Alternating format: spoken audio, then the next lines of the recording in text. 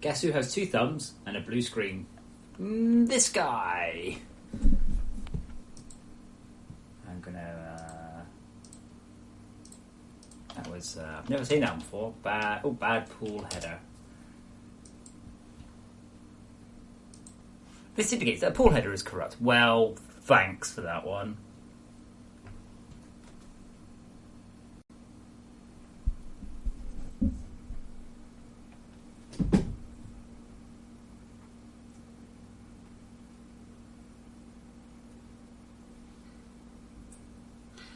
Probably a driver, probably GPU, and probably freaking instancing.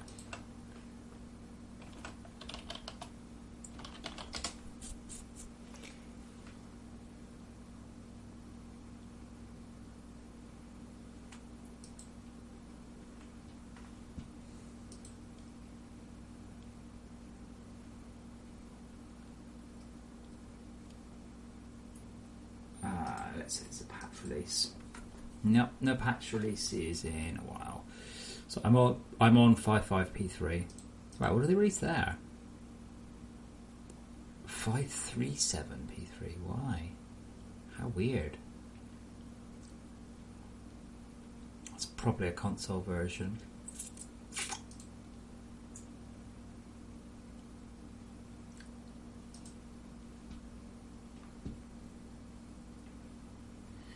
So, yeah, I'm back.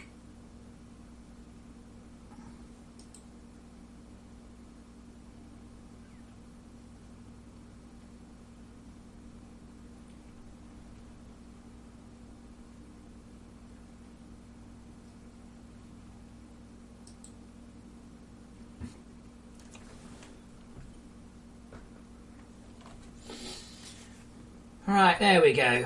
PC is alert straight back to life.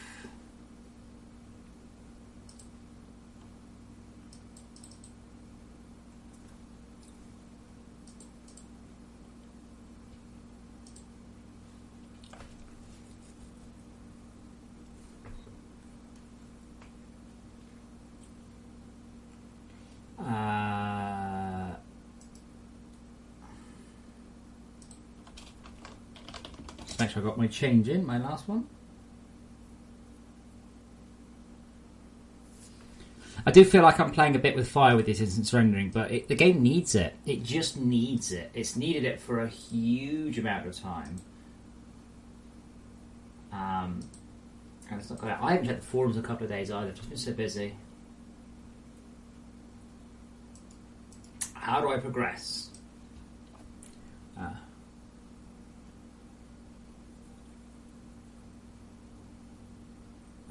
What?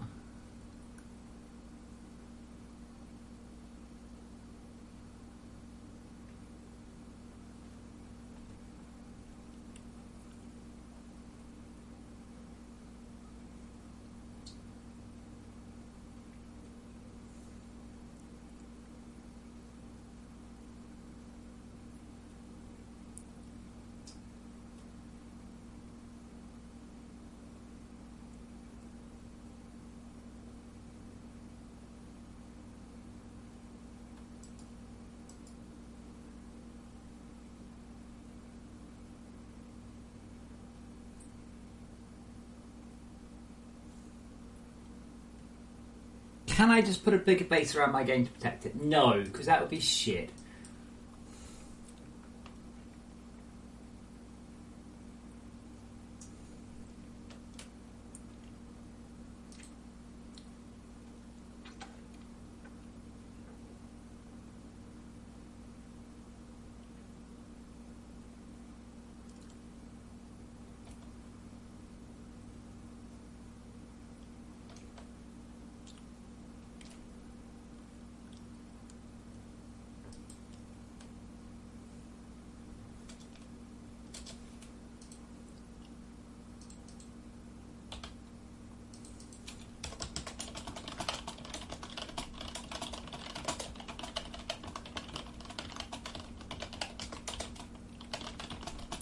There's no blocker at the start of the game stopping you getting iron.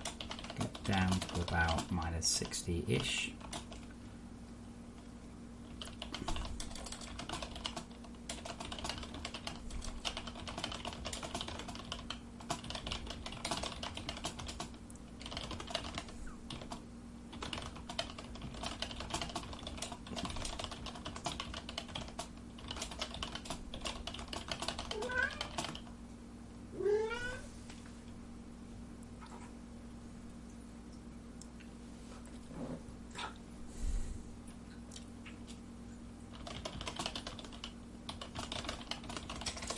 Rough time scales, copper plus tin, located in 10 mins, copper plus tin, fully automated in 25 mins, iron located in 35 mins.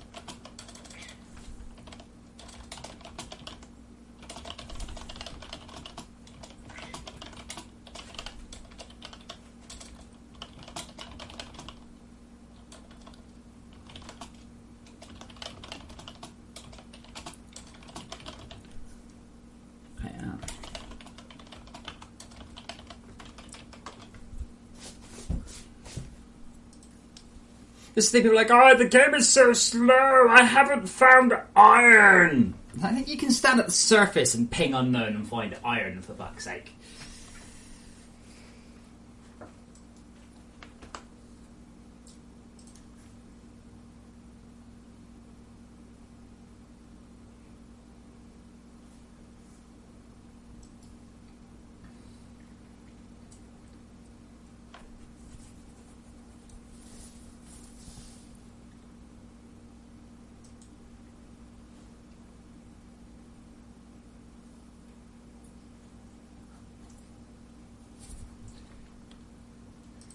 Right, let's check the skinny thing.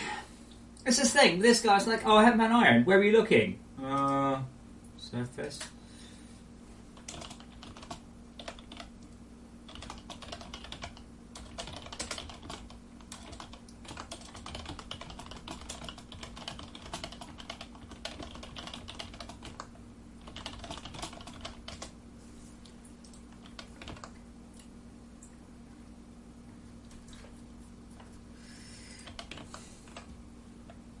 Actually, there's one other thing.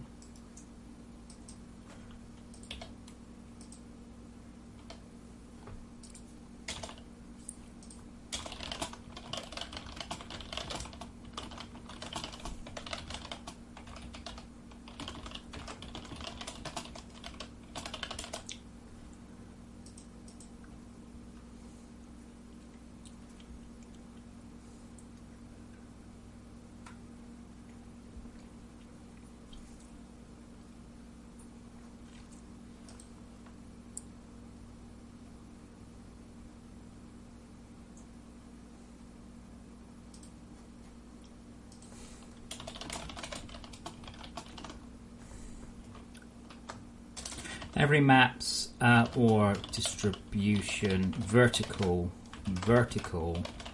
is the same.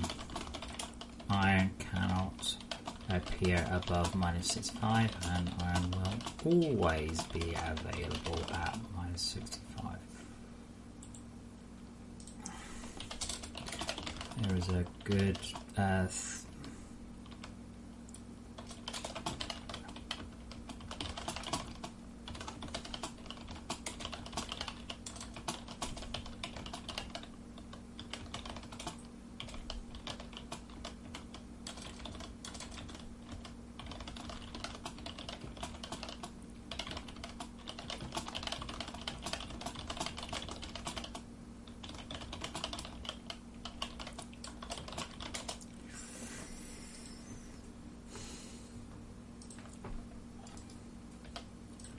Okay, so when we do a ping...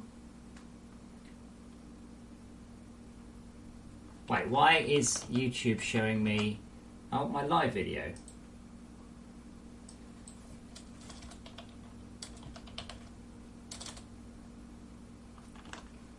YouTube FortressCraft Games /live. Which always takes me to the daytime one, and I have to click on night mode. Where's night mode gone?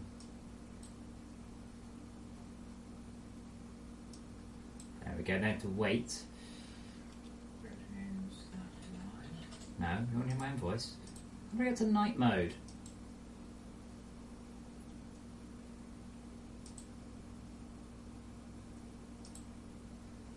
Oh, I see. I had to stop casting. Oh my god, they removed night mode. Oh my god. Let me click on my own link that I had to push out, for heaven's sake.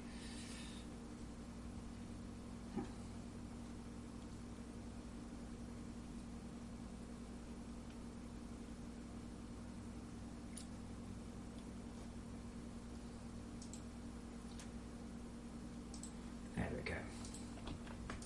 Gaming.youtube.com, not youtube.com. Of course, silly me. Has to.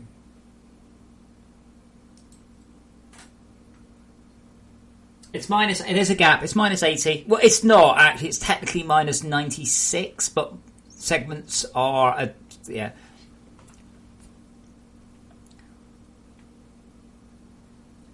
Now I can see I can see what's going on, but now it's showing me the beginning of my stream, I think. Yeah. There we go. Now I can see my own stream and not from 2 hours ago. And for some reason my Chromecast... No. What's going on? Am I not live or something? What's going on? I can't watch my... I'm trying to watch my own stream back here. Also play. No, do not also play.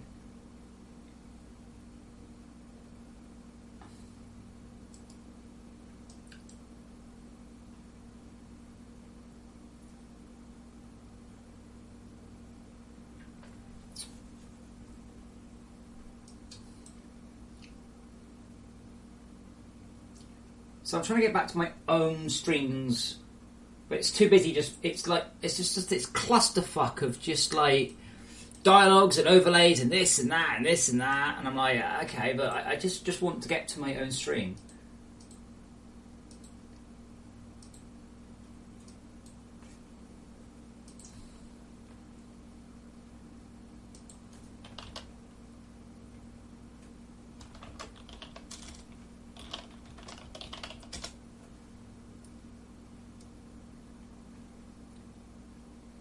Alright, there we go. That appears to have managed it now.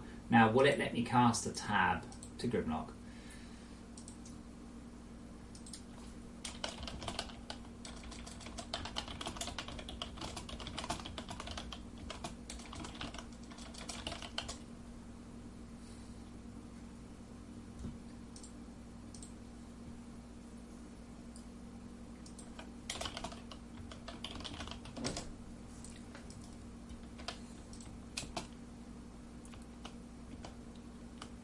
Okay, so I'll do a ping unknown.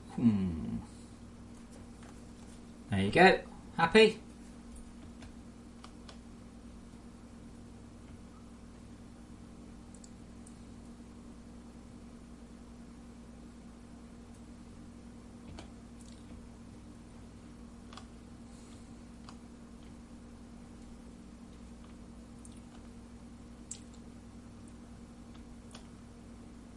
See now,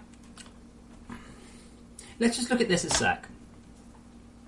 There's no indication I'm out of power. Beep. Okay, I think I know what I'm going to do.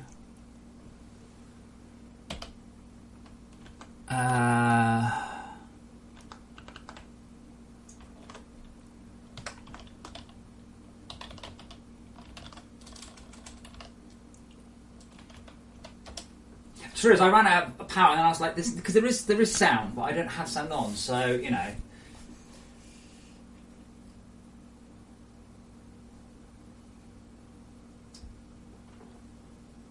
That I haven't changed anything with the Sky or ambient fog apps in the past few months.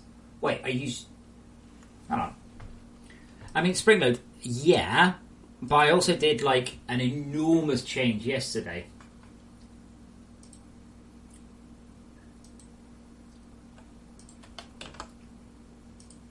I did actually rework the fog recently, like 2 or 3 months ago.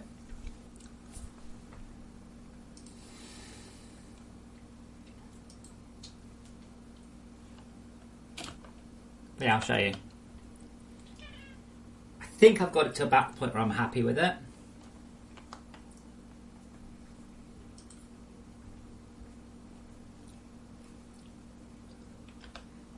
Alright, so let's... where's the sun? Whoops. We'll bring the sun up. Okay, so we're in a blue biome. Therefore, the fog is yellow. But we leave the blue biome. It's very blue, this biome, isn't it? Yeah, I might knock the saturation down a couple of percent. There's a limit to how accurate I can be, though, because of the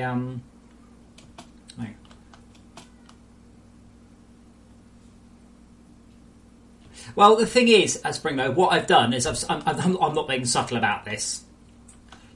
This is not subtle. And if I walk into a blue biome, yellow biome, what colour? What's the complementary colour of blue? Yellow? It's blue. I gave it away in the question. See the fog changing slowly?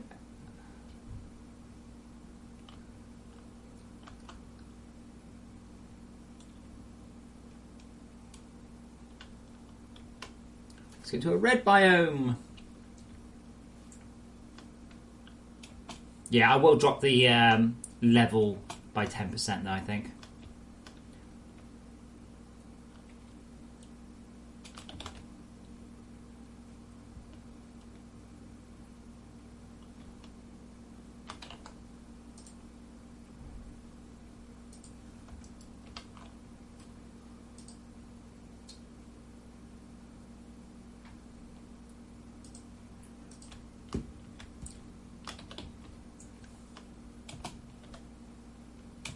This also means I don't need to fix my landscape because alien landscapes work fine with colours like this.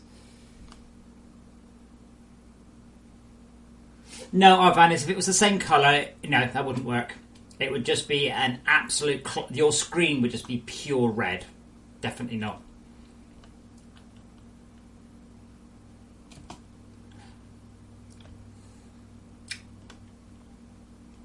Like here, that means that would just be blue. So we would have blue and blue and blue and blue. It's not bright. It's not even a third brightness. It's very saturated, though.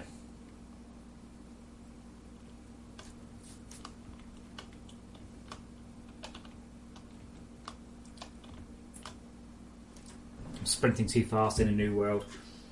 Again, you don't tend to go exploring that quickly. You know, your first half an hour of the game, you're just setting stuff up nearby. Oh, my drink's going everywhere. Oh, my God.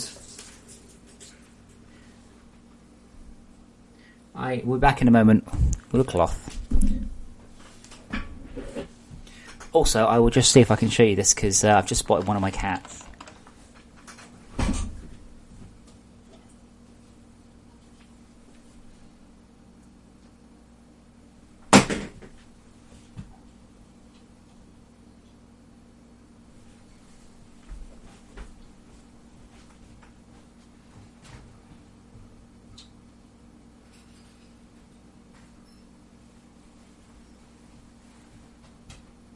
Start the webcam.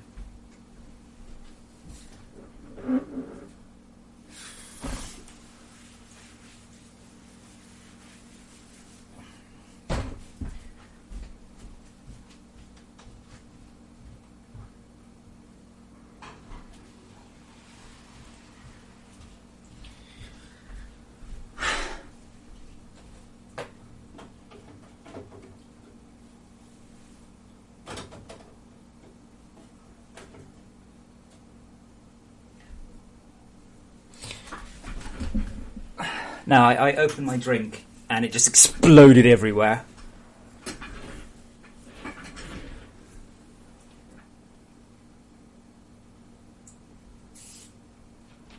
Right. Let's try again.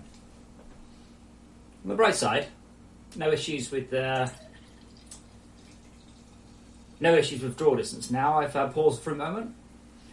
That's the thing, the game can't really cope with you just sprinting flat out in one direction. You're supposed to stop and explore and do things. It has to have generation. So I'm not done on the fog. I think the landscape is a bit too oversaturated though. I think that is That is an agreeable statement. Don't forget, I have to basically completely redo the entire art style of the landscape and, you know, in other things in the next 2 weeks, so.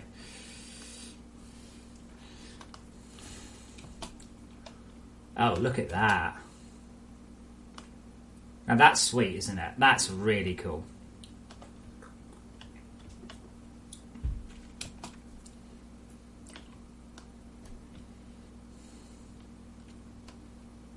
It's because I've been there before. That's why I've got that bit of the world generated in advance. Now, normally, this would have been generated by tunnel nukers and wasps and all sorts of other things. The only way you'll see it like you're seeing it now is if you start off by sprinting out across the landscape for no reason at all. That's something I would like to address, but that's not going to happen this month. Okay, next time you play No Man's Sky, just utterly marvel at the fact you can go anywhere and you never get any render holes, ever. Where the 3 biomes meet.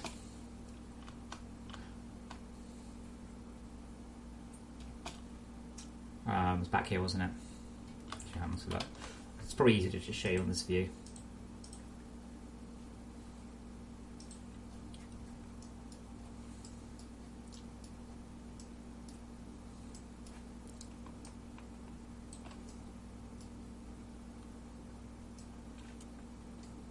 Yeah, we've got a tiny cyan biome in there. I can't really see any sort of 3 things. Anyway, I want to look at the alien or the other mine. That's what you want. You see, you want that beautiful horizon effect there. Now, it's a shame that it's not paging this stuff in quickly enough. That is an ongoing issue with the game, but it's pretty good. It's not as good as I want it, but it's pretty good. They're not wilted. They're just ready for harvesting. Ah, that's better. Yeah, Todd's that.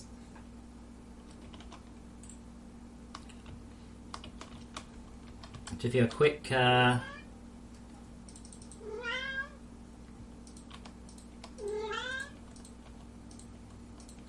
currently there are going to be 7 plants, 7 base types of plant in the game.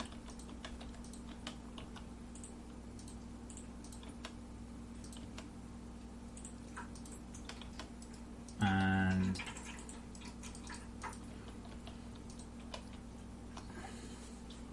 yeah,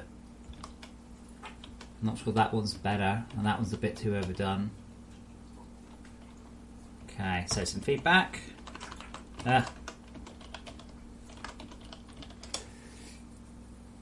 No, it's the same cat. I've got 2 cats.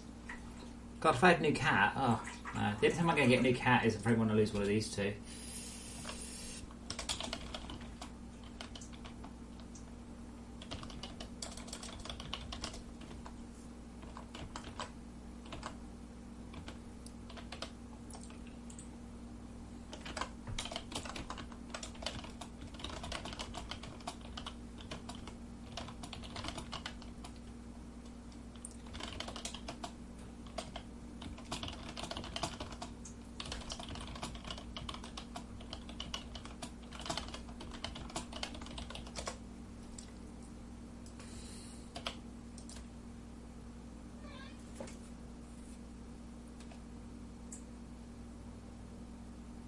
No, I've honest. There's a reason I can draw so many plants, and it comes with a few caveats.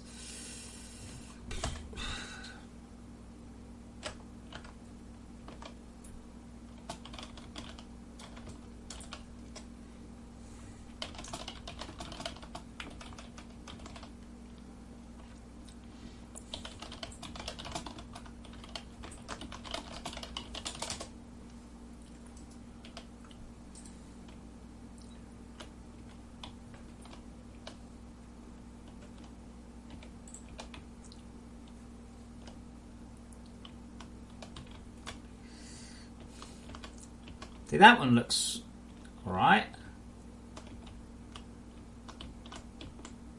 Arthur, you're not being helpful.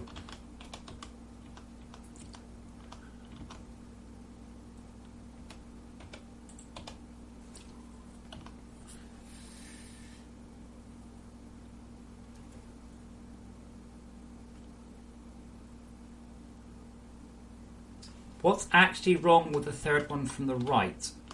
This one? I don't understand. Which one? I don't really like the graph. I have no idea what Todd's done, really.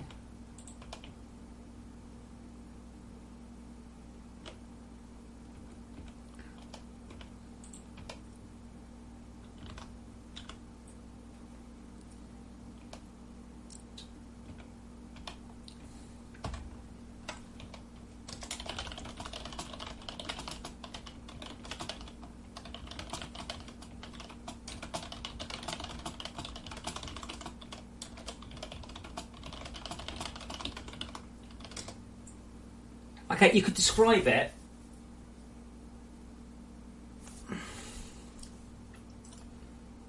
Yeah, I agree. These ones need a bit more, a little bit more blue in the.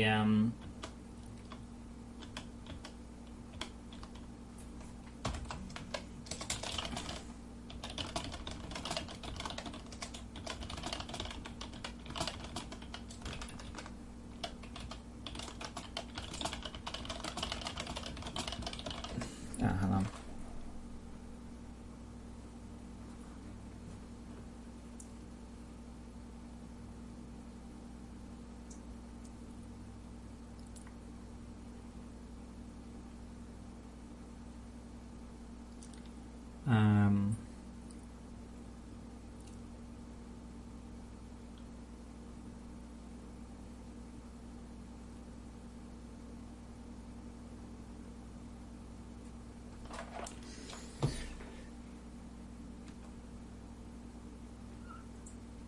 Yeah, Wolfie, I can't.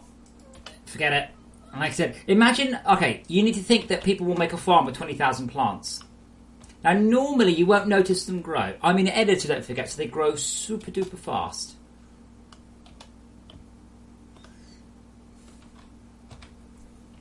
That's quite cool.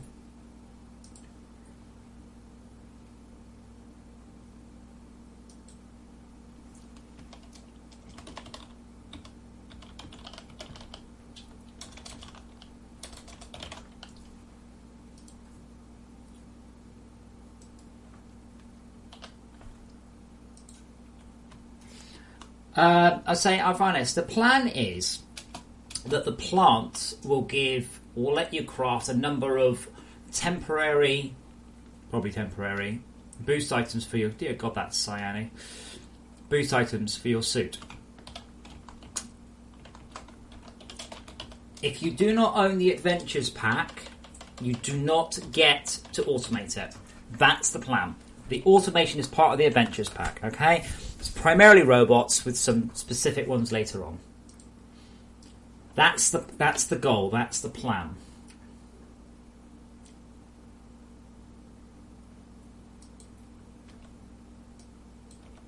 So we're going to go to 70% saturation. And is it here? Survival Fog Manager.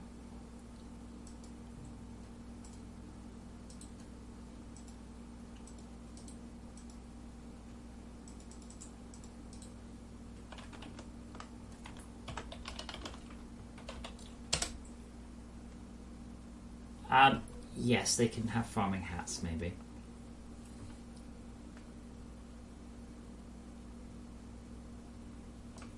Yes, okay. Right, let's try 6.5. So I did have a bug there, and that's now fixed, so I can actually probably blend it a bit better. But yeah, that was a bit too bright.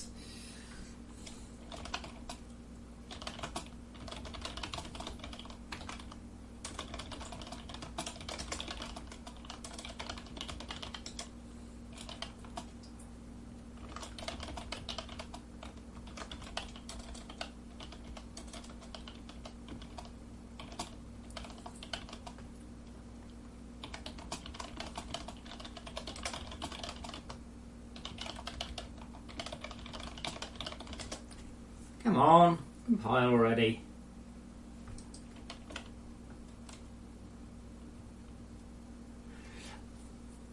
Springload, it was supposed to come out like 3 months ago.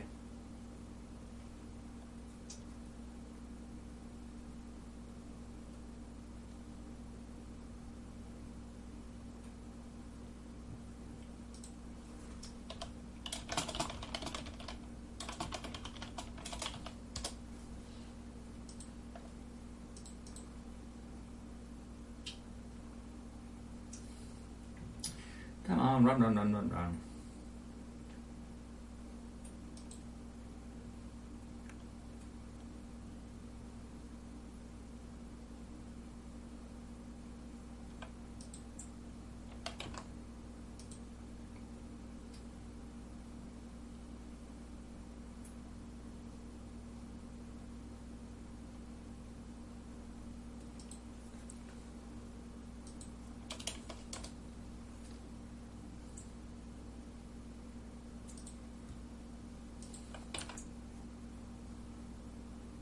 Ba-ba-da-ba-doo-doo.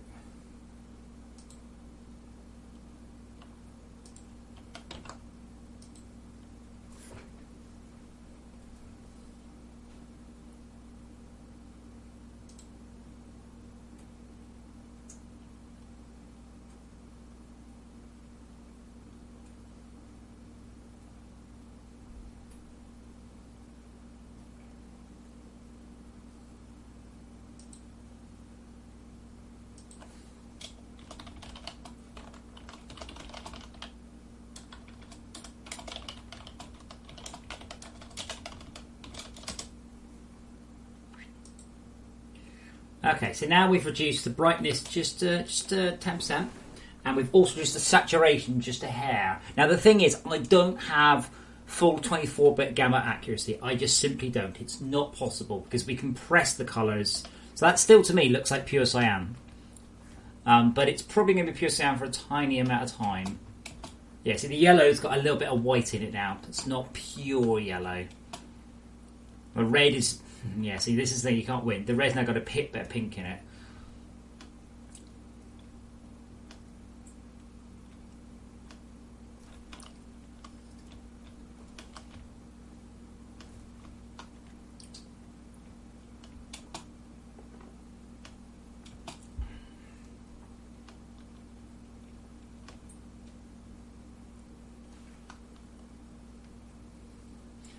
Spring load, yeah, possibly. The problem is, for the foreseeable future, I will not be implementing anything that requires you to know what the biomes are.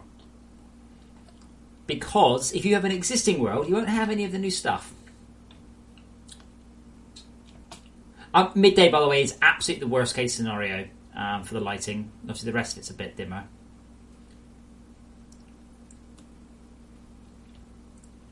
But I mean, that does look like a scorching sand dune in the middle of the day, which is fair.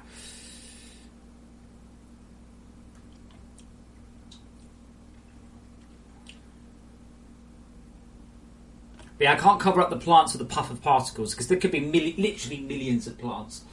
But later on, yes. I was tempted to keep this back for Adventure Pack players only, but we've had a lot of this. Oh wow, what colour is I don't even know what colour. That's cyan.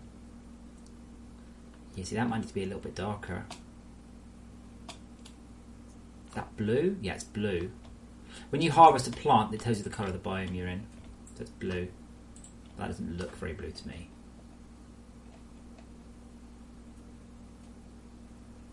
So that's where I don't want to reduce the lighting any further, or the saturations. That's actually quite desaturated. So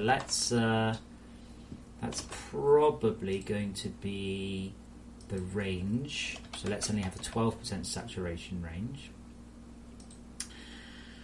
We don't want to go up any further than 6.5, I guess. Let's try 6. That's actually quite low saturation now. So,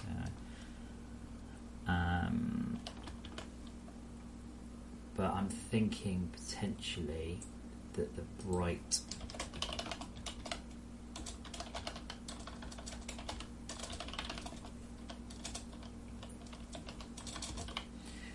come down a bit, because now we're edging out towards white. You see, because now I've reduced the saturation. That means the other colours are coming up, so now we're edging up towards white.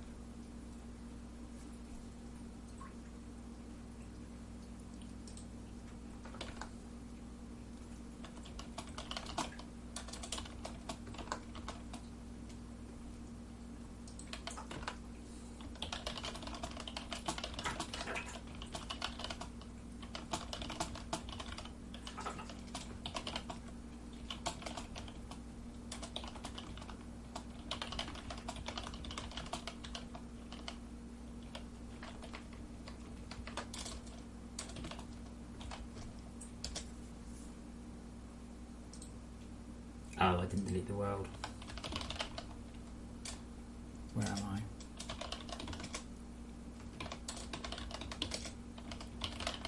I? Minus 256. Minus 256. So I've got to go somewhere new. Take a sip of my drink before it spawns.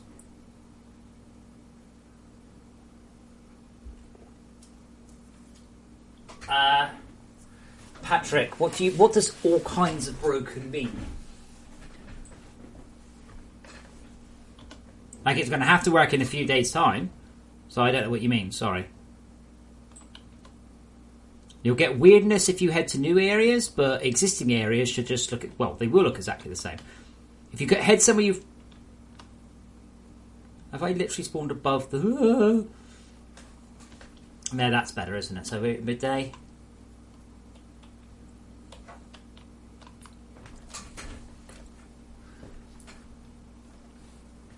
But yeah, this is the thing. This is why I put test builds out. You can't just say it's all kinds of broken. That's the first time anyone said anything about anything being broken. If you join an existing world in New World, the worst thing you'll get is probably just some very weird fog. I might try and remove. I might do something like I can't work out a better way. If you've built your OET, the fog disappears, and then remove that in a month's time. Yeah, anti-fog's always been there. It's not actually that close at all, but the fog hasn't changed. All I've done is change the colour. Yes, the fog. Let's get the distance fog. Yes, the fog's there like that. It's not entirely transparent, so I can still see the green stuff through it. It doesn't block it. It's not solid. Yeah, if I just let that generate for a moment.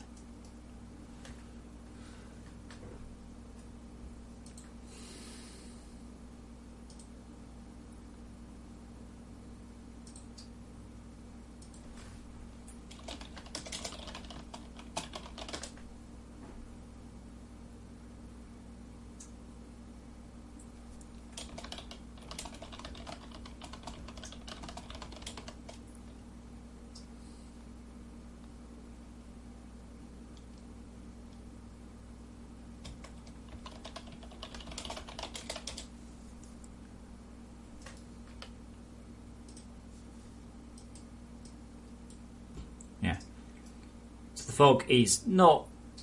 You can see the fog's that red circle there. Actually, the fog, what I have done with the fog, I have actually fixed it a little bit. It's actually quite a bit better than it was, like performance-wise. I want to do a bit more work on it.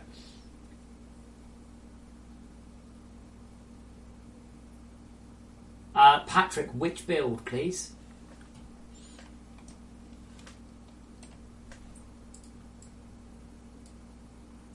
Specifically 16.4, 16.3, etc.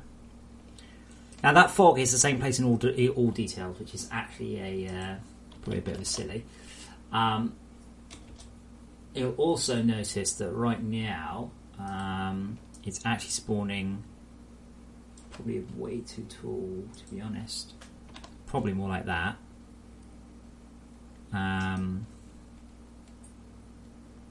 That means I'll be able to reduce the density, you see.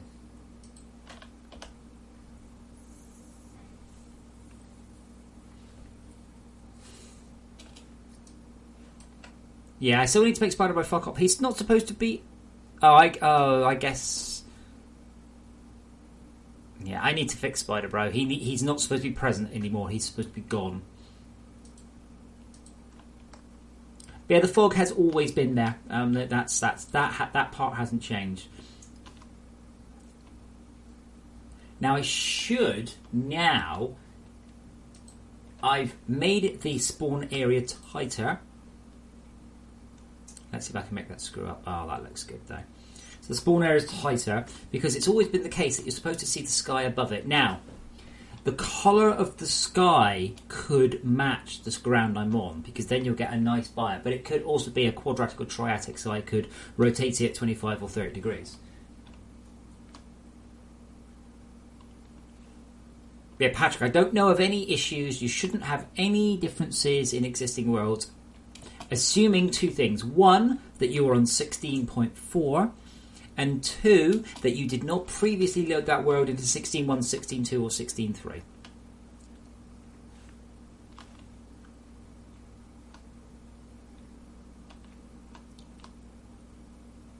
Yeah, the blend between blue and white goes up a little bit bright, doesn't it? Yeah, makes sense. Well, no, because let's see, if we're in a red area, we shouldn't really have a blue sky. Yeah, see, there's the problem. Is it's now a little bit shallow there. Let's spawn it a bit deeper. The deeper I spawn it, the less dense it gets. But the idea is you're not really supposed to see down. It's supposed to just be fog. Now, I'm not an artist. I take my advice from artists. Oh, yeah, fog. You can see the actual fog. If I turn off the snow, yeah, there's the actual fog there, you see. That's still not the right colour. So we're getting some odd bleeding. This is how it looks without mist, which is quite clear. Now, I would like to modulate the fog a bit more. It's currently a little bit solid all the time. But that's how it looks, you see, without the fog. And that's really, really ugly. Turn the fog on, give it a few seconds, and suddenly it doesn't look like there's just the end of the universe. It just looks like it's all hidden away. Even when it is the end of the universe. Smoke and mirrors, smoke and mirrors. Very Mad Max, that one, isn't it?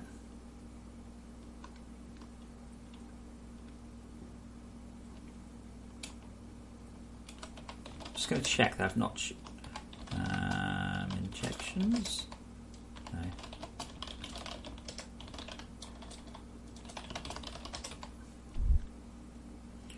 Yeah, Jensen, I'm still getting through 10 a second.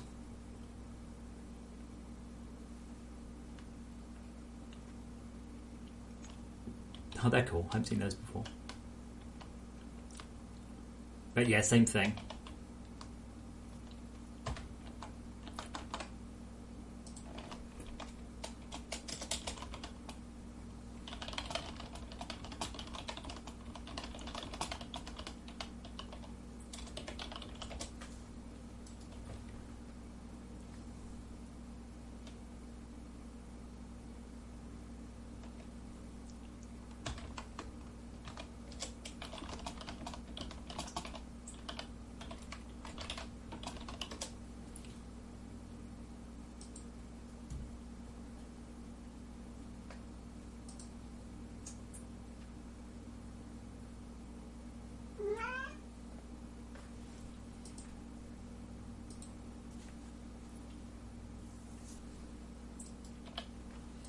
But yeah, it's no longer pure. It's quite deep, but it's not pure. But yeah, you can see that. I mean, I've only generated 20% of my frustrum.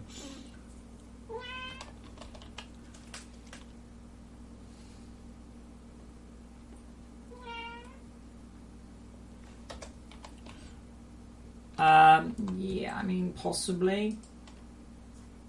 You mean, no rotation, no start rotation. And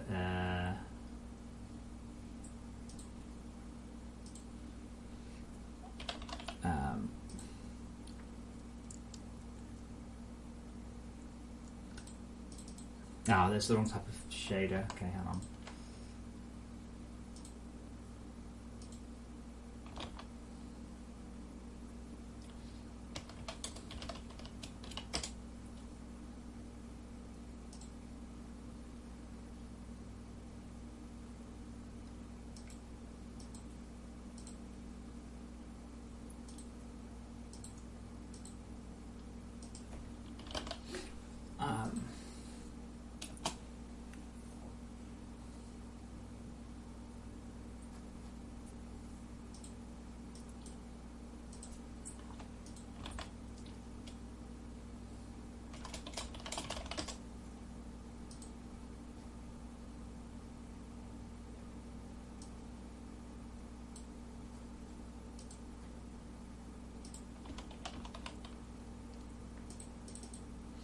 Oh wow, that wasn't...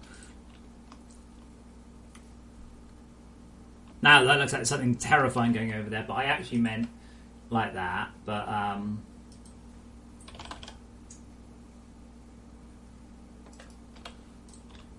But like that. Is that more what you meant?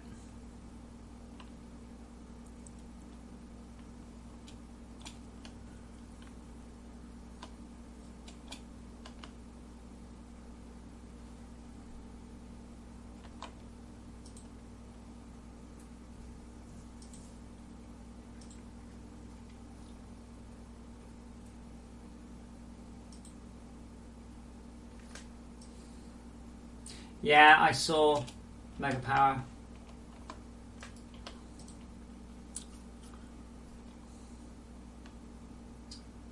Yeah, I've got some specific ideas on fog. That looks more like sky, you see,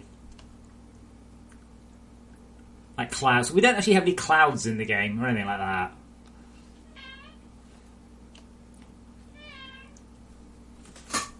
Did you meow at me, little kitty? Did you want to come up for a... What do you want? Want to come off my lap? Oh, I have cat number 2 on my lap now. Unfortunately, this one, he's we got a sleeper. We got a sleepy cat. Hello, puss. How's your face? There's Arthur. Look. Space.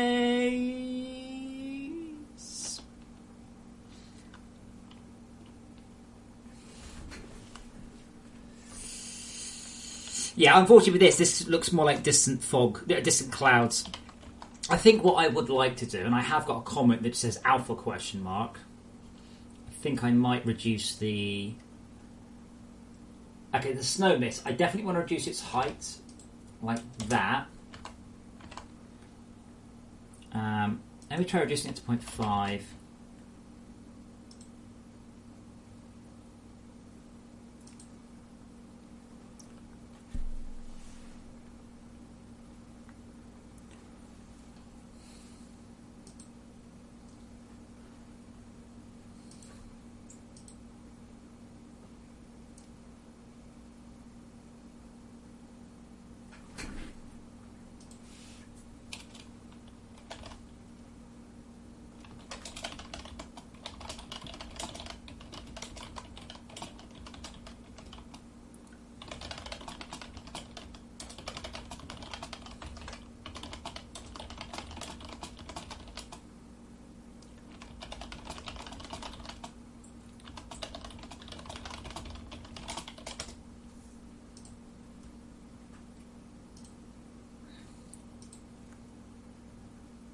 The garbly noise, I think.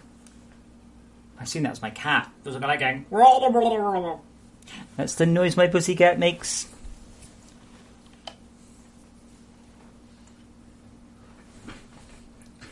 Unless you mean me going space. And if you don't get it, you should probably have... probably play more Portal 2. Okay, so I've reduced the alpha on the fog slightly. I should probably switch the shader back though, shouldn't I? Yes, I should.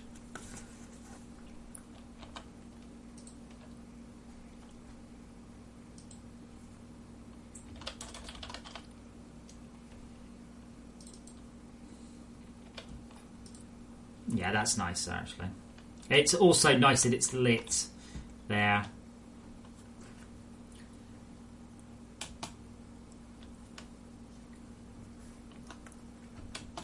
So we are going to add a few more particle systems as well, because I want some pollen or something in the air, and I also want some close-up clouds as well. So what I'm considering now, the thing is, of course, we are running this on super high detail, and of course, so you're going, oh, but I want to see further. Now the thing is, let's go down to ugly. Let's go into ugly as all hell. So we're getting down to minimum quality. Let's see what we get here. Part of what we get here, by the way, is a vastly improved loading rate.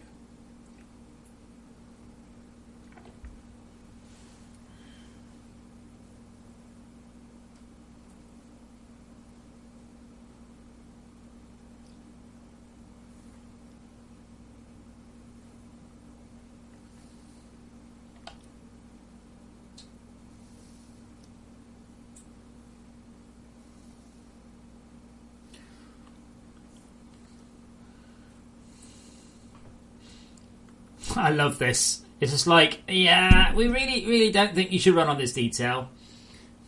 I like that message. Just a great big, please don't. Because the thing is, people do that. The amount of screenshots I see like that. And I was like, okay, unless you are on the worst of the worst computers, for God's sake, don't choose that.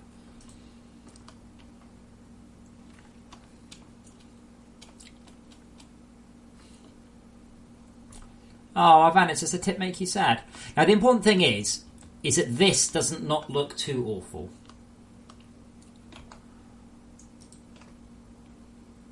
And the frame rate is insane.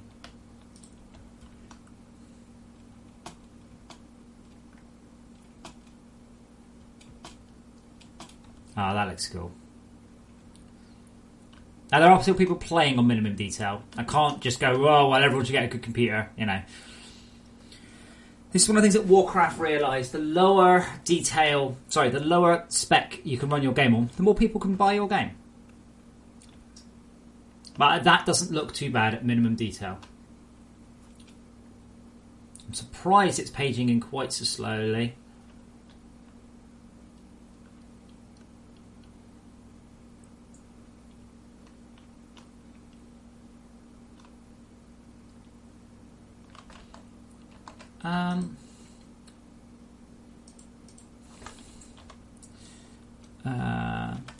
I'm not actually doing the change selector cache, am I? No, okay.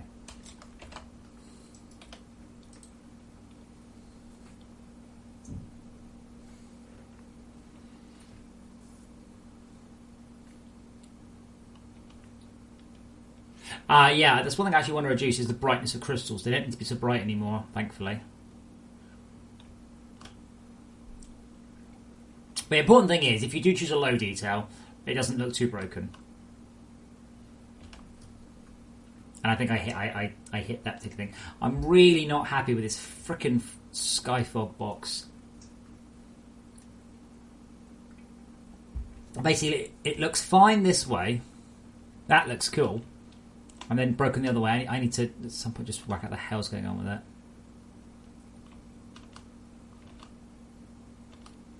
There's fundamentally not much I can do. I mean, minimum detail doesn't draw very far.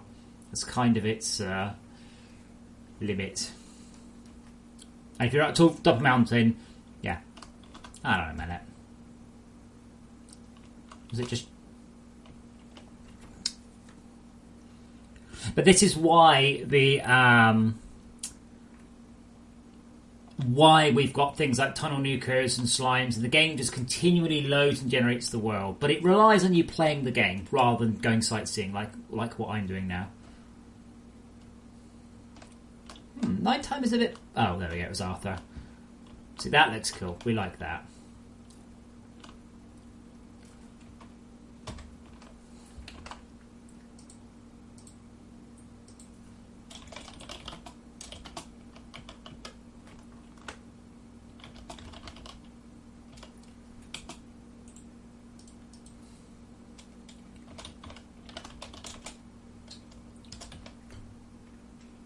Well, Star's been out for ages. I'm not sure quite why you can only see stars through the cloud. It does seem like a little bit of oddness. But yeah, Stars have been in for a long time.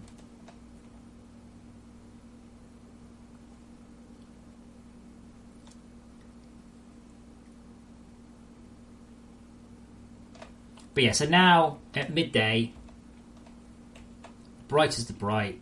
I think we can give this a tick now. I think we're happy with the grass. I've asked Todd to blend in the roots a bit more of those, of all of the plants, and a little bit of feedback.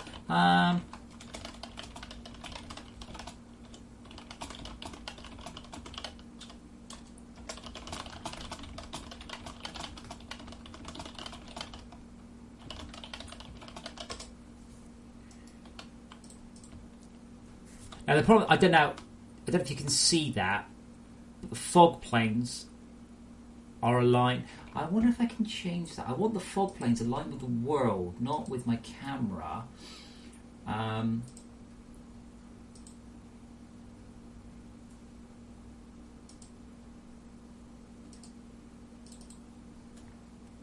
Wow.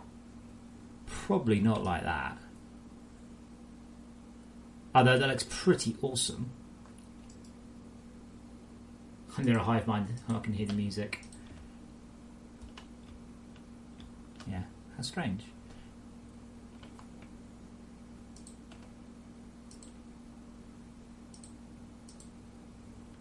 Is that what I want? Yeah, that's what I want. So now they are... what's the word? Now the particles are spawned, but they don't screw up when I look up and down. No, the stars have been in for months. Look up more.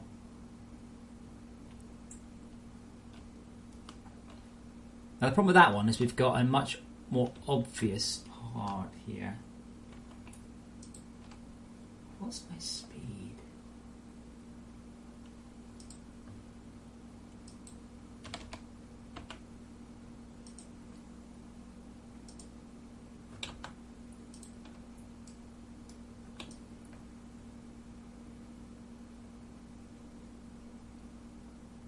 Is it looking per camera? Yeah, okay. Okay, that is a random direction, so possibly just a little bit of random movement might actually get me what I need for the depth. The thing is, Unity has no way to spawn in a... you can spawn in a circle, but you can't spawn in like a thickened circle. You can't spawn in a...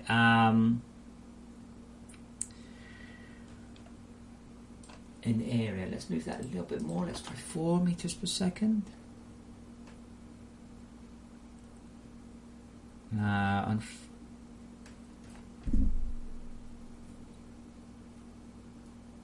Aligns direction. Just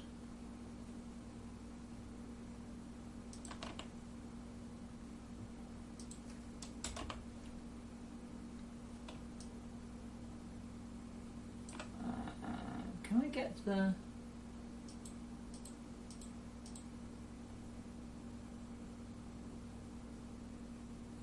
Where's the wireframe button gone?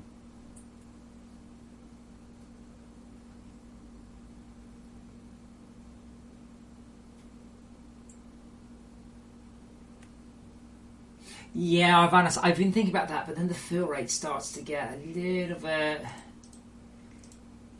bit harsh. There is one thing I want to try, by the way, but I haven't yet. Maybe it's here, gizmos, particle. No, that's ticked. Maybe they got rid of it. And I guess I can do like that, but that does the whole world, and it's not really very useful.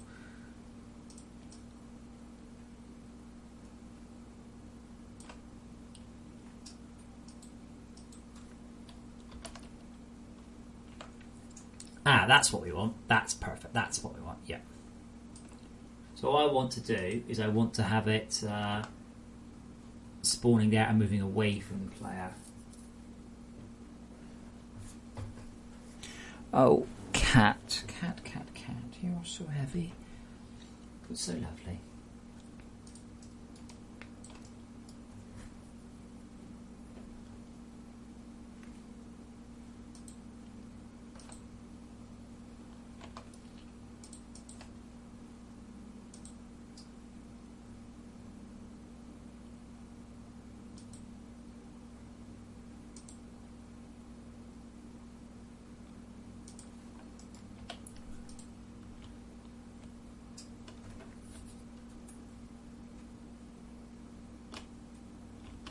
I also have soft particles off, so you will get some quite nasty effects there.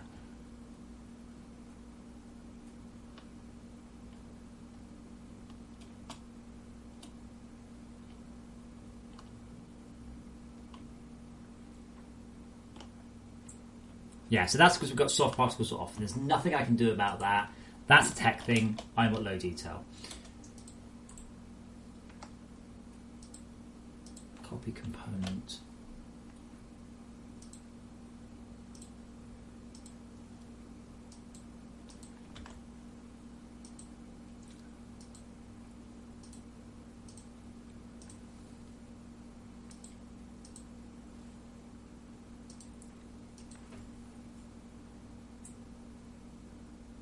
Thank you, Paul. How are you anyway, sir? Haven't heard from you in a while.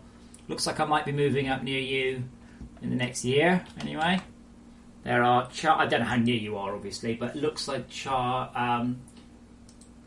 chances that I may be heading towards Carlisle.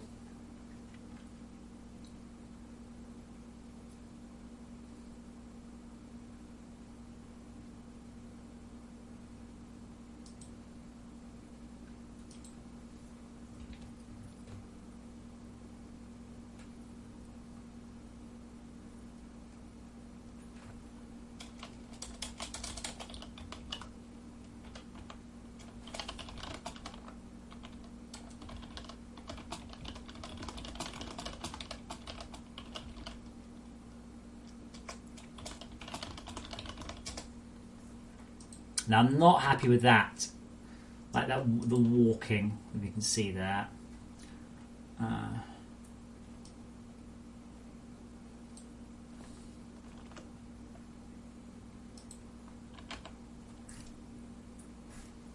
made it worse or better?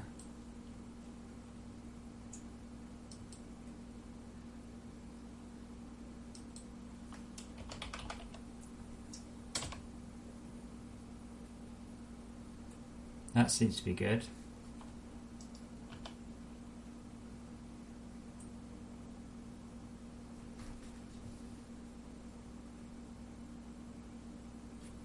Interestingly, I'm not actually seeing very much fog there. Just going to reduce the fog to 32 meters a sec, just to try something.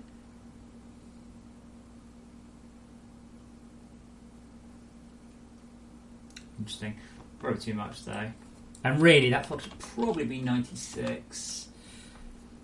So you don't really want fog there. Now, I will be editing the fog. Like this. Let's not call this stuff fog. This isn't fog. This is mist. But yeah, see, that's now the other side of the draw distance. I want it to spawn. Oops, not 64. There we go. So that should now.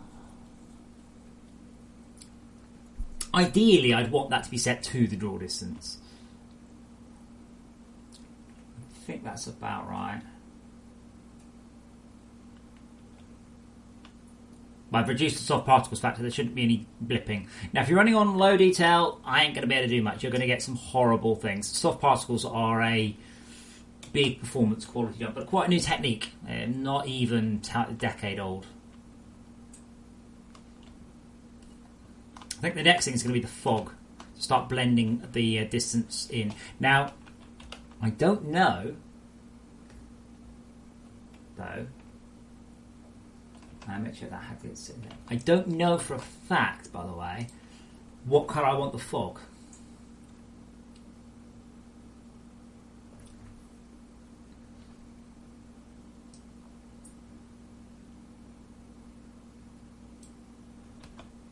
So I'm just going to set the ambient light now on its.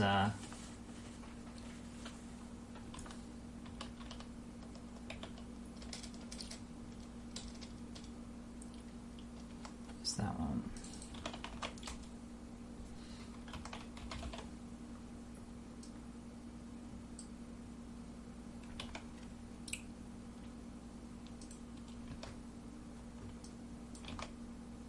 So we're just going to copy the fog colour for now and see what we get. Now, this may want to be the complementary colour. It may want to be triatic.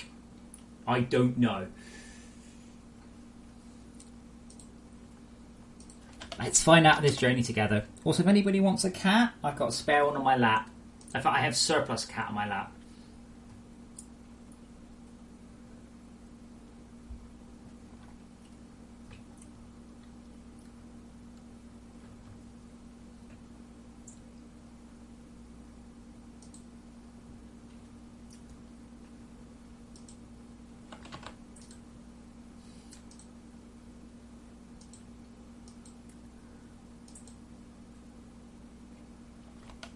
Do.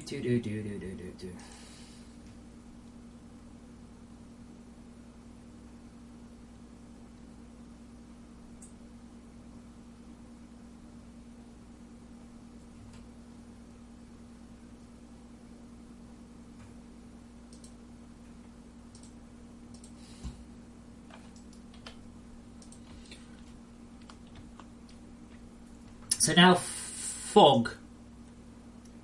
Wait. I'm getting huge amounts of issues. So I've got sand falling somewhere. I've just...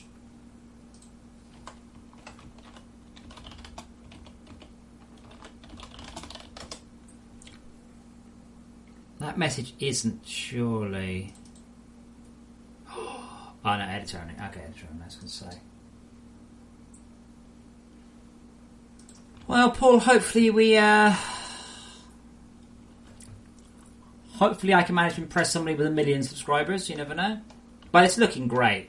I mean, that really is looking spot on. I think the snow mist is moving too quickly, though.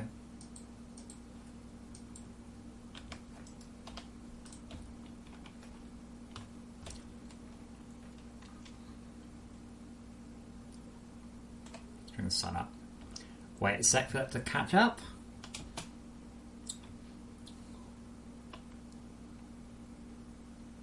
Okay, let's turn the snow off. That probably is a good idea, so I can see what's going on with the fog. Oh, wow.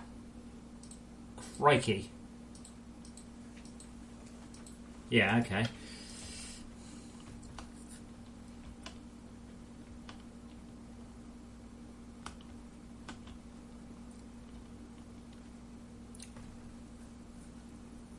Now, this is a hell of a lot cheaper.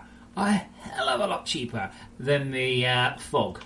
My God, this is... than the particles. But the problem is, I can't tell what colour that is.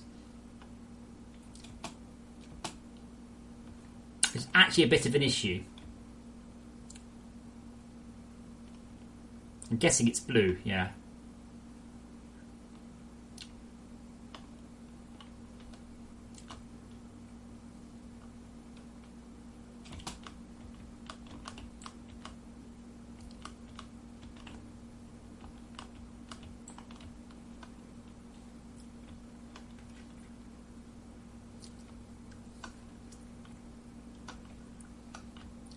But quite cool. Like...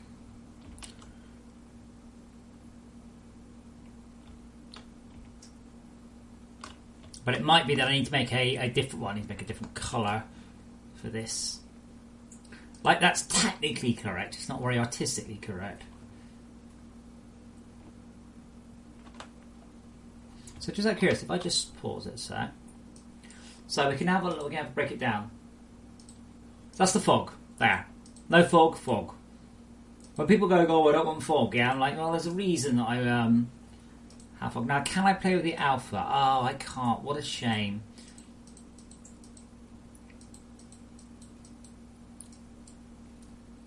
And if I make it like a medium grey...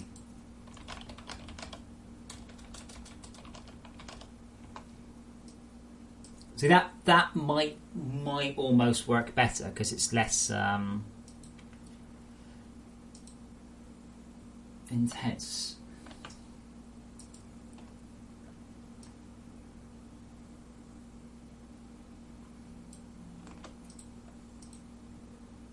I hate fog. I hate playing with fog. It's such a pain.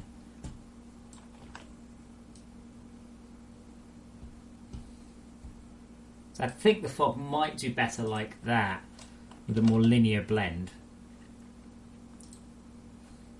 This is now linear fog rather than exponential fog, you see. So that's now a much more subtle effect off in the distance. I'm not sure what that is. Oh, I think that's the snow mist. That's something else. So this is without the fog and stuff. But this does automatically colour the sky because inherently the sky is off in the fog. Well, that's still unbelievably magenta. It's not though. It looks like it's pure magenta, but it's really not.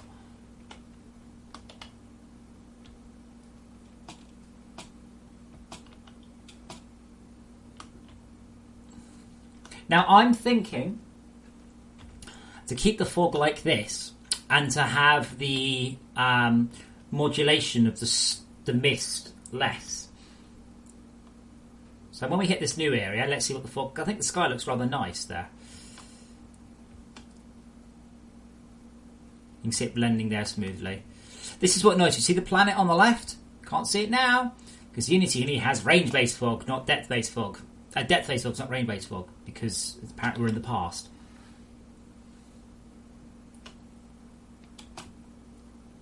I don't know why the clouds go weird there. I need to resolve that. Actually...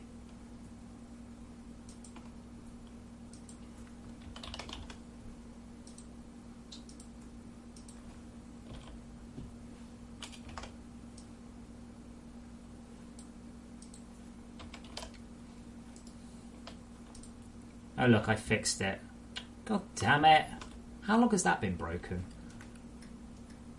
I had the fucking sky sphere. It's the sky sphere's got crap on it, but that's okay. It's got scrap at the South Pole. So that's what I'm thinking then. Fog down to linear 0 to 256.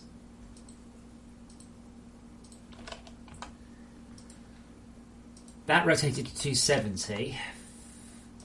And snow mist in Mish.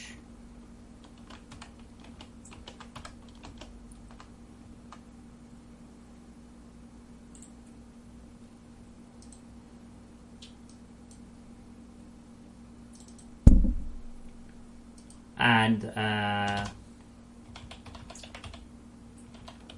we go. So we're going to reduce the amount of fog substantially and then rely on combination of fog and mist.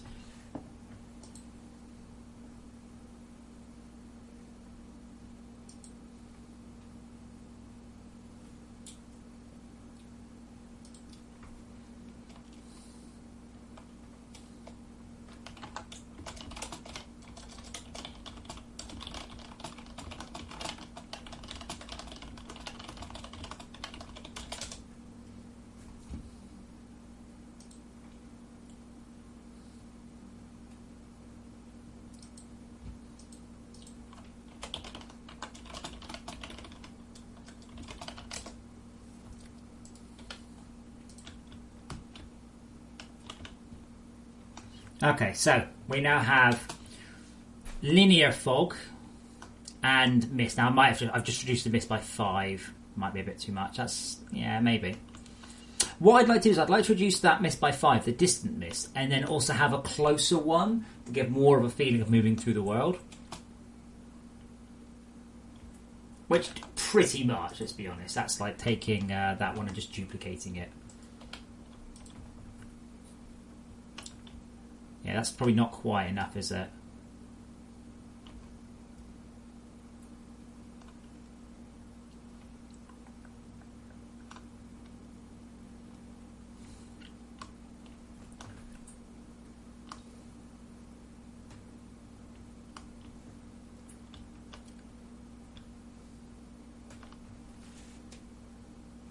There's just a bundle. There's 2 stone of pear on my lap. And I'm getting a completely dead foot.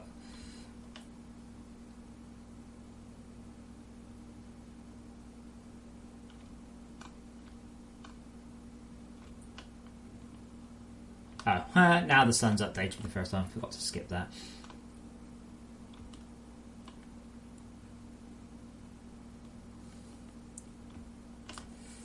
That looks nice. Despite that I can't see very far, but it looks nice.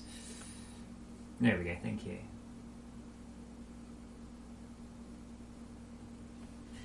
Set that page in a sec.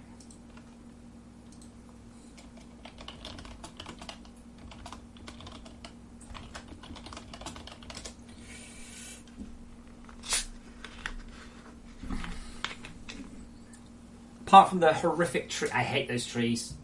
Sorry, Paul, I hate them. They worked okay. Well, they worked great in FortressCraft when we were all like Minecraft-esque blue skies and green grass. And now it's like, I hate those trees so much. Oh, baby, go back to sleep. Go back to sleep. Oh, okay, let me move my legs and now go back to sleep.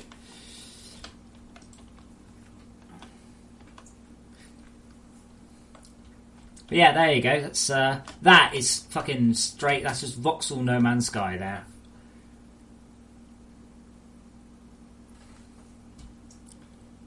I don't really like the skybox particularly, but at least it's not corrupt now.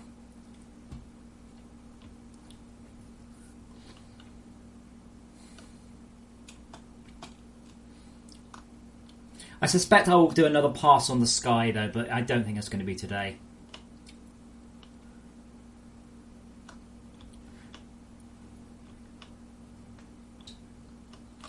Yeah, so let's grab a second snow mist. We won't call it snow mist. We'll call it something better. Surface mist close.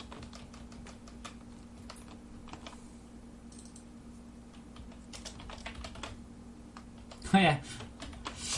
I do also have one thing I want to try, and I don't know whether or not I can actually get away with it. I would like to have lit smoke. Lit stuff. Springland, I've got an idea. I just don't know whether or not I'm going to be able to get it done, that's all.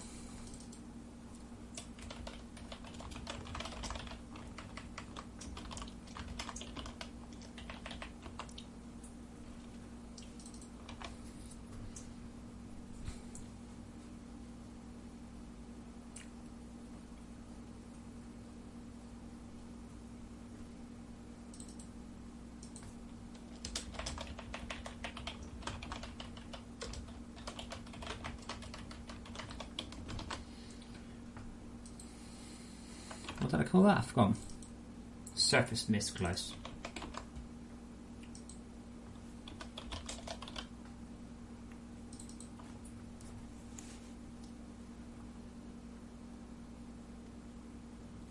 But Nick was suggesting that we can use a in English.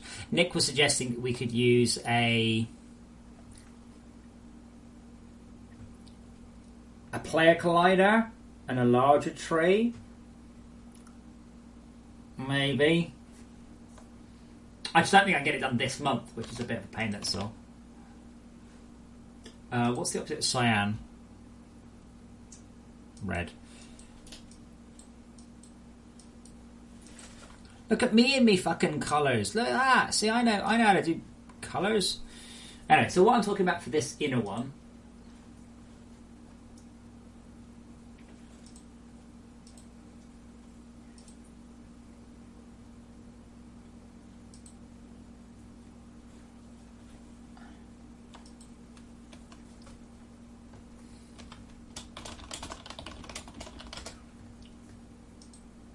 is not bright red, obviously. You don't like the Overmind? I think the Overmind's amazing.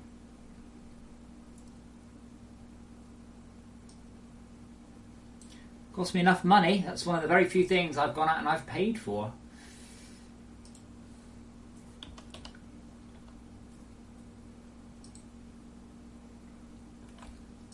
Are you off, my love? Are you done? Goodbye, cat. I miss you.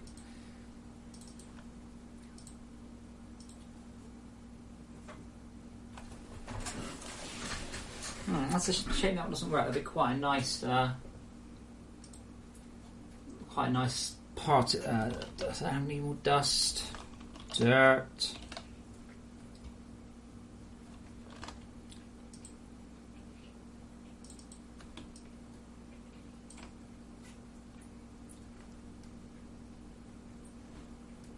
Okay, well, Springler, that's entirely inside your head, I'm afraid.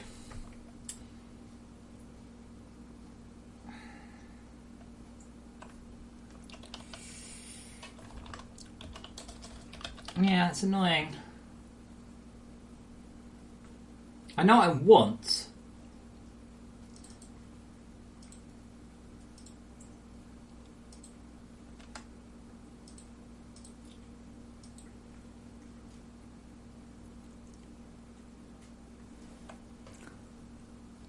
It's not quite that. I want something with more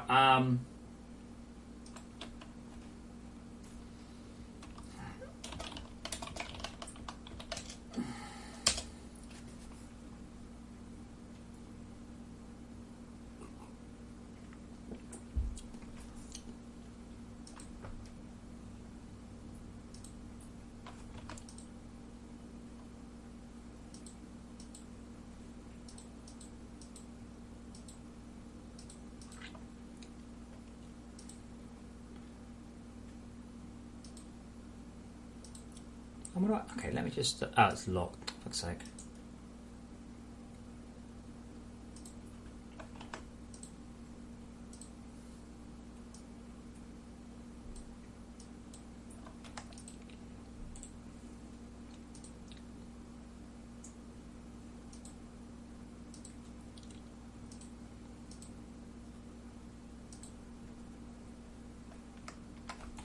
Kinda.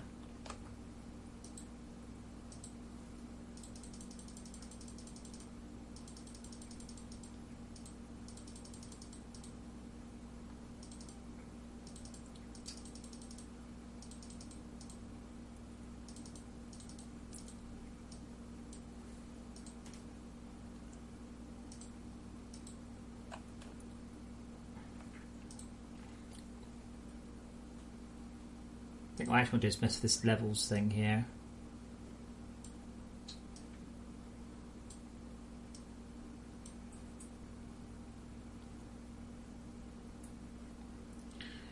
Kinda.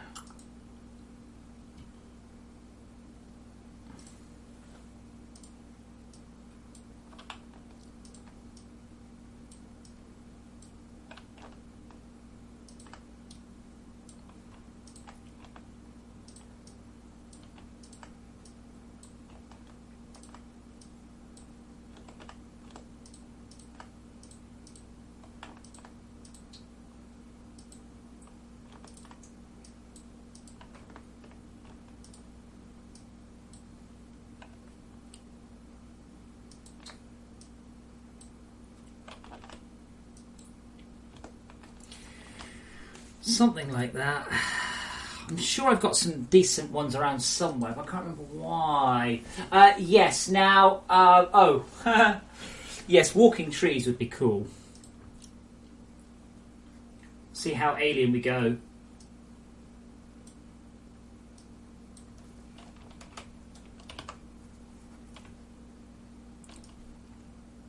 Yeah, that's what I was thinking about, like that.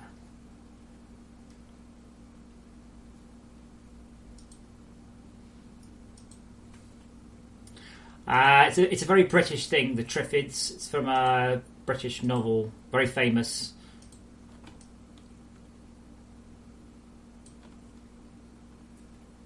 If I do that, so is that... Whoa. Let's not do that. Let's see what that gets us. Oh. It's kind of where I'm going. I need to modulate it again. I can't do it outside the game.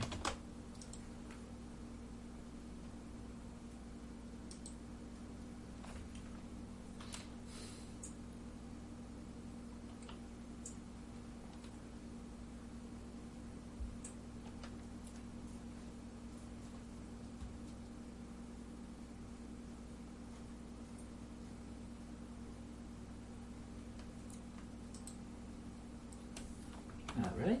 Surface miss... Oh, surface miss, close miss? No.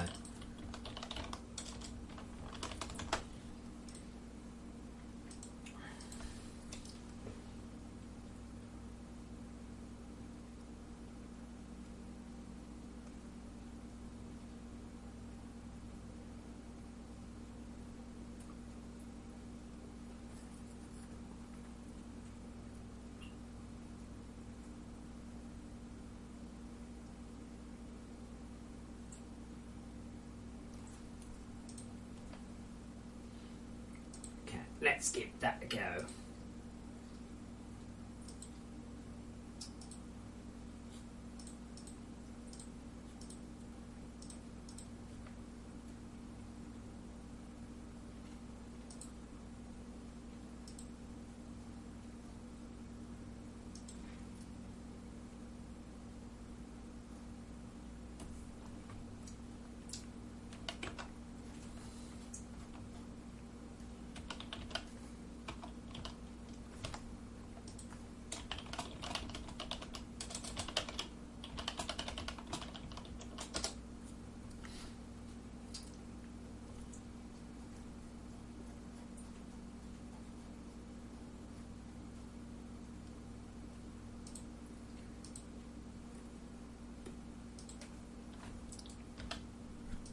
Interesting.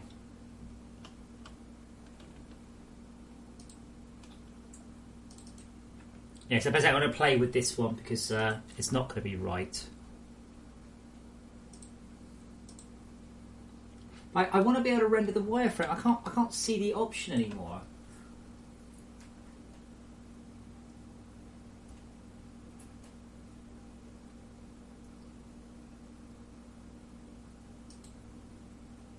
I have to do that, so I can see them, and that's a, and that, for starters, that's way too big. That actually gives me a bit of a handy in anyway.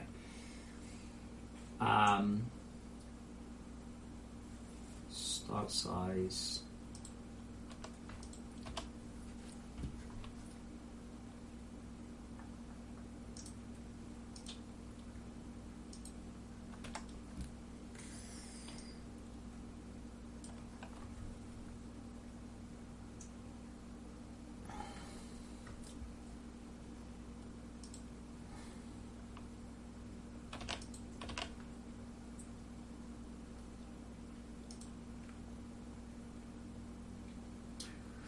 Walking mobs, by the way, are very difficult on a surface-based game. Right. See how that looks. I know it's the wrong texture. Well, it's the right texture, it's the wrong shader. I know that. That's not what I'm looking at. I'm looking at coverage, position, density, lifespan, that sort of thing. Too big, I think.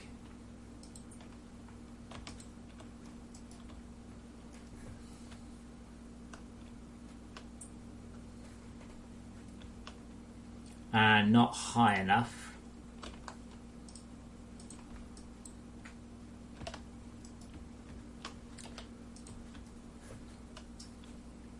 And what I'd like to do is spawn surface dust, but that's quite tricky.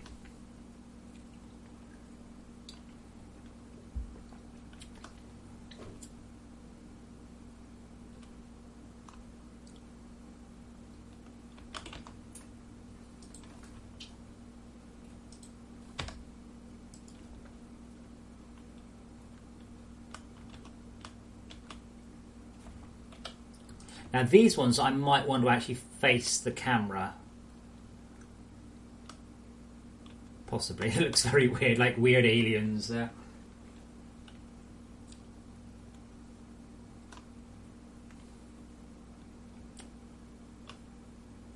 So this one might need to emit more than the other one.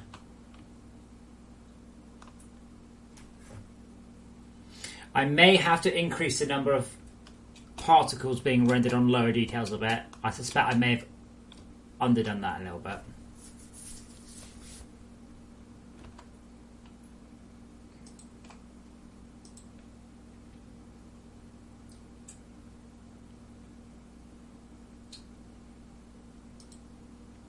mean, see, that's how they actually look.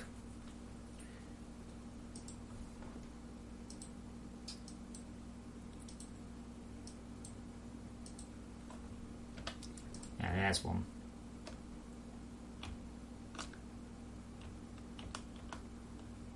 Yeah, that's not right at all. That's not what. That's not the effect I'm going for at all.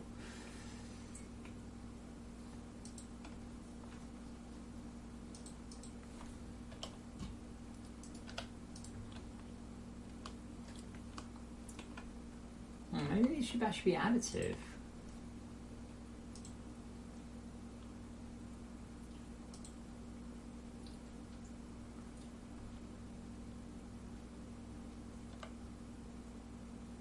I can see them now. There. Oh yeah, that's kind of more what I'm thinking of. They're there to like not really be there as such, but just to like provide some parallaxing for when you're moving around.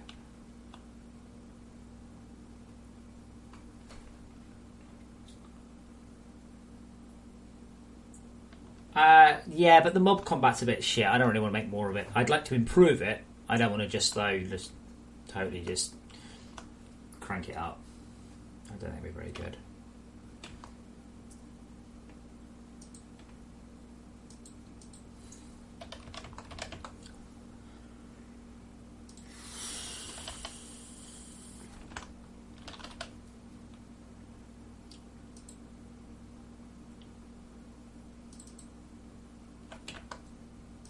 see them again. And see, that's about right, more or less. At least that one I've said it's about right. When I'm moving, not quite so much, but it's not too bad.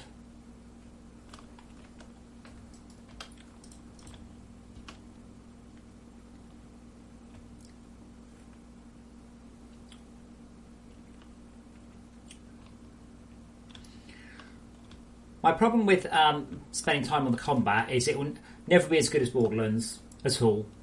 So I find it hard to sort of find the motivation. This is what gets me about, let's say, Minecraft. Minecraft's combat's fucking awful. Skyrim's combat's fucking awful. That's why I don't have melee combat. What's that one? Chivalry, was it? There's a few very good melee-based combat games. But almost without exception, they are games that are based around the melee combat. Gun games it's very difficult to get right. It's weeks of work to get such a gun. I mean, I just go with a big gun that goes. That's it. I'm done. I'm not going to try and make that better because it would be difficult to do so.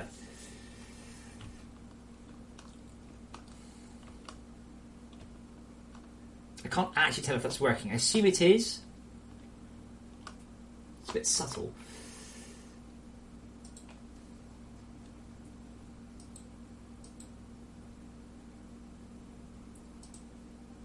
Okay, let me crank up the rate of both of them a bit. I think it's a little bit low. Yes, it's nice to see further. Yay, great. But we'll go to 20. So that's 40% of what we were at.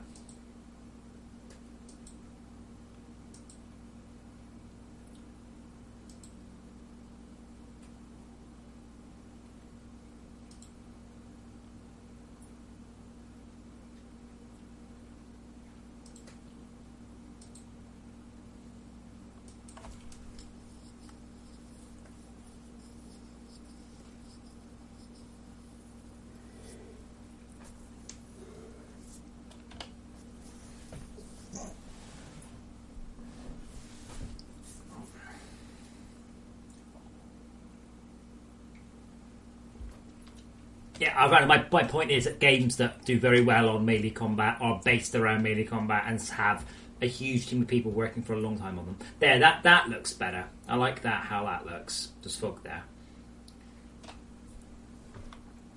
When you go from night to day by skipping like that, it will darken up and run it. There we go. It doesn't glow like that. Well, not quite like that. A little bit of glow, but not much. I can't see these though. I can't even tell if they're there. Oh yeah.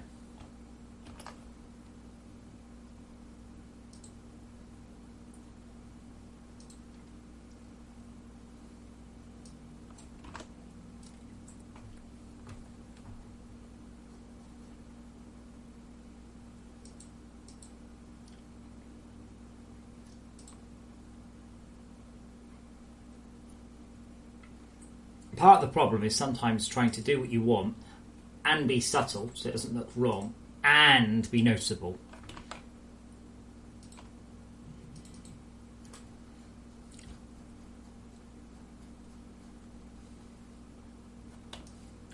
I still can't see them. I don't know what I'm looking for on them, you say. Oh, they're that far away. Okay, that's actually a little further than I was expecting.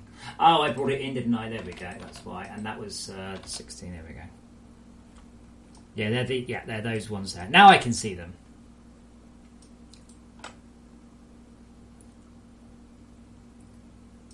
Again, when talking about smoke and mirrors, this is how it works. From here, from this point of view, it looks like there's sort of thick curling things of smoke to the horizon, but it's actually just a set of stuff like 30 metres away.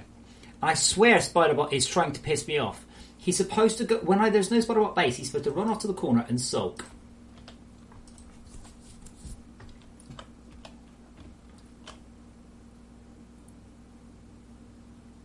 He's like, I want to be in the game! So, eventually, I'd like it so you actually have to find Spiderbot. You build the base, and then it's like you need to find the Spiderbot components, or you'll find his head, and that fires off the mission. Yeah, there we go. That's all. And you can see them there, just coming up close.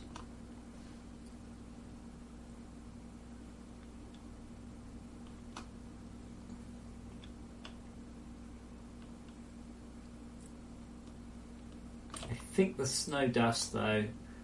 And let's save that. So that's 16, 16, 16 on the scale. And I think the snow dust is moving a bit fast. Snow mist. Let's try that.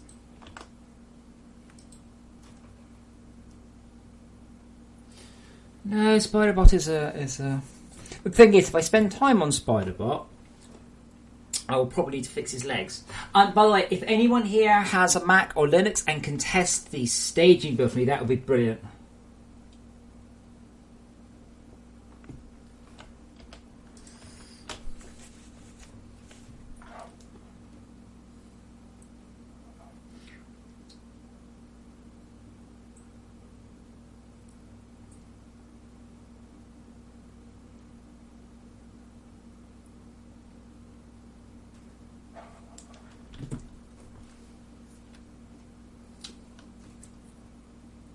Yeah, I mean, customized Spider would be amazing. You know, modular. Well, you've kind of got modular upgrades to a degree.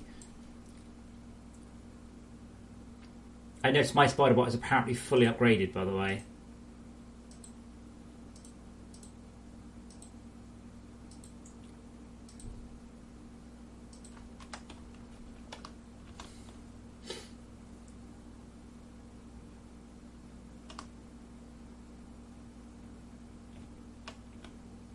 So I was still looking at Fog, not Spider Bro.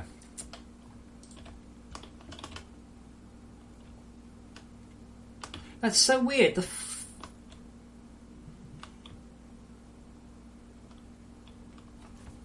I got a bug. So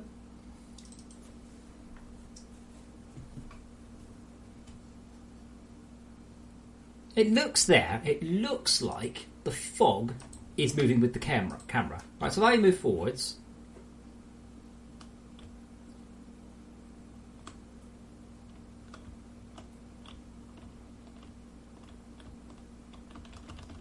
but the snow bit is supposed to be on simulation space. Hang on, if I switch this across to just a broken shader so I can see what's going on, boink. If I move, yeah, they don't move with me. That's not doing it there. Oh, is that the... Hang on. Let me switch that off. And let me switch that off. Ah. Is it that one? Boink. Yeah. I forgot about snow dust. Yeah, this one's in local space. That's what I'm seeing. This one is permanently attached to you, you see. And that's what I was seeing. Let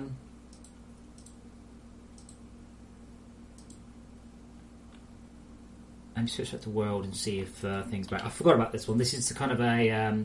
this is the lower one. This is a different particle system again.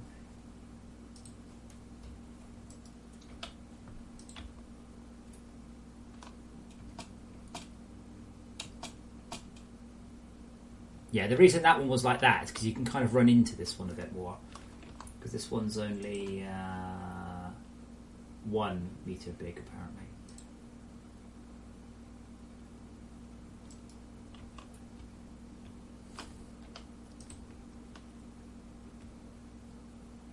That's okay.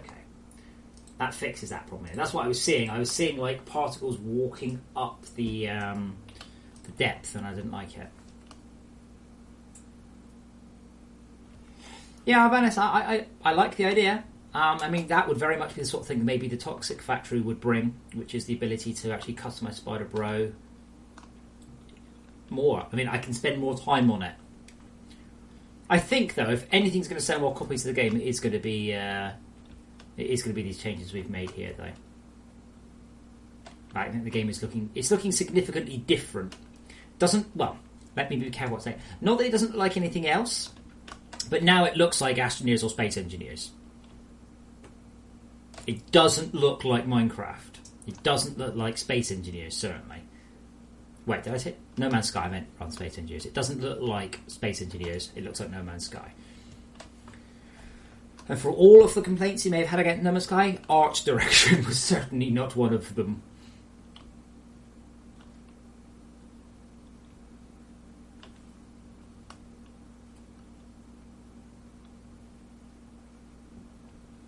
Yes, Tomas. Right now I haven't currently got a solution for loading up old worlds with the new system. Sorry.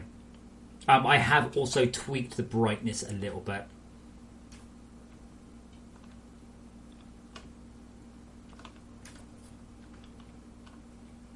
That's something I'm going to need to spend a bit of time doing. So I might do something like if your world is more than 20 hours old, or 50 hours old or something, switch to the old system. Otherwise, yeah, that's because now we've actually got like dust nearby. That's nice.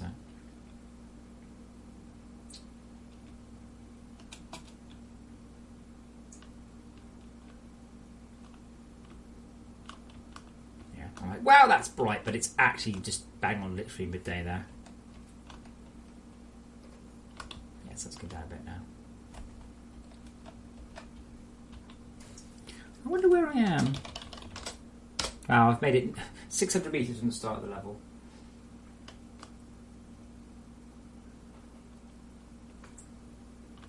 Well, one of the changes that has happened, Spider Broker can't shoot up organic detritus. That's not one of his target blocks.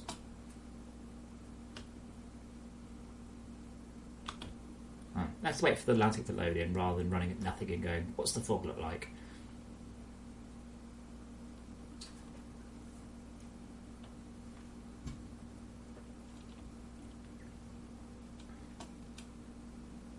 So annoyingly, Martine never wrote the segment generation code to take into account things. I would like to reduce the likelihood of generating vertical biomes and scale more on the horizontal ones, because you very rarely jump straight down a shaft that's new, a shaft you've already done.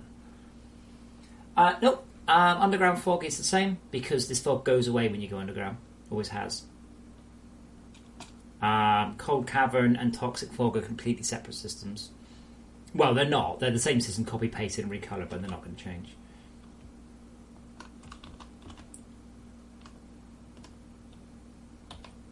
So after.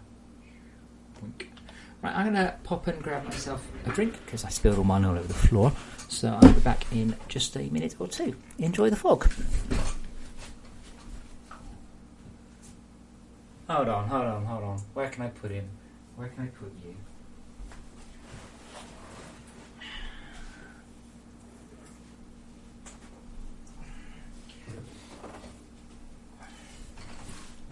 Can the internet see you now, Mr. Ajax? Oh no, the internet can't quite see you, baby. I'll fix the bit then when I get back. But oh no, stay in the box. Stay in the box. Stay in the box. Stay in your box. Get back in there.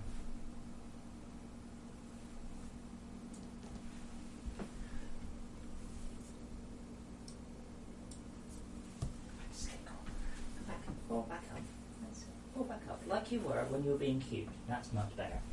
You're not being cute. You're just being annoying now.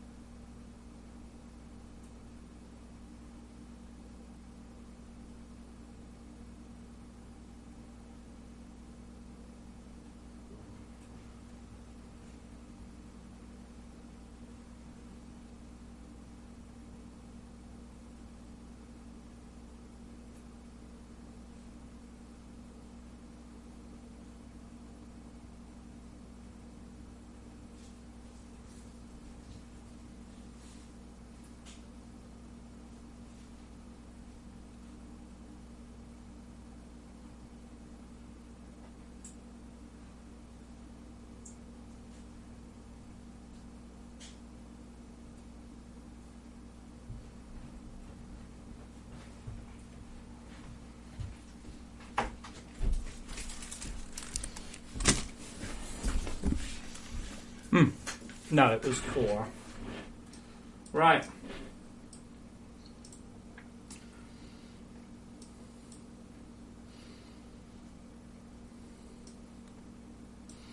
Why is the text in the place of stupid? No. Yes.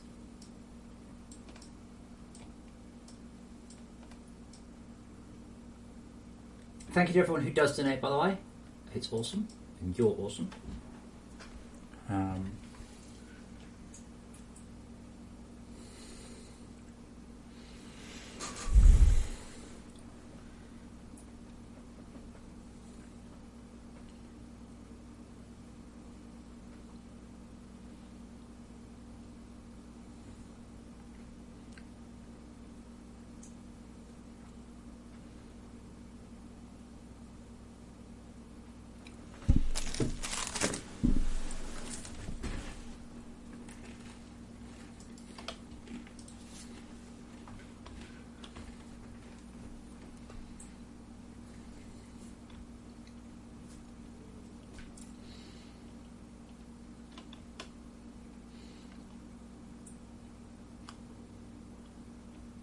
Yeah, so the first time you visit somewhere, the plants haven't spawned.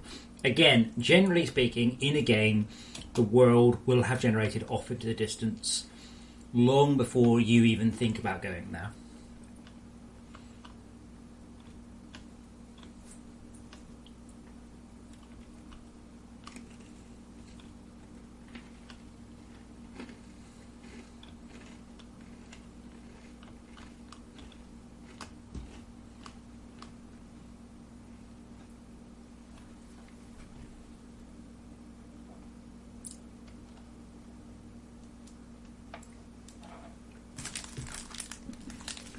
I'll just wait for the world to load.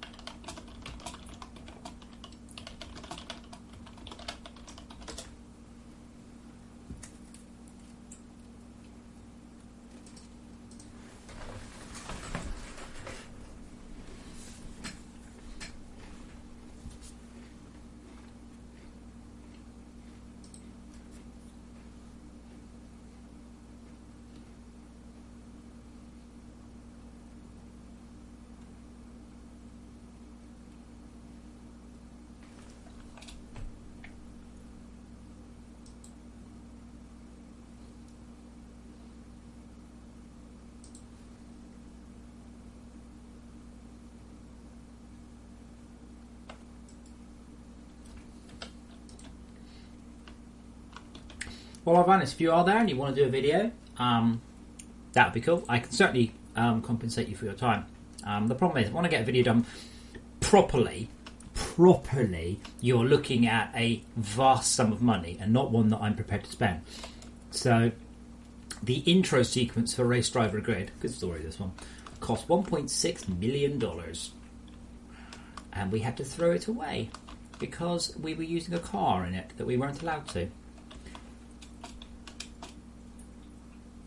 We're not on good. I thought we were on quality good. Project settings, quality, good. I think I can definitely have these cast shadows on good. Instance manager.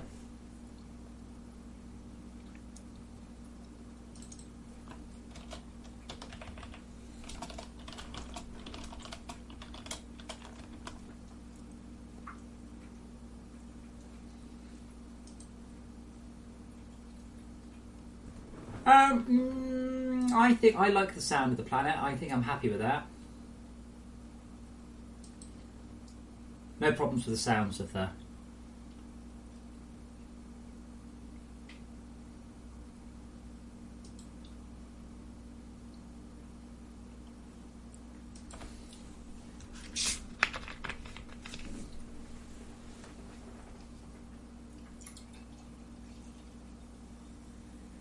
Let me make sure that the snow mist, snow dust, snow system, I can't remember what it's called now. Oh, come on, Unity. Thank you. Snow mist is... That's world. Snow system is world. Snow dust particles is world.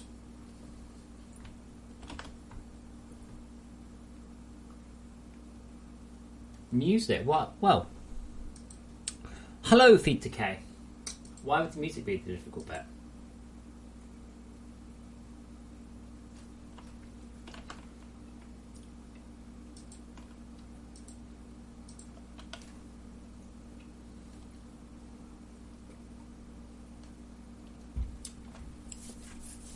I mean, actually, the real problem I find is, I mean, I've got nice factories. The real problem is getting a real factory and then trying to capture the frame rate at 60. The combination of those is usually quite difficult.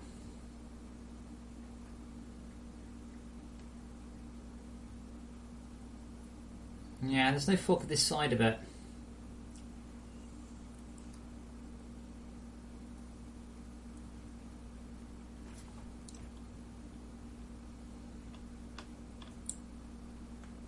It's better, they're casting shadows now.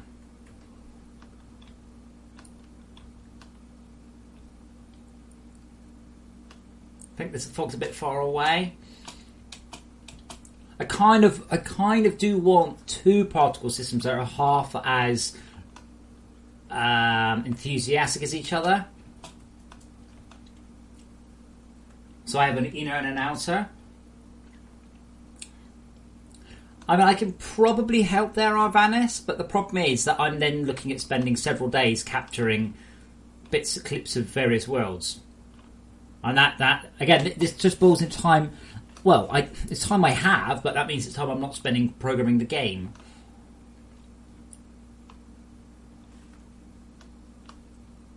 Tomas, I don't know. You tell me.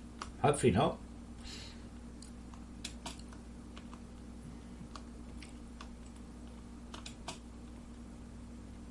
But yeah, the trailer for the game is currently so outdated.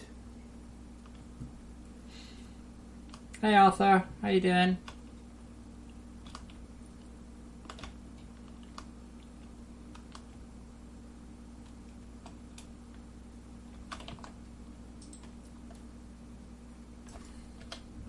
Right, what's the fog blue? Fog should be yellow. Right, that appears to be a bug. What did I do there?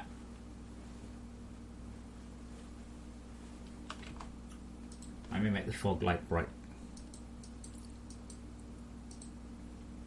Hey, what's the fog blue? It should be yellow.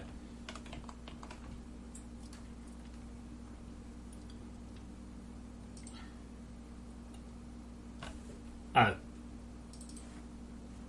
Wait, when did I accidentally break that? Okay, well that's unbroken now. That'll help. Yeah, it's possible, Steve. It's quite tricky. I mean, I can record at 60. It's just a pain. Yeah, Tomas, I'd like to do a dome clearer. It's been asked for a lot, so just not there yet.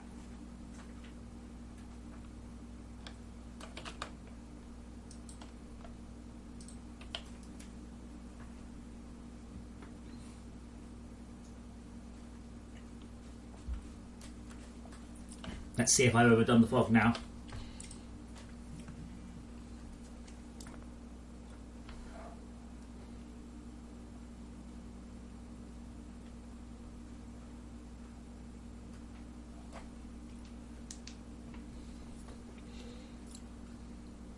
Yeah, see, those are a bit unsubtle there. Probably not so bad if I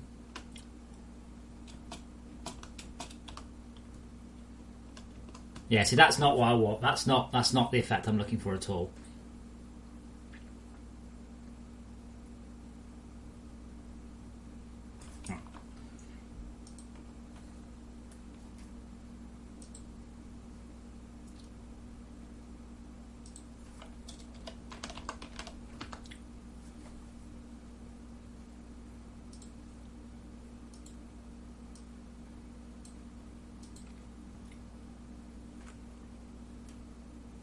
doesn't help that they're...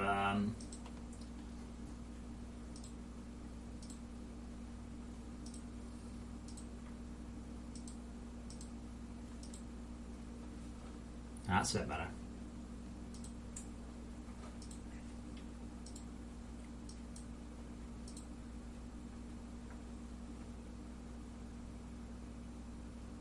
I mean, you want to be able to sit here and just leave it and have it, everything just subtly moving.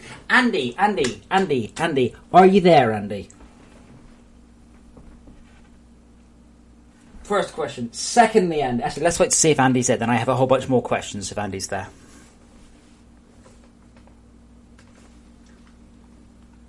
But that looks really nice. Sun's there.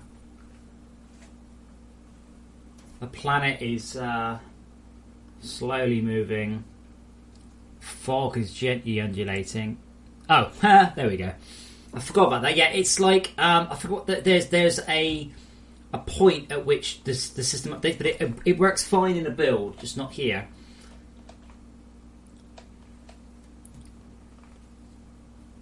I keep forgetting about that. I need to work out what it is at some point. What the hell, Spider Bro? Seriously?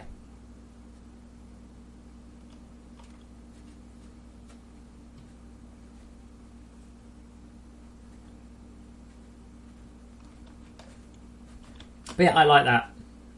This makes me want to set up a base here, you see.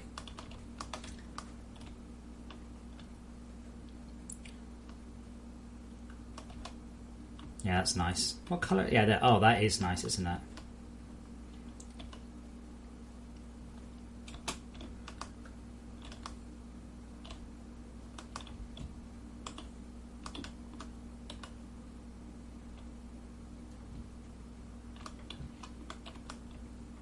I think the purple... Oh, snow, cool.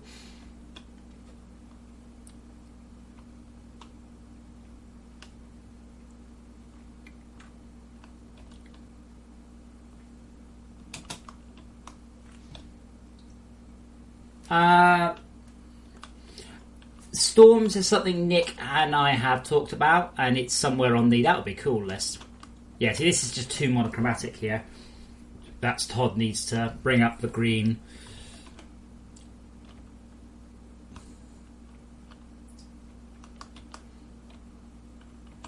I'm happy with it. I'm so happy with the look of the game over what it was, though. Absolutely. Andy, there.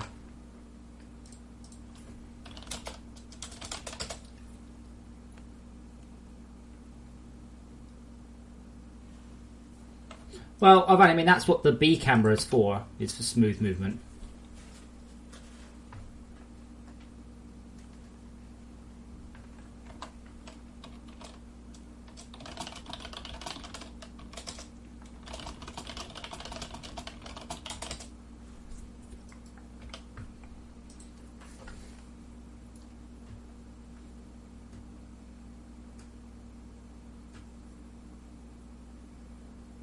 Yes, I would like the world to have more life, but still very happy.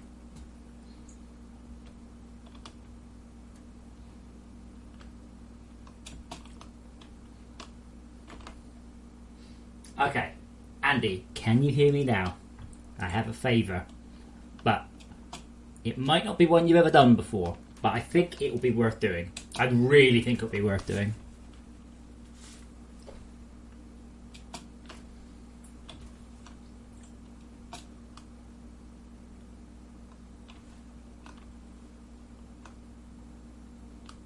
Oh, I see what you mean, Ivanis, yeah. Yeah, the hard part about that is day-night cycle. So you're talking about going through and having like the base building around you sort of thing. That would be cool, but yeah. All of this requires time and money. Andy, can you paint the vertex colours of models? If so, can you please paint this one? Just that model. Give me a new copy. And make all of the base black and all of the leaves white for now. I will want something more complicated later on if that's possible, but just that to start with. And then I had a brilliant idea last night that will be what we need. Totally what we need. Okay, but I don't know if Wings... I know Wings can do it. Yeah, I know Wings can do it, but... Because you know when you click the ambient occlusion button in Wings, that's what it does. And then I'm going to use the vertex colors as vertex weights in a scalar. It's not actually going to change the color of it. I just need data. But I'm sure Wings can do it. If not, you've got 3D Studio, which you're obviously getting brilliant at now. Well, if that works, I'll need something a bit more complicated. But this just lets me try out the tech.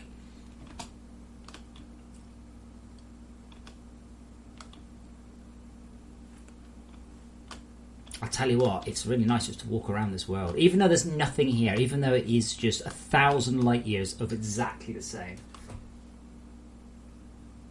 Oh, fuck, really? But 3D Studio do it. I mean, 3D Studio will... you need to export it via 3D Studio anyway, don't you, to fix the pivot. Because if you export it from Wings, we'll get screwy pivots.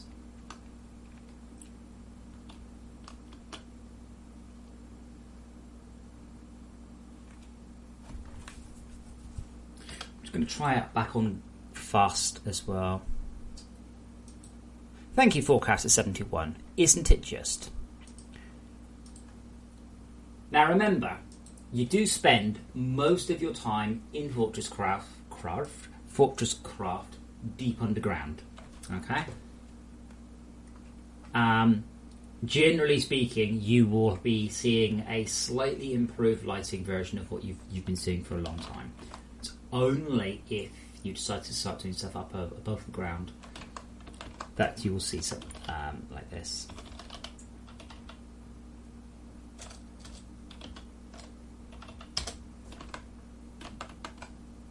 So no, Spider Bro, where's he going? What is he doing? Let's just take a brief moment just to watch Spider Bro.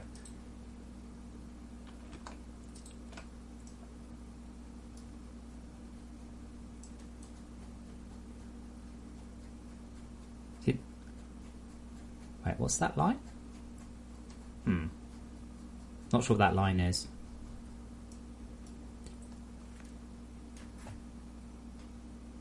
Yeah, but what I mean is you don't spend that much time running around. That's not a picture of a cat, Tiffy. The internet thinks you're a picture. It's not a picture. It's a real live moving cat. Okay, Spider Bro is now just being... He's just freaking trolling me now. I'll have to see what I can do about that. Right. Okay, so what was... Okay, this is on the lowest quality. Well, he was asleep until I made him wake up. This is the lowest quality now. So no shadows on, well, anything really. Major close by pop-in. I think I may have underdone the fog a little bit. I can go up a bit. I'm still a lot lower than I am because I've got a couple of fog layers. And without soft particles, it does look horrid. But that's because soft particles are awesome.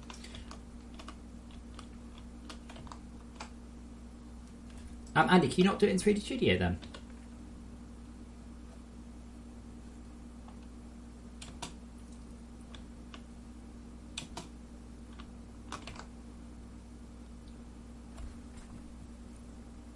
Like, if I had 3D Studio, I would do it. I suspect it's really, really, really easy. It's just painting the vertexes.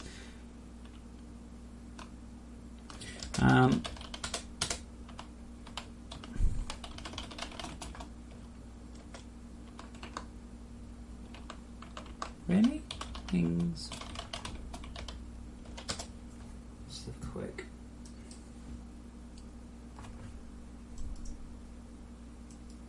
A vertex cannot have a colour and a UV coordinate at the same time. Right. What? What?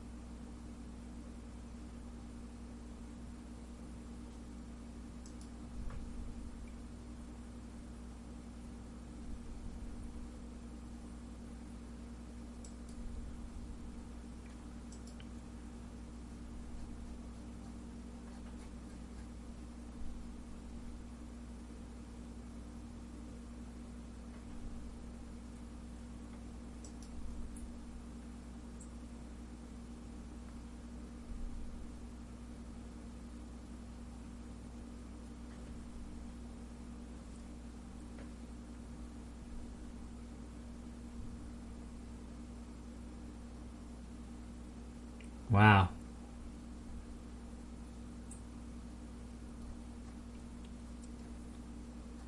I don't know if Winter's actually... I assume it's being updated. I don't really know.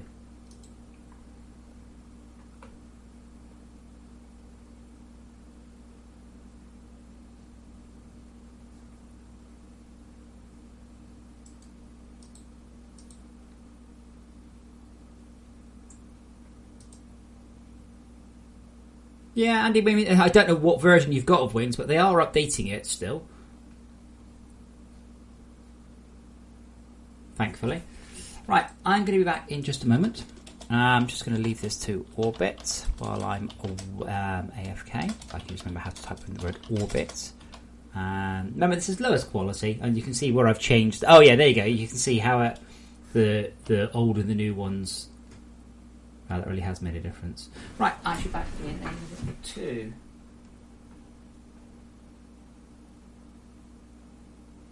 Yeah, Andy, can you see if you can do it in 3D Studio? I really think this is an easy thing. Painting vertex colours is a really basic thing, but Wings appears to be dumb.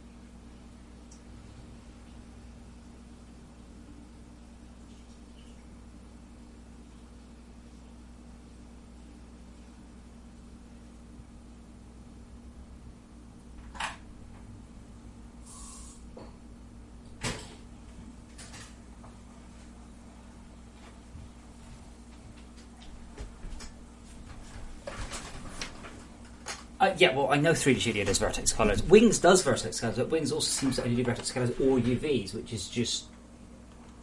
I don't know why you would do that. Right.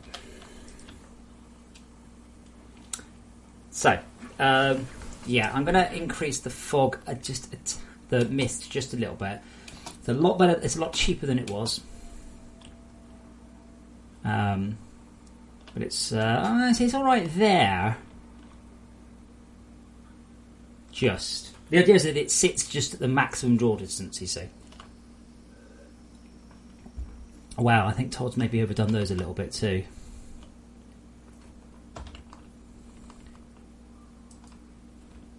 I'm sure they looked better yesterday.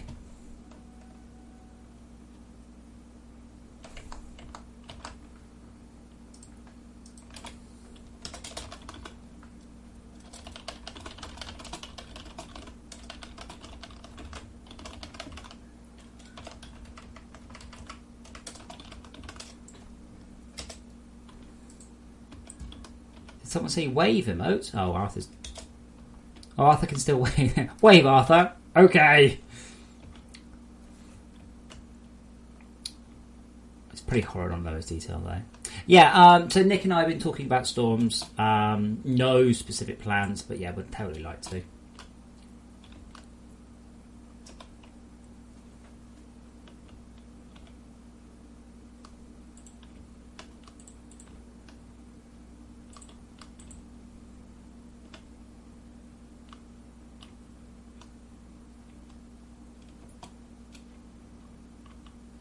What is the title, sorry? Oh, it is such light, yeah. So I've mostly moved across to YouTube now. I multicast the stream to YouTube and Twitch, but I don't really care about the Twitch stuff so much.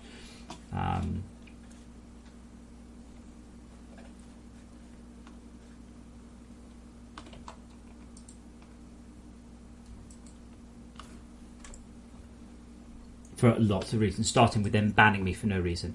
You couldn't have the word harvest appear, but that's about your lot right now.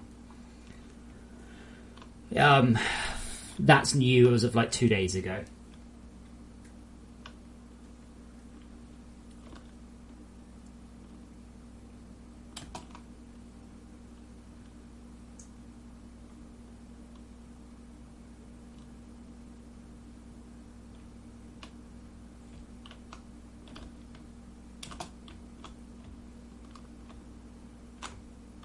Yeah, the plants are also set to grow ultra fast as well.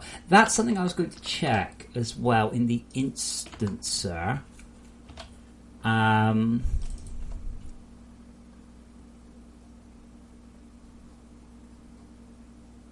the dual MPP. Now, I don't know whether or not I can do this, so I need to do it and then see if it breaks anything.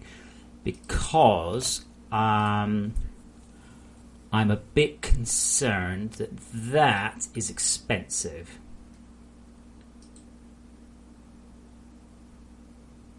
Let's check. Diagnostics.performance. No, .stop system.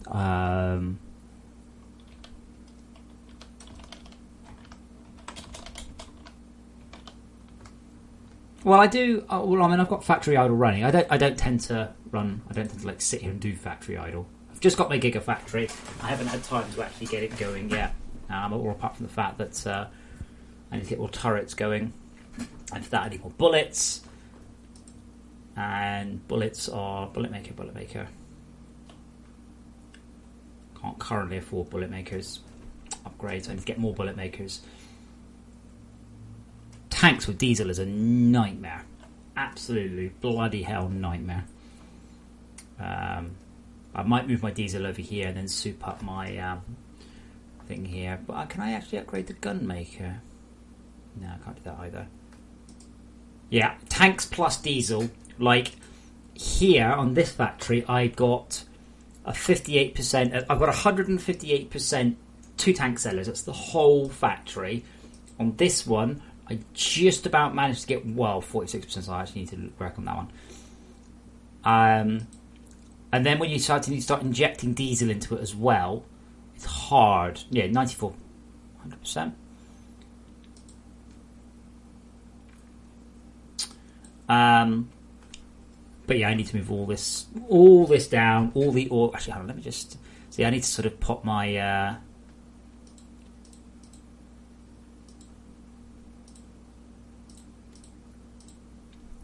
Just gonna do this here while I remember. That'll give me enough room up there. The one thing I don't like about Idle Factory is it doesn't. If you've got long conveyors like that, you're doing it wrong. The game is about the shortest conveyor runs you can, which makes me sad. In a game about logistics, it should be all about the conveyors. Every 10 Every 10 ticks, it's generating 40 plus, and that's 8 to 1. Oh wow, I can't actually do that. So I actually need to come out that. I can't. That's too much oil for one conveyor line. That's an insane amount of oil. Hold on, every 10 ticks uses 192 oil. What you mean? You mean this one? I don't even run anymore. It just sits there in the background and occasionally let it go. Oh, yeah, there's one called Idle. It's by the same guy called a Reactor Idle.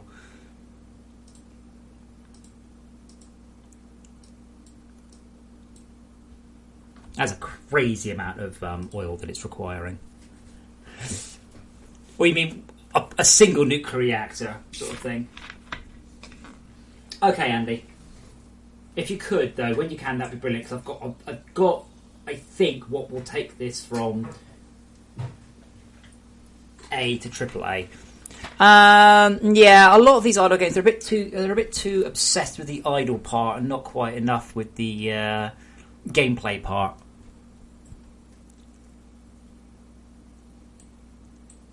I can agree with that. Oh, I don't have enough room. I'll tell you, if you go around that way, and then I make that one line up. Oh, I can't go there yet.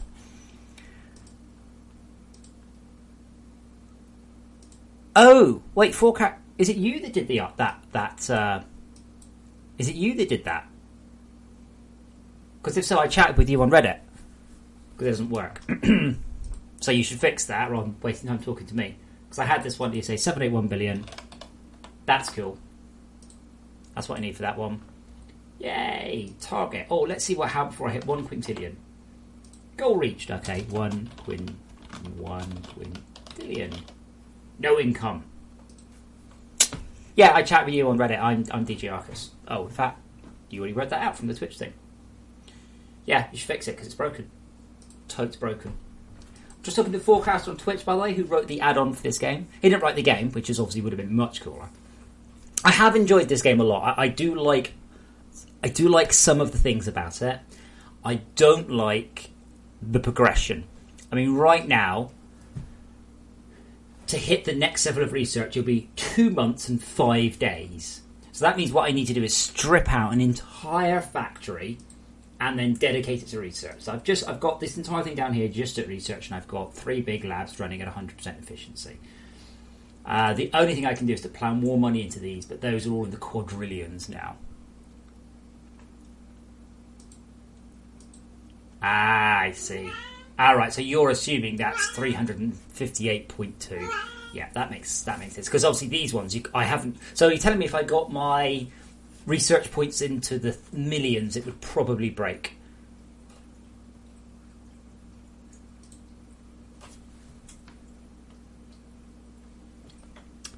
So, yeah. So it's been an enjoyable game. I have thoroughly enjoyed it.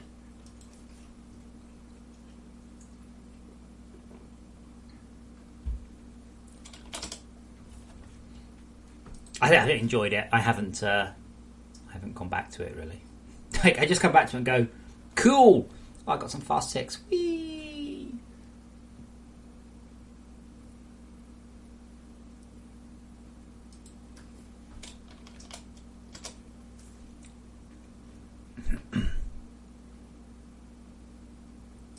Ah, okay. Yep, I gotcha. So I just assumed you were using that number up there. If you're grabbing stuff, you could probably... Oh, no, there's not enough... Oh, that... Yeah, there's not enough accuracy for you to grab that and work it out, unfortunately. You could probably do a rolling average. Yeah, but yeah. Yeah, I just need to get more. Actually, no, I've 90%, 40% needs more steel. Oh, hold on. There we go. That will do for the moment.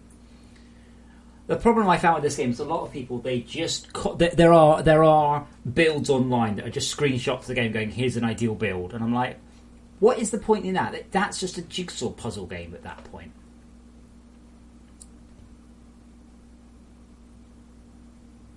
I wonder if it will let me run more explosives across there. Yes. Yeah, no, this not the income. I meant the money, but there's just not enough decimal places in that to really work it out.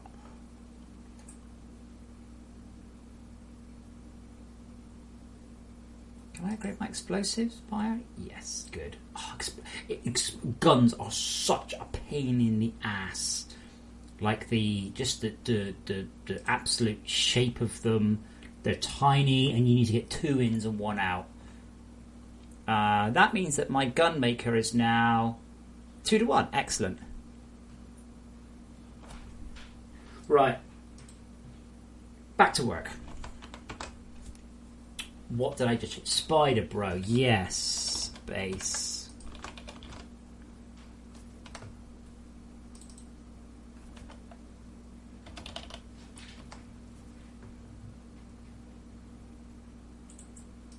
It's here somewhere. Where did I put it in?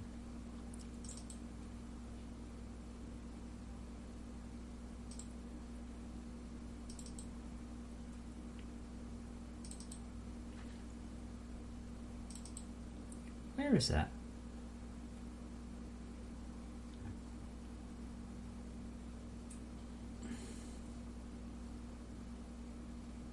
Do orbit. Okay, so if there's no attack... Ah, right, okay. If there's no attack and our current power is under 75%...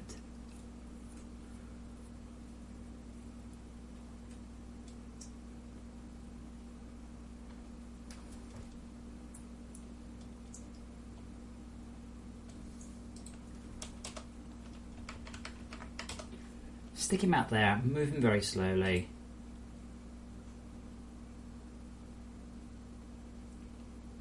Oh yeah, because he was supposed to orbit and wait. Do we used to orbit in two places or what? Okay, we do.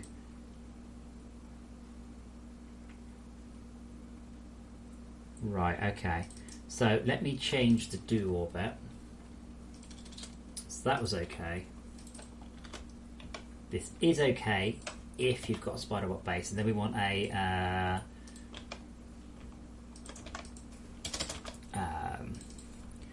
no base built hide. Pretty much all I want to do is just say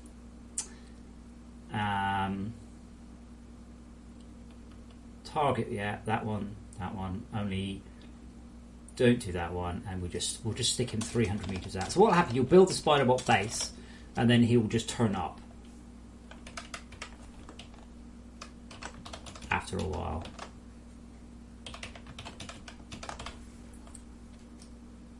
Yeah, I'm Forecaster. I'm afraid that your mod has actually made the game a little bit less enjoyable in a way, because you're like, oh cool, I'll make it, click, wait, 2 months 5 days. Oh, it's very nice though, because then you can see if you're actually progressing. And right now, and then without it, obviously you've no clue. I'm like, I've got 40 billion research. I need 1 trillion rocket components. So I mean, the next thing I need to do is I need to sort of basically start scaling up the money coming in substantially. Hey, 100%, 66%. That was that steel.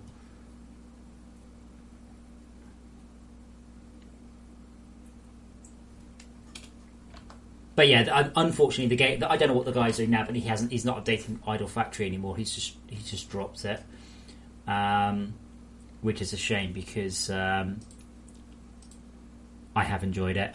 If you do like idle games, it's not really an idle one, but there's one called Crank. It's called, is it Idle Crank or just Crank Game? I think it's called Crank Game, and I've really enjoyed Crank. Really, really, really thoroughly enjoyed the story, the music, everything about it. So yeah, I think they've done that one's an excellent game. It's actually got quite a lot of interesting gameplay. For once, quite a nice story. Idle Factory is pretty good, but does just turn into just goop. Obviously, I'm doing a game. Actually, I don't know if you know what game I'm doing, Forecaster, but my game is all about factories, conveyor belts, assembly line machines, all that sort of thing. So that's partly why I was looking at Idle Factory initially. And it's nice, but his progression is bollocks. I don't know why he wants to keep people playing for 6 months, particularly. There may be adverts on there, but I run ad blocks, so...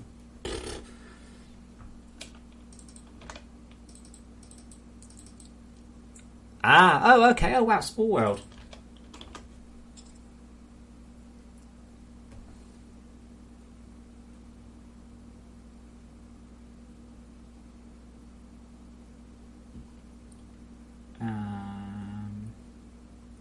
If there's an attack underway, he'll never make it there.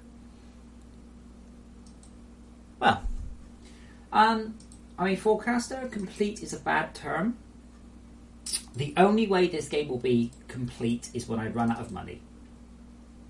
Then it will be complete. Until that point, it will never be complete. Diablo 3 isn't complete. Warcraft isn't complete. Overwatch isn't complete. That's the system dot performance, system dot diagnostics. Yeah, but complete's a bit vague. I mean, is there something specific that you're kind of missing in it? Like right now, I mean, God, there's an enormous amount of gameplay in it. I mean, just bonkers. Why are you not seeing stopwatch?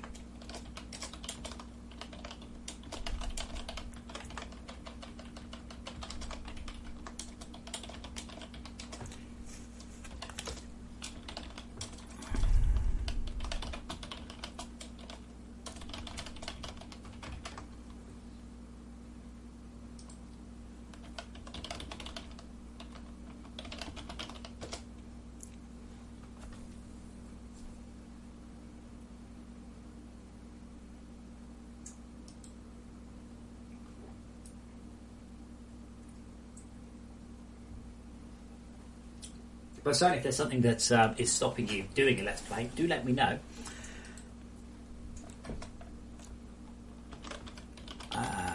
This patch coming up is going to really, really, really shake things up.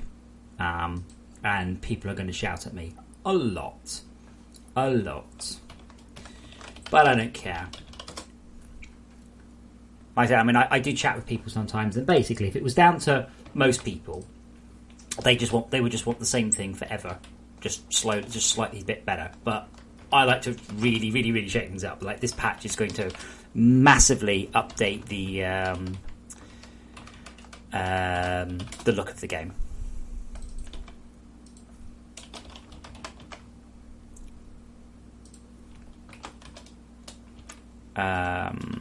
Pick up load time and pick up load time equals that.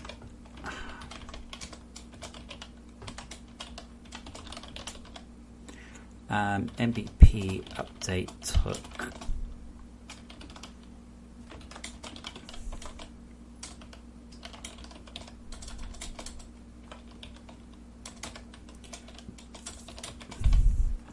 right. So right now I'm updating all of the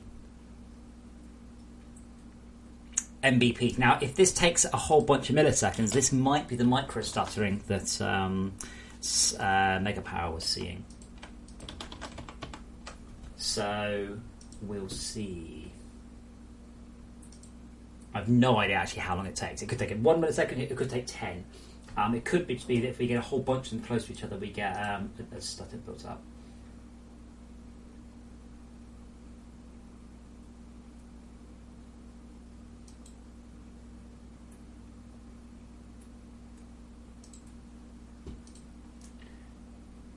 System.diagnostics on stopwatch. I'm sure it's system diagnostics on stopwatch. For some reason, by the way, my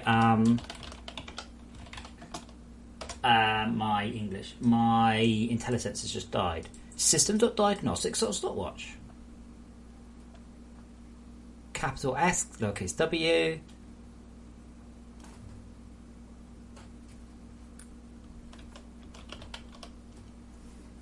System. Did I make a typo? It's possible. No.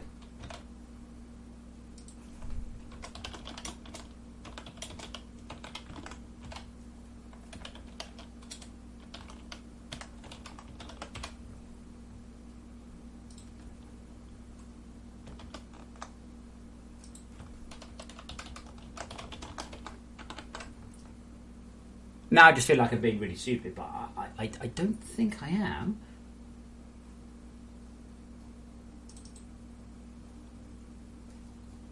That's why I wasn't using the diagnostics. Yeah, but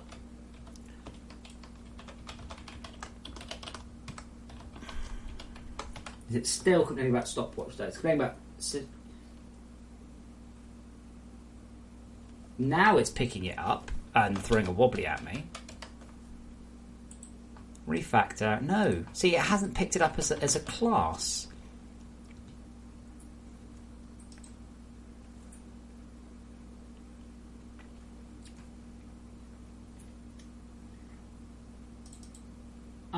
Decent storms. I don't know, probably half a week or something. Oh yeah. Dot stop.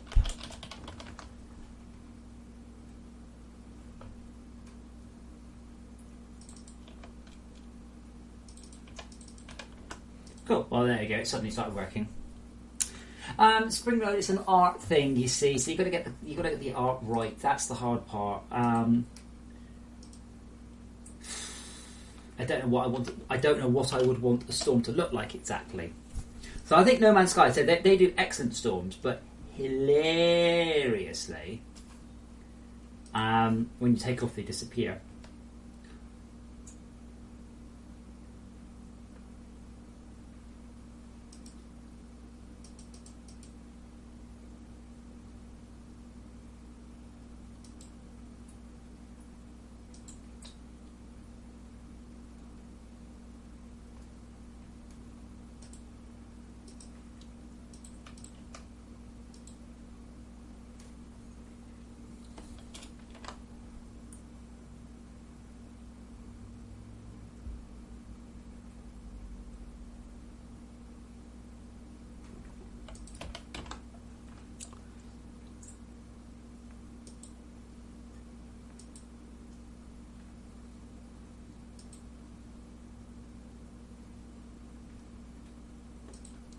Whoops, wrong detail setting. Never mind. Actually, no, I have to mind because...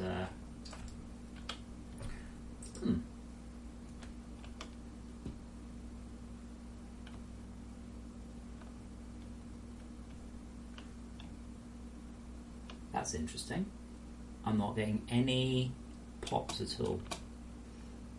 So yeah, forecast. I mean, if you play FortressCraft 4, hopefully you can see here, obviously, that we have a significant change in quality, and this is literally in the last 2 to 3 days. I've been working on learning. I'll rewind. I played No Man's Sky, and I went, why does No Man's Sky always look so good? So I went to my artist friend and I said, hello, why does No Man's Sky look so good? And they said, oh, it's using a triatic colour palette. I'm like, I don't know what that is.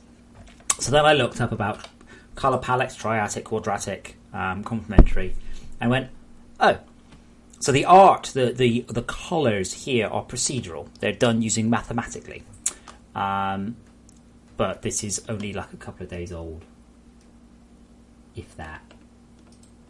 Okay, 1/4 of a millisecond. Is that it? 1/4 of a millisecond. That was the first one. Oh, 0.3 milliseconds. Yeah, that's not too bad. The thing is, if I've got 100 and they all take that long, that might not be quite so good. But 0.3 milliseconds is acceptable. It's unlikely to cause a frame drop. Oh, where's my sunshine? There's my sunshine.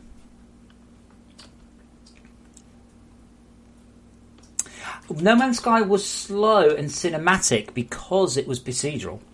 So I worked with Sean Murray and quite a few others years and years and years ago when I worked in Guildford. And we actually developed some of those techniques.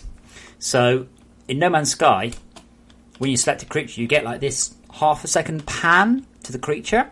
That's not just to make you wait. It's so it can generate the creature.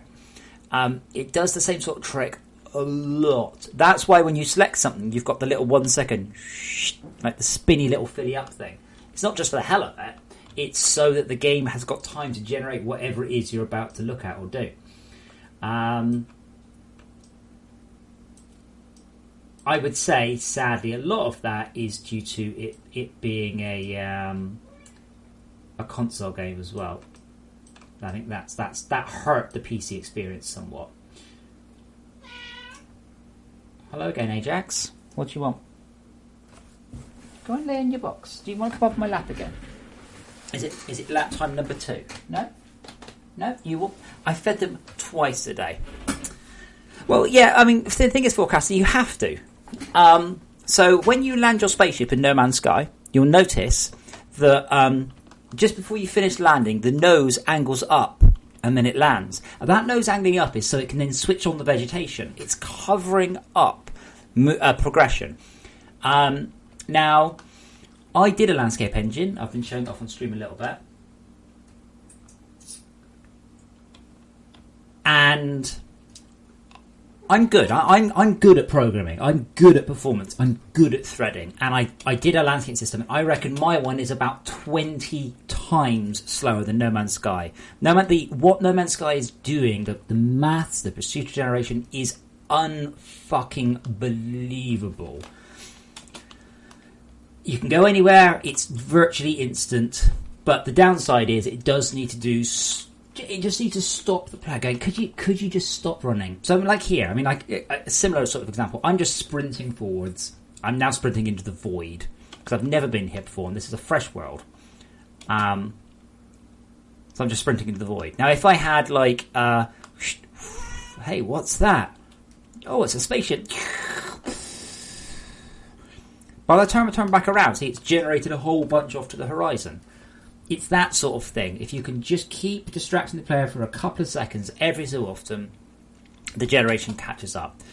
If you've played Astroneers, you'll spot a game that hasn't done this. They've done a piss poor job of doing that, and just everything you do is continually you're just seeing continuing horrific popping. So this is interesting. Check this out. This is almost solid yellow, but if I walk down here and wait, it'll go yellow and blue. Pusskins, if you want to come up my lap. Did? Come on then. Actually come up. Don't just meow and look like you want to come up. There we go. For sale, 1 cat. Mega Power. If you look up quadratic colour palette or triatic colour palette, quad and tri being 2 and 3, 3 and 4. You can also. This is using a complementary colour palette, but I might use a triatic colour palette. And in a triatic colour palette, these ones, they wouldn't have a yellow. They would have a. I mean, we can do that. I'm just going to remember what number I worked out. Mushroom Road, guess it's scripts. Where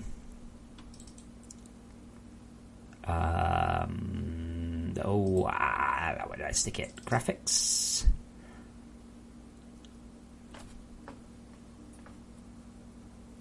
Terrain mesh object.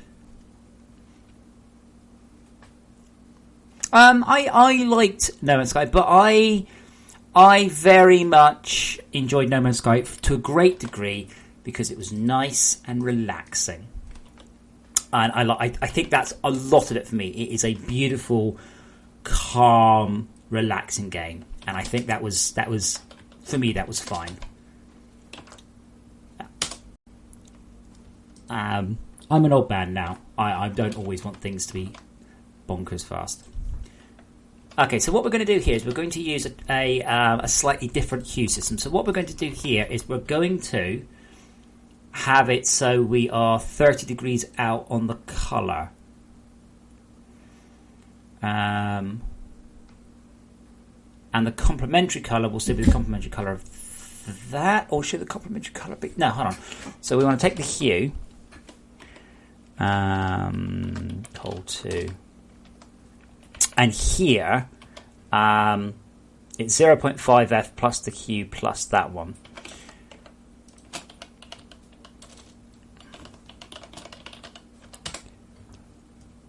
I very much enjoyed it, but I was yeah.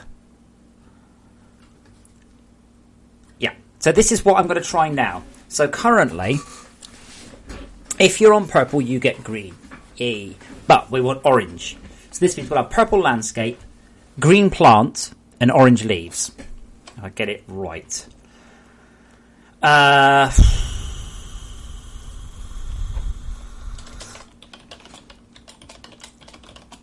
Equals, is that 30? No, that's 120 degrees.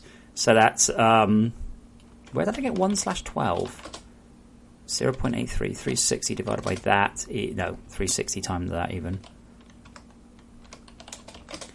29.9. Yeah, so I want 120 degrees, so that's 3. Equals L, hue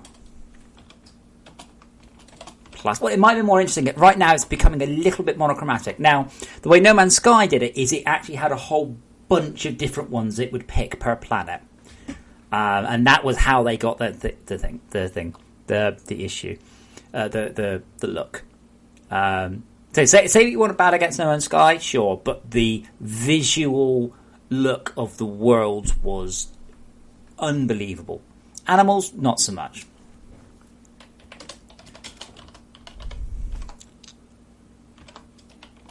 Purple floor, green base, orange leaves. So that means that the main colour is the hue plus, what is this measured in? Why is it 1/12? Oh, it's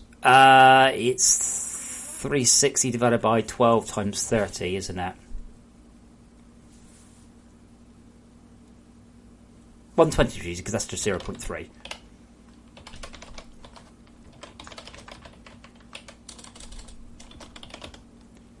And that is plus 66666. Her.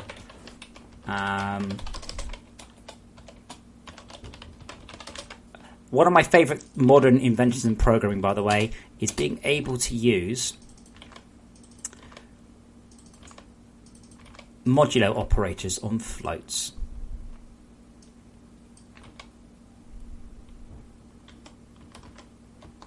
And we don't need to do that. So hopefully I've got the floats. It was 180 degree rotation, and in 180 degree rotation, the problem is actually we don't get purple, we actually get magenta. So 180 degree rotation, we had magenta, sort of greeny colour.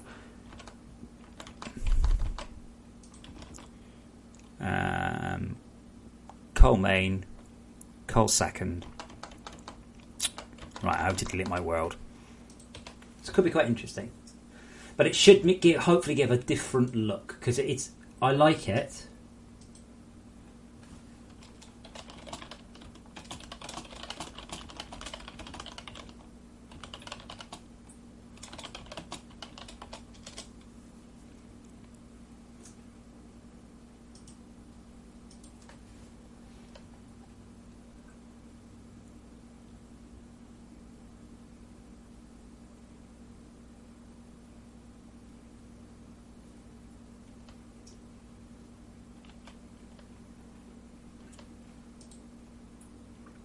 Come on, Unity. There we go.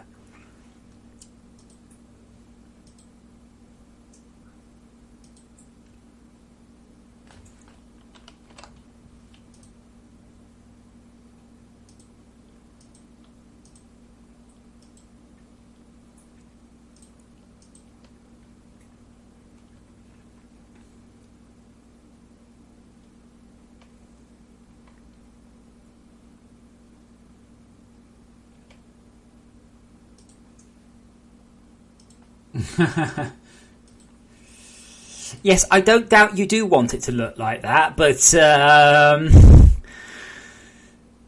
not sure I can quite manage that.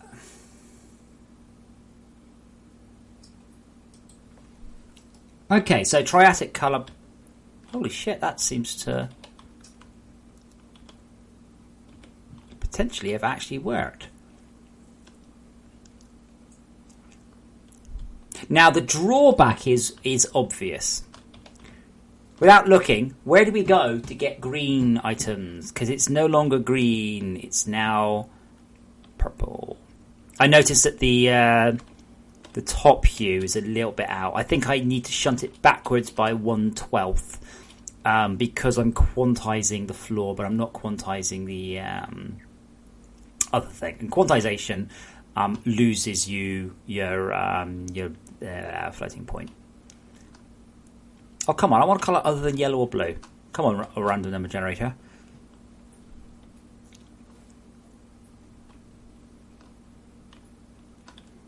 But this is a more complex colour palette, but as I said, I'm not sure I'm happy with it because of gameplay. So now, on yellow areas, you'll get green seeds. Annoying me with the yellow colour. But visually, I think it's actually a lot nicer. My comments at Todd still apply, though. Those things are still way too monochromatic. Oh god, more blue. Come on, orange Jesus. Here we go. Yellow, green. Oh, no, that's the yellow still. Yellow, red.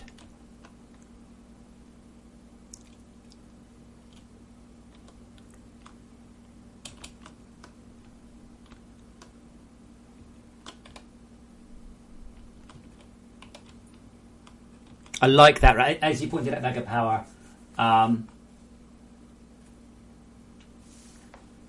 It is the that's like the default No Man's Sky palette.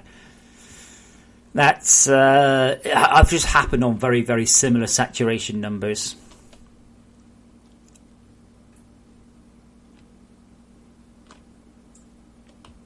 Well, hopefully, I'll get the sales of No Man's Sky because. Oh wait, hold on. We've got a voxel. Yeah, No Man's Sky shifted a hell of a lot of copies. And regardless of anything else, that's what we call a success.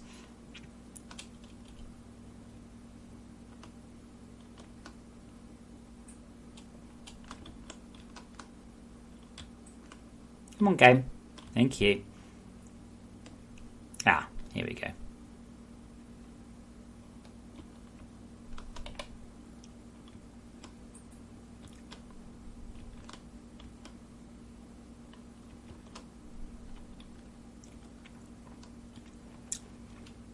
Yeah, the thing is, most of the hype wasn't by them. Most of the hype was just by people just making shit up.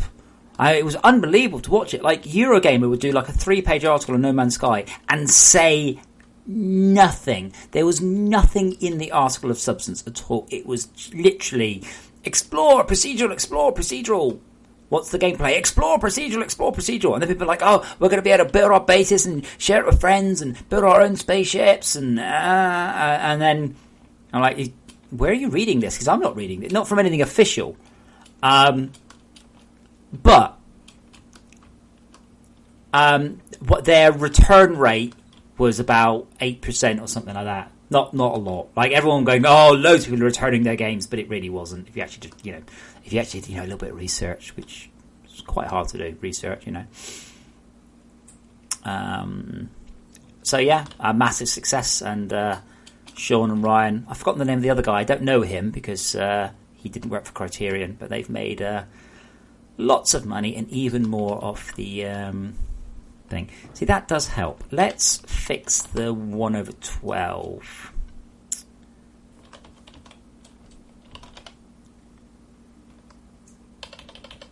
And I either need to push it into the range or I need to quantize it.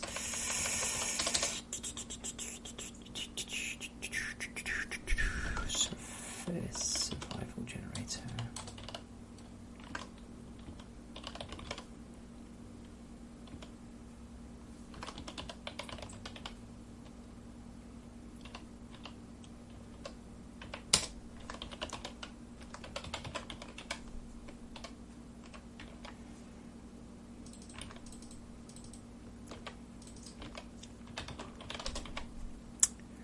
There's not enough research points for what? It's literally not possible for you to run out of research points in FortressCraft. By the way. Yes, Albanese. Yes, I would. Yes, I would. Why wouldn't you?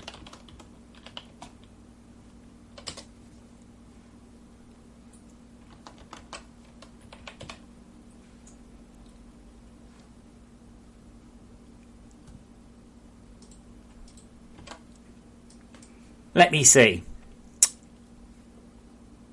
800,000 people at $60 a go. Yes, I would be happy with that. And that is just PC. Console did very well.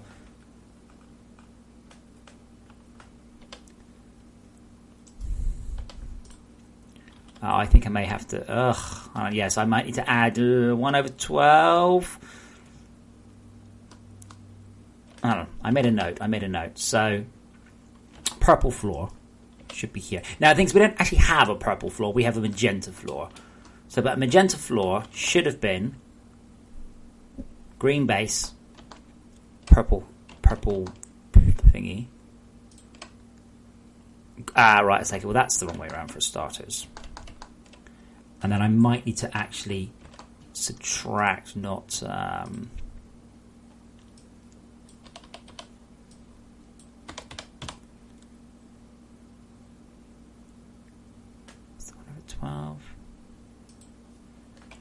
or it's one of these two. It's either minus or plus. I can't remember which. I can't do mine. I'll have to do plus. And I'll have to do that before that one.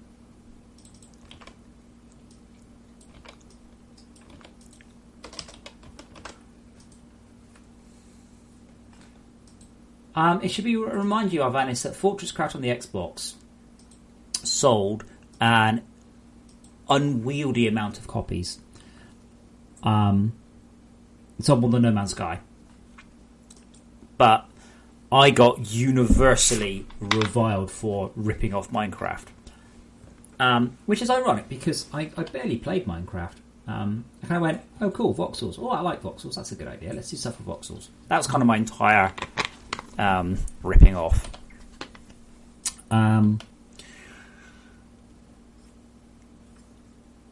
But I made an enormous amount of money at that point.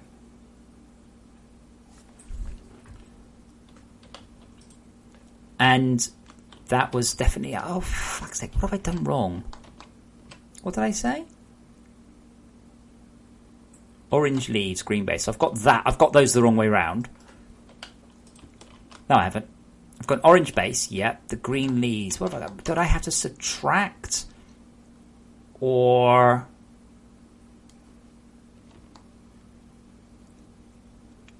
Yeah, oh no, no, forecaster. I was the first one. I was the first big one.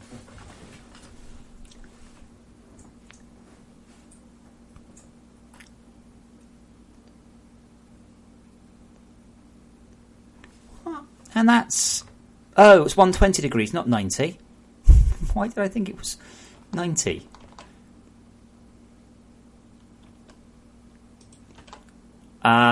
So 120. No, 120 is the third, isn't it?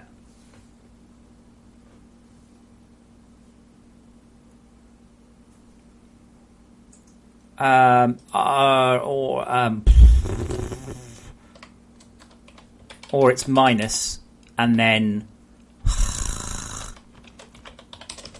I need to add 1 because I'm about to roll it round, but I can't roll it round in both directions. So I'll go minus, not plus. Really, Alvanis? Because my career just went up from that point. I think you underestimate or you overestimate people's memory. People will ship shit games and then they'll just hype up something else. Maybe they'll get excited about it. The main thing is people are idiots and need to stop getting excited something they don't have. We all know what Cartman thinks about pre-ordering games. Don't pre-order games. Don't say nice things about a game until you have it in your hands. To that point, when you've got it in your hand... Oh, I don't need to do that. Just realised. So what am I doing wrong? What am I doing wrong here? I'm pretty sure I'm right on the 0.3. Because that means if we were at... Where's my colour wheel? If we were here on blue, that's 90. That...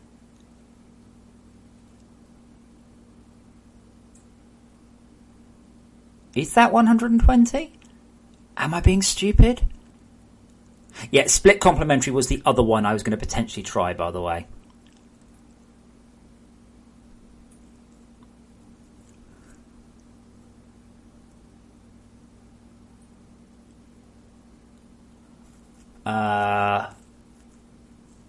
What am I doing wrong? What am I doing that's stupid here?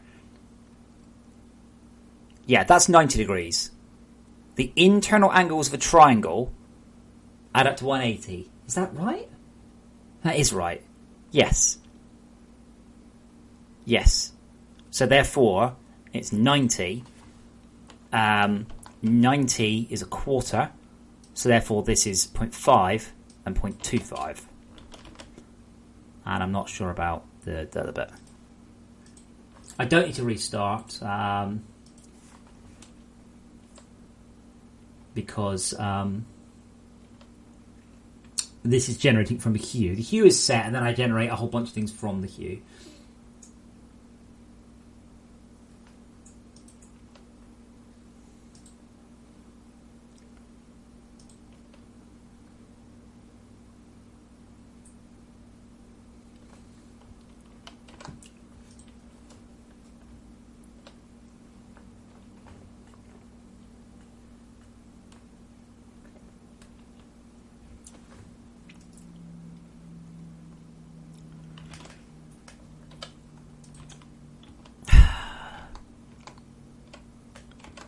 I mean, it's all looking quite good. I mean, this is the thing. Fundamentally, the maths I'm using kind of work with any colours, but I really, really want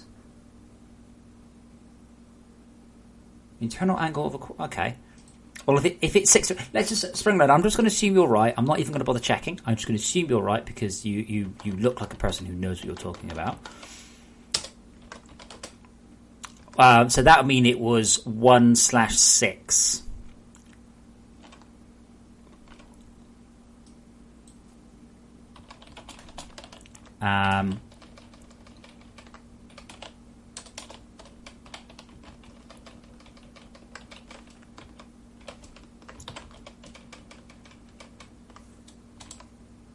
Did I say 6? I didn't mean to say 6.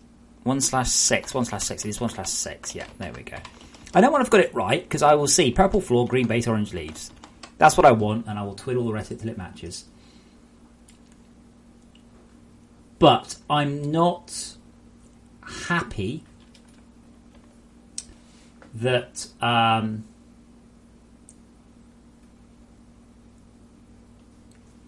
in the red biome you won't get red fruit.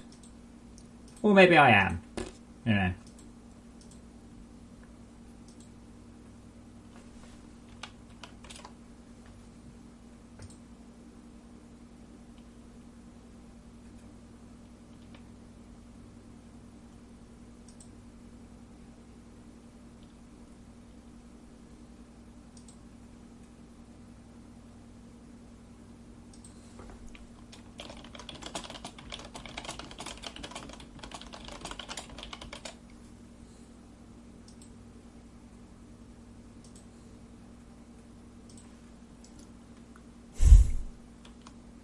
Still quite nice. Don't get me wrong. Still quite nice.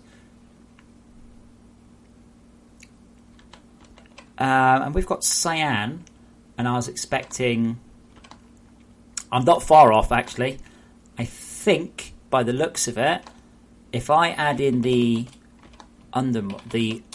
mod and swap these around, I actually think I've got it. Because we're at cyan, which is half a rotation out from green, half a sixth of rotation out from green.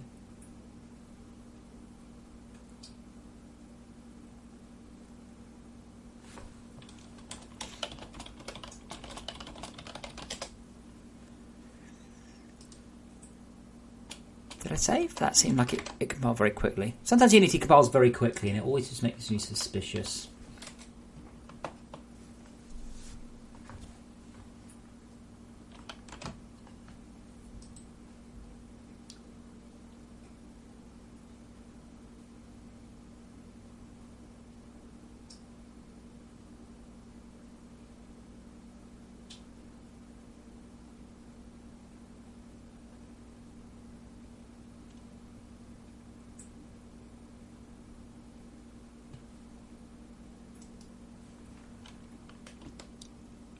Okay. Oh, maybe it's split one way, split the other. So the base is green. I mean, the base isn't very green, but that's because of Todd's incompetence. No, that's because Todd just needs to make that brighter. So I actually just place the rest of the plants down a second.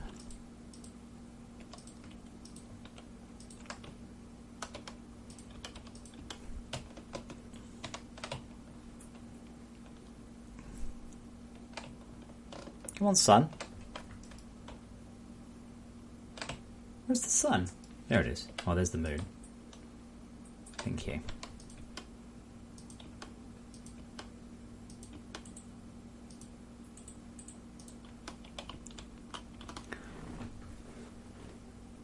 So the base is... The base is nearly correct.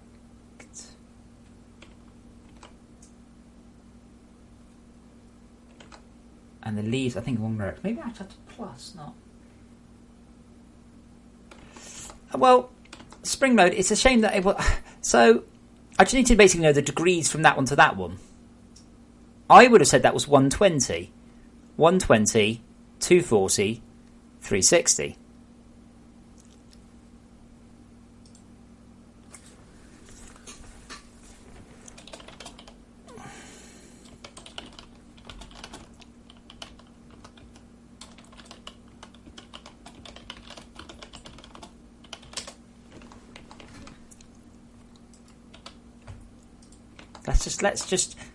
Let's ignore you. No offense.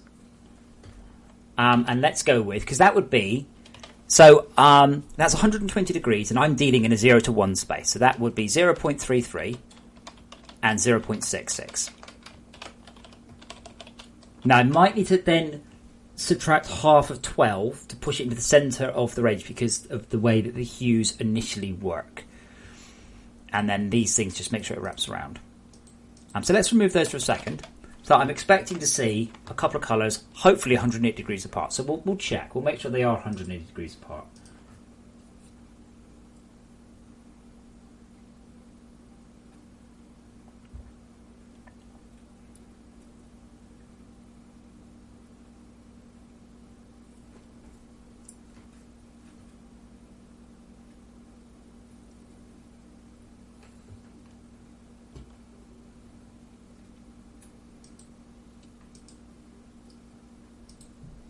Oops, cannot convert double to a float.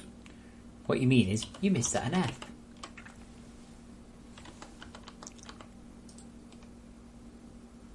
I don't know if you're going to be able to see it, by the way. But the cats, yeah, there we go. One in each box. One box being about a quarter of the size of the other box.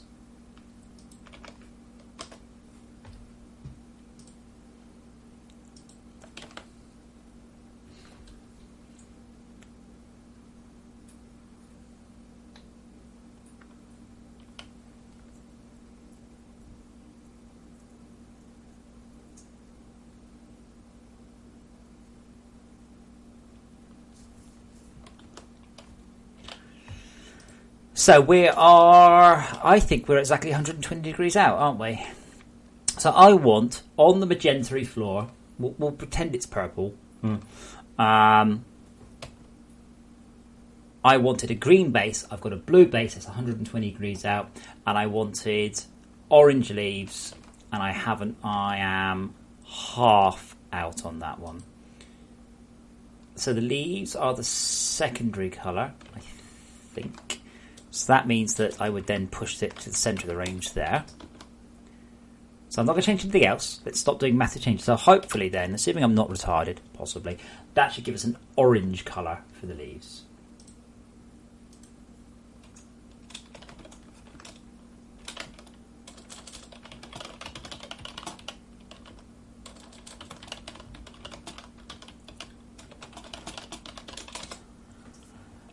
I'm still concerned about the gameplay of this, but I guess I'm not going to worry. It's mainly just where you find them. Currently, yeah, it's just where you find them.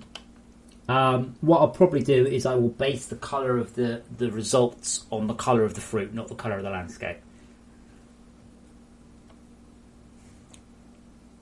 That's a slightly odd looking orange, but that might be because I'm not quantizing.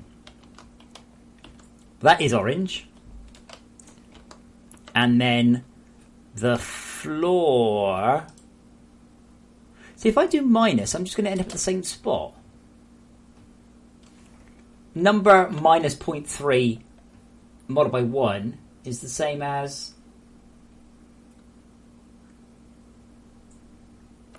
I don't understand. I'm gonna suspect that might be minus. I think we then just need to split apart by that one. I'm a bit confused. This is very, very, very basic.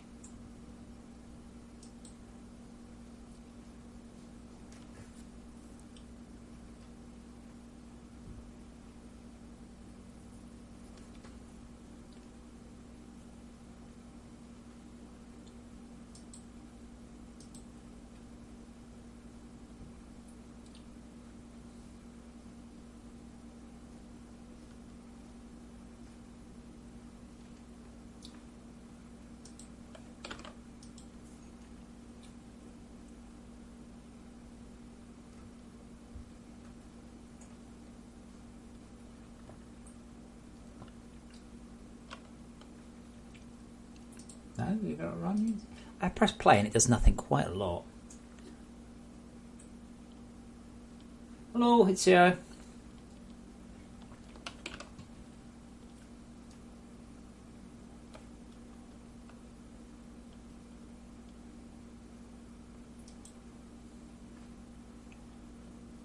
Okay, so the orange isn't too bad there. But the green is... Oh, what am I doing? What? See, on the colour wheel, you start at red and you finish at red.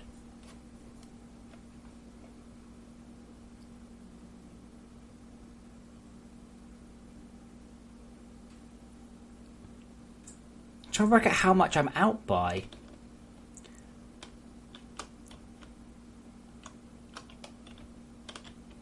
However, I think a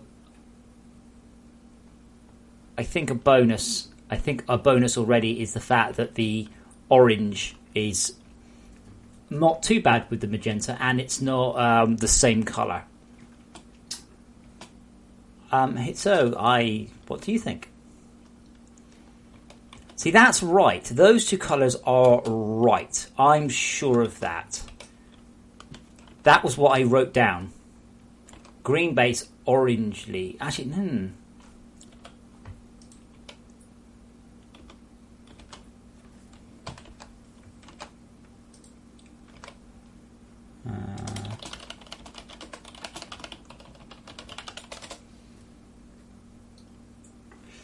The offset is due to the fact that I'm quantizing the base hue for the generation of the landscape. So I'm losing 1/12 accuracy. But green and purple, green and purple, that is correct. That is a correct pair of colours. That is the colour of my motorbike. That is exactly right. I'm just a bit confused why we've got... No, orange and blue is correct as well.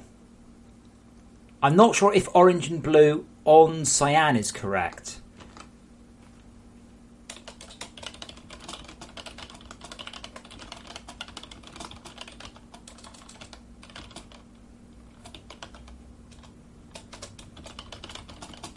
Yeah, it should be when it's on orange. We don't get an orange, though.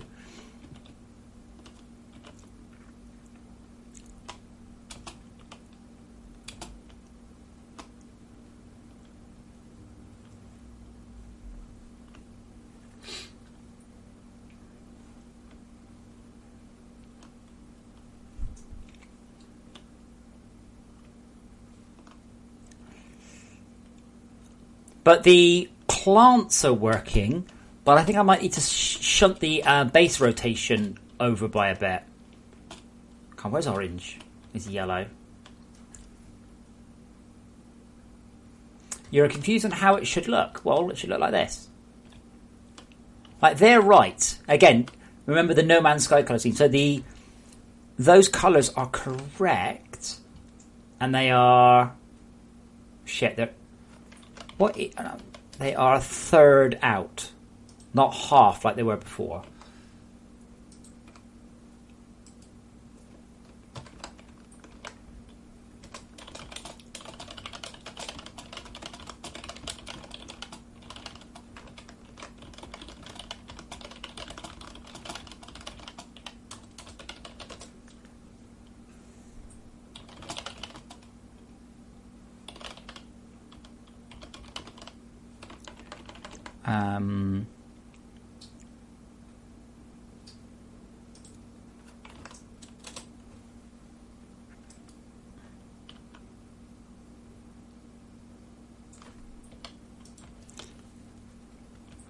Yes. Again, orange and blue is absolutely fine. I have no idea what those... well,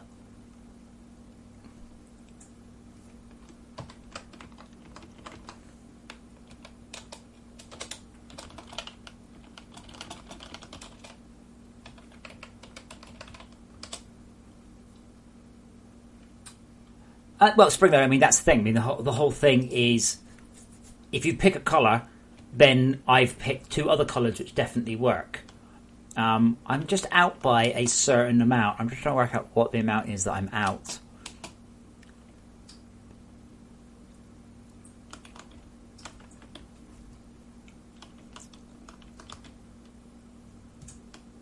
It doesn't help that we don't have an orange floor.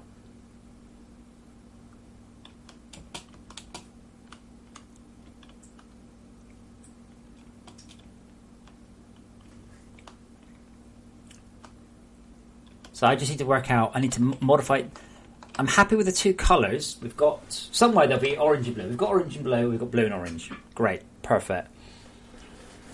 Yeah, I think I've accidentally done a split.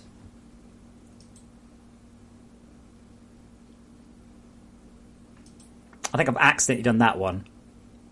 Is that the one? Orange and green? So that would be...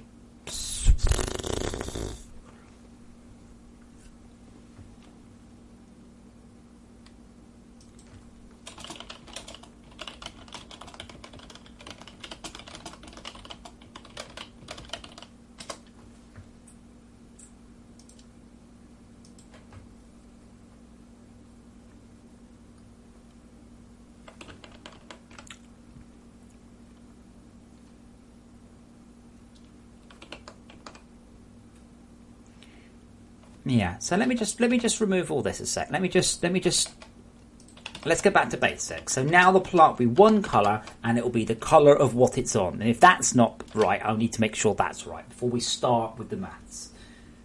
Always test your assumptions. Now, it's not just, I'm not spending a lot of time on plants here. This will apply to all sorts of things. So the idea is that the whole game is based around the concept of this hue.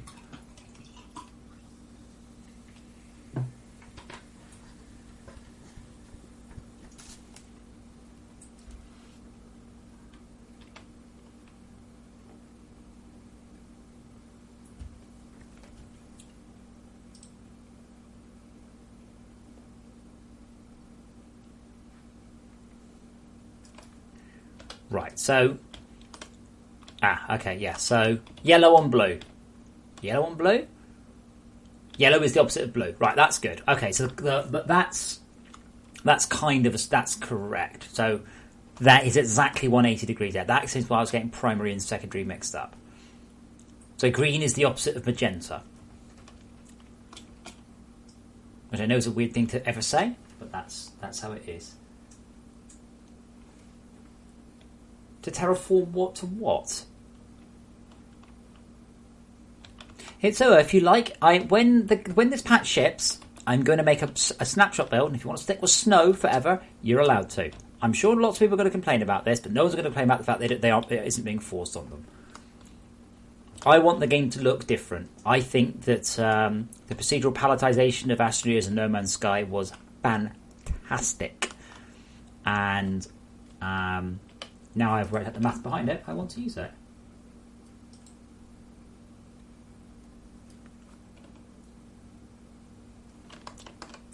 I don't know what it is you want to do. Instead of asking me what you want, you're asking me a question that has a solution in that you think you've come up with. What is it you want to do?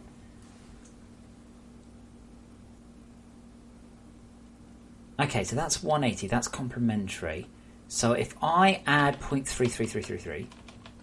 just that one. We're looking for green on green on magenta.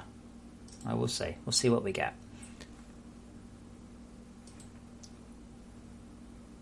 It does have a purpose.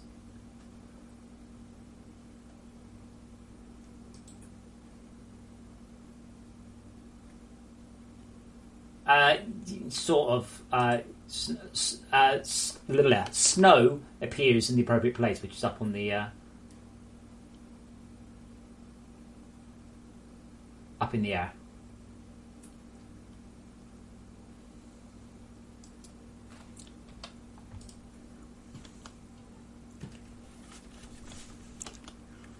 Yeah, so that's yellow, not green. So that's correct, but we're out by a little bit.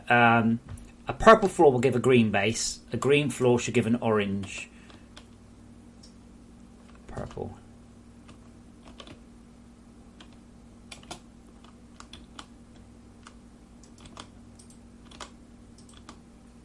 That's it's probably going to be 0.6. Means shunt half, possibly a third.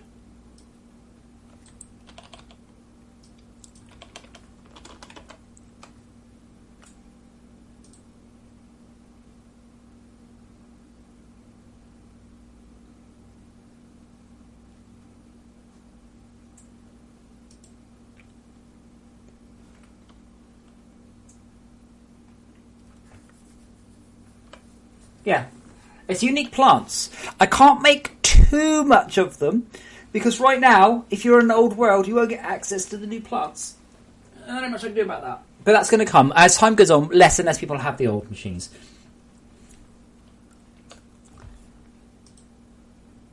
Okay, now so that would have been minus. Oh.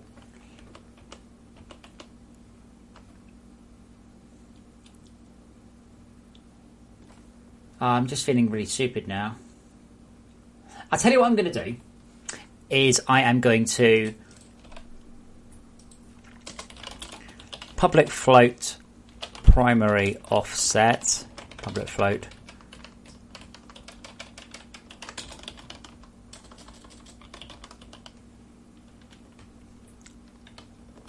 right. I'm tired of editing code. Let's just do it the other way. Okay. Instance manager.instance.primary offset.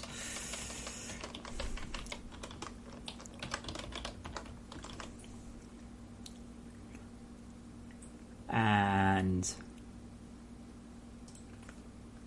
no, it's not potions. They're going to be ampules, but they work like potions.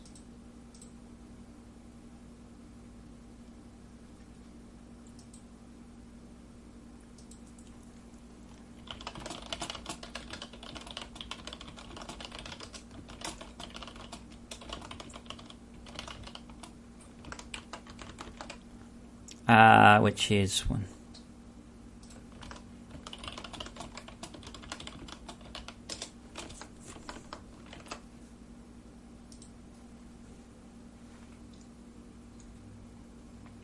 What's wrong with ampules?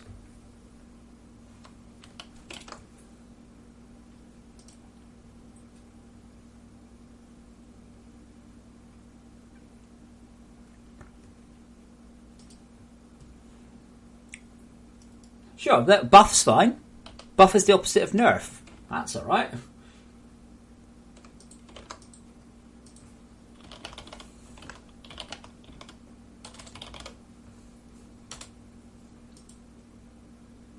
Okay, now I don't think I... Yeah, that'd be too much hassle. So that was 0.33 and 0.66. So if I now delete this plant and there you go. So, on purple... We should be able to just tweak it now to get those things. Ampules? Is ampules not a thing? Pretty sure it is.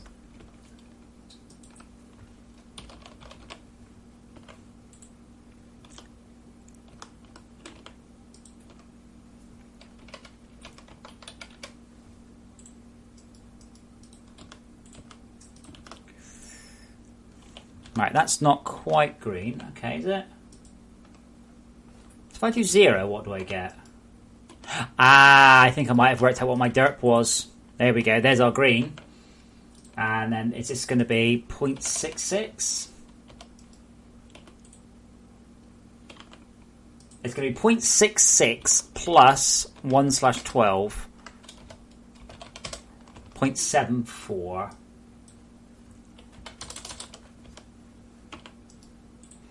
Ta-da!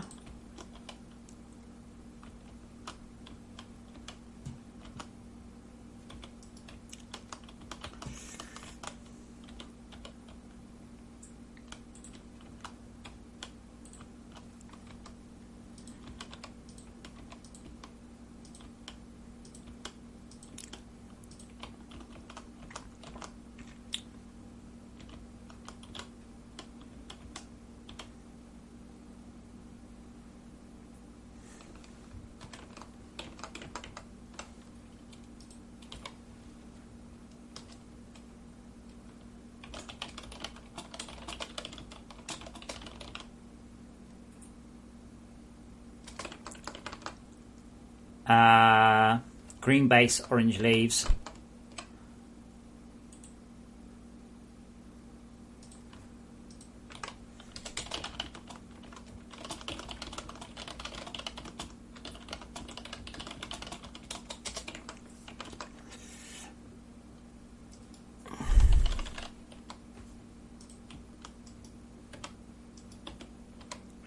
I've done it again. I've done that a couple of times now.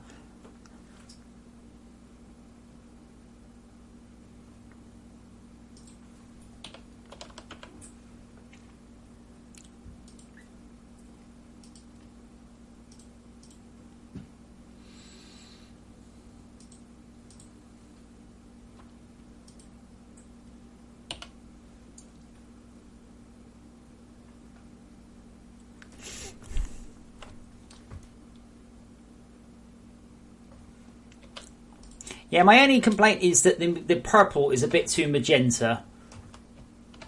But all of them are a bit... They're kind of pastel-y rather than pure. And I don't like... Oh, dear. Is that right? I was kind of expecting orange. Wait, did I break these? I did make my note. Where's my note?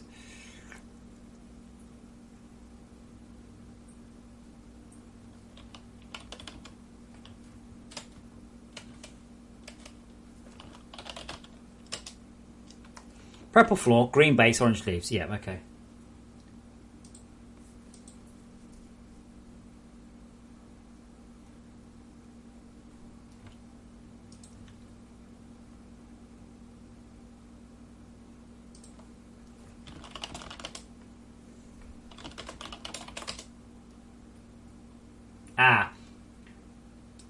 So I just queried my artist and she's like, yeah, but look where red, green and blue are on the wheel. Like we've got... That's... Yeah, no wonder I've been having problems. That's just bonkers.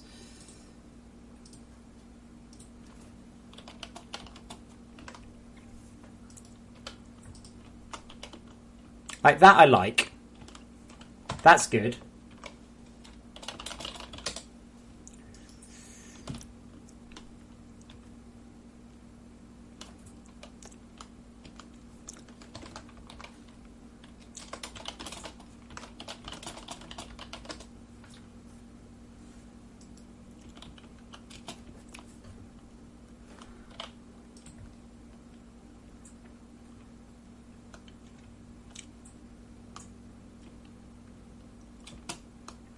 Yeah, that colour wheel was just fucking nuts. That's just bonkers. I have no idea what the hell that is. Because they've got blue is opposite of orange and red is opposite of green.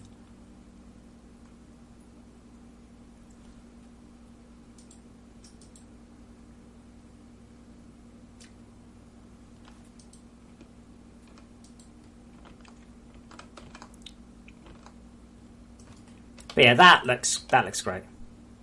Because leaves are now the same colour as the sky. So let's just test that assumption. I think that's right.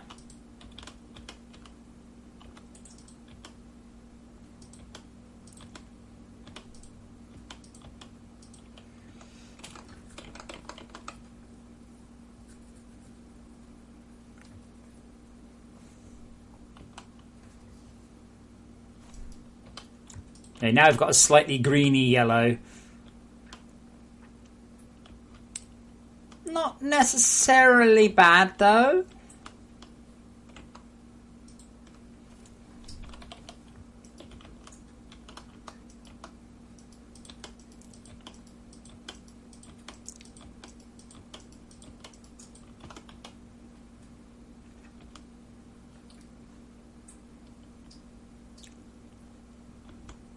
That looks a bit better, doesn't it?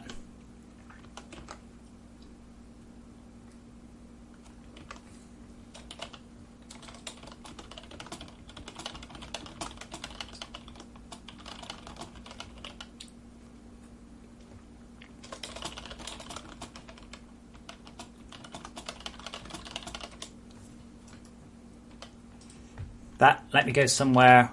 I've done it. No.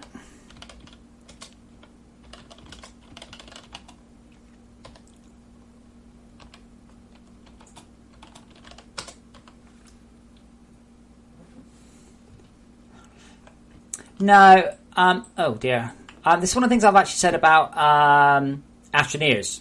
I like Astroneers right now, and they want to add animals in, and I'm like, you don't, because you won't be able to do it.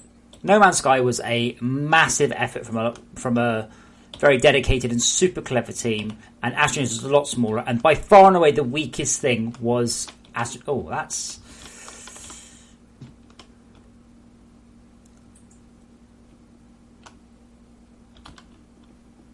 Screw you.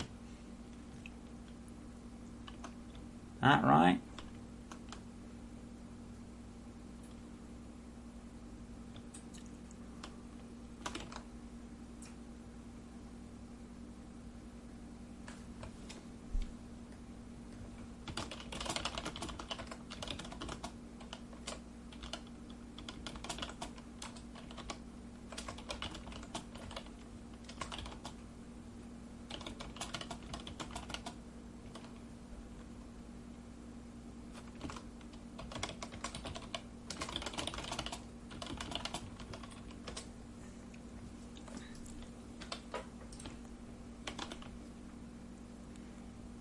Yeah, so I've got green up. That's what I want. That's what I think I've got it now.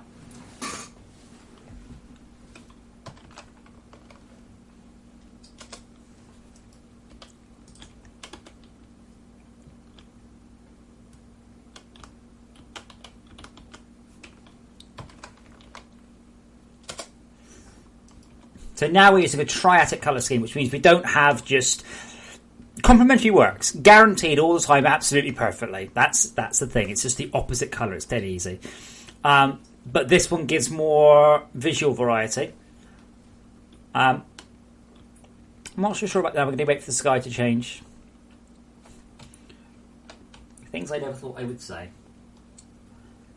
So it's yellow on red with bluey leaves.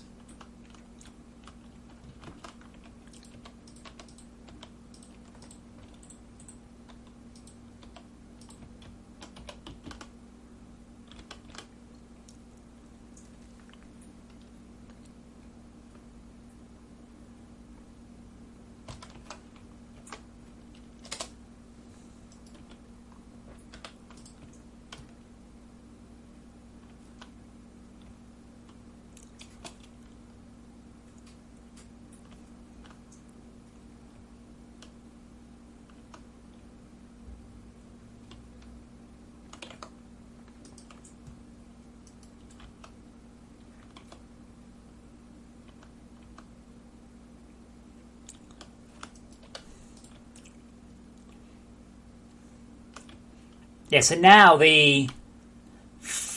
Yeah, so what it is the base is the opposite colour to the root. And the other colour is a little bit out.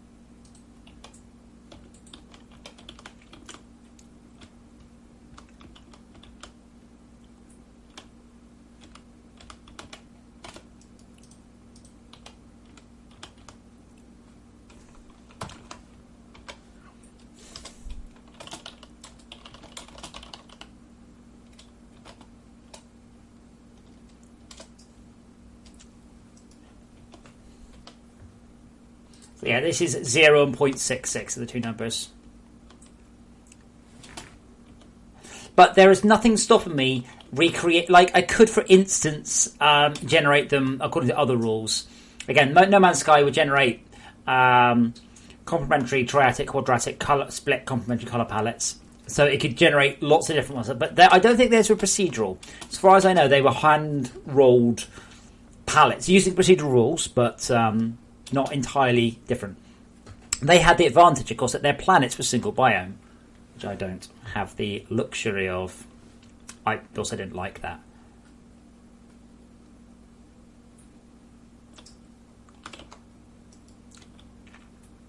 So 0.66 and 0.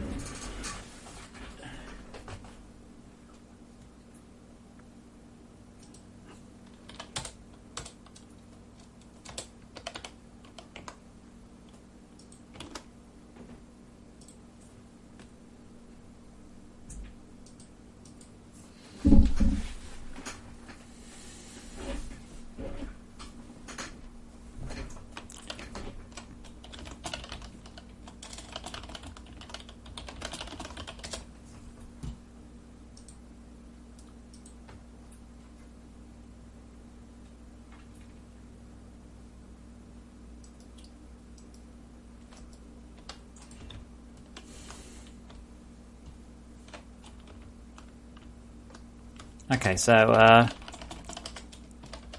I'll be back in a minute or two. I'm just going to leave you with something to watch.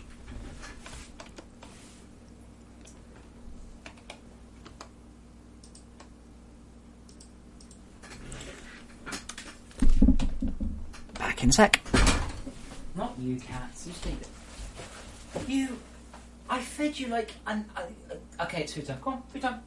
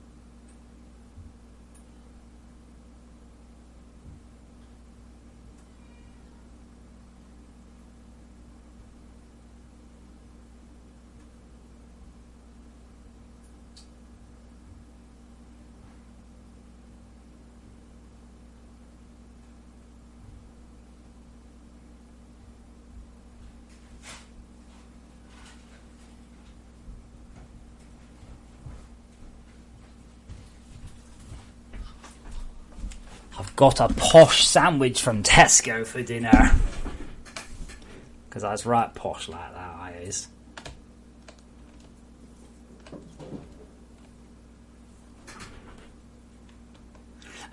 No, because I can't have specific textures for different biomes because we blend between them. That's kind of one of the drawbacks, I'm afraid. It's just not possible. Sorry. It would be cool, but then what to do when it's a bit sandy and a bit not? Oh, posh sandwich. Jesus Christ, 46% of my daily fat intake.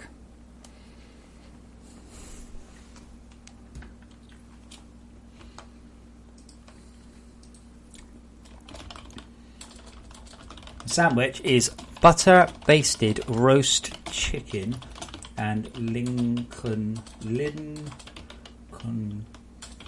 sausage.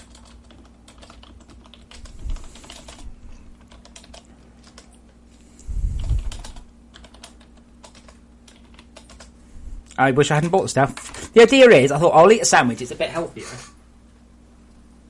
Hey, forecaster, if you uploaded that.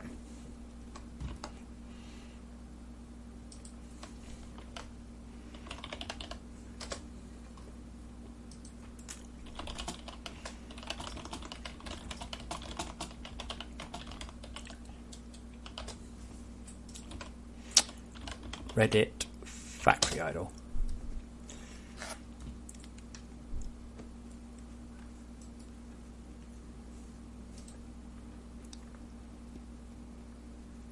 Oh man, you make me sad.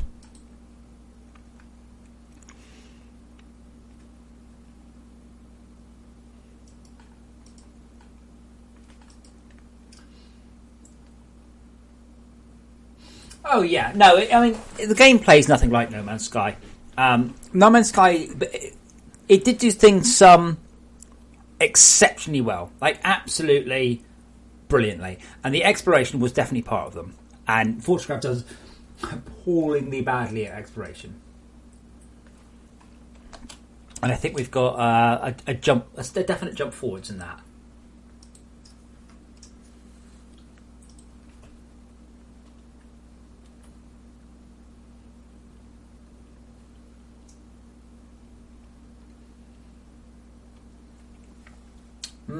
Nice sandwich.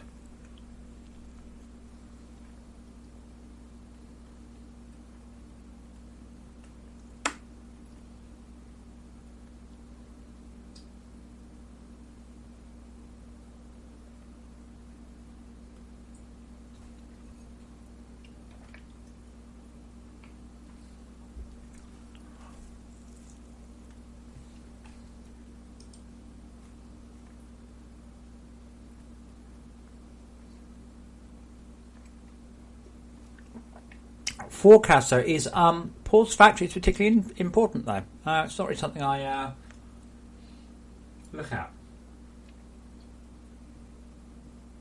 I was going to finish my sandwich, by the way, and then I'm going to carry on.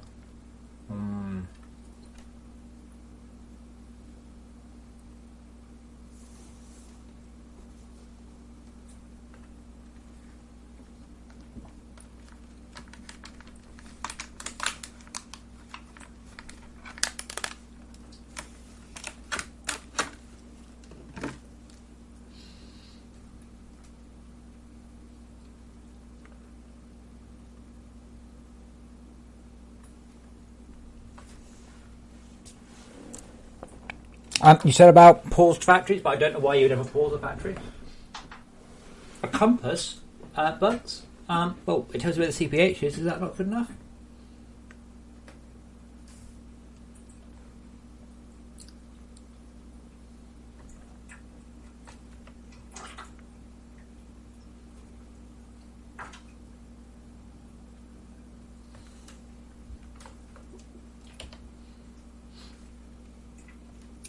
My sandwich was good though, despite the horrific level of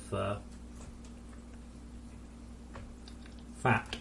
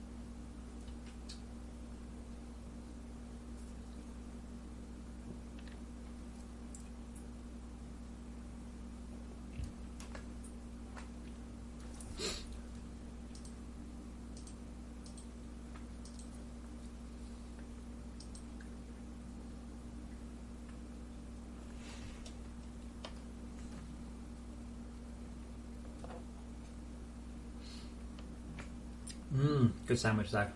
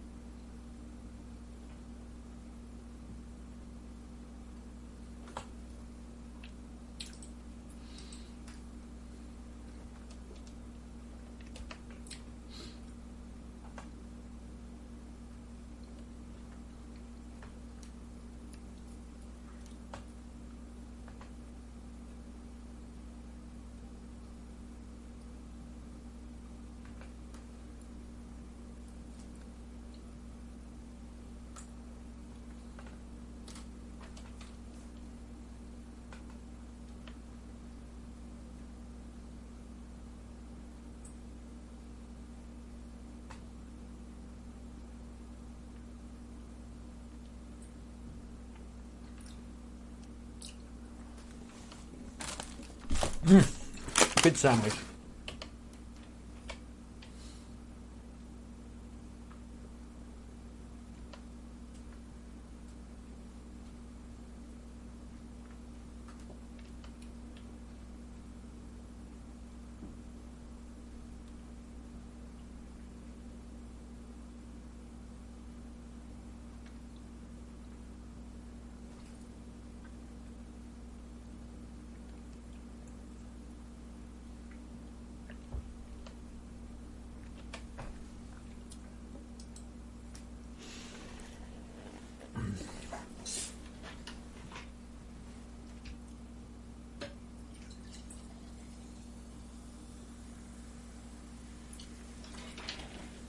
Right. A planet system? I don't know what you mean by adding a planet system like No Man's Sky. We've got planets, they're in somewhere. There's a few of them, actually. Next thing I'm going to do is remember what else is I need to do. Jim Bob, there are plans for the ship, but not in any sort of... no short-term plans. Now, I don't know if I'm going to actually get around to making the plant useful in this patch. I think I'm not going to achieve much more than getting the plants in and tying down the level progression a bit. So, I'm going to have another brief look at something that I was trying to look at yesterday.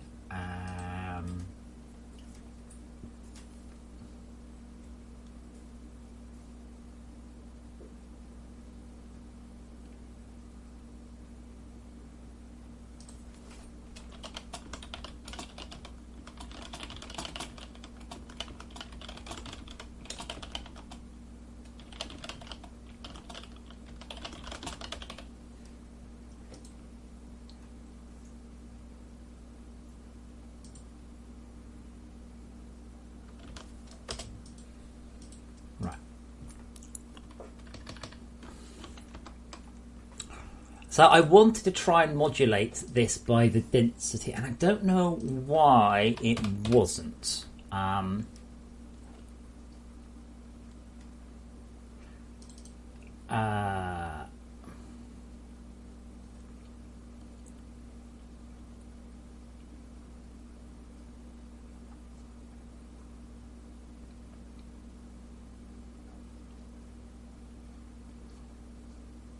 Where do we actually grab from the hue?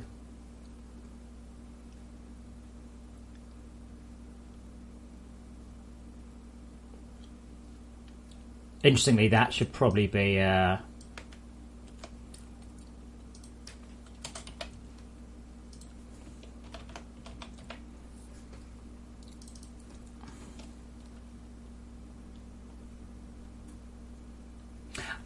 that's actually slightly awkward. So what I'll actually want to do... So right now, if you're in a network game, I need to calculate a different cache because I've just destroyed the compression.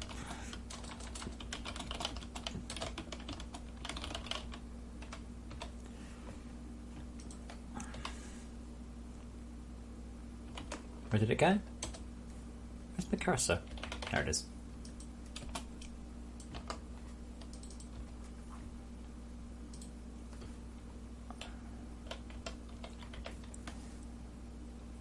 Okay, so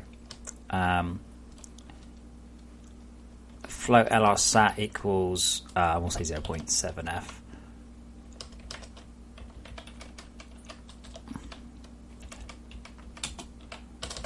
If persistent settings.headless server equals false, then we'll actually have the saturation modulation. Otherwise, so this removes a bit of the interest in modulation from it. Because, I've just broken it. Oh, cool. I will very briefly test it for you, sir.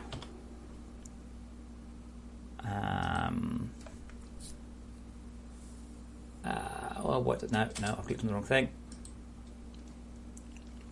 That's the one. I'd like to update.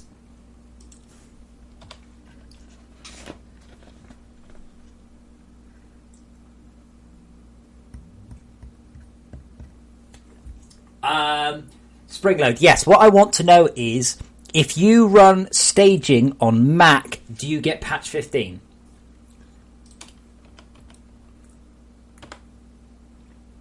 My 1Q still doesn't work. 10 year, 10, oh. Okay, Forecaster, do me a favour, mate, do me a favour. Tell me there's a bug. Tell me that's a bug. Please tell me that's a bug. Please. Don't tell me I'm actually approximately 12 years from unlocking the next factory. 15. Okay, cool. Thank you, Springload.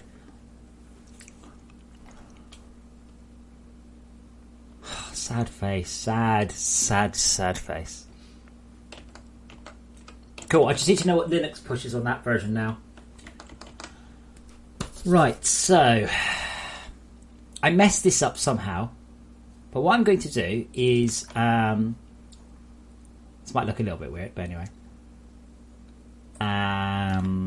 Density...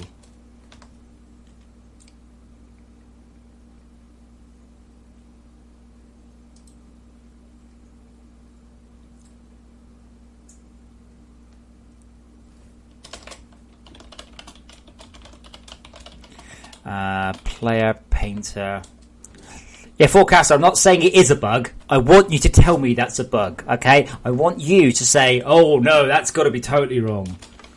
Because that just sounds horrific. That should give me a number between 0.5 and 0.5, okay.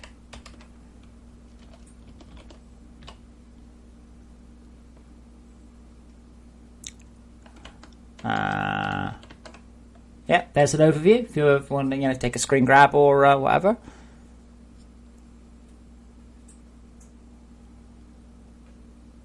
I mean, a quintillion is 1,000 times more than a quadrillion, and I can check 1 quadrillion.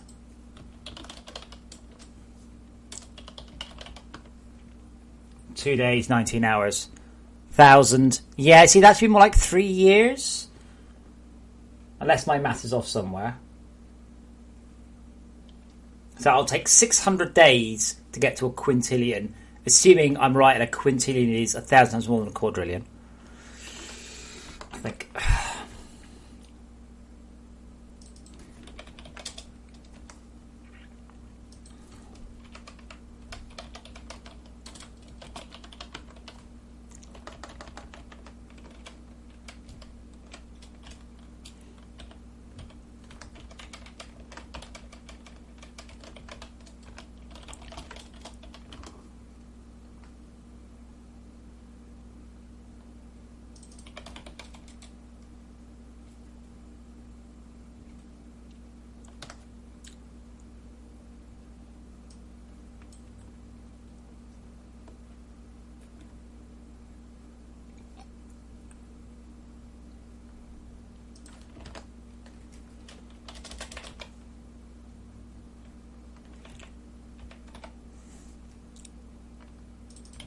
Selection cache.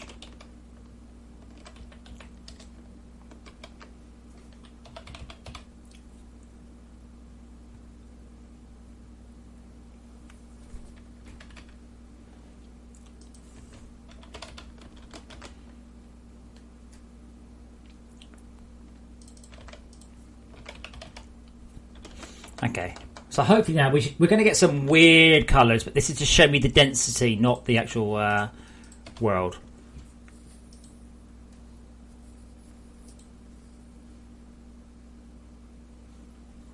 Yeah, but I'll be honest, I can probably improve it. I mean, I'm only at 40 million on this factory. So this factory is suffering from a lack of nothing, apparently. Well, I've got loads of steel and loads of bullets. Oh, right, now this one's suffering from a lack of steel, so I need to get steel in there. I'll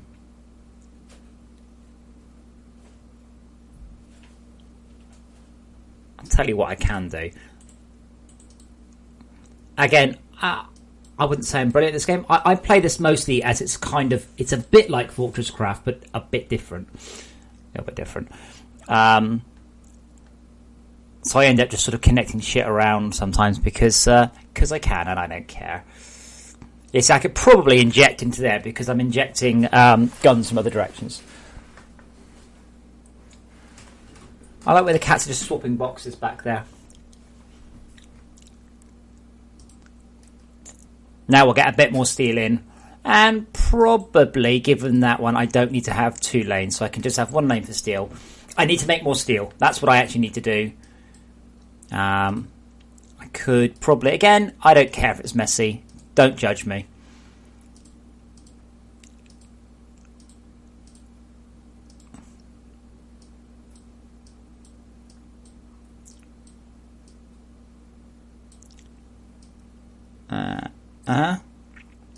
And then the coal is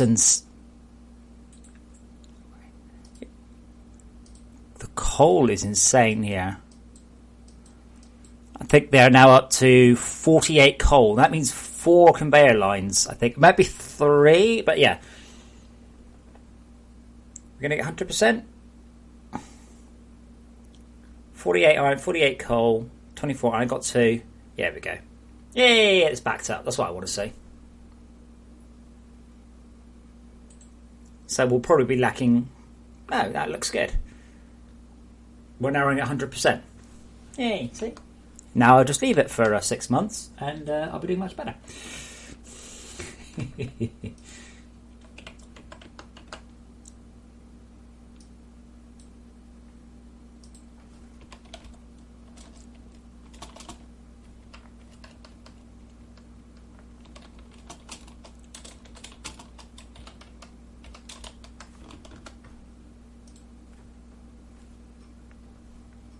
You going to let me get away with that? Or are you going to make me cast it? Yeah, I win.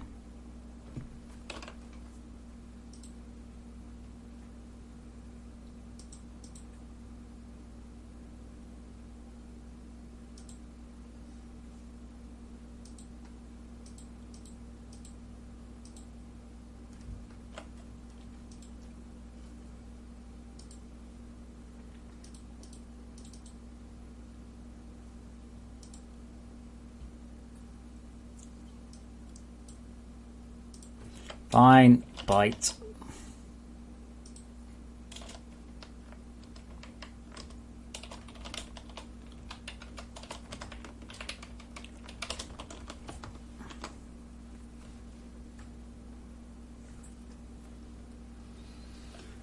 But hello, by the way, everyone. If you're new, give us a shout. William, if you're a patron, send me a message on Patreon and I will sort you out a key. I have got... Oh, God, there's a few people who have keys.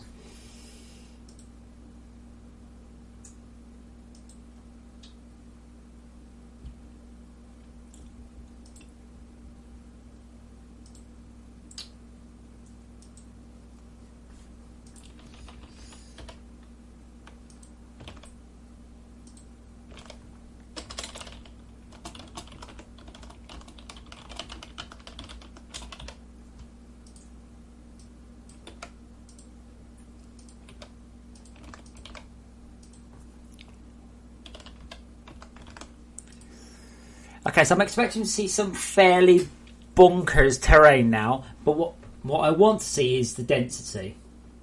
What? Oh, it's pack colour. In that case, I don't need to cast for bite. Yay!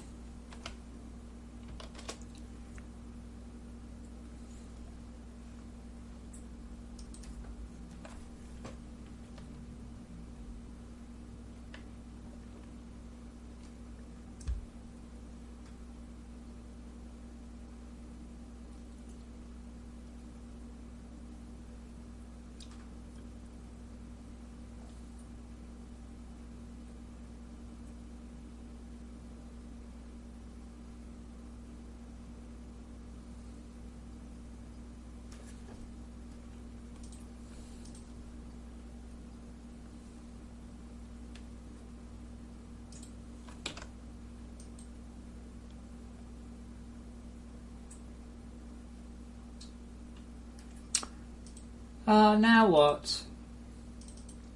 Cannot convert flow to in. Oh, hush. Yes, he can. I believe in you.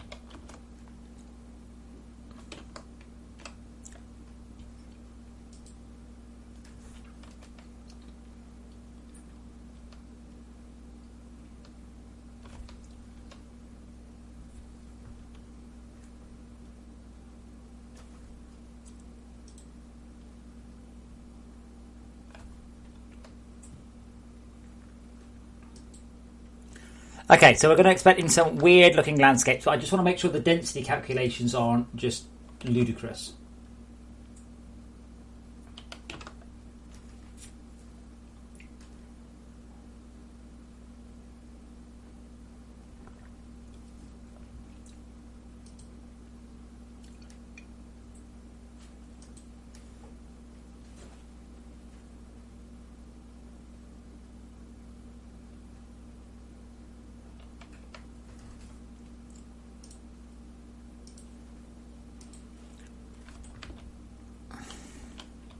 Yeah, that's not what I would be expecting to see.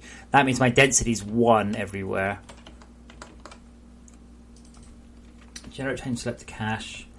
Hue. Hue comes back as a -1 to 1.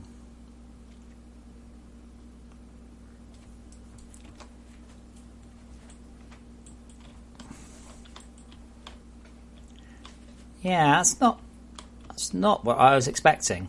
That explains why it was acting weird anyway. That's just like 1, is it?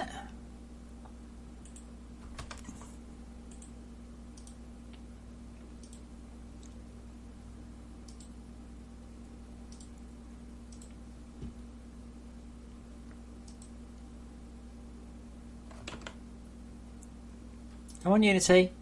Come on, I put a breakpoint there. That means you have to stop. That's the rules. Or I'm never doing that.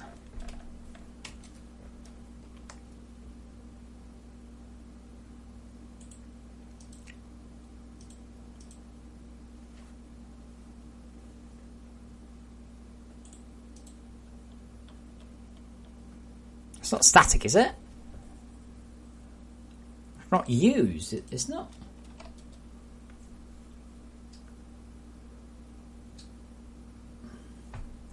Yeah, okay.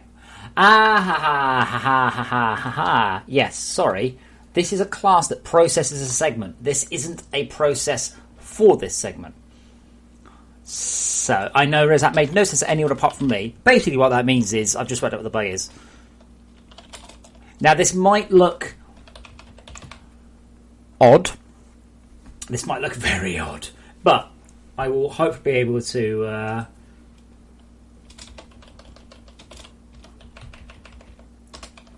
density visualization.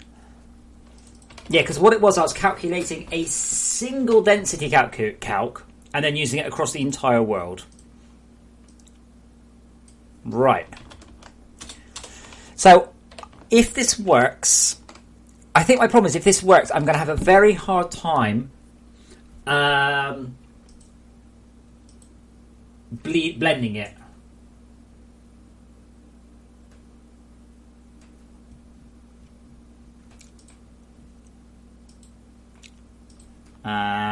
We need to delete my terrain too.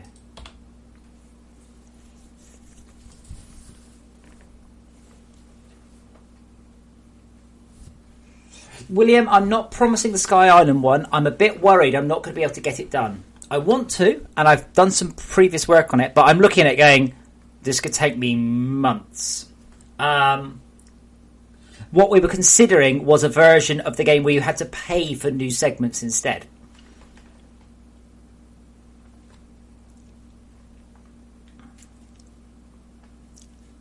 I'm going to try and do Sky Islands, but I'm going to basically assign like 2 days, and if it's not working by the end, I'm going to have to abandon it. I'm really worried it's going to take me months and months and months of work.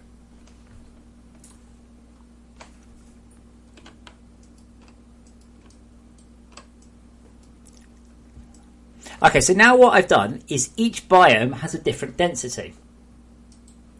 So this means that each biome is liable to act differently. So where is that pink one? So as you can see there,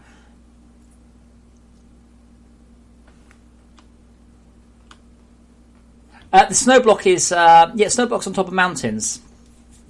There, let's see, there's snow. It's not a bio. It's just there. Look how rubbish it looks.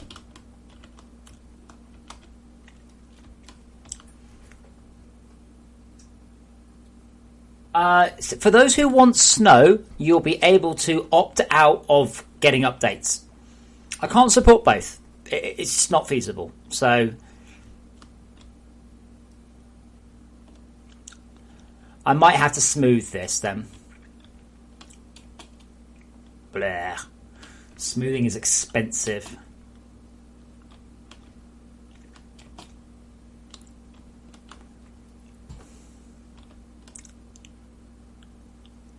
That's pretty cool though, isn't it? Well, what happens, what it is, the first segment will cost you 100 power. The next one will cost you 1,000 power. The next one will cost you 10,000 power. The next one will cost you 1,000,000 power, or some other system. So the idea is that you'll have to expand in an interesting and unusual way. Your CPH's max power will become equal to the cost of the next segment, and when you fill it up, you will then be able to build into a new segment somehow. That's the goal.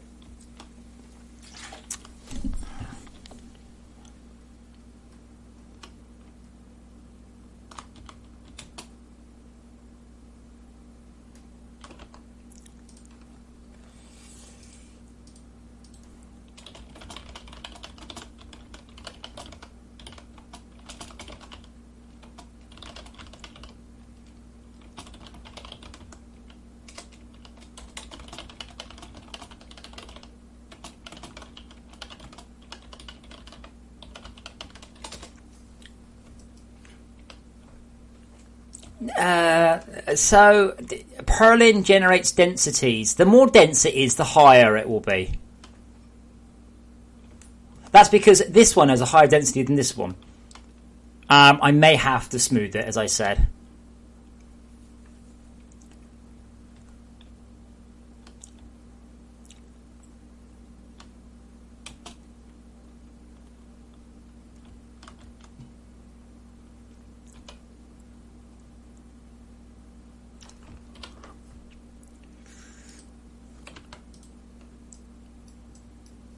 Like, that's quite cool, but that's not quite what I was hoping for.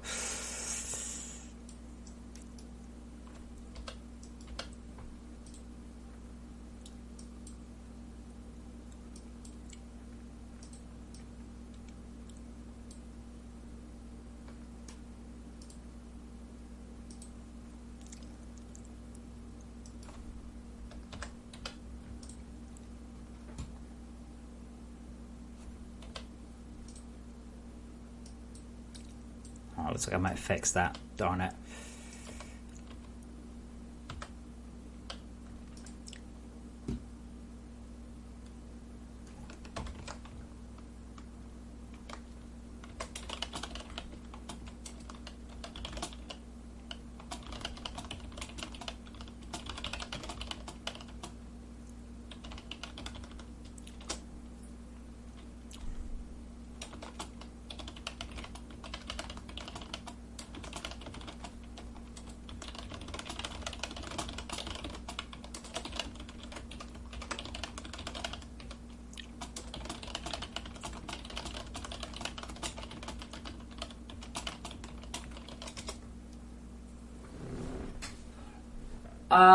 No, caves are a further post-process on this.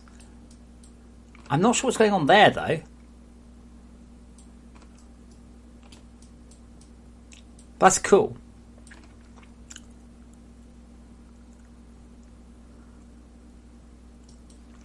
Forecaster, yes, that does sound wrong.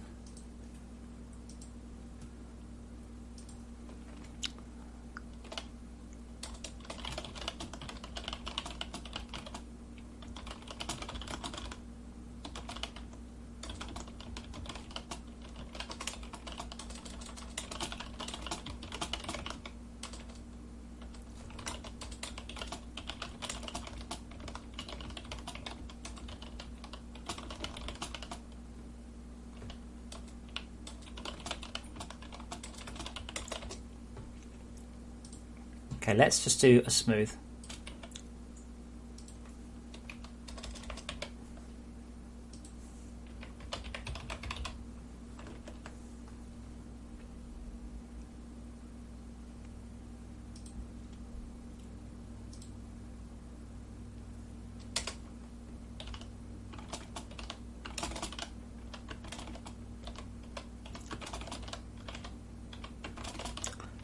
Although I have to say, Forecaster, if it's a choice between hitting it in 10 years and hitting it 2 weeks ago, awesome.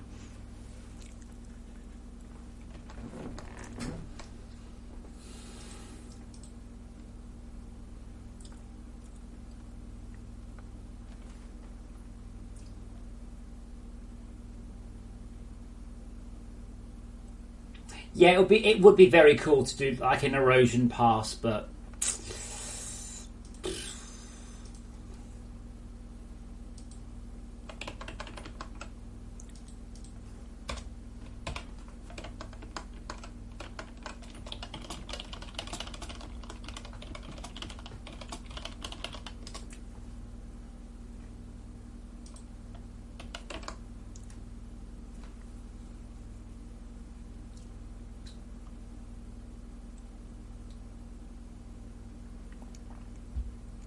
.6 years. It's all right. I fixed my beta bit. I think it's only wait, 2 days. Forecast, are you smoothing it, or have I? Oh, quintillion. Yeah. 8 years, 11 days. Yeah, man.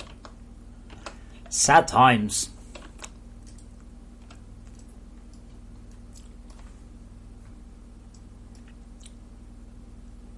So now we're running a 2x2 smooth, which is actually not too bad, you know.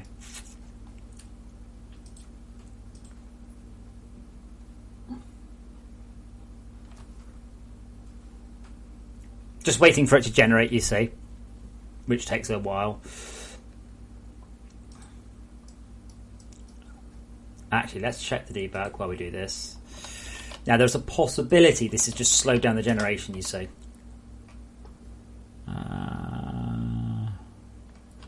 Maybe. I think a few of you have been trying these new worlds and noticing how slow the world generation is. I don't think it's massively changed. The difference is that you couldn't normally run around like that before.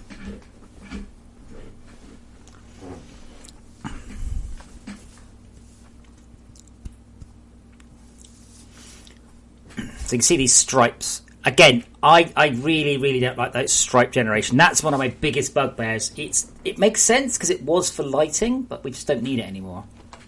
Am I generating the surface cache at the right point?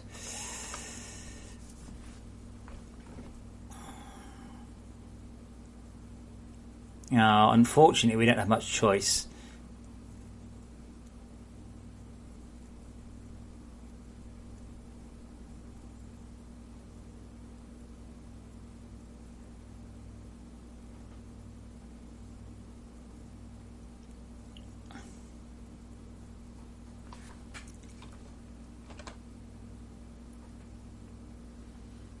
Yeah, the thing is, in No Man's Sky, you can't dig out the entire world like you can in FortressCraft. It's a bit difficult.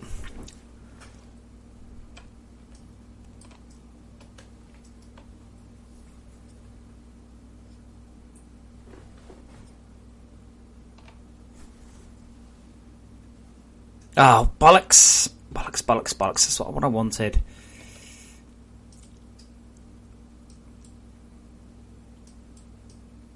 There we go.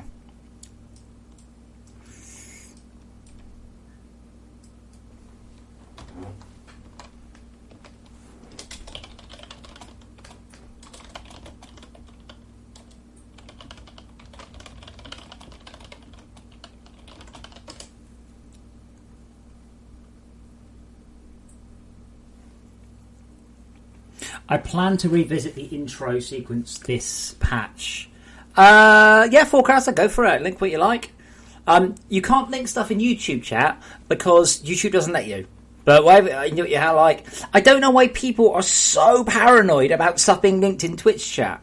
Like, fucking hell, it's a link. The entire internet is links.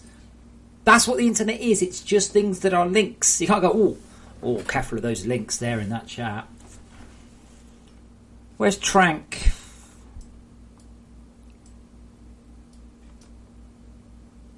I'll tell you what I'm going to do. I'm going to pop up to the next level of detail so I can see even further. Plop.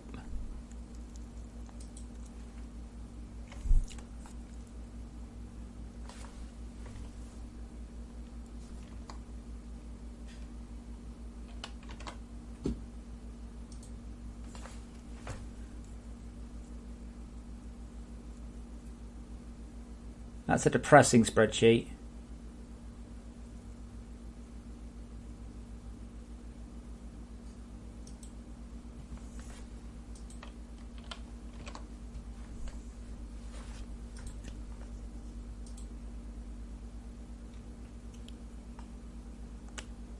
Yeah, but it doesn't matter. It's the same as anywhere else. I get people that they've got like 3 views ago go, oh, you can't do links. Right, okay.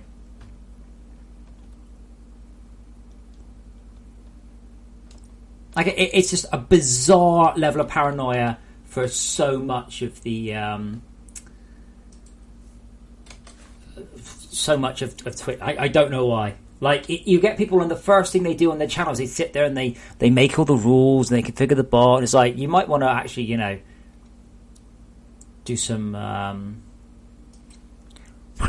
content rather than telling people what they can't do. Wow, I think we've got most of the biomes in there. Now, this is where it would be nice if we could calculate the steepness and make that into rock. Things like that.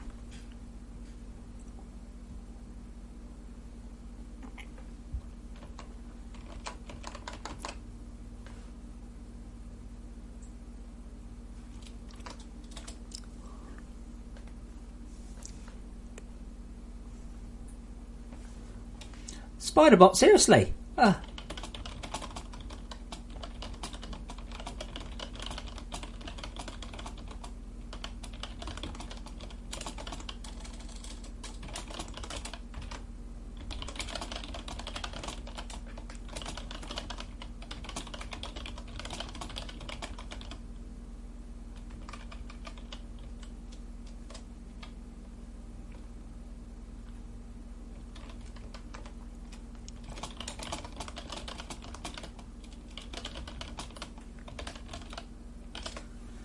Oh, I think Goatsy's actually gone.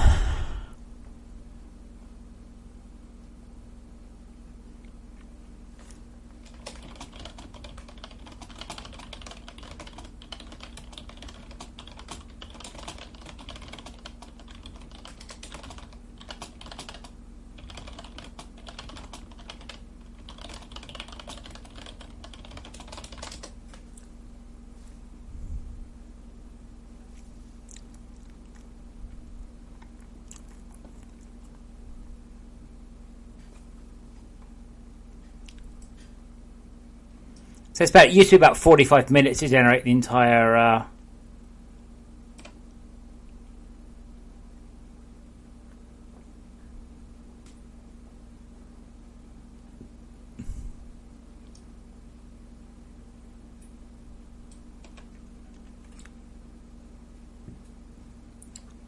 What? Spiderbot's legs don't connect to his body? What? Yes, they do. What? What are you talking about? Of course they do.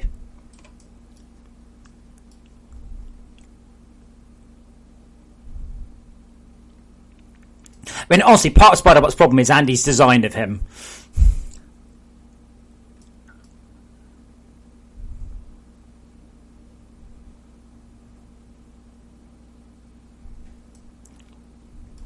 When he works, though, he looks so cool. You can also see how much terrain I'm looking at. If you do have access to VR, by the way, Spiderbot looks amazing in VR.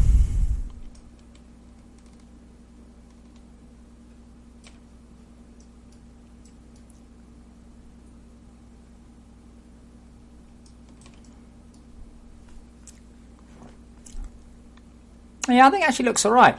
Tell you what, though, guys, let's head off towards the yellow, which is the opposite of pink. Because I think I want to look at the sand.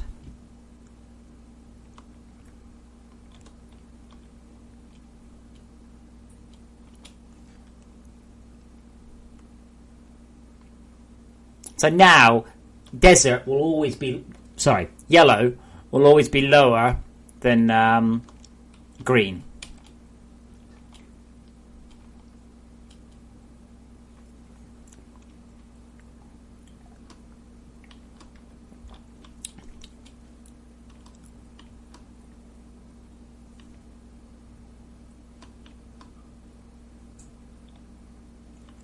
Ooh, and red's even lower than that.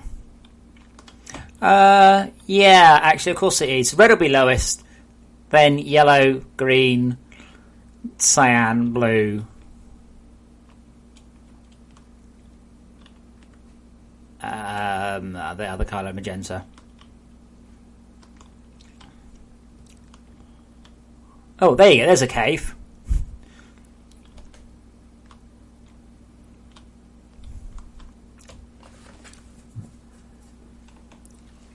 Oh, that's quite nice, isn't it? I'm liking that. The sun there. I'm not sure what's happened to the fog.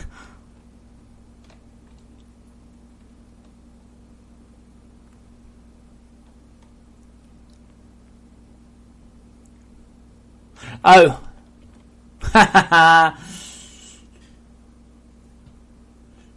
Yeah, it's because I'm underground. That's why. This is underground as far as the game is concerned.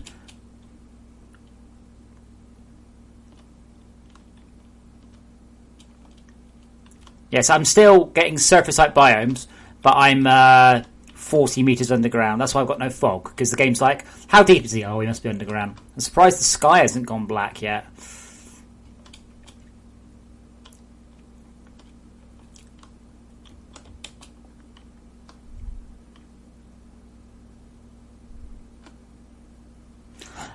Forecaster, I'd like to point out isn't that exactly half of the result I got? Are you not just out by a factor of 2 somewhere? Are you not like doing ticks per second wrong or something silly? Yeah, that's why this is so dark, because down here shadows are much more intense.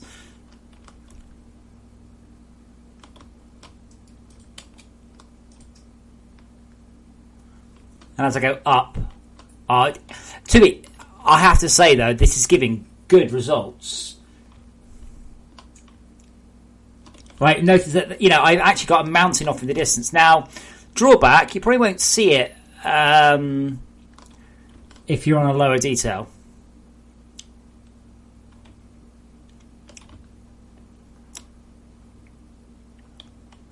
I don't want to see Spiderbot until I built Spiderbot base. Minetask Valley map, Jen. Probably not. I mean, there's only about 4 techniques for generating landscapes. We're using a combination. We're using Perlin density modulated by Voronoi diagrams with multi-ridged fractals.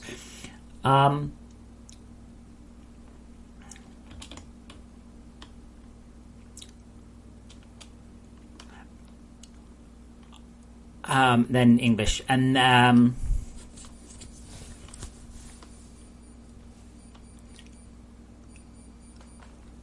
top of this, the only thing we're missing is a terrain selector. But if I can't, well, basically, however the terrain ends up by about 10 o'clock tonight when I go to bed, well, when I stop working, that's it. That's what we've done, pretty much. I would love to spend forever on this. I would, but I can't. Right, so let's see if we will increase the density everywhere.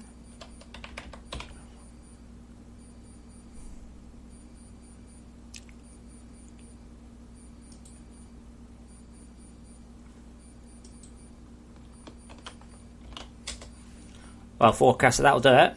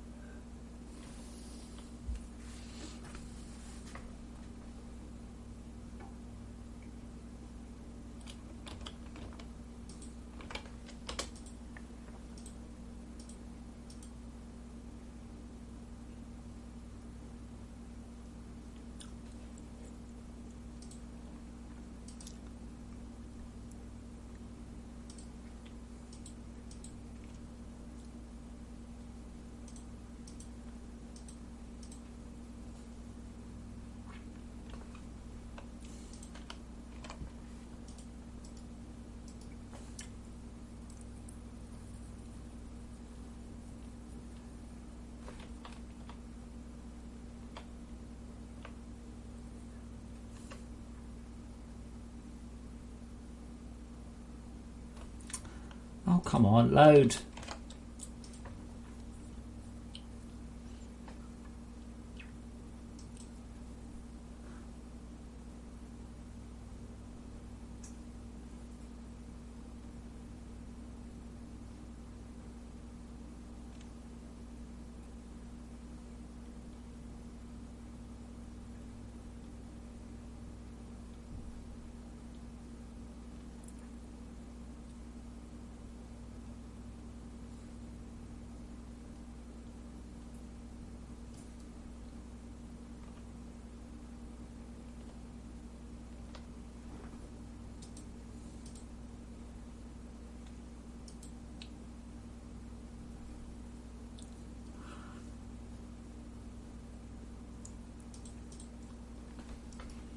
Okay, are we generated enough?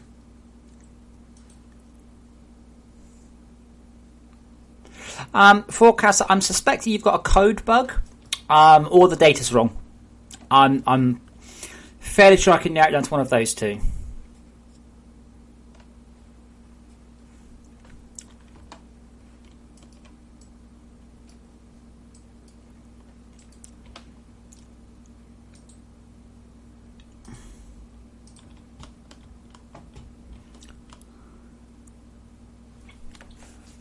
How the basic idea is correct in this, modulating the terrain based on the selection. Like, it's not quite right, but we're nearly there. Well, forecast, I'm just trying to help, man. I mean, you know, it's I suppose we I don't know if we can, you know, entirely eliminate like the supernatural, perhaps causing an issue here. I don't know if that's a thing that can cause problems with that. Oh, that looks cool though.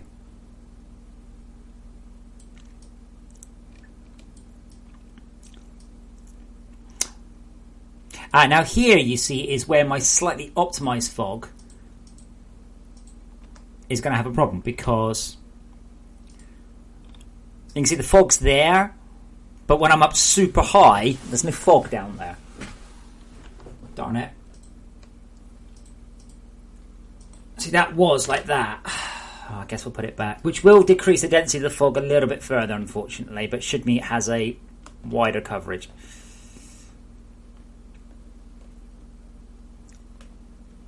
Do gremlins count as supernatural? I'm not sure.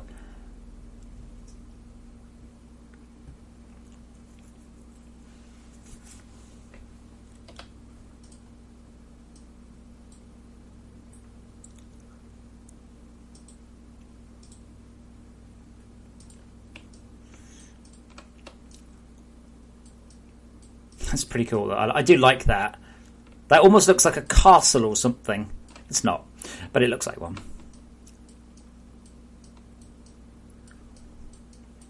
I'm wondering if the density's wrapping around. I'm not sure how happens if you get a density greater than 0. But damn, I wish the generation was quicker. I mean, it's quick. It's just not. It's not as smart as it should be. You can see there, it's generating 20, 30, 40, 50, 60, 70, 80, 90, 100, 50, oh no, 50, 100. It's quick. But it's not as... In fact, you can see there. You see that circle moving around? That's the one we're currently working on. That's, yeah, there you can actually see that's what it's doing. The problem is it's doing these vertical stripes, and they take about a second. That's actually quite an interesting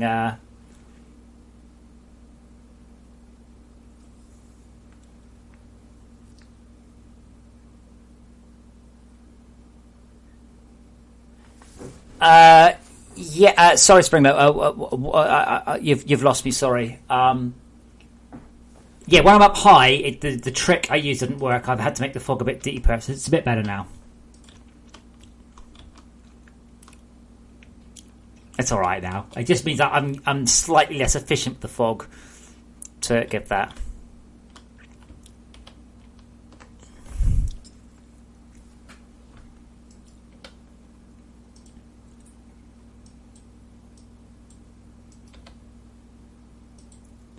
But yeah, it's fascinating to see how it's actually generating stuff.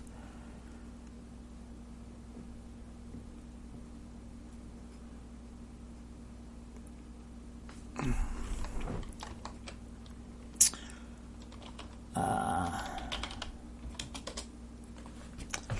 just going to have a quick look and see if I can tear out that vertical strip. It just annoys the shit out of me.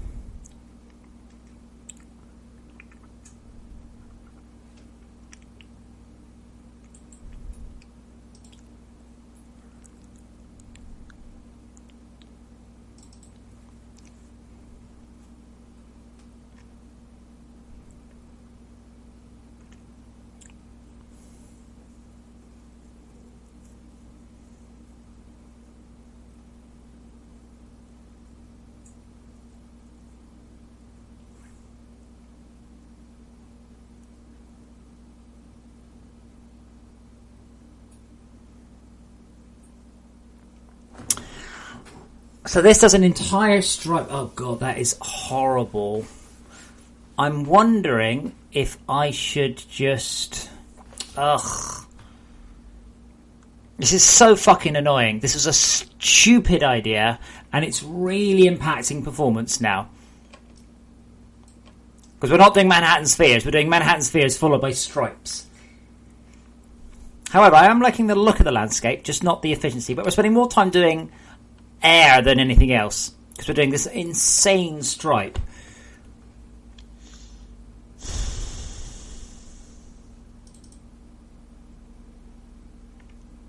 So y equals internal frustum dot load dimension, which is going to be 16, I think, or whatever the load dimension is. And then we loop from that to there. You know, I'm just going to do that was y, and I'm going to comment out that and that. That should just do the single segment rather than the stripe, and then go back and pick another one. And then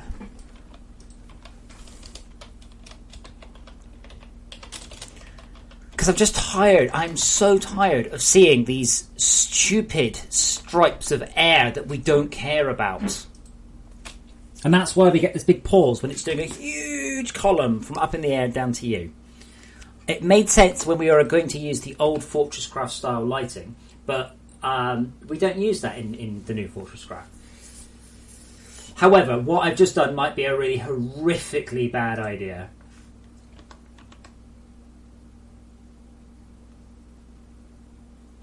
So that should just basically pick a one, is segment null, do that one, otherwise return, not do a whole stripe.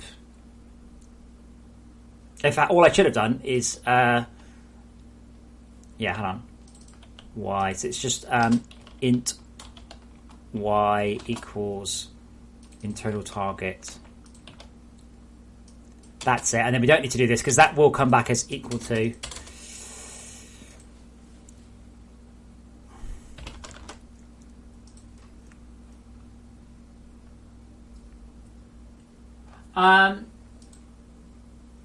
Not sure that's related.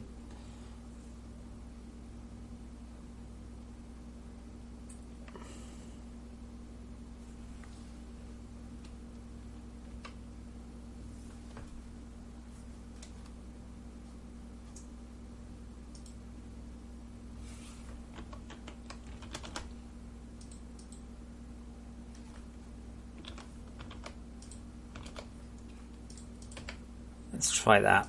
And delete segments. Okay, so this will no longer automatically generate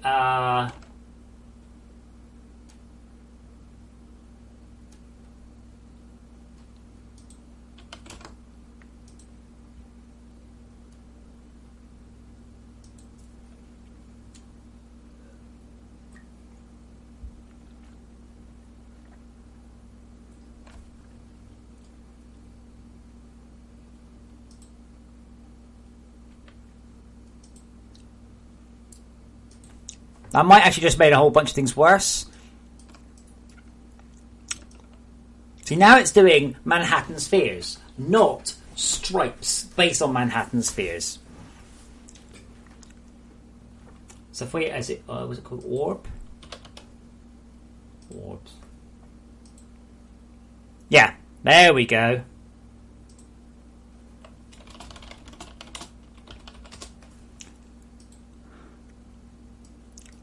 It will still take the same amount of time to generate the biome, but it means it's actually going to pick closer things to you.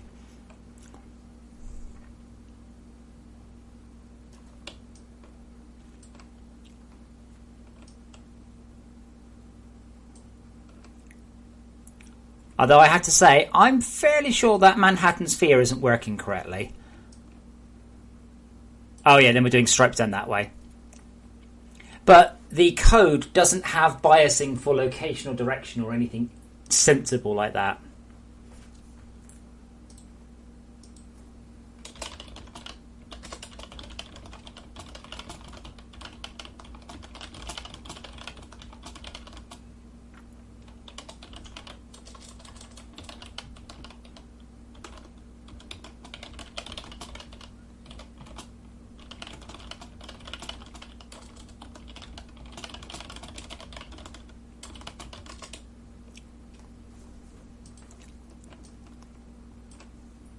Oops.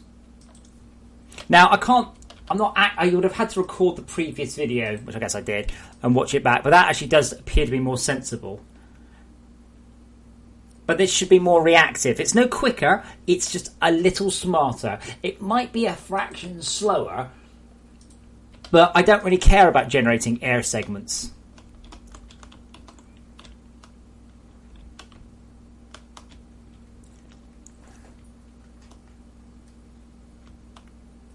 But yeah, let's go for a run and see if it fixes it. Because on this detail, it takes like a second to generate that entire strip downwards.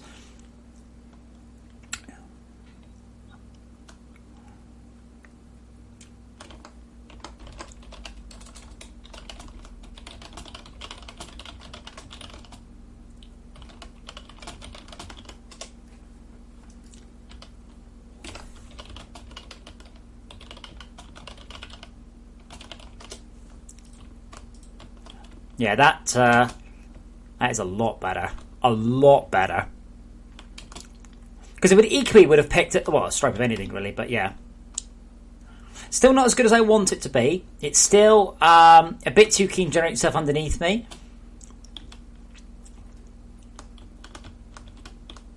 Okay, now what's it doing? See, it's generating something, but I don't know what.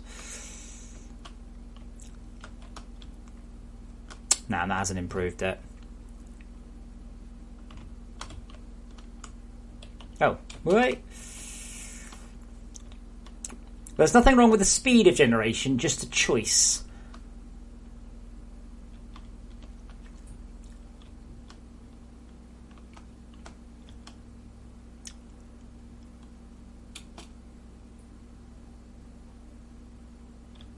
But like that, I have no idea what it was doing there. Absolutely no.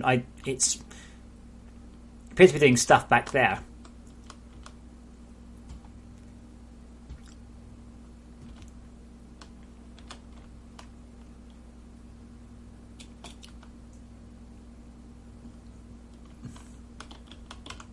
That segment there is not done.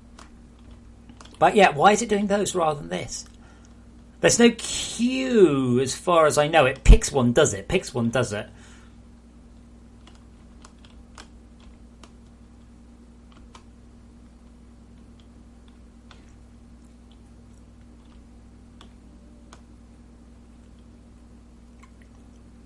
I'm just trying to remember the code.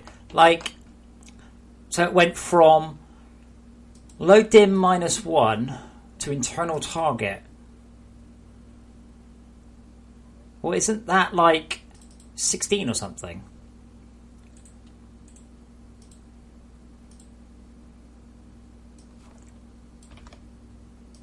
I'm sure it'd be just 16 or whatever the number is, 25. So that went from 16. Oh, get segment local.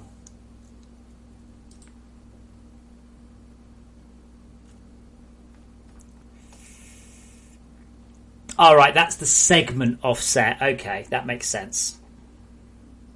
A little bit of sense.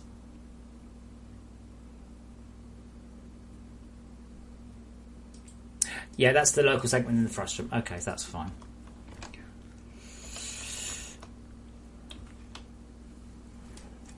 I don't know, Mega Power. We've got a triatic colour system. Oh, I think it might be split complementary.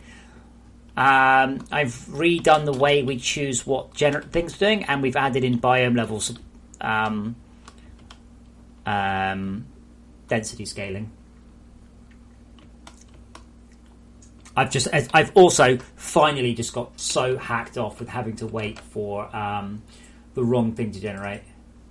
So now it's generating like that, as opposed to clunk, because it was doing this huge column and then just one at the end.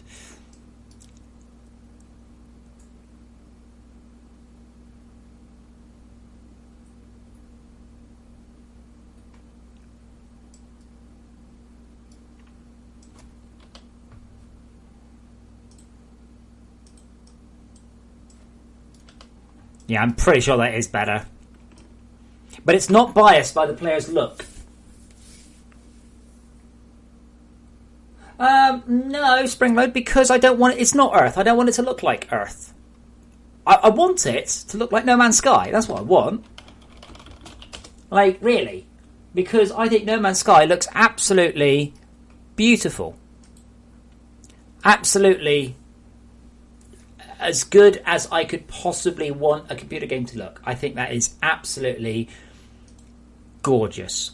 Just holy shit gorgeous. Look at that. Absolutely. Now, if you look at it now, right, with your FortressCraft eyes on, do these look like familiar colour schemes? Familiar levels of saturation? Familiar new... No Man's Sky gets gorgeous new screenshots. That's not a screenshot. That's a painting.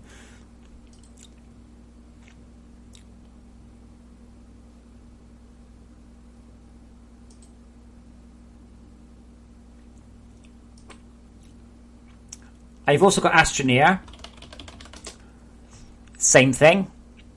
So again, you look at Astroneer. Look at it with your the same art eyes you've got there. I've no idea what this shit is, but that's not in the game. That's very... Oh, look! It's the orange and blue we've got.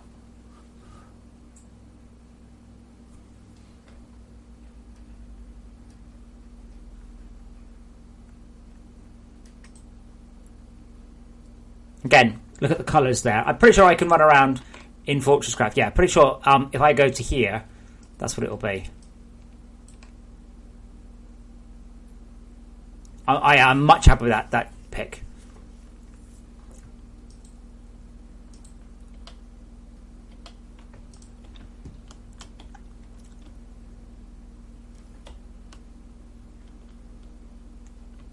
Let's get some daytime.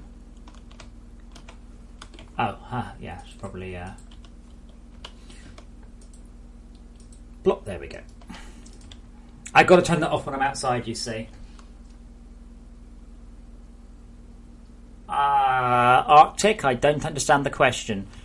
Did you just suggest that FortressCraft doesn't have enough bloom? Because if that's the case, I would say that puts you in a minority of, well, two, you and me.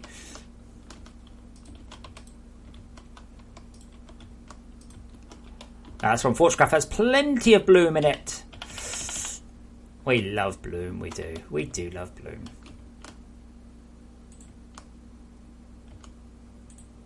Goodbye.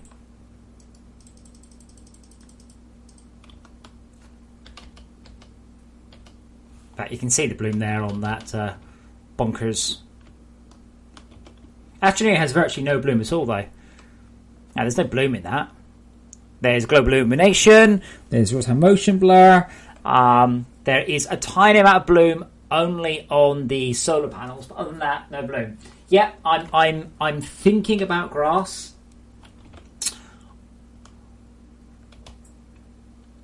But hey, I think we may have maybe up to a bit of a winner here. But notice, look at the colour. So again, I haven't picked these. I haven't copied the No Man's Sky colours. What I've done, or anything yet, but what I've done is I've used a very similar, or nearly identical. Theirs is a bit lighter. But if you look at the No Man's Sky, if you look at the No Man's Sky logo, like that there, yeah. That's again, so they're slightly lighter, slightly less saturated, just a thing.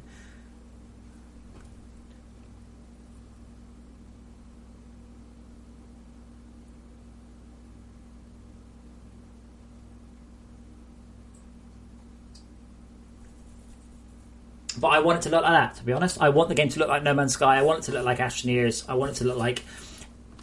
I want it to look nice. The game doesn't look nice. The surface doesn't look nice right now. But yeah, I've honest. It can be done technologically on my PC. Guaranteed, yes, 100%. Can I do it at the same time as I have a high-end base? Yeah, I don't know.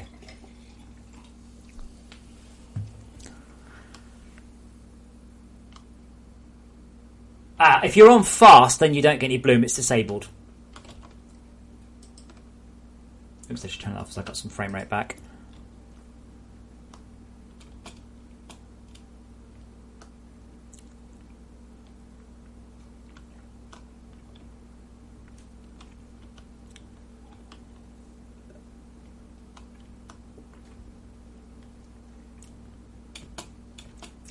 I think it is better than it was. It's still not as good as I want it to be, though. What's it doing? 3, 4, 5, 6. Let's pause it a sec. What has it just created? I've stared that way for 6 seconds.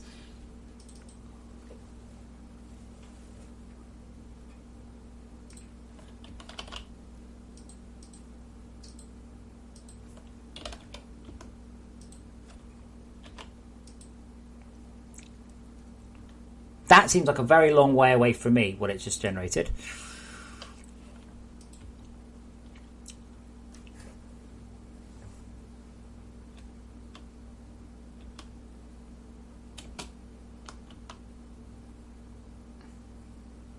It is making some bad choices.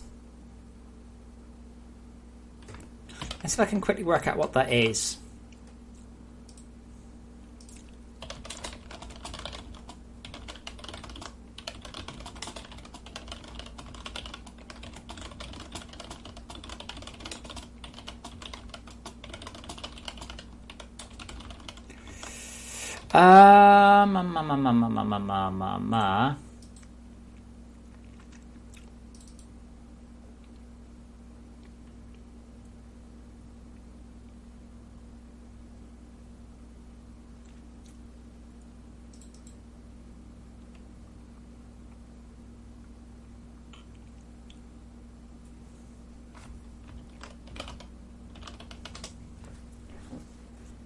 I am playing with fire, though.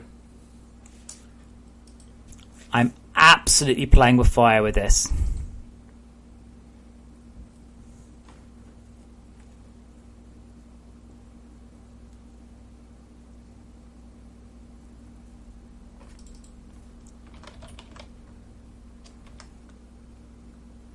See, I'm tempted to change this. What's the center? What do we determine as the center? Center equals max radius. What? What? We run over all the world frustrums. Well, we've only got one, so that's fine. Grab the first one. Then we get the local segment of the center. Okay. It's because the segment's not shifting. But this doesn't...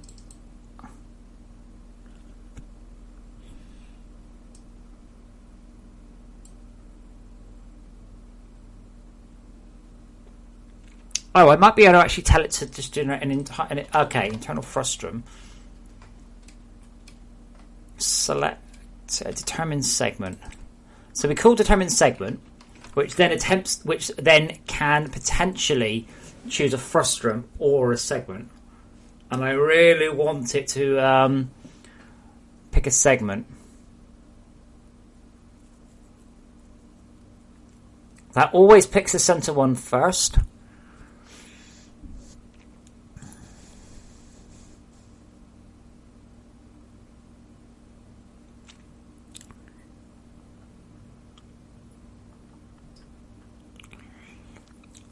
And then we run over all the existing machine segments, which seems unlikely. So where do we set internal frustum?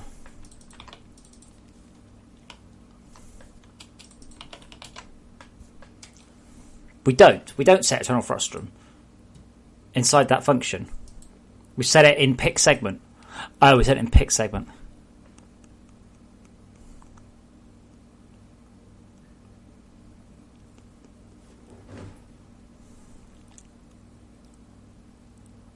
Okay, well, fuck it then. I'll leave my override in. That's fine. What I'm thinking, though...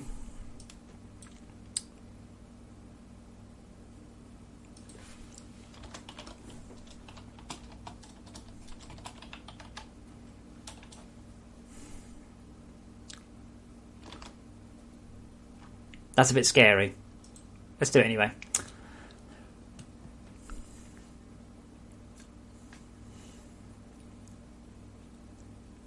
Hey, Spring Node, if everyone wants to say I copy No Man's Sky, I'd be like, yeah, it's pretty, innit? They'd be like, yeah, but you copied No Man's Sky. I'd be like, yep, I was completely and totally inspired by a game written by friends of mine. What are you going to do? Oh, No Man's Sky was shit. Well, that's your opinion. But Sean said in an interview... Yeah, whatever. I think it's not the visual style that's inspired me. What's actually inspired me more than anything else is the sheer concept that you can proceed to generate palettes. I was like, oh, yeah. Now, what should happen now is it shouldn't be able to generate such a massive height around me. Like, I'm limited to 4 meters above and below. That's quite a range.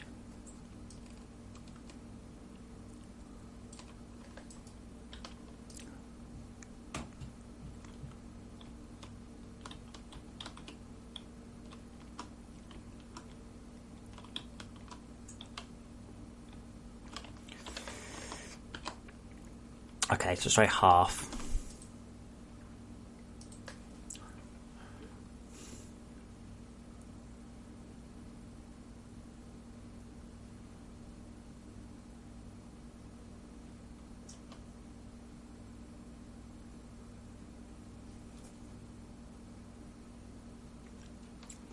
Ba ba ba bum bum ba. Right.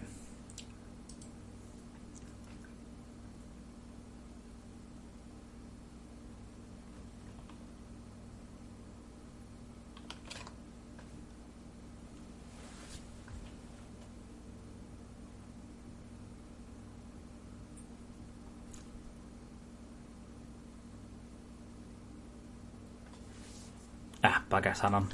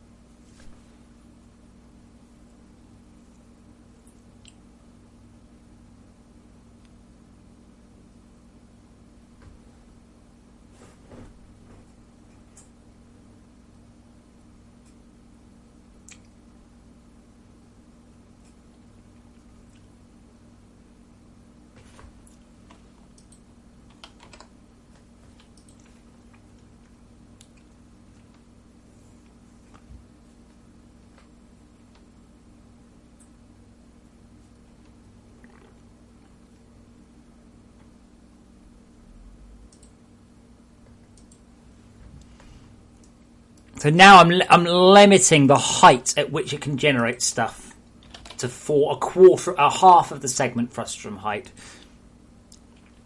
Because it's always generated way too high and low. Absolutely massively. So now it won't generate as much terrain above and below. You have to go up and down.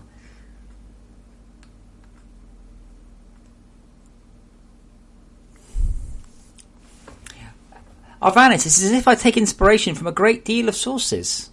A great number of sources.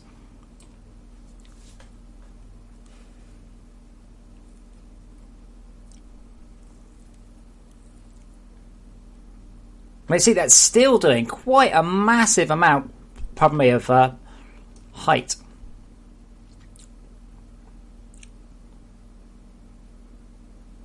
But now it's width first, not depth first.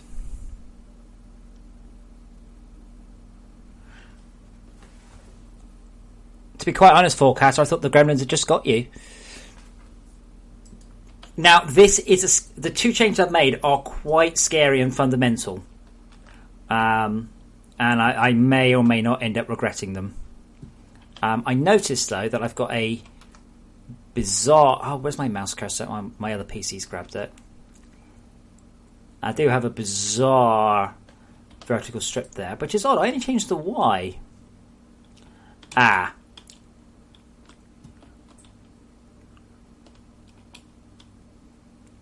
It's a pity, because it's working very well, all apart from that.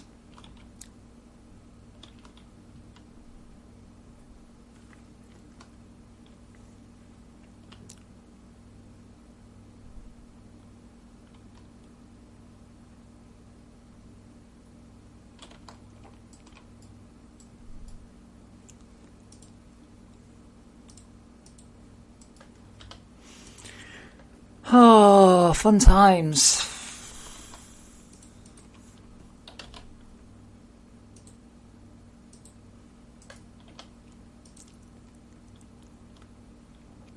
But yeah, why on earth is generating stuff back there when there's so much stuff in front of me? So I think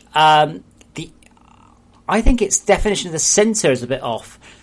I can't remember how expensive shifting is, but maybe we need to shift more often.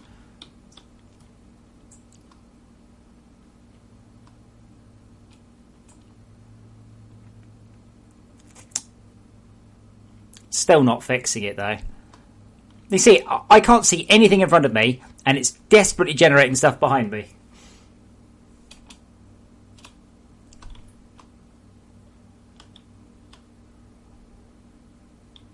Why? I wonder if this is something... Oh, there we go. That's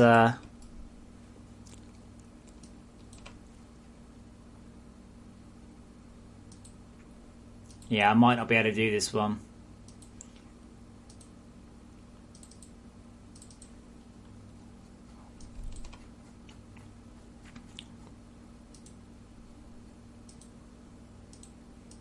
Not quickly, anyway. I'm sure it could be done. But now I'm running into the risk of introducing quite serious bugs. I have no idea what it's generating. But it's not doing it around me.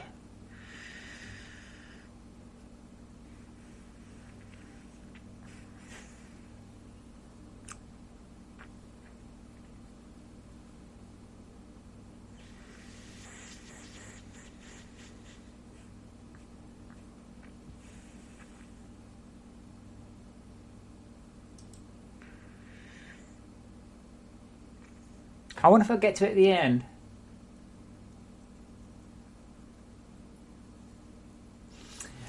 Yeah, it means, don't forget, most of the time you're running around on the surface. Think of this as framework for more stuff. And maybe in the future what will happen is I'll make the biomes 10 times or 100 times bigger, and then we'll introduce like biome teleporters. We'll see. This gives us a good base to work from. I think that's quite important. I'm just going to see if it does generate this. I suspect it won't, though.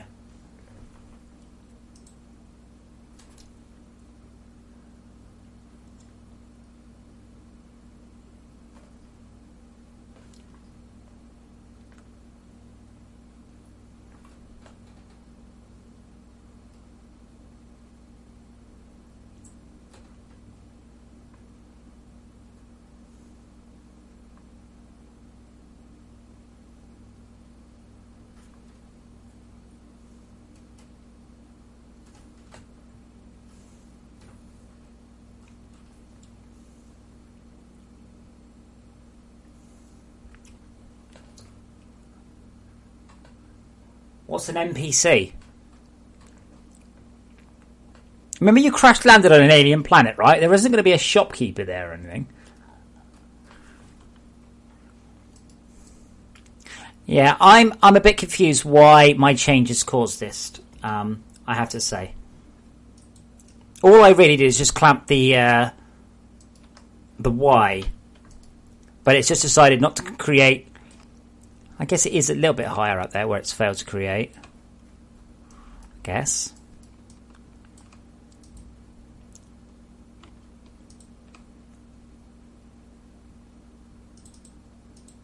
So Arthur's there. It's just doing air segments now. But like, yeah, but oh, thanks, Mega Power. NPC stands for non-player character. Oh, I've lived the last 40 years without knowing that. Oh, thank you.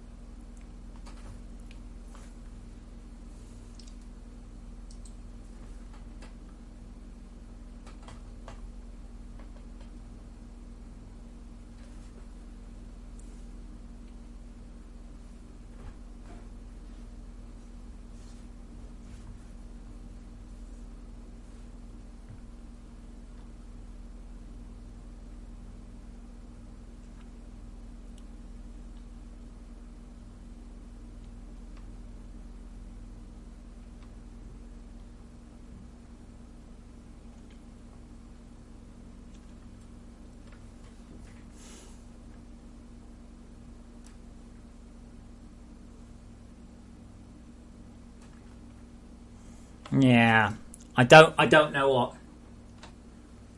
Yeah, I know what an NPC is, Mega Power. Obviously, I do. I am from planet Earth. My question is, what the fuck do you want in? Not you, but what the fuck, Joshua? What do you want in the game? Like, people standing around that will sell you stuff, quest givers. You just come across a village. Like, none of these things make any sense. This doesn't work to limit the vertical size of the search. Why not?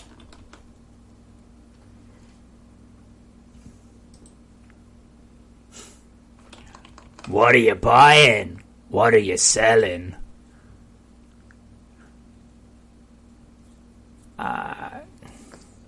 Nope, you can't do that. Feed cake, that's not possible. That would involve having two textures written into the same block. You literally can't do that. Sorry.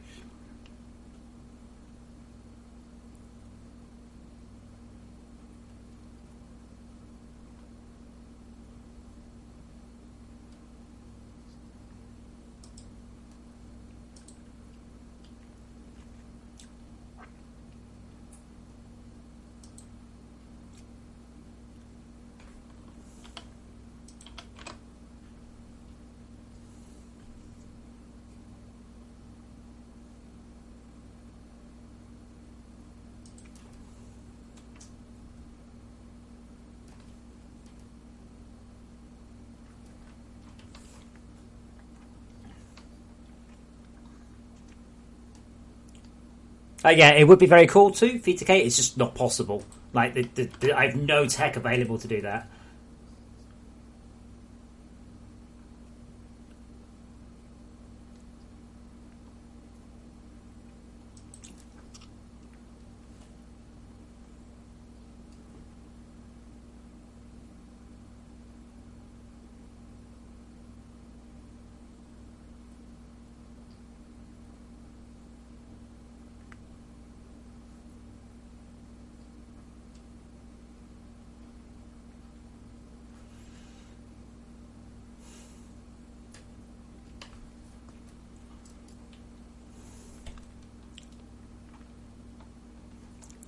You won't really come across much snow in the game, though.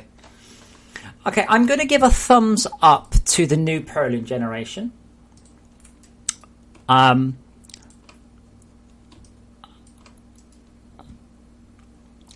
I have somewhat sped up the game by it no longer generating vertical strips of biome stuff, which should mean it will be a bit quicker at getting out there because it's not generating stuff above me.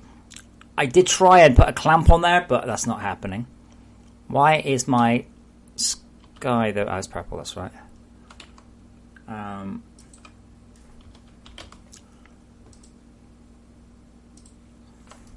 Oh, of course I've turned off the...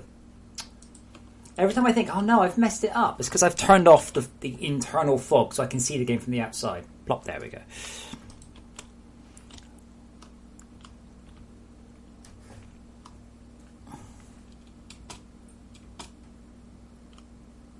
But Josh, you haven't answered the question. When you say NPC, what do you mean? Slimes are NPCs. Arthur is an NPC. It doesn't mean anything to use the word NPC. Do you mean other explorers? Other people who've crashed spaceships? I mean, technically, you've got No Man's Sky. You've got the NPCs in No Man's Sky. But they're not really NPCs, are they? They're not much more than... they're just dialogue boxes with a pretty graphic, really. Oh, I broke this. There we go.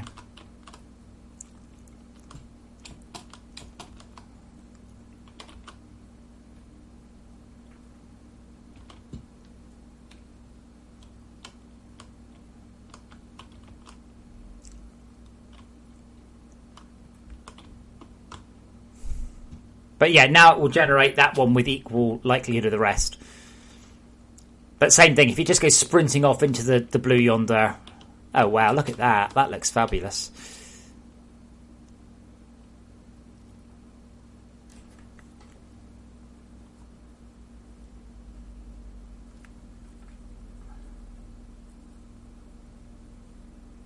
But we have ground-based monsters, but not very many.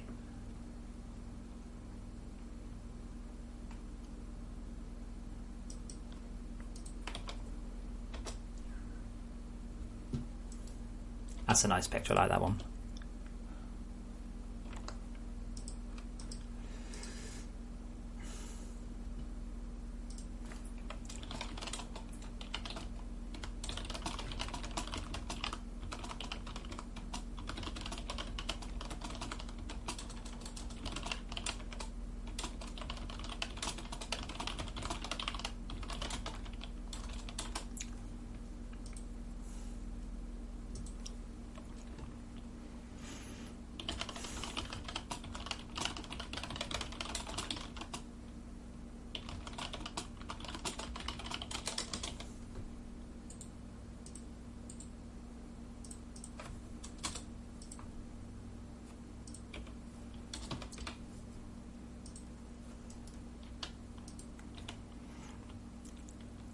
But yeah, Astroneers has a similar thing, say, with the problem of running into the edge of the world. The difference with them is that they don't generate very far off in advance.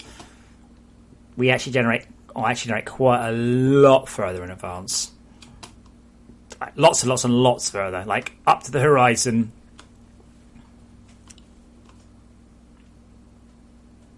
And if you've ever been there before, it's fine. So we teleport back to 0, which I've never been to in this world.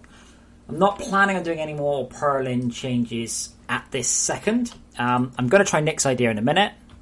Oh, shit. Ooh, that could be a bit bad.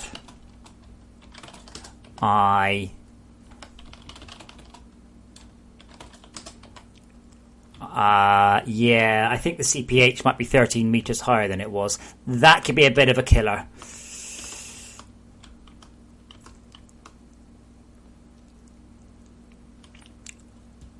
But normally it's generated by the... Oh, yeah, there we go. Oh, cool.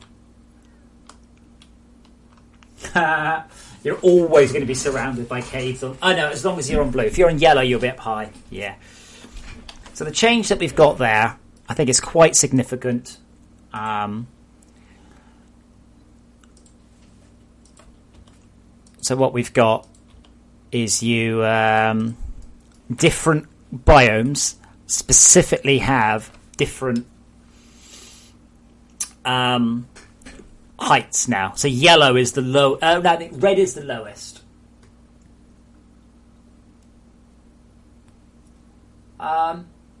So Inky Lad, you mean some sort of monster? And if you look at it, it's still and camouflaged, and if you don't look away from it, it moves. You can only hear it moving. Some sort of camo mob. That's an amazing idea. We should put some sort of mob. When you look at it, it hides. Oh, now can you imagine that? What could we call such a mob? Any ideas on what we could call some sort of camouflage roboty thing that can camouflage?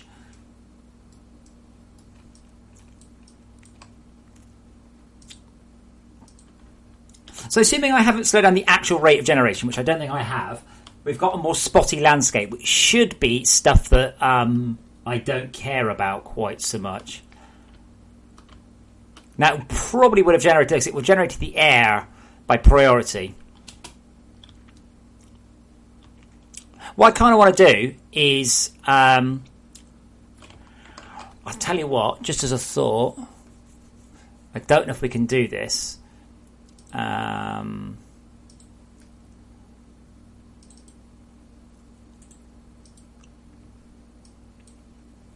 Unfortunately, I think we hand it off here.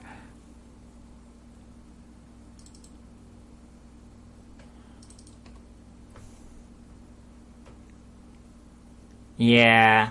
Now, what would be perfect, you say?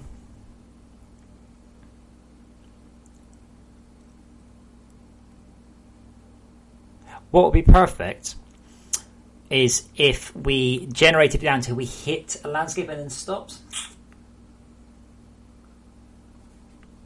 Yeah, Inky Lab, but what you just described is just the camo bot that's already in FortressCraft.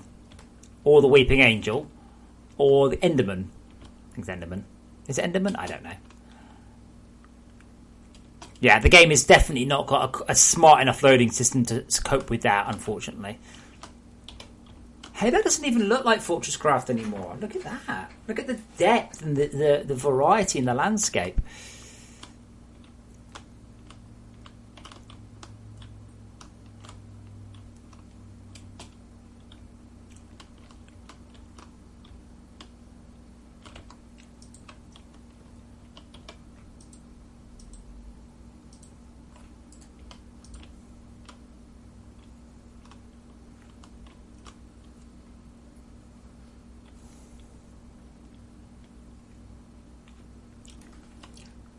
But yeah, mobs that don't move when you're not looking at them is certainly one solution. Well,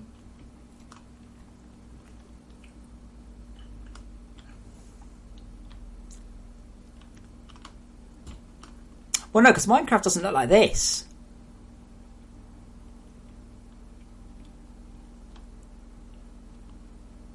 To be honest, I don't hear much in the way of Minecraft, except when people are being shitty and writing negative reviews and just trying to be abusive. Oh, it's just like Minecraft want to be in attack. Like, they don't mean it. That's the thing. I don't understand why people... Like, if I play a game for half an hour, I'm certainly not going to spend... And I hate it. I'm not going to then spend 10 minutes writing a review. I don't understand why people have so much hate in it. You don't get orange biomes. Do you? No. Think of your colour wheel, Mega. You get red, then you get green. What's half between red and green? Yellow. There is no orange biome. You might get a slightly reduced saturation or slightly increased saturation, red or yellow. Oh no, Minsk! Now you see. I can play the Minecraft fanboy. No. FortressCraft is a complete rip-off of Minecraft, but Minecraft was just inspired by Infiniminer. The difference between inspired and ripped off, by the way, is whether or not you're a fan of the game. That's the only actual difference. Yeah, I'm too low again. I thought the sky was looking a bit weird.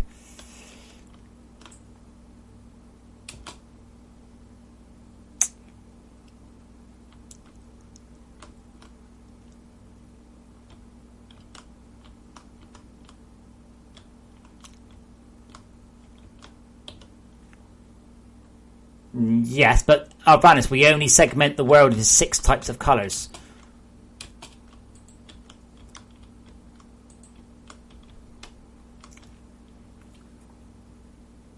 7? No, 6.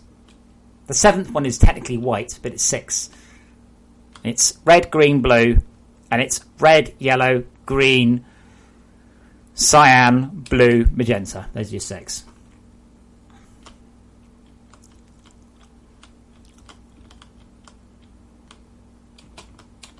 Am I actually doing this blend in an inverted fashion?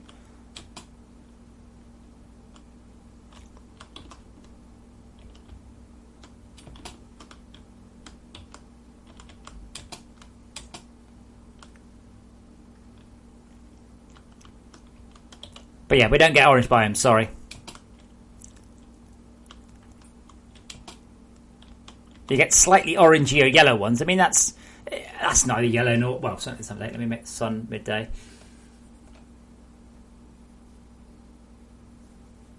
Yeah, I've been looking at that because they don't make any sense.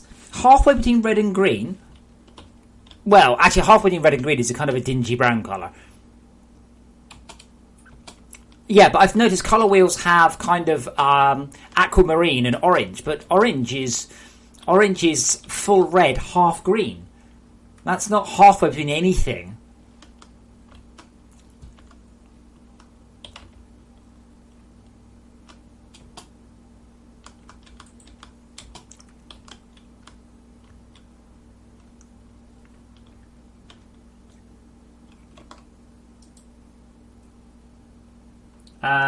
Yeah, that's probably yellow.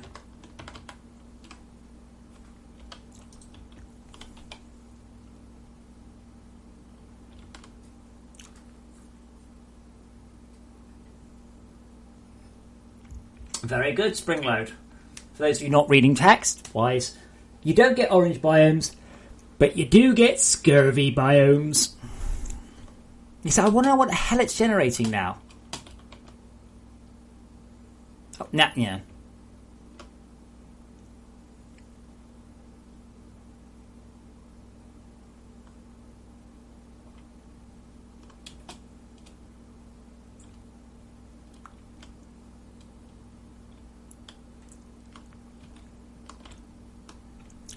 Yeah, I'm going to have to modulate it a bit further, though. What I'll do is I will, sadly, slightly reduce the scalar between them. I think just increase it. I'm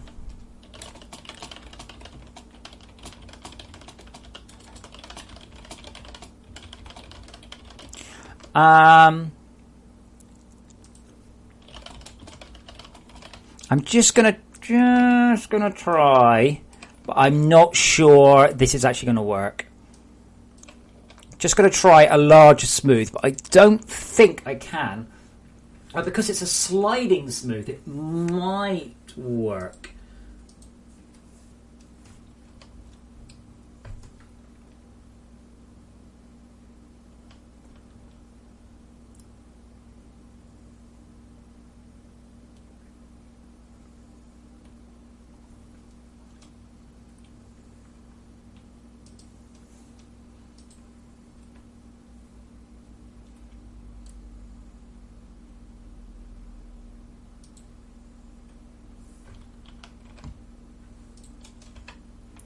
Wait, I need to recreate the world. I just did. Cool.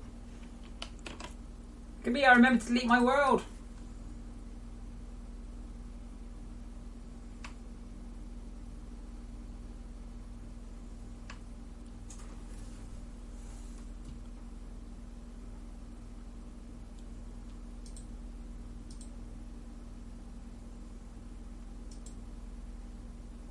Okay. So our smoothing is taking place over a wider area for these now. But it's a sliding smooth, so you might get some very odd discrepancies. Yes, in fact, we do. Darn. I can put more smoothing samples in, but that will impact generation performance. And I'm afraid, much as I hate to say it, without much smarter generation, I might have to go back to Martine's previous ridiculous system.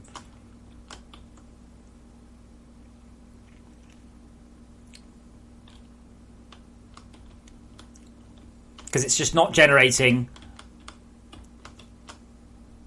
Like, it's just doing stuff over there. I don't see why. Oh. Yeah, it's because it's not generating around the player. It's generating around the center. And it's assuming that I will get to the edge of it before it's generated it.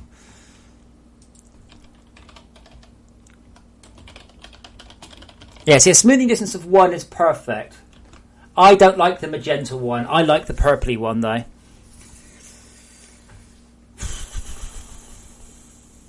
Just going to see if I can... Oh,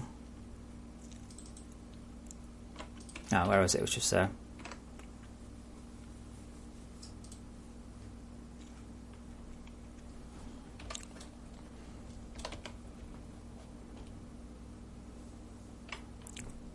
So what does this actually do?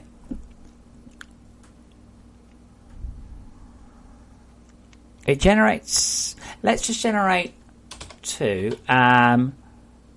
No, this generates upwards, so...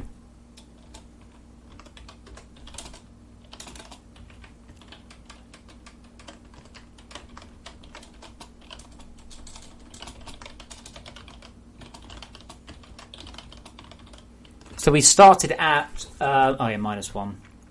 We start at the top, but now we just start 1 above it. Like, mate, I might be happy with 3 segments, but not 24, I think.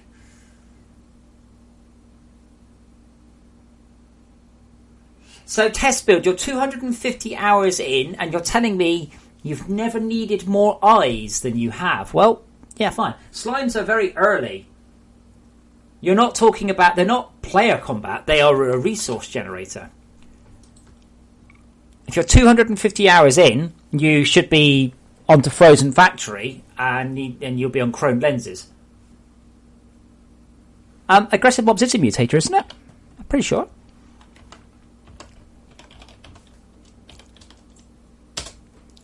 Yeah, aggressive mobs. And lucrative mobs as well.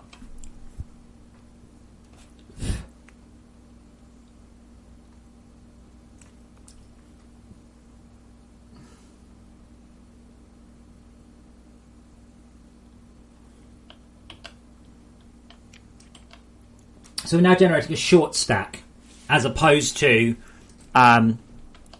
frickin' ceiling to base. Okay, I've broken it. I'm not.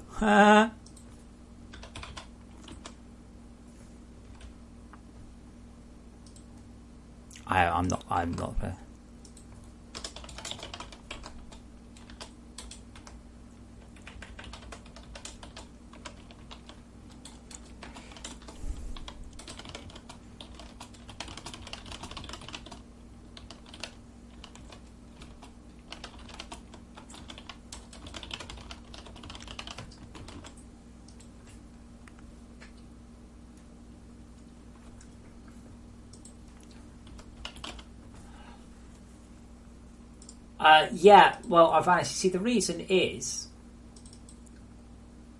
Oh, fuck's sake. I can't wait for it to compile, please hold.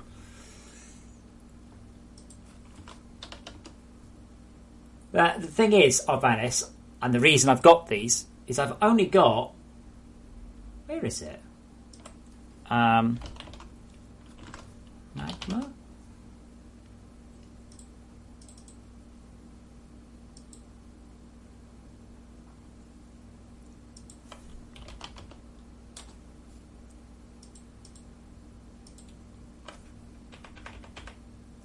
I'm really confused, but okay, hang on.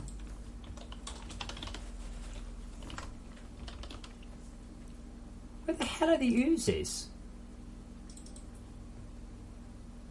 Yeah, no, wait, that's...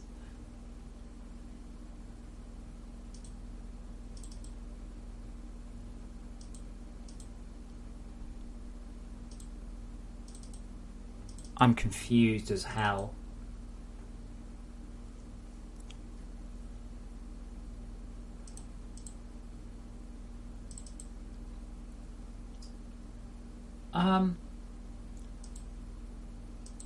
Why can't I see them?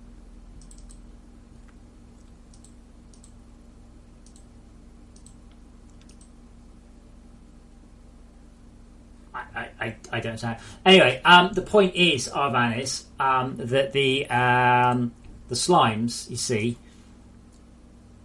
they are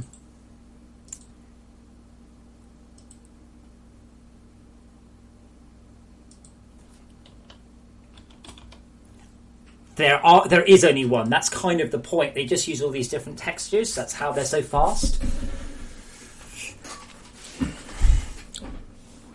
But this month, just let me improve the landscape, all right? And then we'll worry about other things later on.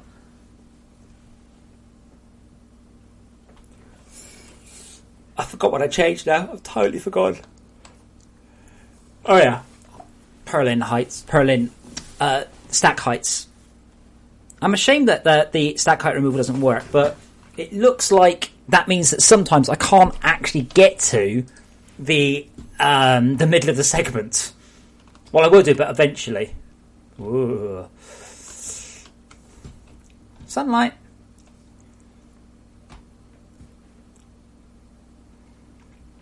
There we go.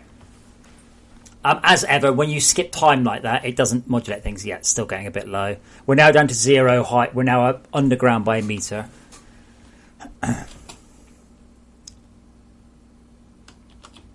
I'm amazed I keep running into Spiderbot. The chances of it just don't seem to be at all likely.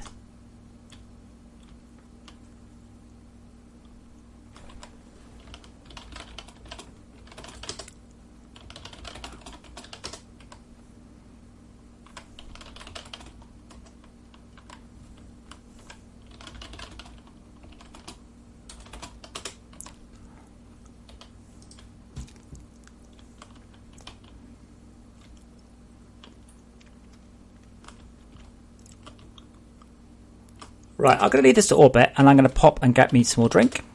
So it's going to generate around my base, which is what I want to look at anyway. So I'll be back in a moment or two. Please enjoy the dust.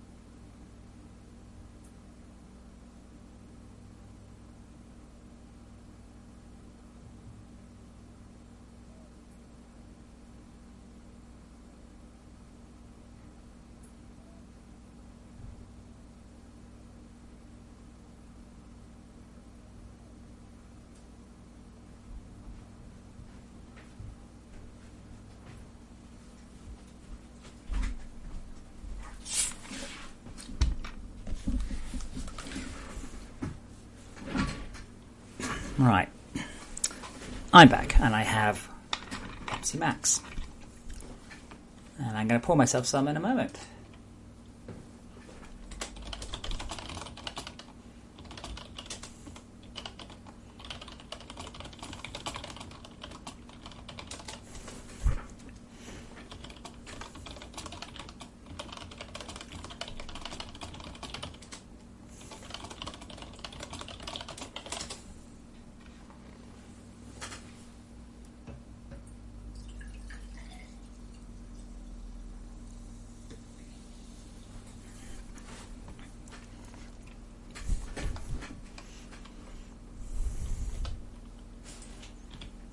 That does look cool.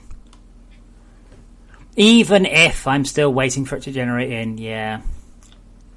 That's one thing I give Astroneers 100 out of 10 for, is their distance and system is a curve of the planet's surface, and that works so well.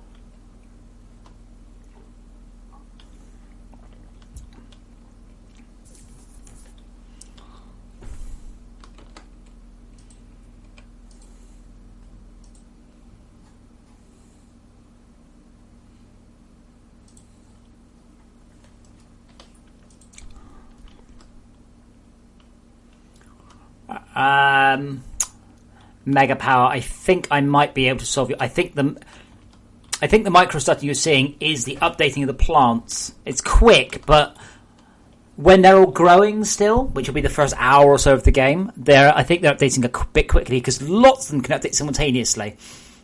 So the load isn't spread out. The load is only a third of a millisecond, but if you've got 10,000 plants, that's 3 milliseconds. That is enough to cause a discontinuity.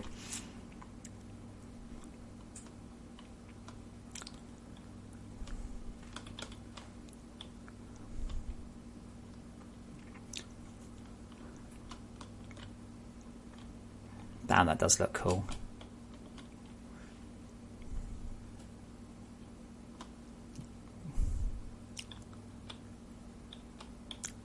Just looking for red.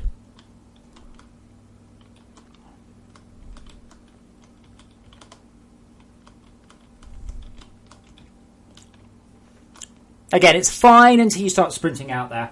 It would also be fine once the tunnel you could have kicked off. Yeah, no, I will spread it out in a moment. In fact, tell you what, why don't I do that now? Because then I'll go back and it'll generate some more.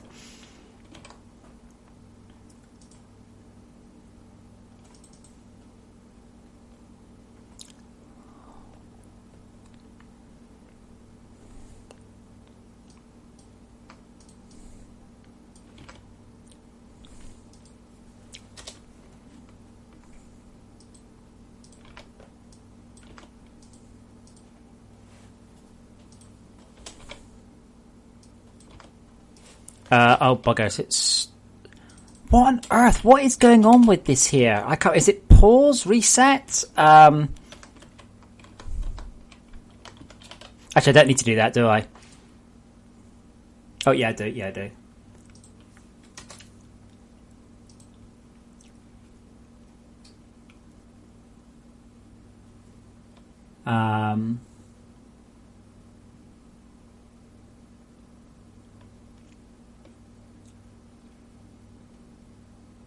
Start. Stop. Okay, there we go. That will now do all of them. That will measure all of them rather than just one.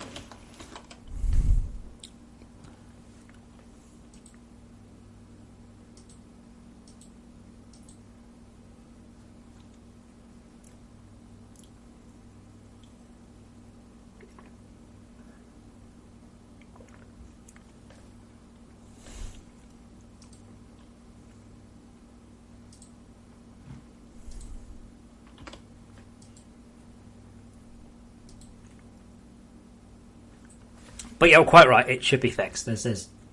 I'm only guessing, by the way. You never got back to me about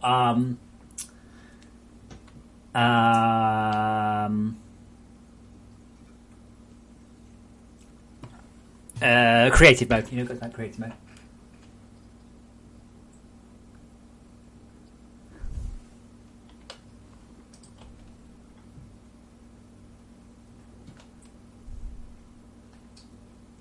Yeah, so if I head back this way, this should all be pulling off disk, and that should be hella quick. Absolutely blazingly quick this way.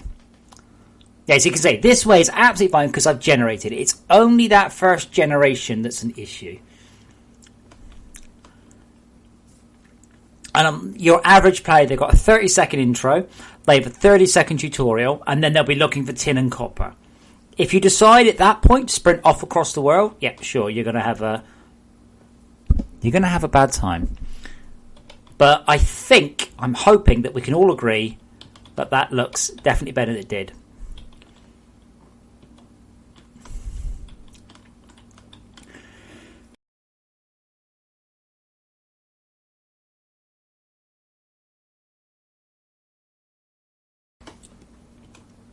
I'm just grabbing some data now on the peak time. It looks like half a millisecond, which is not too bad.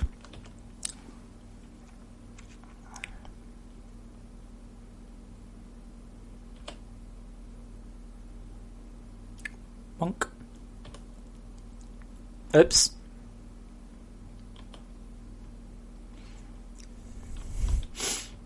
Okay, so I think the quadruple thing is a good trade-off. So it's only doing smaller strips now. I think perhaps the density is getting a little high. When the density gets high, it gets a bit weird.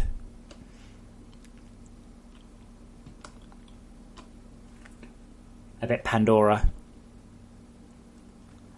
That's the Pandora from that's the Pandora from Avatar, not the Pandora from Borderlands. And it amuses me that obviously the people at Avatar had no concept of the Borderlands game. Or it's some sort of weird sneaky reference. Oh wow, look at that cave. Cool.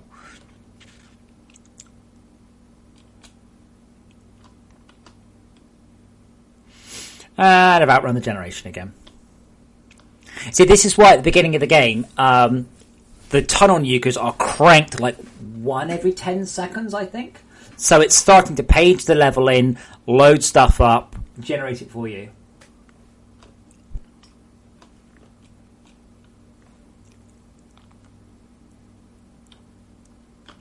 Now I'm currently at 0.6 milliseconds. That's not as many as I thought. Has to be said.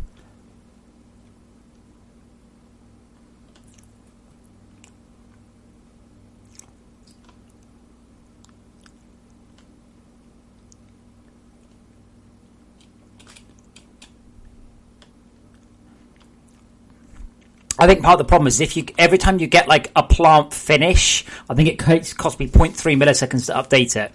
Now it doesn't matter whether one plant is finished or 1,000 plants are finished in the same frame. It'll happen. Okay, so here's our base height. Oh, that does look pretty awesome though, doesn't it? Grass model. Well, let's see the grass model. The problem with the grass model. Hold on, let me finish generating this for a screenshot. It's going to be a few minutes. And then I'll put a grass model on. The problem with the grass is gameplay. That's the problem. Because they're objects that you'll have to interact with and clear out.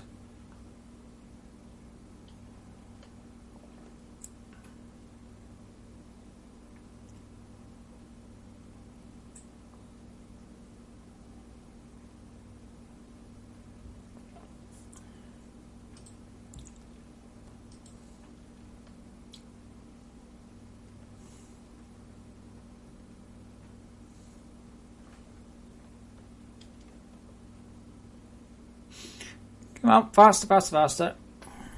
So that looks nice there. That's a beautiful shot. Happy with that one.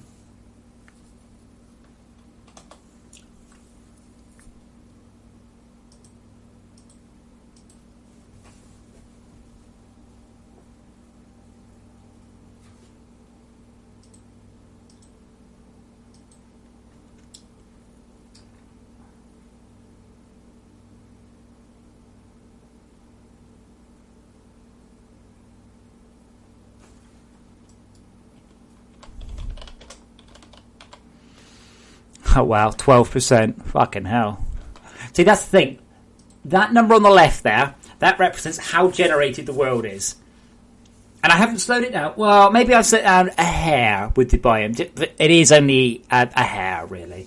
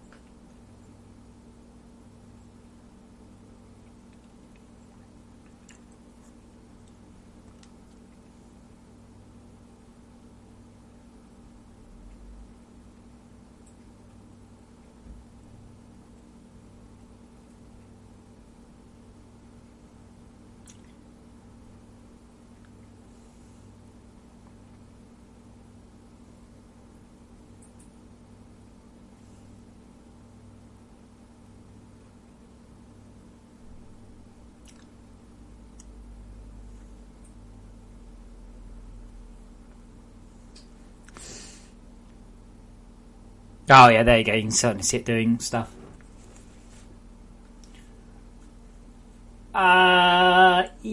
Springler, I don't know if we can support entities that don't have collision. What happened? Okay, so here's the problem, right? Let's assume that what you said is correct. So you're talking about the grass being an entity that doesn't have collision. Fine. What happens? You just want to clear the grass off that block.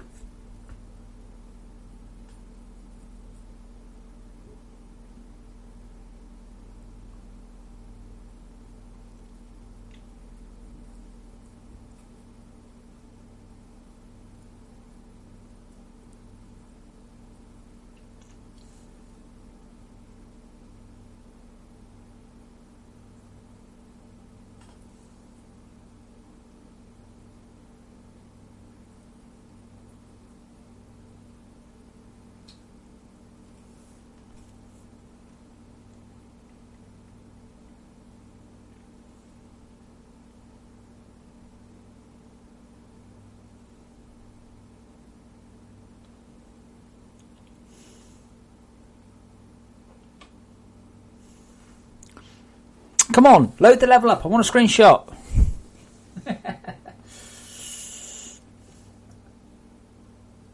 Yeah, Mega Power, but this is the thing. I can do that, all right? But you're not answering my question. What happens if you want to delete the block itself?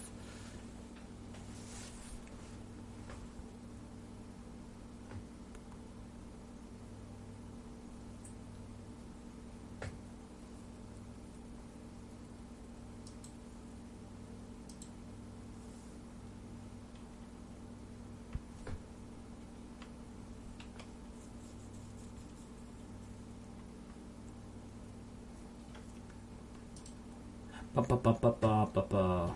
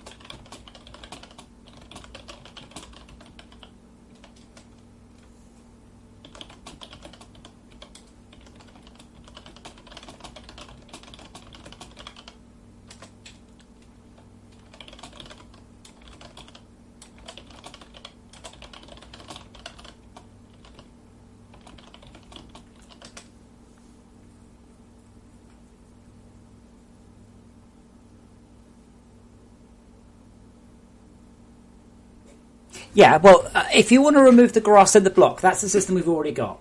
Fine, it's a plant that you don't harvest, you can remove it. That's easy peasy. Right, that's not my question. What happens if you want to remove the grass without removing the block? Then you have to click twice. Sure, a piece of grass can check underneath itself. That's quite easy. Shouldn't be too expensive.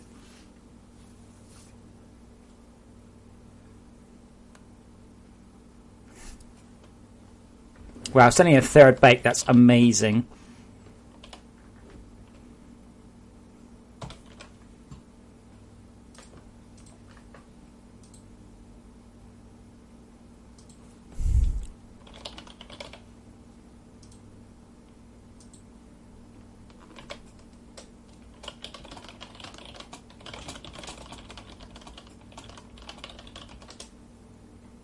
That's a nice picture.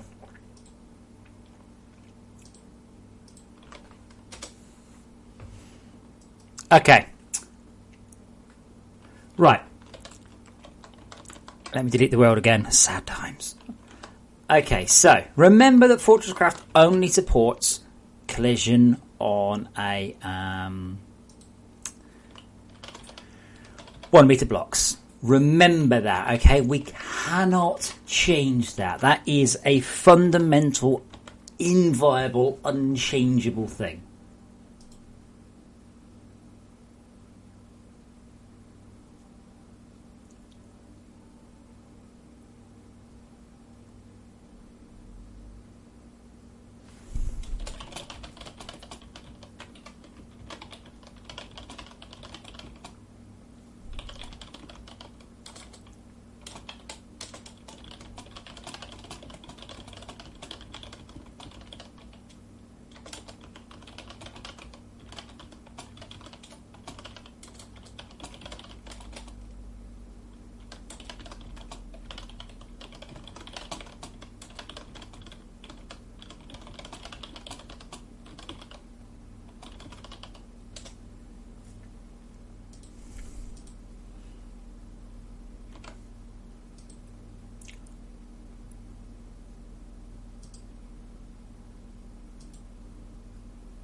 Right, so we're going to play with lots of plants.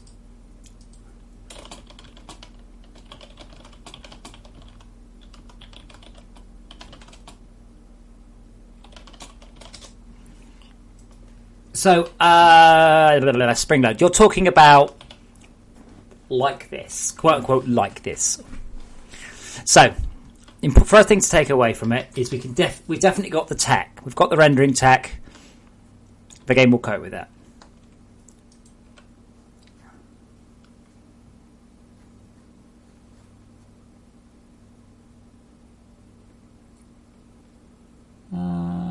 Half a millisecond so far. Okay, now, if, and this is only an if, I'm not even sure if the game supports it, if we can have blocks that don't have collision, all right, you're talking about if you have a plant, a grass there, and if I delete that, the grass disappears. That's what you're talking about. Okay, fine. What happens if you want to delete the grass but not the block underneath? You won't have a way of doing it. Unless the block is collidable, in which case you need to click twice to delete the blocks. That's the problem I've got. I don't know a solution for that. That's what I'm asking you. I can technically do it, and I'm hoping that Andy comes back because I've got one other final graphic tweak that I want to add to the game that I suspect might actually improve a bunch of things, but I need Andy to work out vertex weight painting.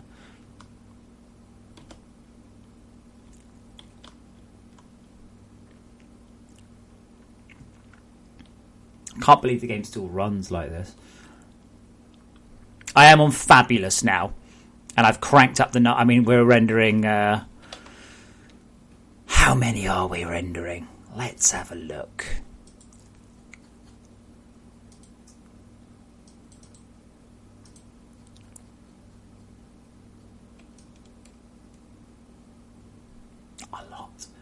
A lot. Because they don't viz, they can't because they're instanced. If I look, say, up, yeah, you can see the.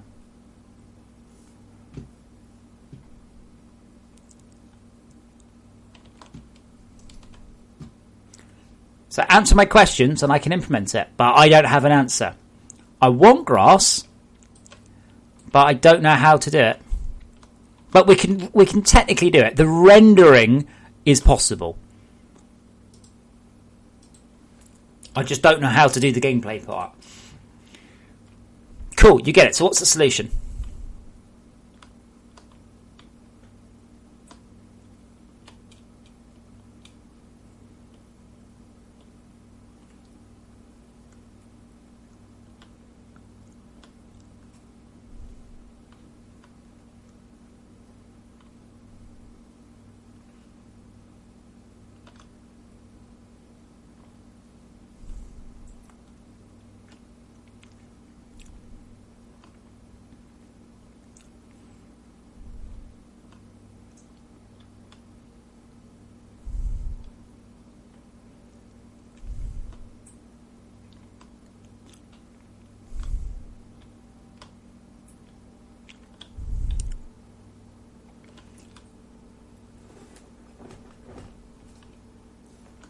Okay, Alvanas, you're telling me then if you want to clear this area off, right, to build something, you're telling me you're happy, right, with doing this. Right, then that one delete, and that one delete. Alright, that's fine. And then you'd have to delete that one, and then that one. And then you'd have to build this back again. And then you got your flat bit. You're telling me you're happy with that? Because I'm not.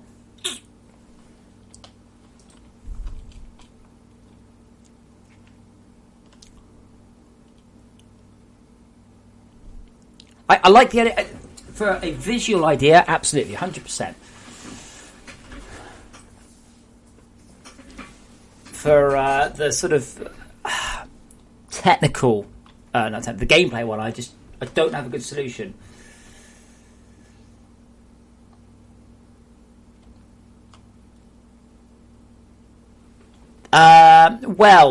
Inky, if we're going to stick with FortressCraft rules, then if you delete it, if you right click, it will delete the block. If you left click, Left shift click, sorry. Shift click is special delete, always has been.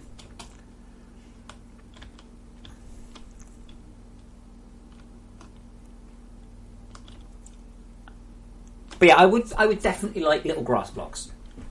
I'm happy with that.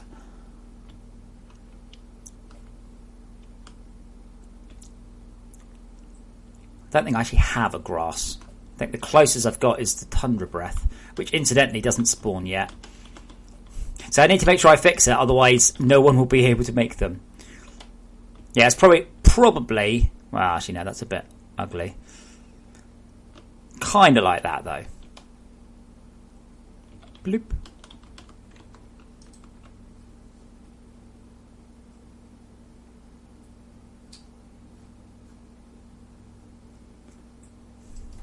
It's cool, though.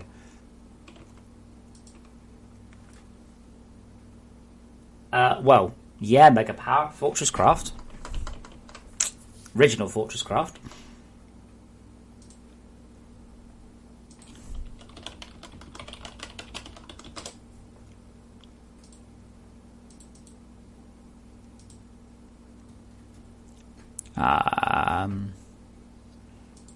I can just about see it there on the left. Oh, man.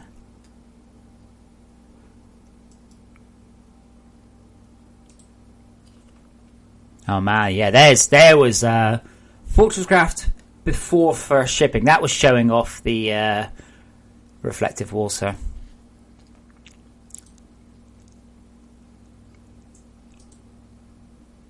Yeah, there you can see the grass zone.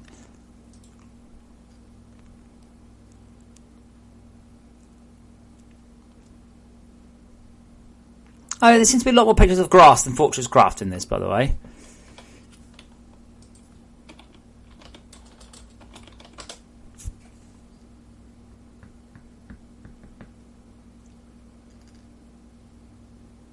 Anyway, it did have grass.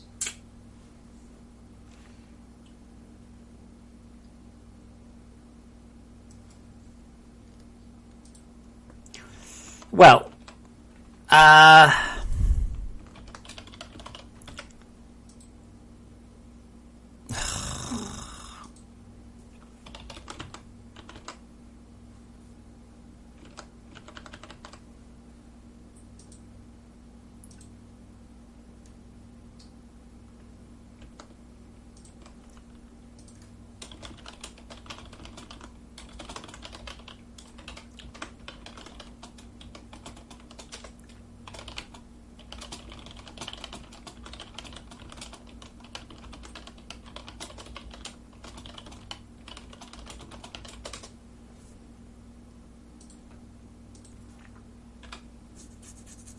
no, so, a grass block.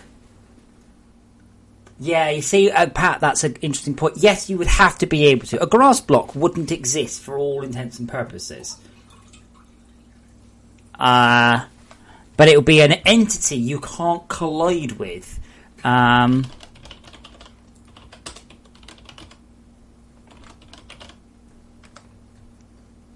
we do have a cube is selectable.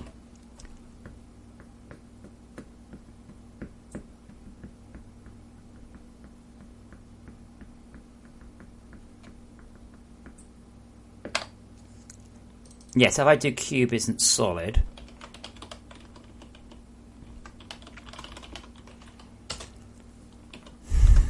I'll tell you what, considering we don't use it, I'm just going to quickly steal TNT is solid, false.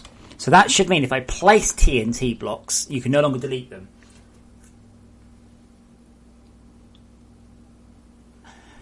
Oh, Springload, oh, you're so sweet. Oh, you're such an adorable little munchkin. Look at you. Aww.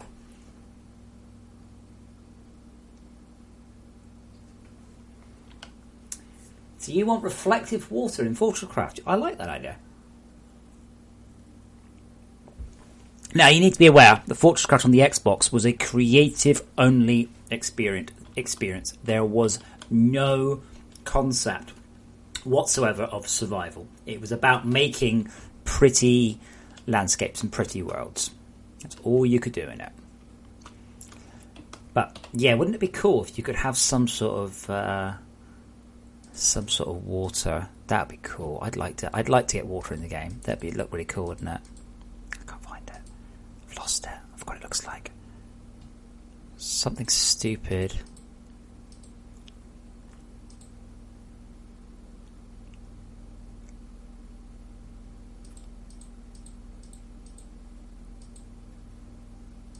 It'll come to me. I think it's what.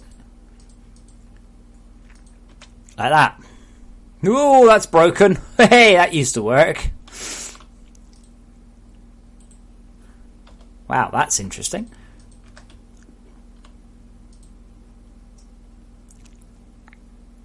Well, we used to have reflective water.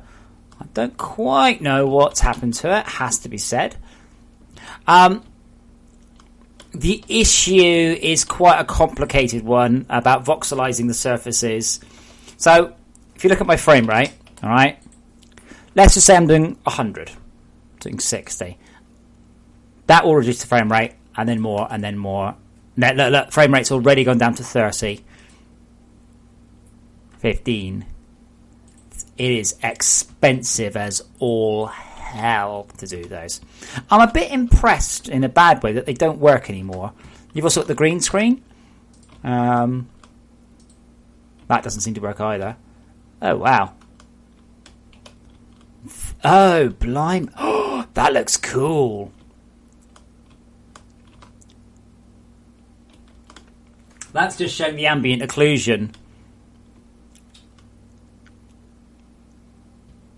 That looks really awesome, doesn't it?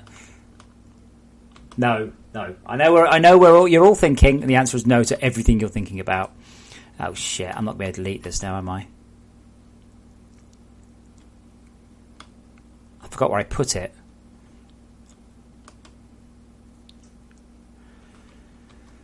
Looks cool though.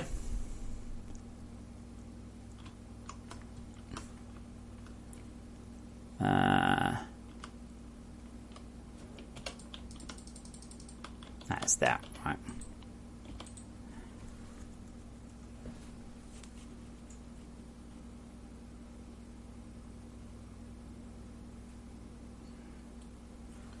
Oh yeah. Now I've got an idea about the grass. Let me just check my assumptions. So I'm basically going to hijack the TNT block. Yeah. That's fine. Has entity true.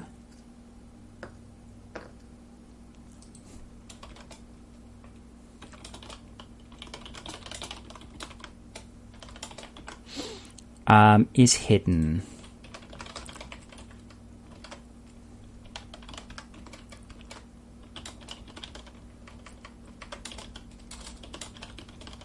Is passable true? Is glass true? Is hollow true? Is transparent true?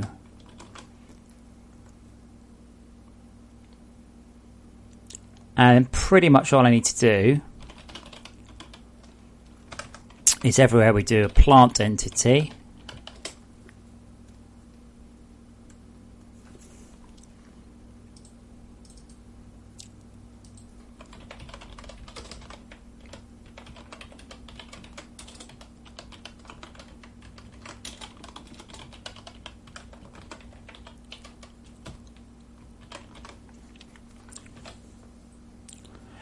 but FortressCraft has had a year or more of love of a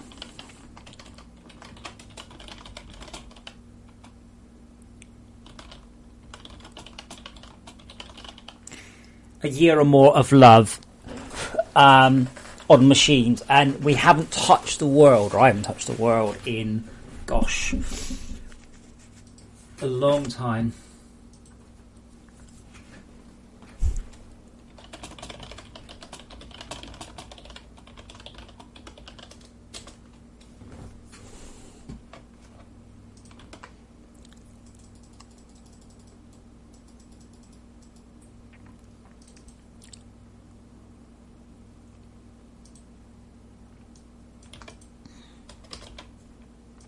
I'm going to use the word grass quite loosely, and so basically take the plant code and just strip it to bits. Oh, okay. That should be it then. So I'll grab the plant entity.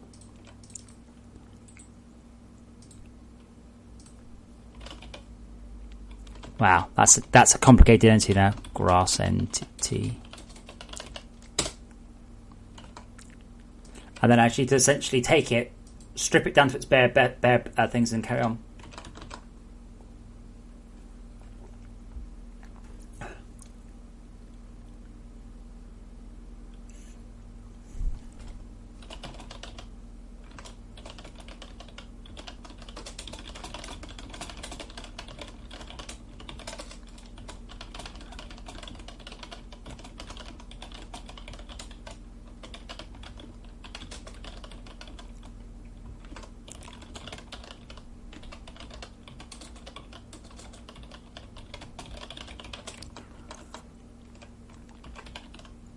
Come on, Unity.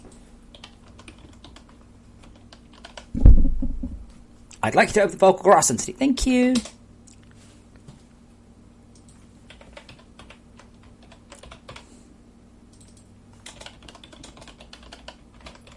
I wonder what that was from. Tempting to make it explode if you give it power. I wonder what that was originally from.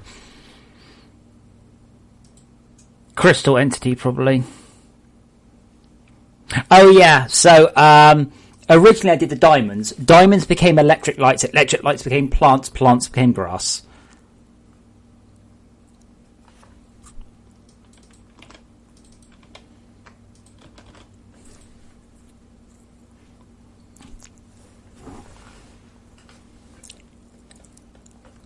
So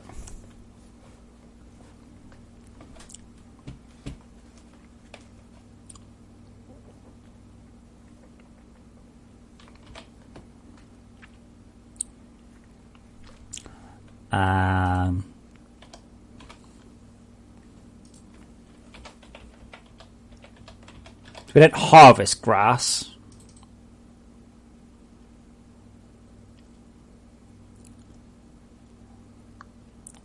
I kind of wonder if we will. Let's assume that these will grow. Let's assume. No, let's not. Let's make a thing here. These will not spawn in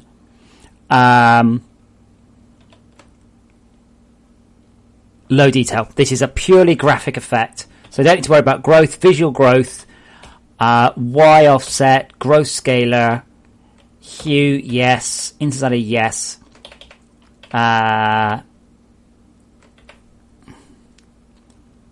We may have a number of types, that's fine. If LB world placement, what's that? Okay. That's fine. We are only going to be spawning at a preset size.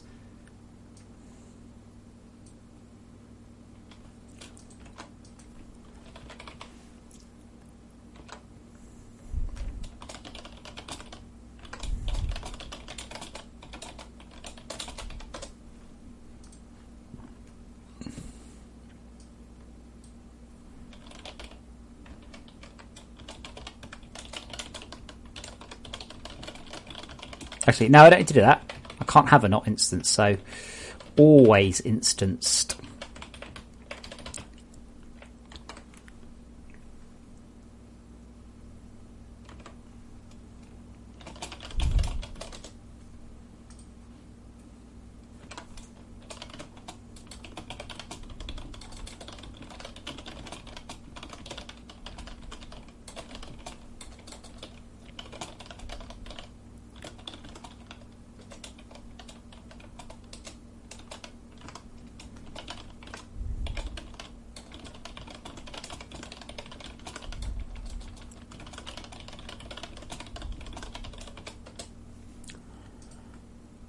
If instance is false,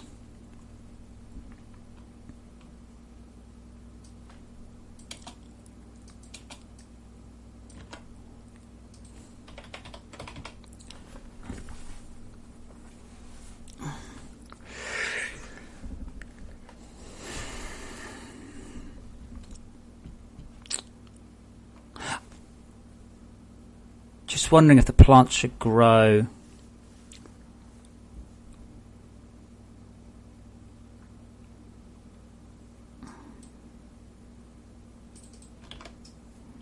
Let's just go.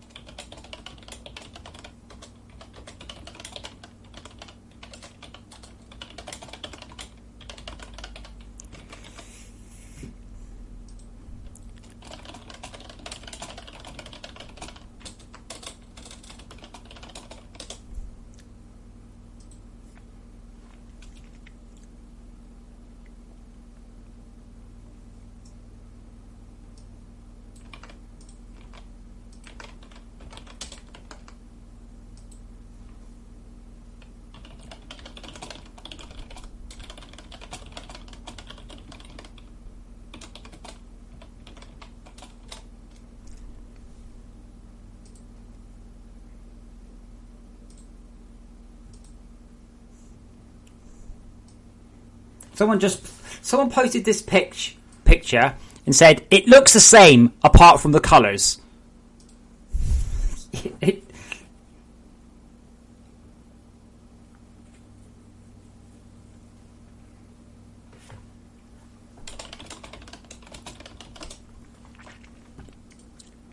Looks the same apart from the colours.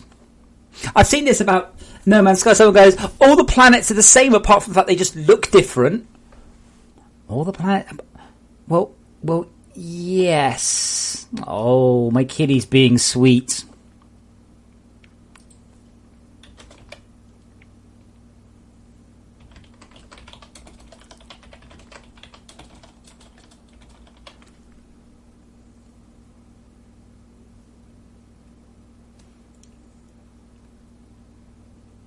Nope. Well, yeah, now ground fog is a definite thing. I've been thinking about that.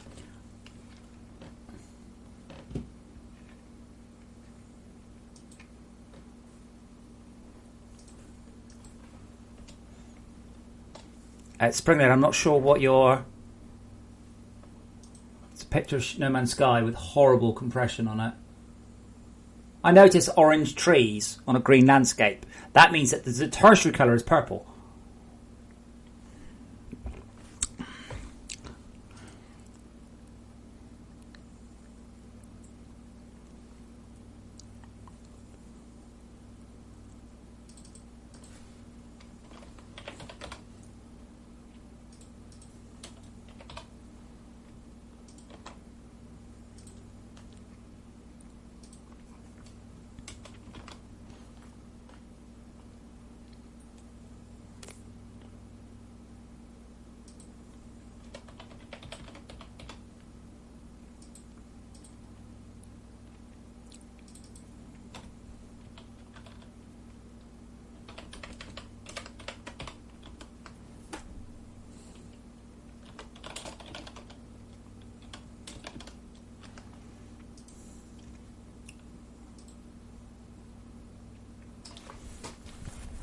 Ozzy, I don't know why you're linking the pictures. They're very nice.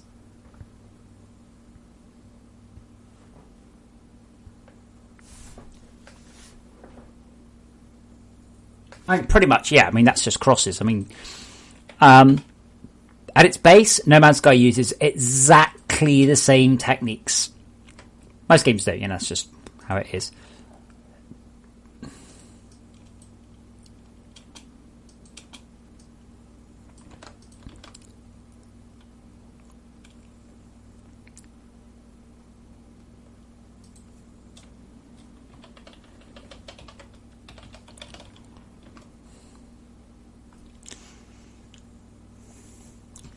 But notice the colours, notice the palette that No Man's Sky's used.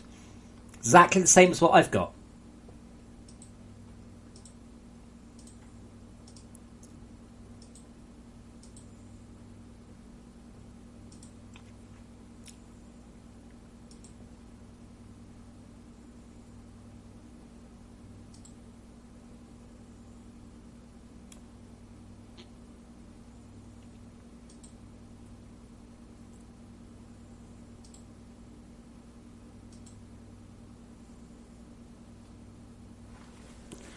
Right.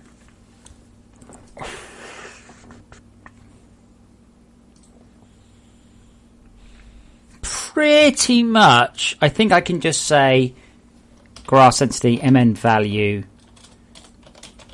equals 0 for now. And that's it. Don't think I need to do any of this.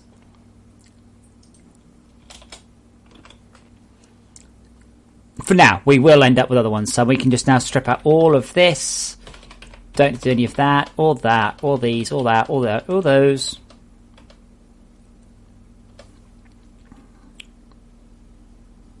Yeah. Oh wow! Look how much code they do. Oh.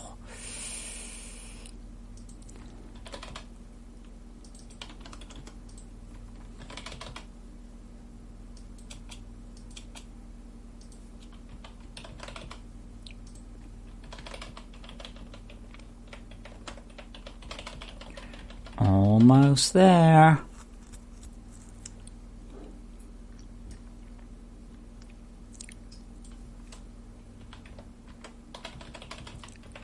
Obviously, I've got the overrides going. If these get called, just error.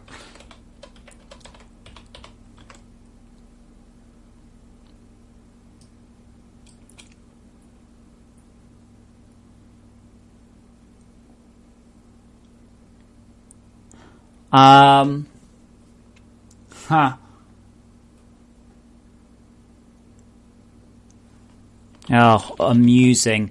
So this is going to require a single material property block instance, but I don't have serial material property block instances. I've only got dual material property block instances.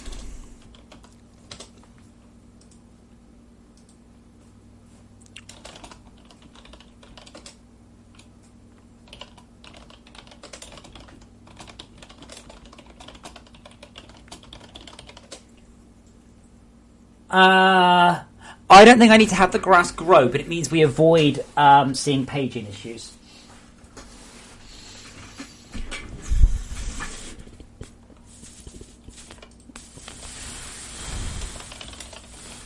Distance or type.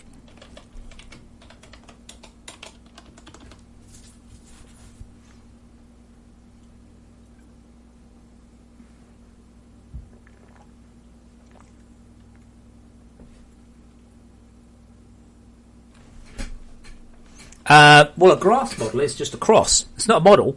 It's a texture. I'm going to see if I can find my old FortressCraft grass texture, though. We did have quite a nice grass texture. Need to desaturate it. I'm sure I can. Anyway.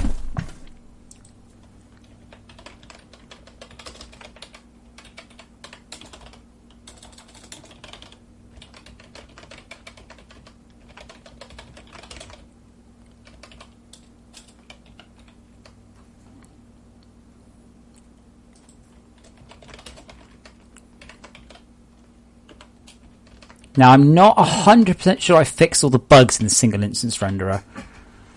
I know that these two are spot on, but I think this one might still have a few.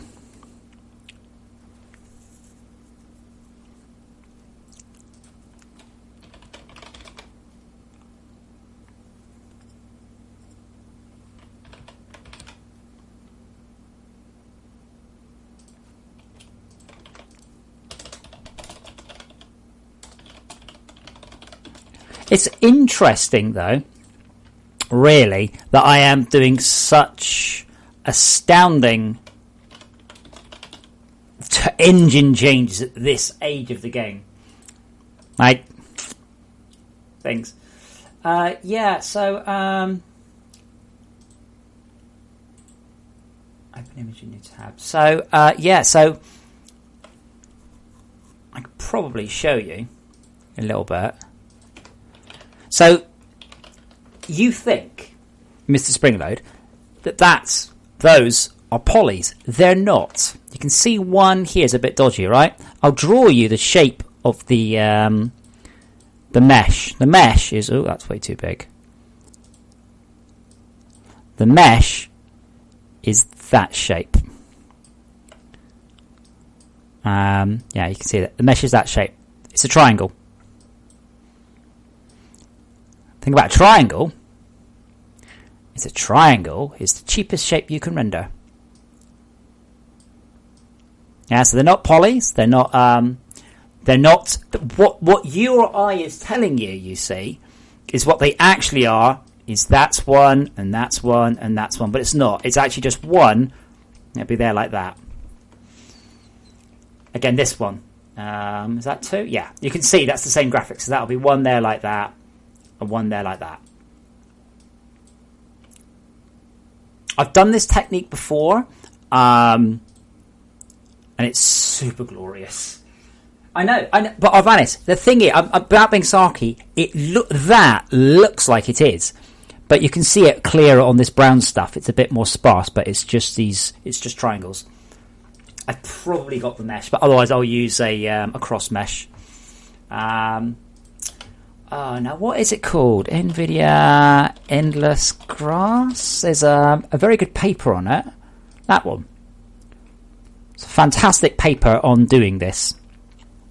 So they're using real-time sorted back-to-front ones. And there's the shader, and they actually teach you how to do it.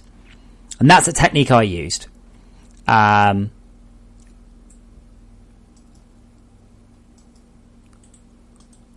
wow, it's until it's old, but yeah, that's the technique they use. It's exactly the same thing.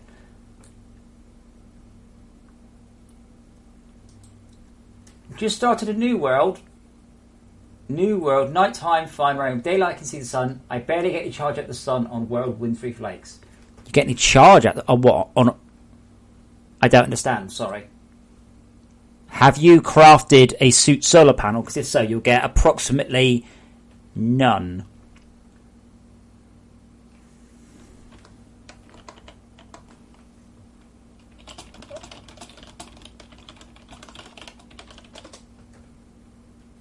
They're just triangular planes. Yep, simple as that.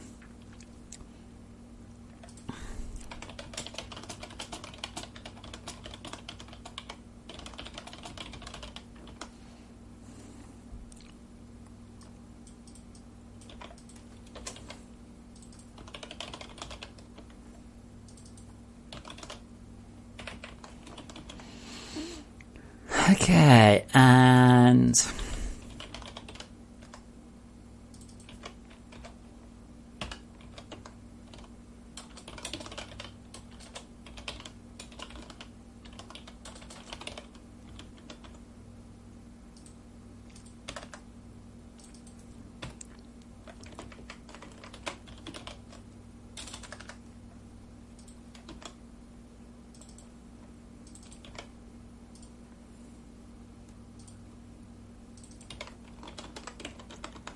okay, so many errors I've got.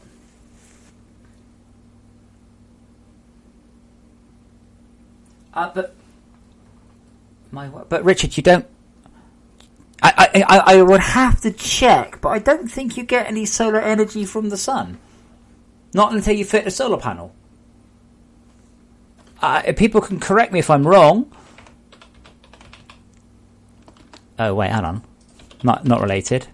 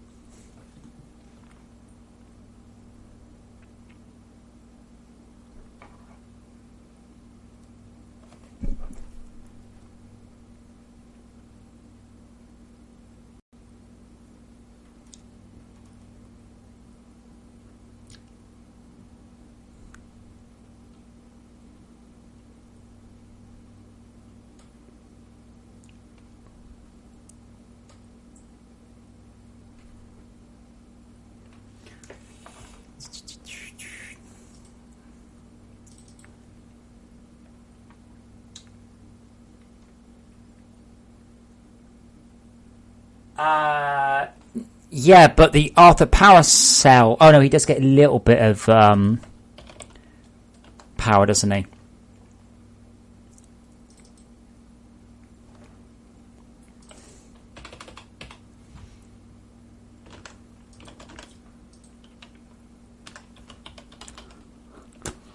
Well, Arvanis, I need to render it at like 60 frames a second, so wish me luck.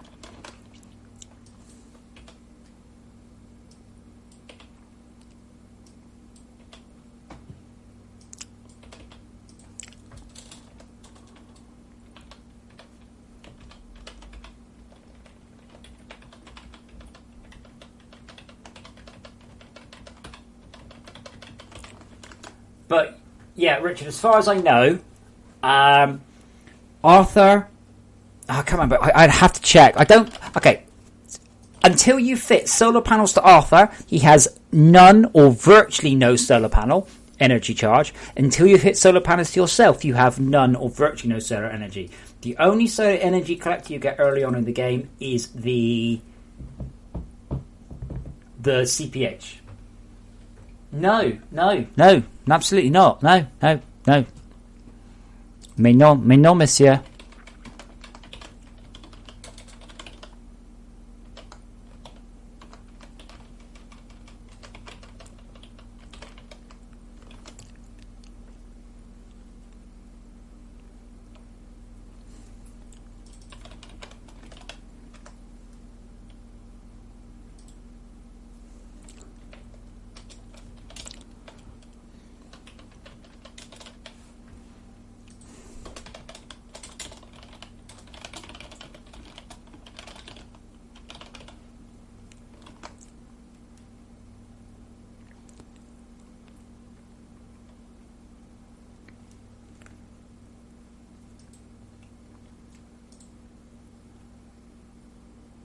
All you'll find is that during the day, it's just quite warm. So in 16.4, I've made daytime a lot warmer. You barely use any power up on the surface because everyone keeps whining about it.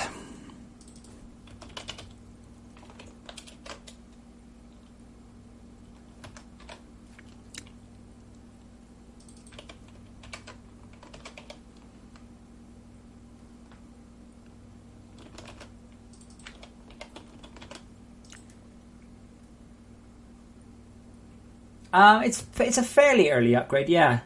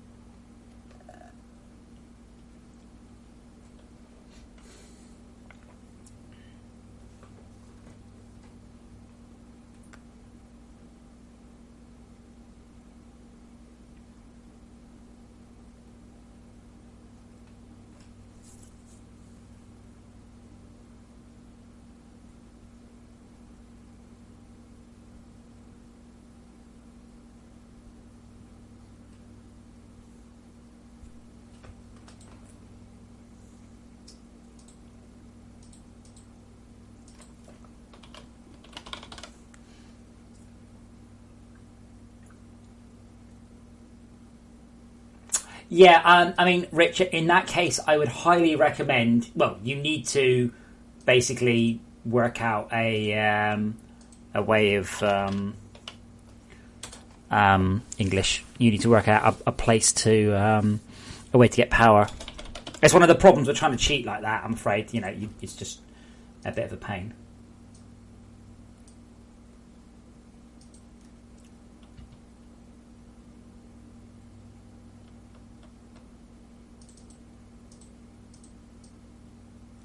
Oh, yeah, that's not quite.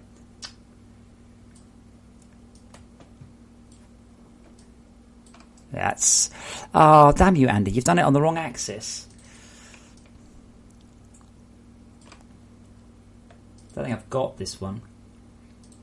Is there anything I haven't got? I'll probably go with that then.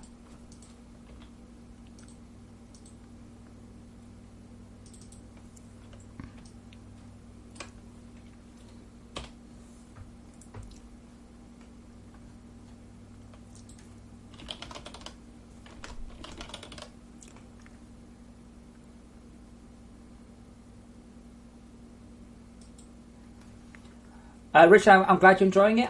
It's about to change. Be aware of this. I mean, everyone be fully aware. What you've got there is not how it's going to be. It's just how it is now.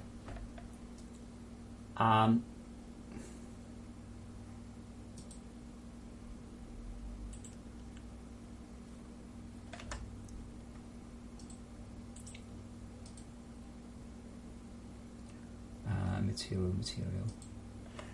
Instanced grass.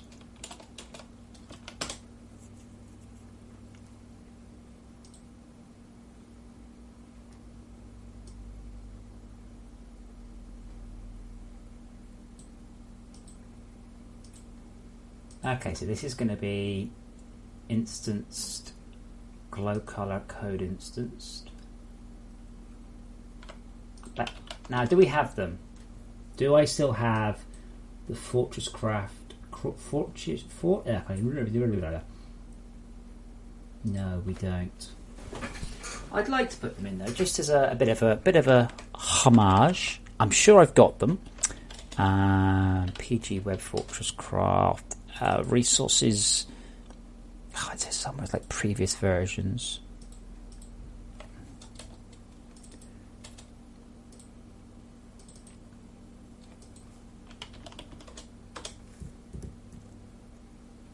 Oh, holy shit! How old is that? Wait, what is that?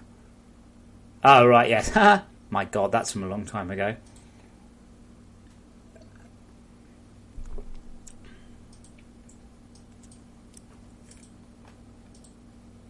Actually, it might be called like vegetation or something.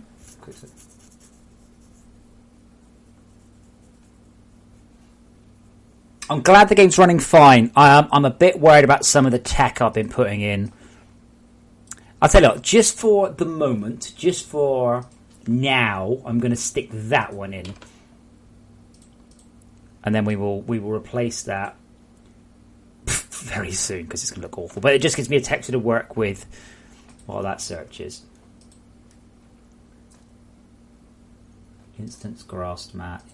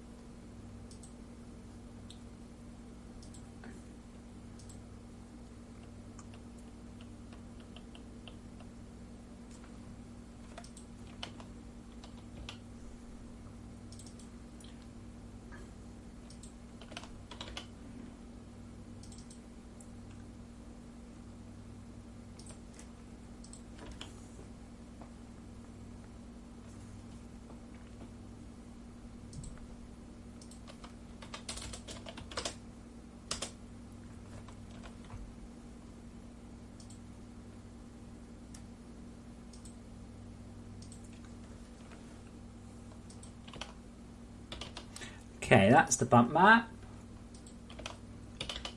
That's the emission map. And now all we just have to do is spawn them and cross fingers.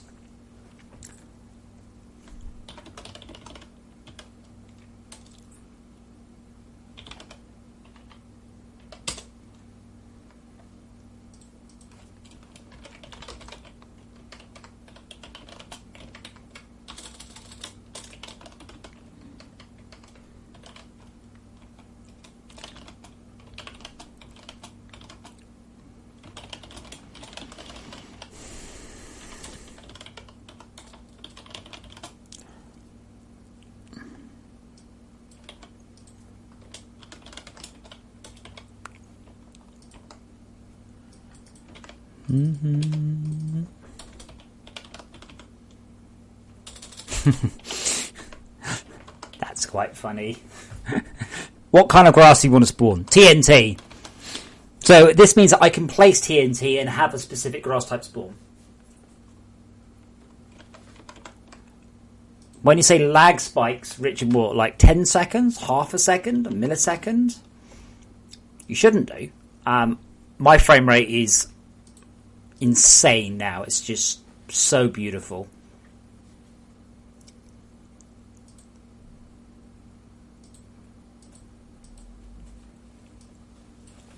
So I think it actually might be vegetation or something. Otherwise, I'll have it stored on my NAS.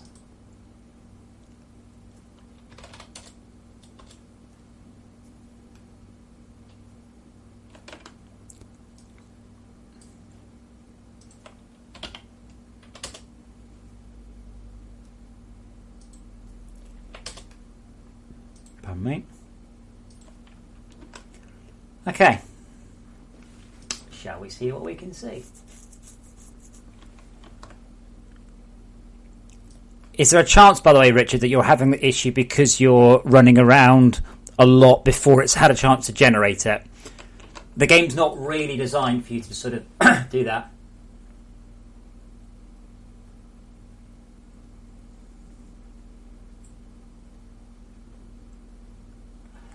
If I built... yes, grass should just get wiped by whatever touches it. Yes, I might actually just use something like that.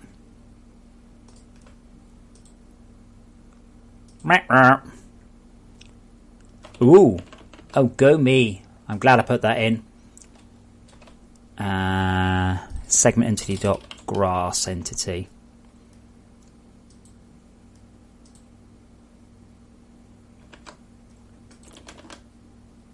Yeah. Chances are very high you just instantiated the wrong type. I'm glad I put that in.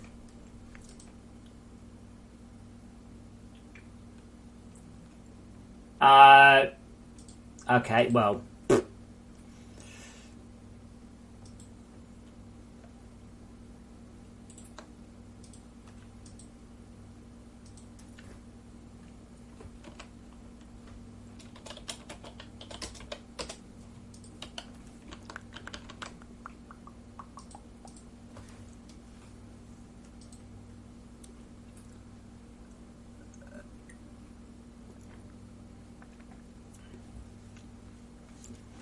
Well, partly. Now, can anyone see what the problem is? Oh no, Springlight. It'll be based on the colour of the biome.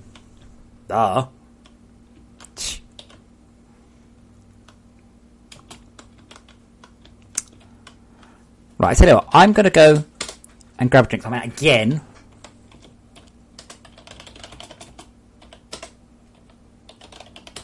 Good news.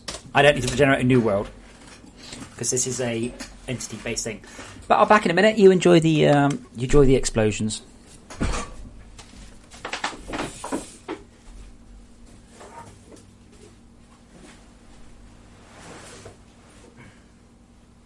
Use a silly puss. Why did you sleep in your box?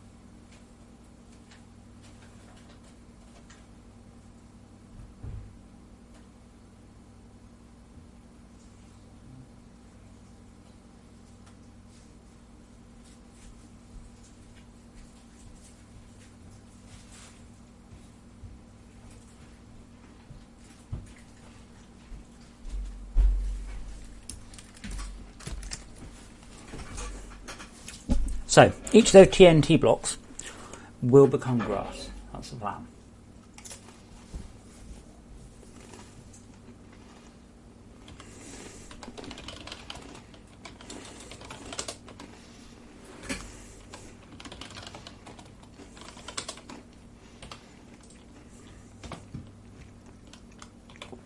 That is so pretty, though. Really, 100% super duper pleased with the improvements.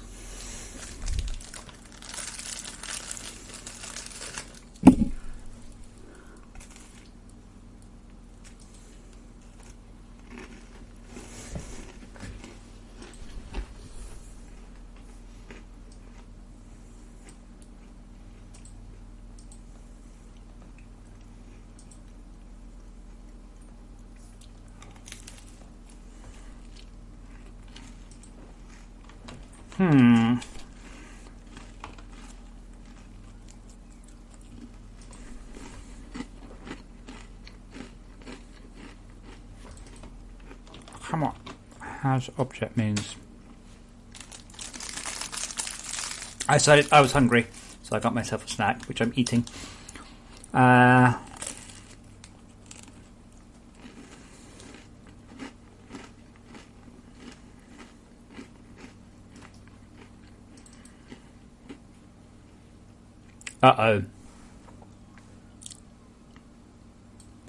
Uh-oh.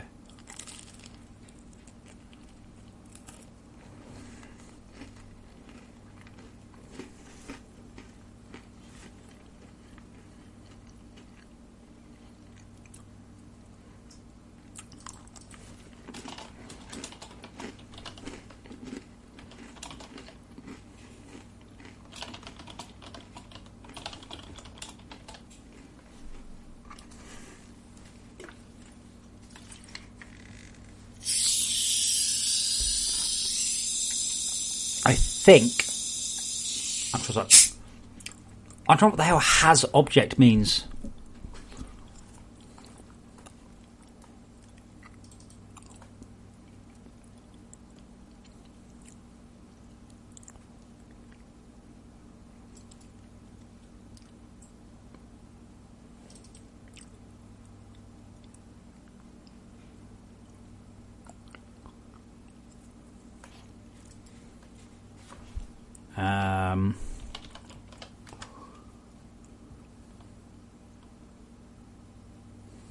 Has object false, has entity true. Oh, right. Plants. Plants. Has object true. I still don't know what has object means.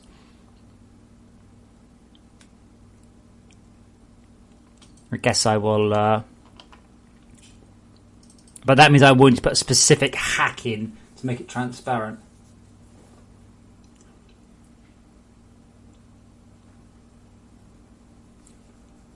Yes, Wizardy, that sounds like a good plan. I can't remember if the game has missions. It kind of, at that point, the game just assumes that you're kind of missioning.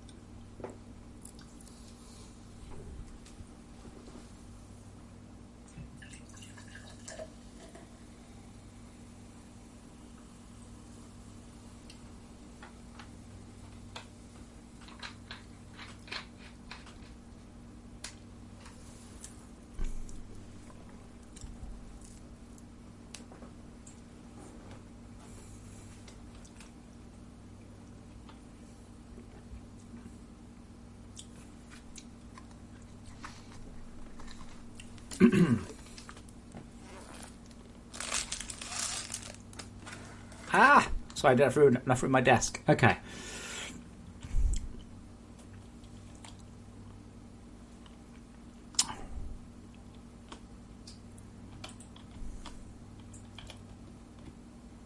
Aha!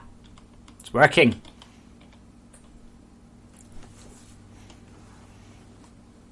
For a very loose definition of working. Pardon me.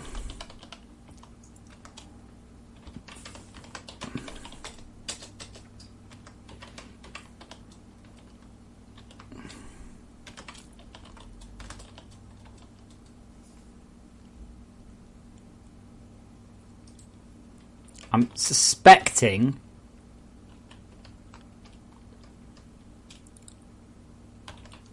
that should be more like this.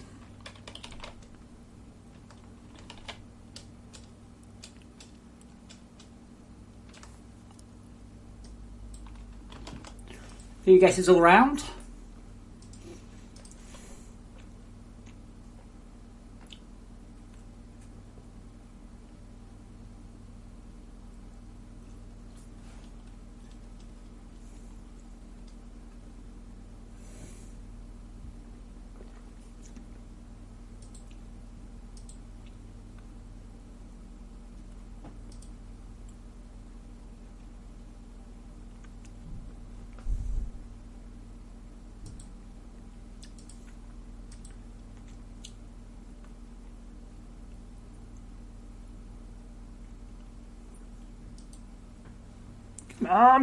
Thank you. Richard, that's because you started a game up, ran around, and 10 minutes later quit. You have generated in that time 28,000 segments. The game is designed, the engine is optimized around you playing the game not like it's hit. That's not how anyone would ever play the game. But yeah, that's exactly as it should be.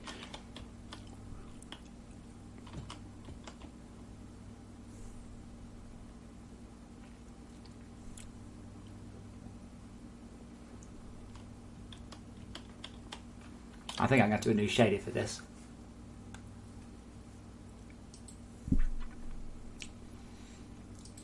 Yeah, I'm afraid there's nothing I can do. You can quit and lose the data if you don't care about it, but there's not really anything you can do.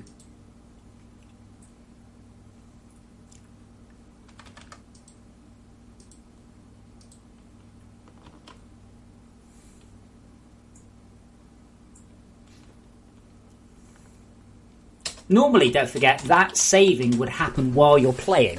You know, you're in the game for half an hour, it generates a bunch of stuff, it saves it. If you are only in the game for 5 minutes, but you haven't run around, obviously it'll be fine as well. But if you start the game up, ran around, and then quit, that is exactly what I would expect. And there's nothing you can do about it. That's perfectly correct behaviour.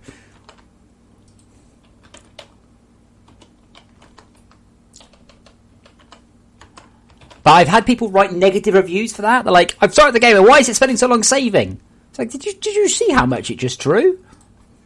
No.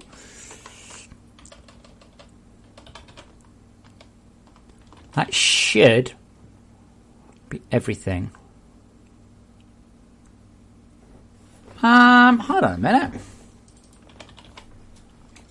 I just noticed we don't actually use that anymore. Bump mapped. Oh, let's do the other one. This should actually speed the game up a little bit. Probably not noticeably.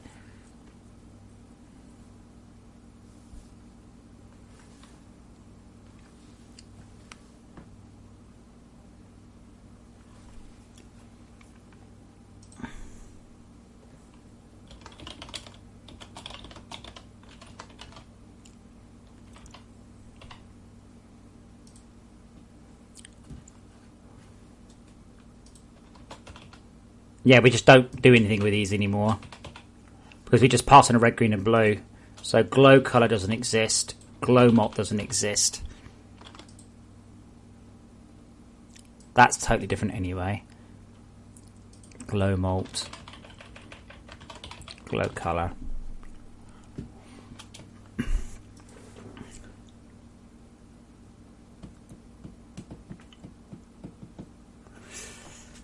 Yeah, I'm afraid, Richard, I wish I had a better solution for it, but I kind of don't. But obviously, you understand that you're not playing the game anywhere near properly. You're running around testing stuff. exactly what I would expect. That said, I forgot to rename it. That said, it's quite hard to outrun it.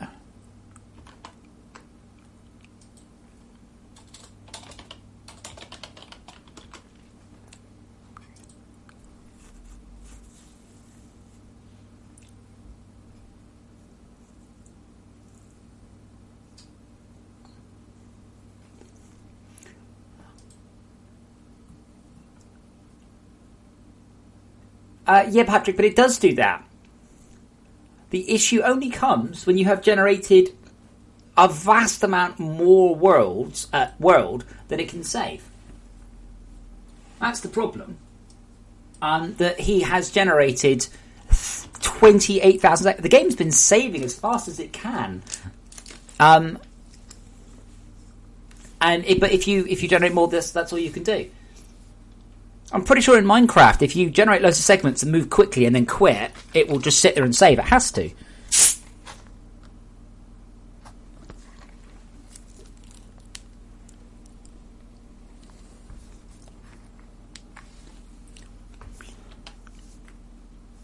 I mean, it's like this. If I teleport a long way away and then quit, it has to save. Like if I go teleport 1500 and then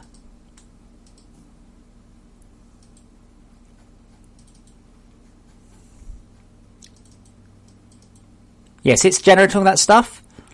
But if I bring up the debug menu, it should, I think, show saving. Does it show saving? So we've generated 400. Now, debug world, debug disk.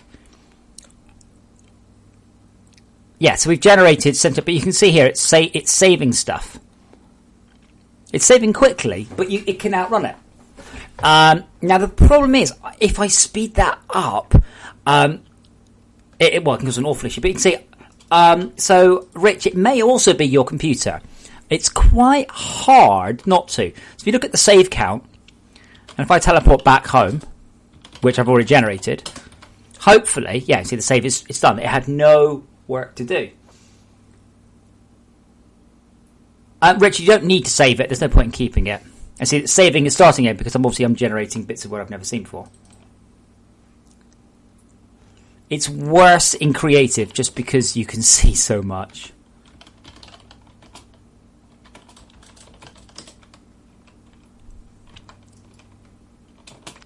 Rich, I like to explain the why. I don't like to just say, well, that's how it is, deal with it. I like to explain why, so people are like, okay, yeah. But essentially, you've run around, you've outrun your disk. I assume you're running via software or you're on a hard drive. If you're on like an M2 SSD, it won't see it at all.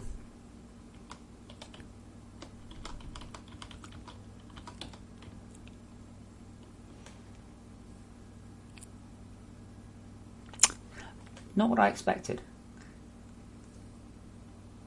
Well, don't forget, Patrick, it shouldn't affect main thread performance.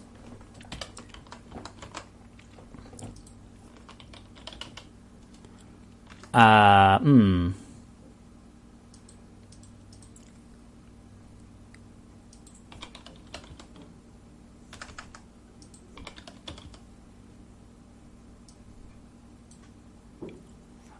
with the proviso that shouldn't, same as doesn't, but it shouldn't make any difference. I did argue with Martine about this one, but he didn't listen. I felt that the game shouldn't try and save. Once it got to a certain amount of saving, it should just wait. I think I'm going to rotate by 270. But right now, the game could just continue to outrun rather than going, sorry, look, you're really screwing this up. Could you just wait a sec? Yeah, just wait a minute. Okay, cheers, thank you.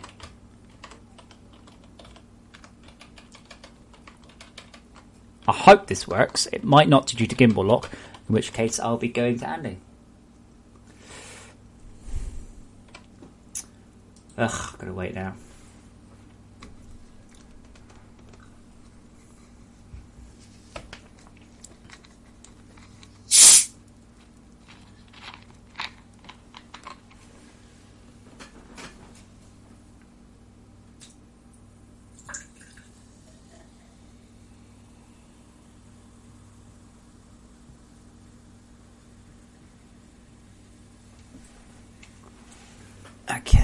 If we switch that to...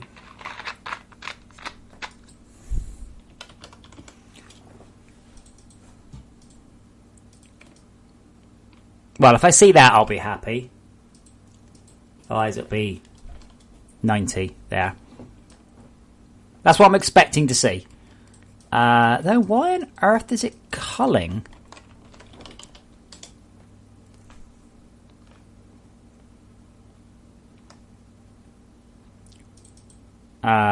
Just after the tags. Okay, just cull off.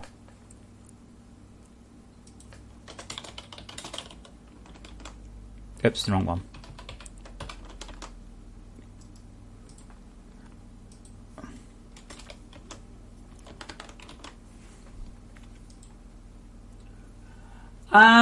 Yes, Springwell. Oh, well, yeah, I'm not forcing you to recreate your world. You can go looking at the edges of it. I don't mind.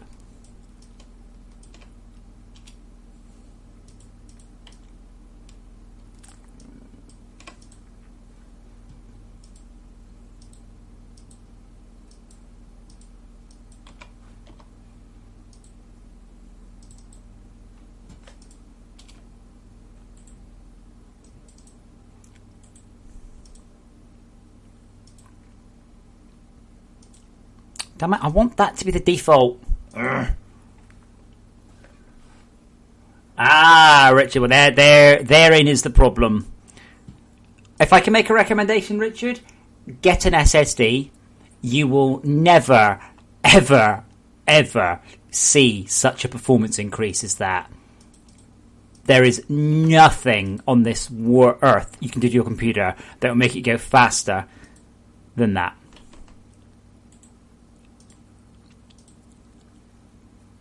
Like, when I first put an SSD to my computer, I could load Warcraft levels in about 3 seconds as opposed to 45. I was just like, holy shit, this is amazing. Is it multiply? What's the hard light? There we go.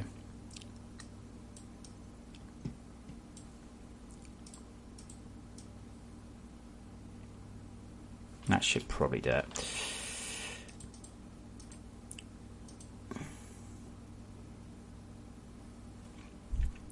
But yeah, I've still got it, actually. I bought a 64 gig SSD for my primary drive. And I started walking around and I was just like, sweet mother of God. Just couldn't believe the performance. Just unbelievable. Like, genuinely, wow.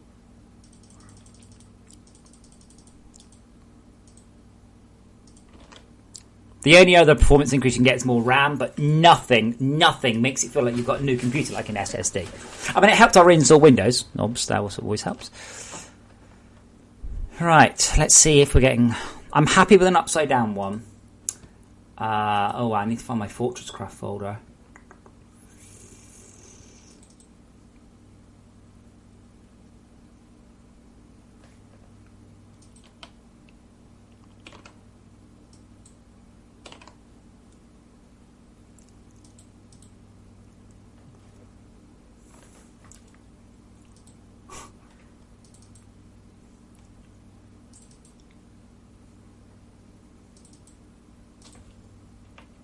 Oh, wow. Look at this. Very first, perhaps, picture of FortressCraft. That's when I first figured out how to do a sky sphere.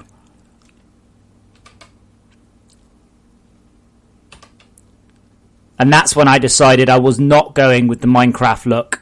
I was going with my own look. And that's when I first got bump mapping in. Huh. Wow, that's... And just to prove, like I said, that was... 2013... Well, no, it wasn't, actually. That's when I made this one. But yeah, that was when it was called Diggers 3.1.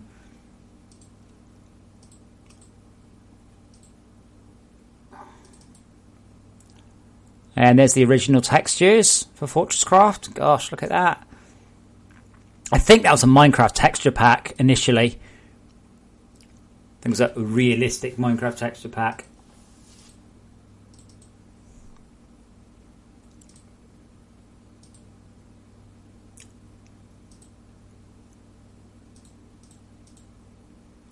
Oh yeah, and that's what I wanted the game to look like that. That was my visual target. That. Still not quite hit it.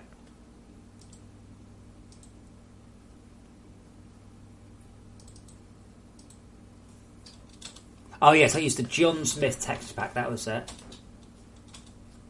That's going back. It's going back a way and a half.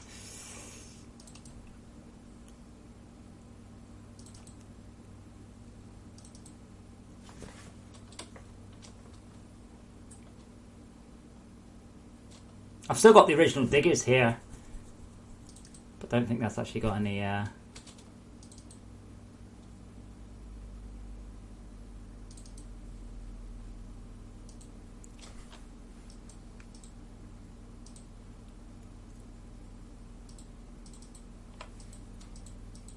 Alright, there's the original minion design. Ah, and there's the original minecarts. Remember making that mock-up, Andy? In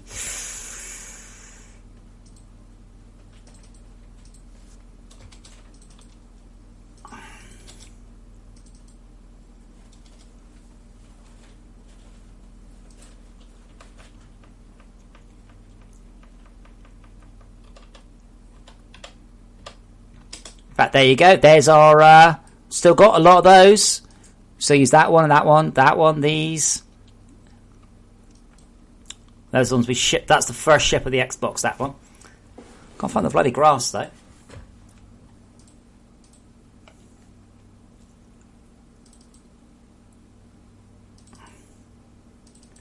Content, textures.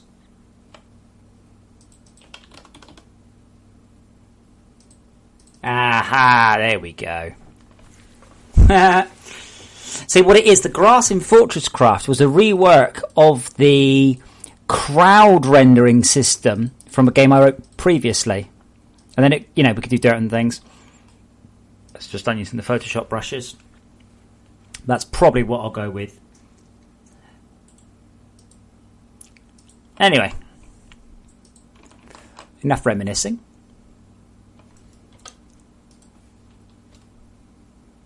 Getting there.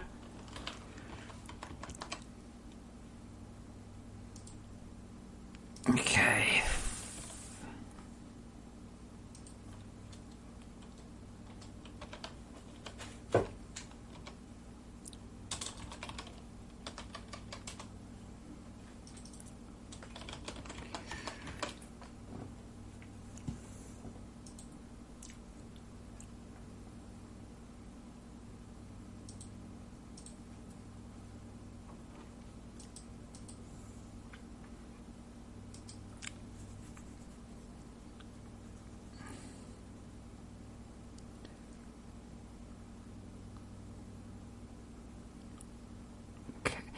Yeah, forecast. I think I was using the John Smith texture pack initially.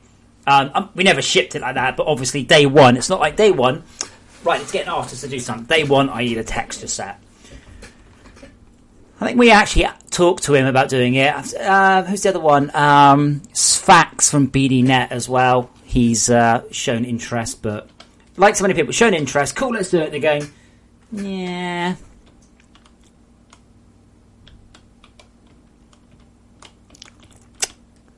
Get in there.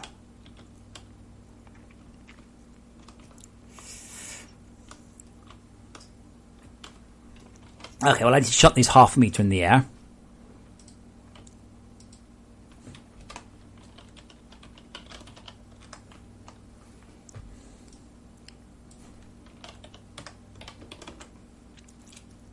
And then I will also offset it within there a little bit.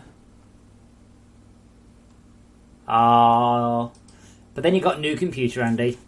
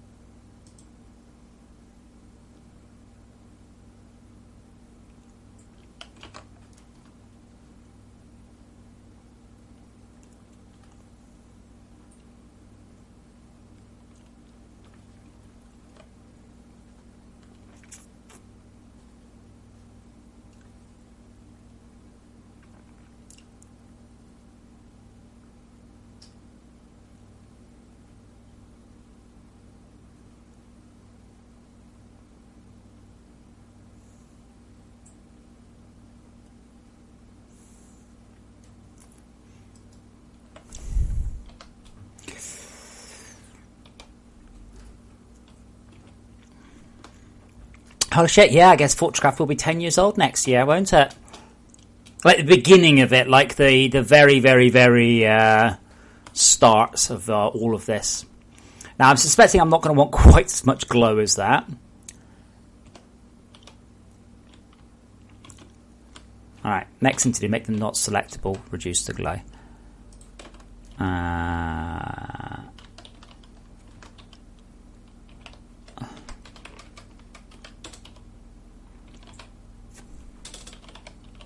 And we see randomize their scale, randomize their position, a whole bunch of little bits and bobs. So selectable. Yeah. If LE type equals eCubeTypes.tnt, return false. Brass special hacks case.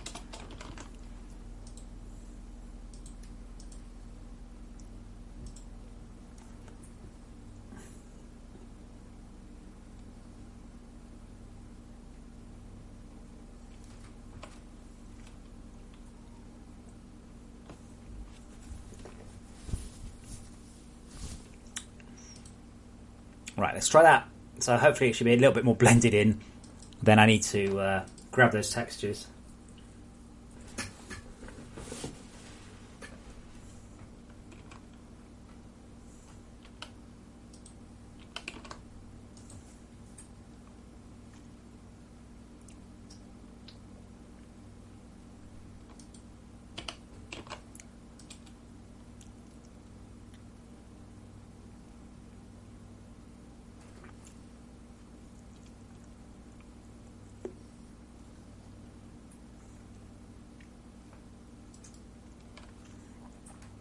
Oh, that's... Oh, yeah, I need to get somewhere else, don't I?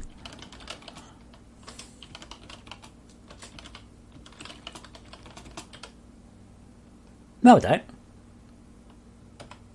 No, I don't, because that's generated off the hue. Okay, I can't select them anymore. Yay.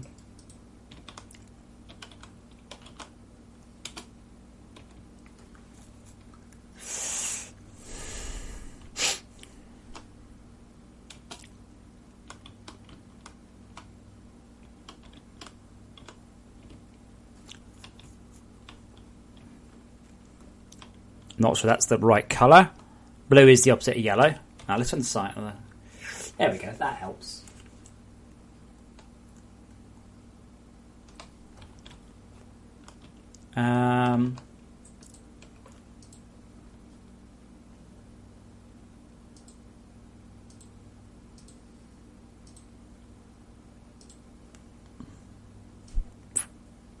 That's the minimum brightness, okay. Still quite surprised it's 1.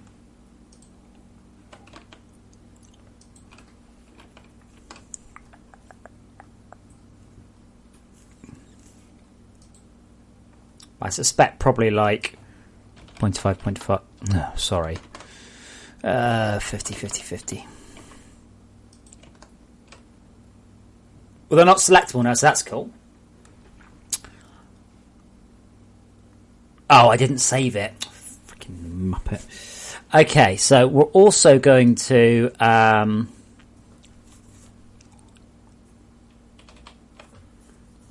randomize the position a bit based on that.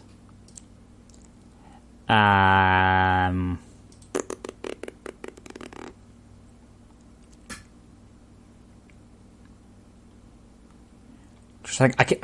tend to do it using the sine and cosine, but it's probably a little bit more expensive.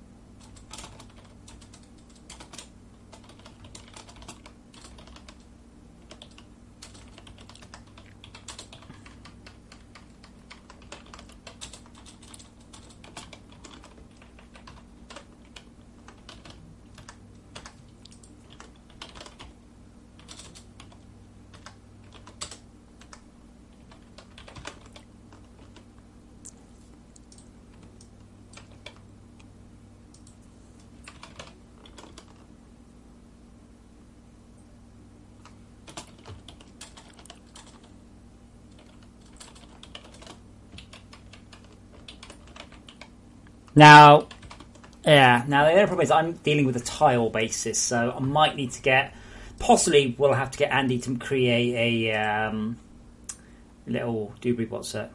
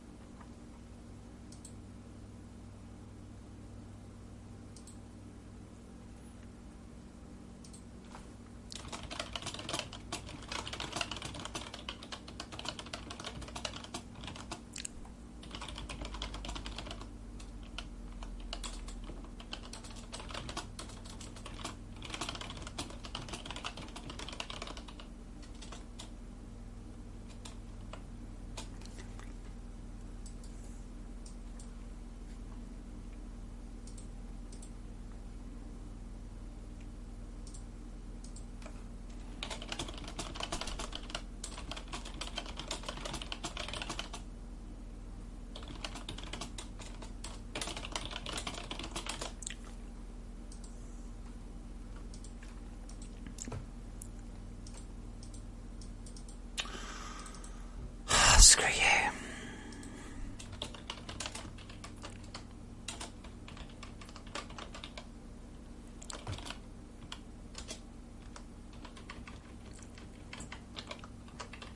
I don't want an X double function.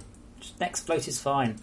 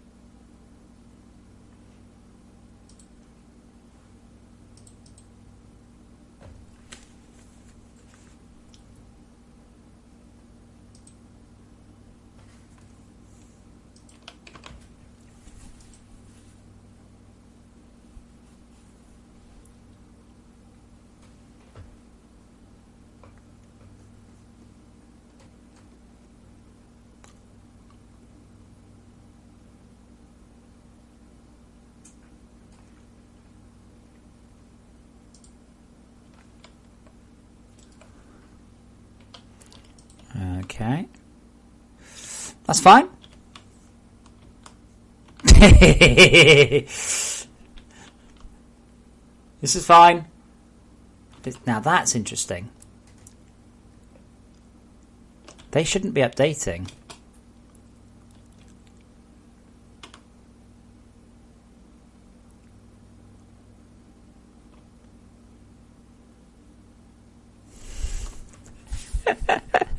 It's even funnier. They're dancing almost exactly in time to the music I'm listening to.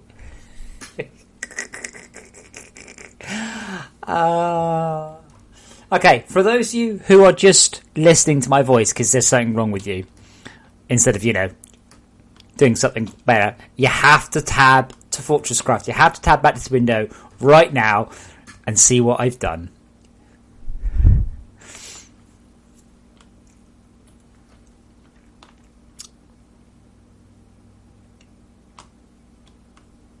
But it's just literally, it looks like the hamster dance or something.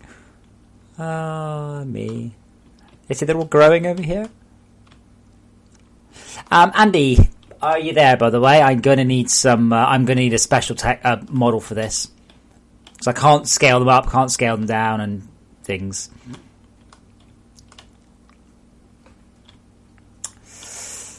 I think I might just leave it like this. I should just do that. I should just ship it and just refuse to answer any questions on it, going, no, that's fine. That's literally how I want the game to be. No, they're alive. Andy, are you able to do modelly texture things, or are you busy doing other things? I think that's great. I think that's amazing. I think we should just leave it.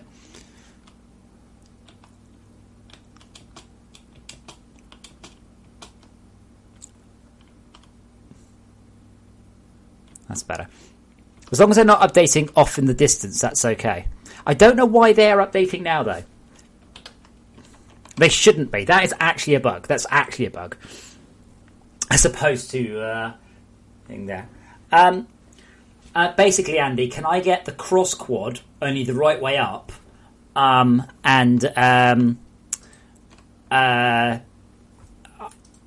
that. Show wireframe. Yeah, can I get that, but that way up, because I've had to rotate it, because it was that. And can I get it with a pivot at the bottom? That's all. Later on, I'll probably get a triangle one so we can squeeze more out of it, but yeah.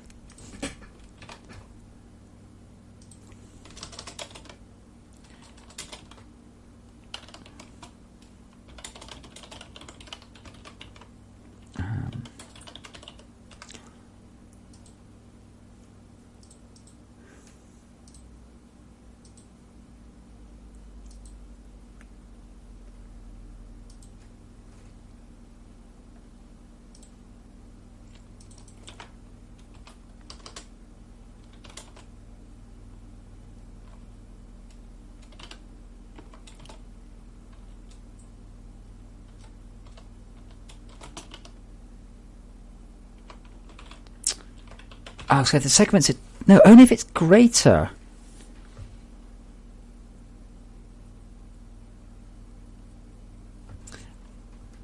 Let me just go back in.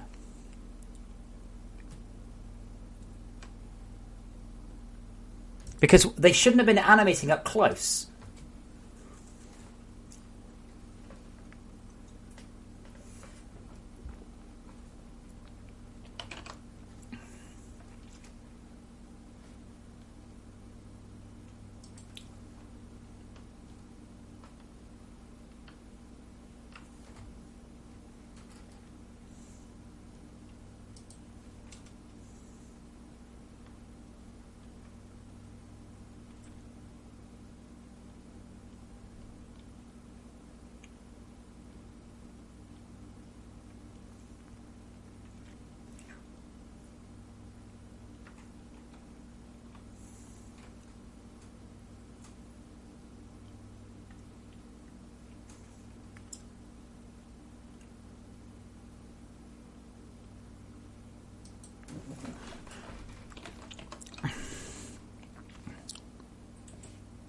The only thing I can think of is that approximate distance to player is negative.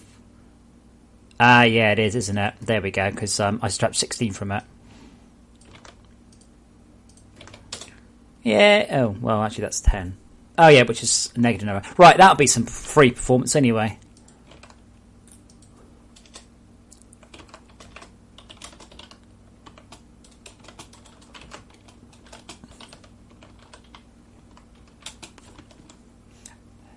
Thank you, Andy.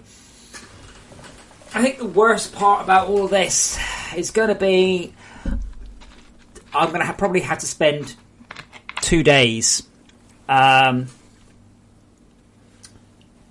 working on the like even at the very least we're going to need a short trailer for the changes and a lot of visual changes. I want to make sure everyone is aware of what we've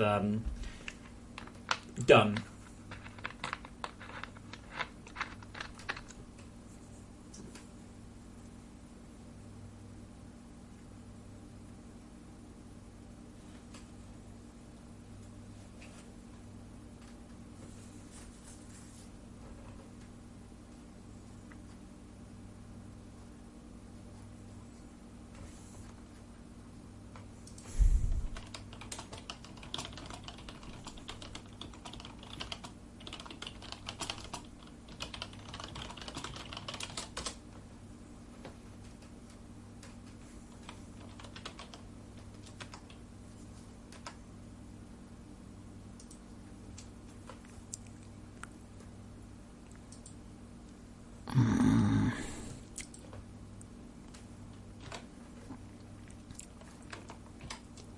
Right, so we'll take that one.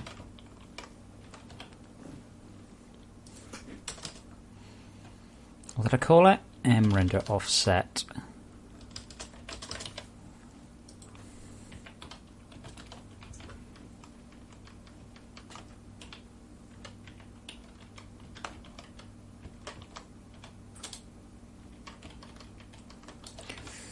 So we're going to calculate that once. I should probably have done it based on location, but whatever. What are you going to do? What are you going to do?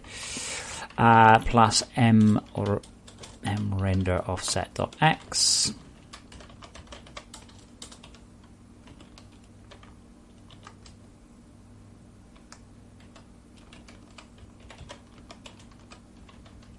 Where's Trank? I wanted it. Oh, whoopsie, that probably didn't help.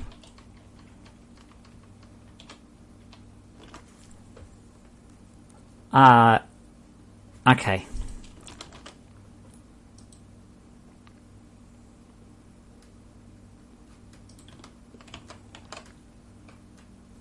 Cross quad. It is. It's in basic shapes, I think. I can't tell it's compiling. It's like basic shapes / cross quad.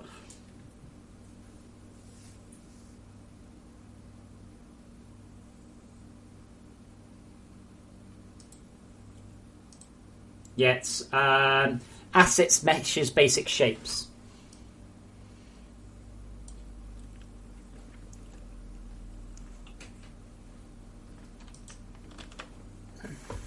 Yeah. So spring load. There's two problems with that. I mean, that's a technical marching cubes. Neither Astroneers nor Minecraft are a building game. Sorry, no, Astroneers nor No Man's Skies are building games.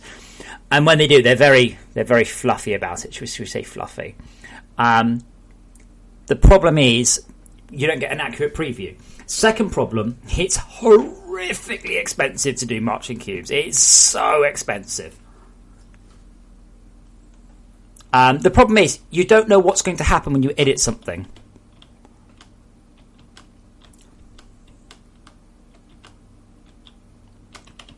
Let's get in there.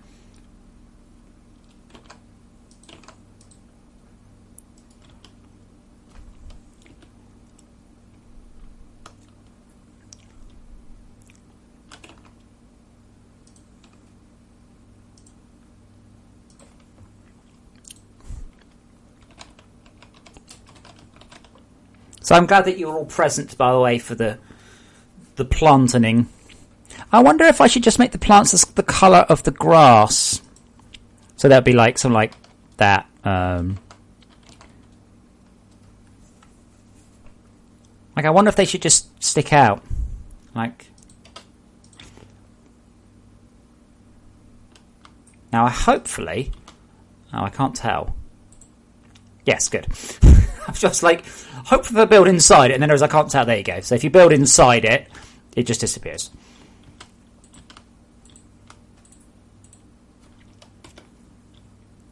Now, these are not going to spawn for lower quality. They will probably not spawn for network players either. Network dedicated servers. But maybe. Andy, is there any chance you could colour the verts on this?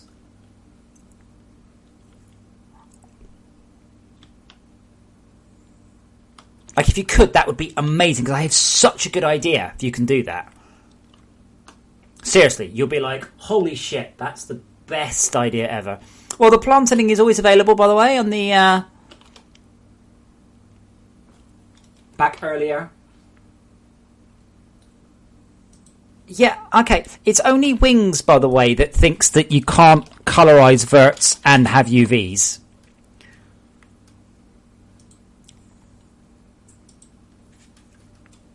But you have to go via 3 Studio anyway.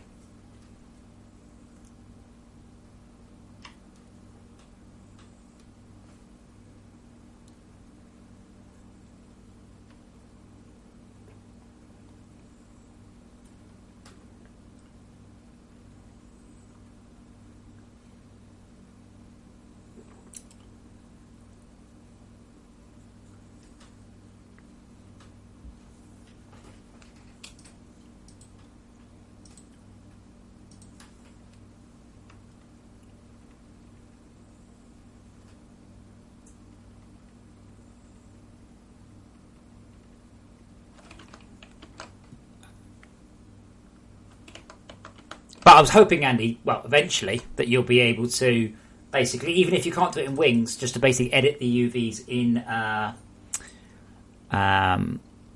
that other thing.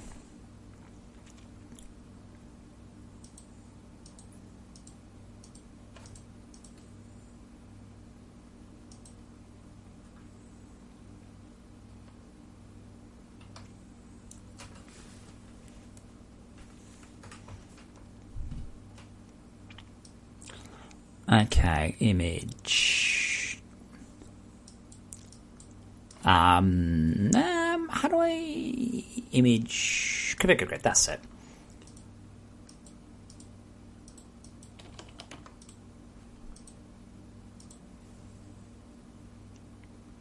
Why would I ever in my life want to configure the grid and not have it switched on? Also, why would I ever want the grid showed on but not snapped? Maybe. But why would anyone ever want the grid snap turned on but not show it? This is not a thing. Or if it is, it's quite a rare thing. Where do I want to save this?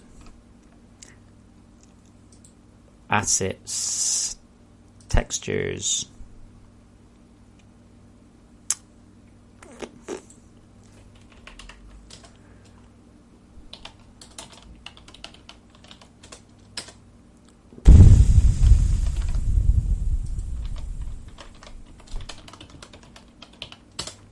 Now the only drawback... I guess I... I've just worked out a way I could potentially make this even faster. And the bottom black. Or the top black and the bottom white. I don't care which, as long as you're consistent. If you make the bottom black and the top white, we'll always go with that setup.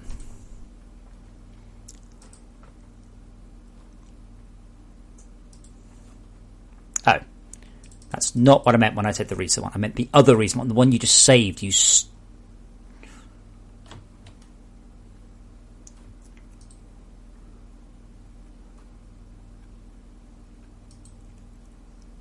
Textures.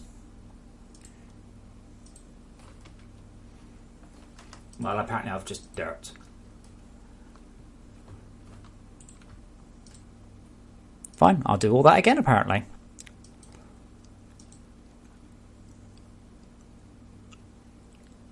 View, show grid, view, snap to grid, image, configure grid. Seriously, I don't see why I have to edit 3 things in order to get the grid. I've realised I could probably get some substantially awesome random vegetation by fucking about with the UVs. I'm just not going to do that today, but actually I think that would work.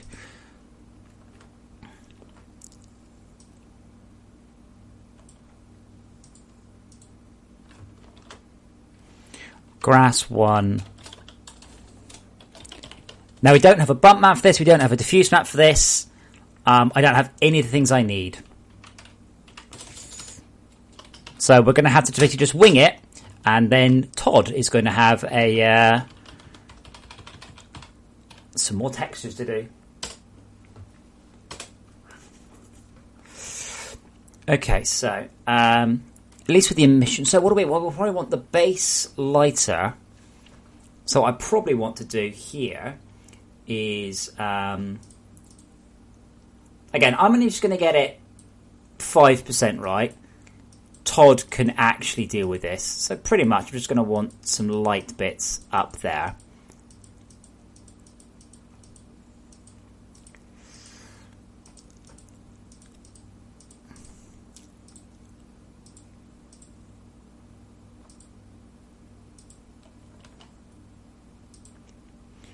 And then we want to tools, levels. I only learned about the levels tool recently, and it's great and I love it.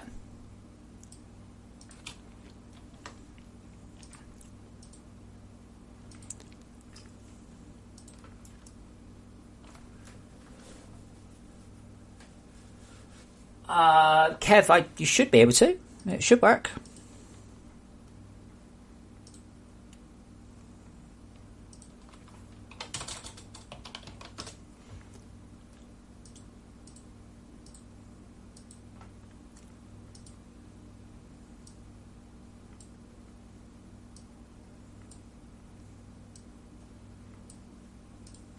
There we go.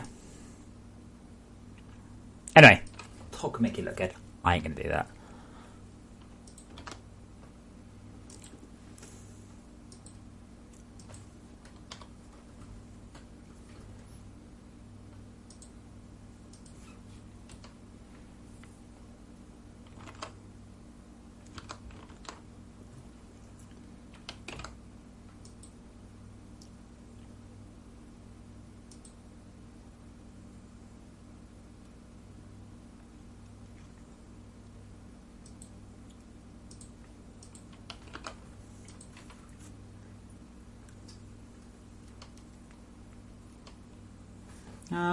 I know it's loading.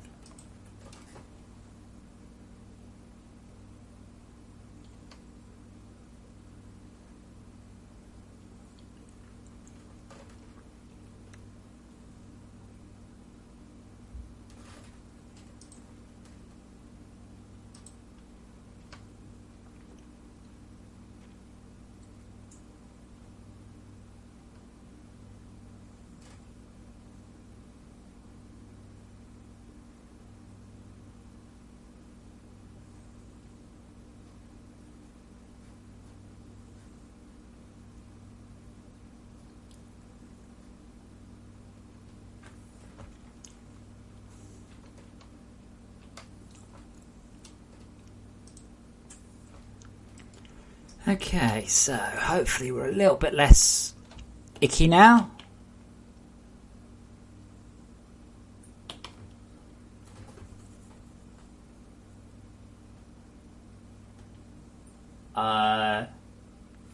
Yes, very, very probably. I forgot your name now. It'll come to me.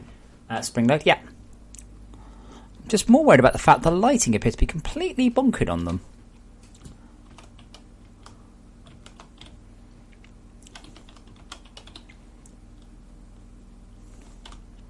I also need to remove the diffuse bit from the.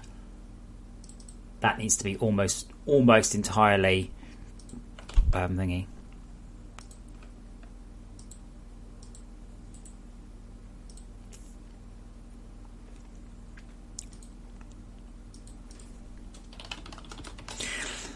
Grass was actually one of the nicest things about FortressCraft 360. I used to really like how we did grass. It was a very smart, very powerful system, and it's not been something that Unity has supported until now, really.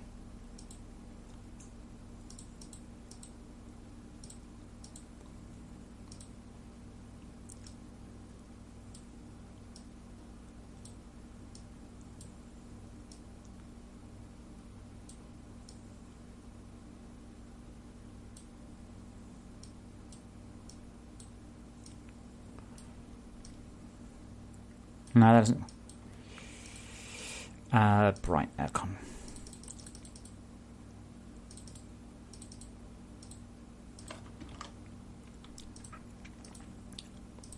Again, I don't need to get it right. I don't need to get it good. All I need to do is get it to the point where the tech works, and we have the beginning of a visual target, and then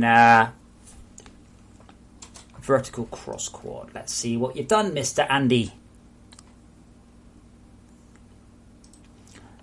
Now, if Andy's done it right, then we should be able to place them at 0.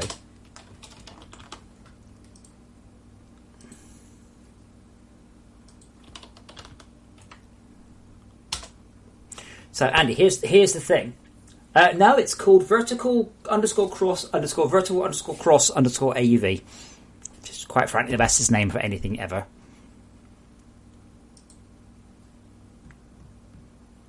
So I don't think No Man's Sky, I'm pretty sure the grass in No Man's Sky is a single colour, because you've actually got, in No Man's Sky, you've got blending on the splat map between green and brown here. So that's why you've got those colours. You do have a secondary patch, but that is probably splat map stuff again. Yes, there are options I've got to do this. We'll see what it goes. Now, Springload, that becomes tricky. How would I do that? No is the easy answer, but think about your question. Because I don't know if there's a block there, really. I'd have to go checking. But then you've got the problem that you'd like have the grass going, oh dear, now we have the grassening. Right, well that's probably good, Andy. I'm not sure quite why we're getting flickering though. Oh, it's the wrong size, obviously, which is my fault. But I don't know why we've got that behaviour. That is interesting. Anyway, I can probably just fix it by doing that. But why is it flashing?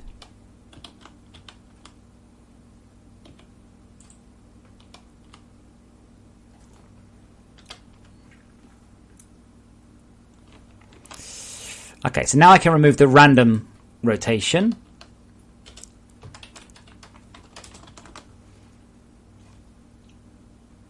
No, Andy, but the shader's double-sided.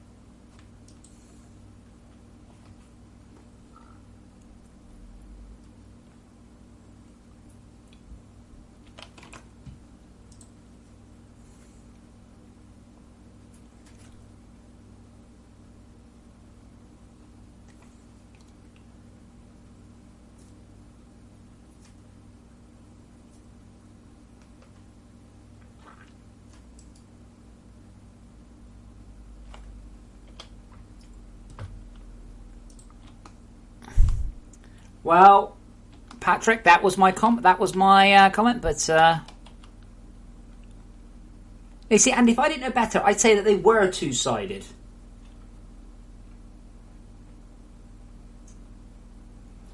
Yeah, but don't forget, No Man's Sky has a continuous rolling landscape. We don't.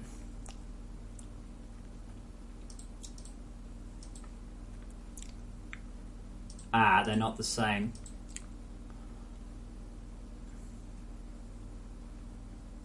Oh, they are. Okay, so all right. So you okay? That's cool. Well, if Andy's gonna.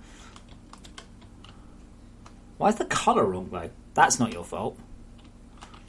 I'm also not entirely sure they're actually aligned with the bottom. Oh, excuse me. Gosh. Surprise burp.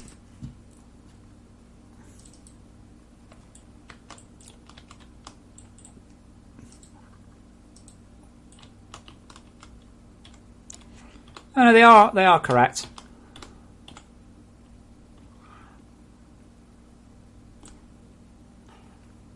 I could probably. I don't think I'm writing to the Z buffer, or I.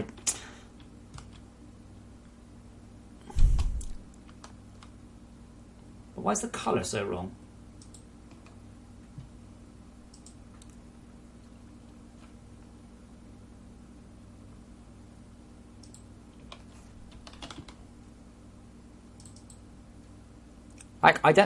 I'm not sure why it isn't looking.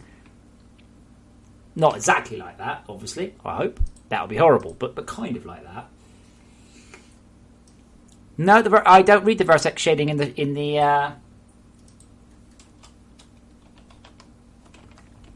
I'm just going to check. I do not currently read the vertex color. We just don't use it. Now I'm going to have to embed that, but yeah, we don't use the vertex color. It's not inherent. We have to run a new stream, and we don't because we're not kind of doing it. But we will be. I've got an idea. But that doesn't explain why it looks so. It looks fine there. No, maybe it doesn't actually.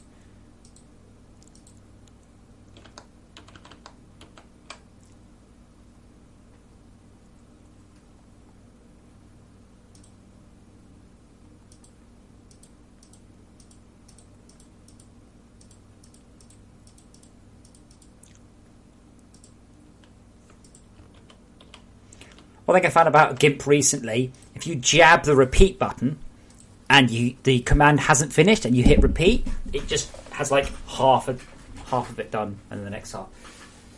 You lost the toolbar. Well, Andy, where did you last have the toolbar? Okay, let's assume for a moment, hilariously, that Andy has done what he needed to do. I'm just going to assume that Andy is about to just come through and fix all my issues. Bump map instance glow color cutout. What is that called?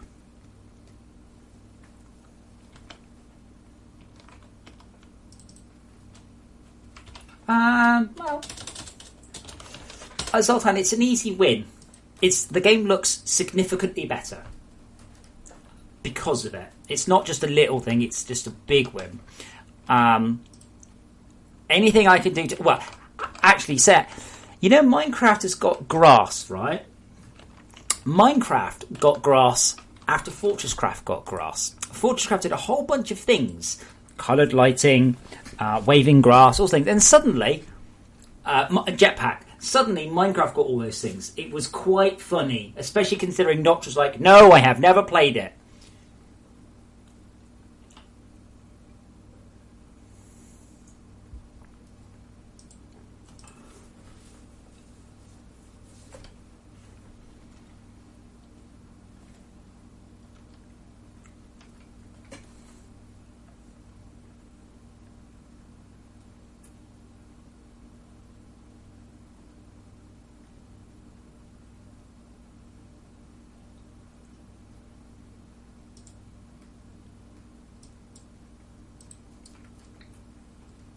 Okay.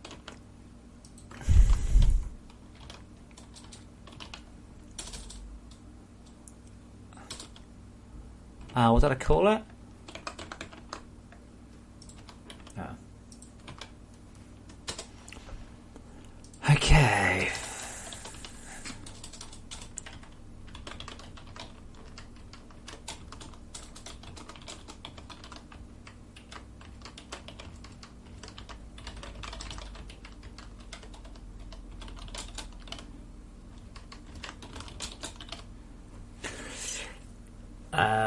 Okay, I'm just going to have to remember how to do this.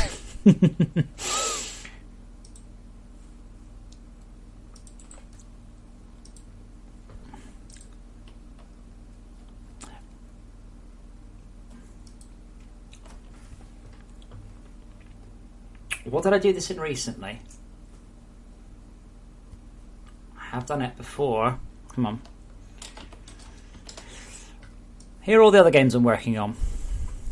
In one of them, I've written the shader I need.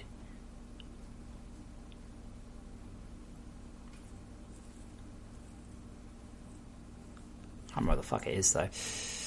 Okay. I'm pretty sure, though, I can grab off the... See, even when I'm not working, I'm working on other... Oh my god, they're in the same box. Oh my god. Okay, I'm not joking, right? That's 7 feet of cat in that box. 7.5 feet of cats. And do you know what? The white one, Cepheus, you know what he hates more than anything in the whole world? What Cepheus hates more than anything in the whole world is being licked.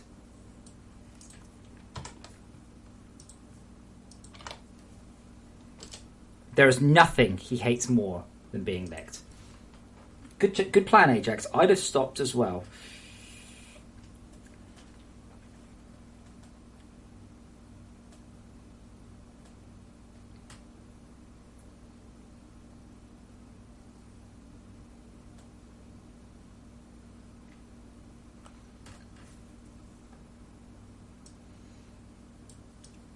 I would keep an eye on the corner, by the way. I suspect there is going to be a very minor fracas soon.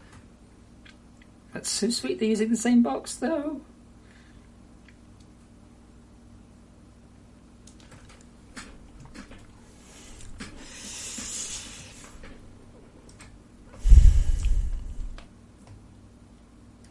Where's the shader? Oh, it's in terrain, isn't it?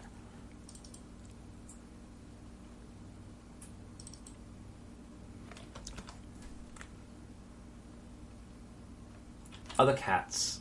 Sorry, Springload? You just said other cats.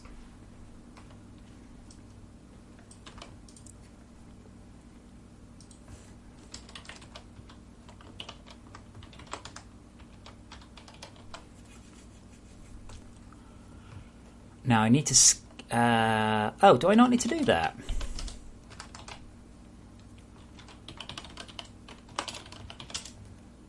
Now, struct input, yep. So that should automatically interpolate that.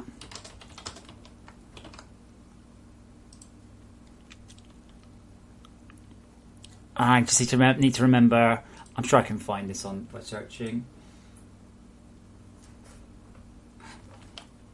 Okay, Springload, I don't know where you're from. If you are from England or America, these cats are 48 inches long. If you are from Europe, or most of the rest of the world, these cats are 1.3 meters long. No, I am not doing that. Forecaster, no, it's called Cake Factory, and yes, I am working on a clone of Idol Factory. I tend to stream on Fridays non-FortressCraft work, and Cake Factory is one of the ones that I have been doing. So think of it as Idol Factory, multiplayer, crossed with Overcooked.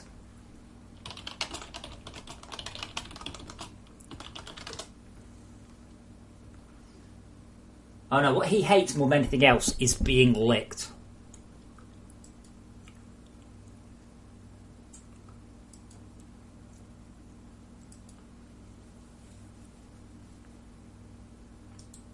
It's a 48-inch cat. That's not... I'm not exaggerating. I'm not... he's literally 48 inches nose to tail. It puts him about 3 inches off the world record for cats. I can't believe they're sharing the box. I'm going to get more photos. I just keep taking photos of them. That is the most adorable thing almost ever. See, now I'm tempted. Now I am tempted to shut the box up. I'm not going to. That would be bad.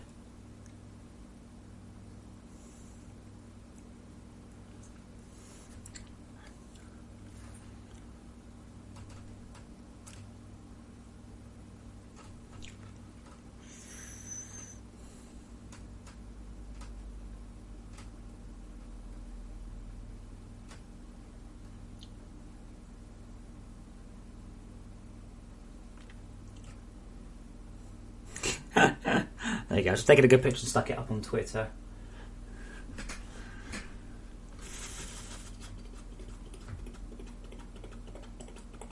Okay, yeah, with the vertex that's what I want.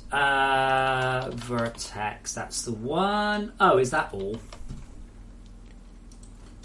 Now, I don't know for a fact if this is going to work.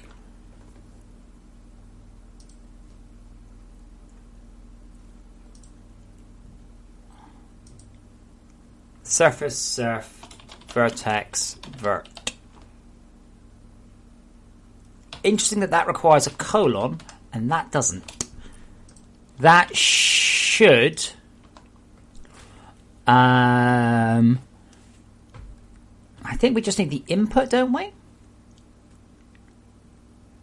In our input, I think, input V dot... No, wait, hold on. App data...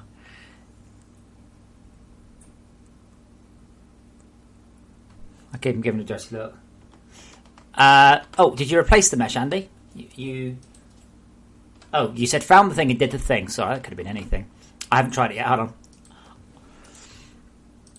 Or let me do nothing for the moment. Let me just get back in and see if I've broken anything.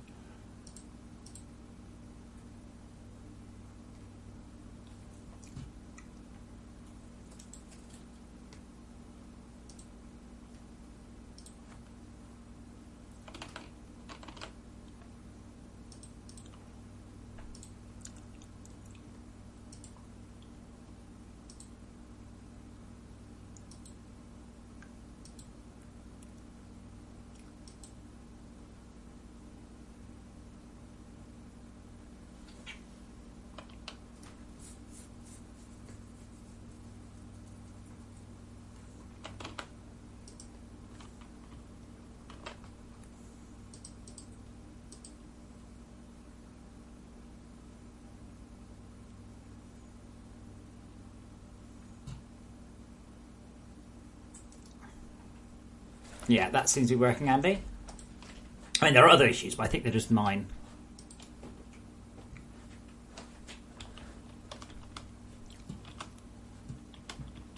Yeah, the normals seem completely bonkered, though. I'm afraid, Andy, I'm going to have to blame you on that. I might be able to fix it, though.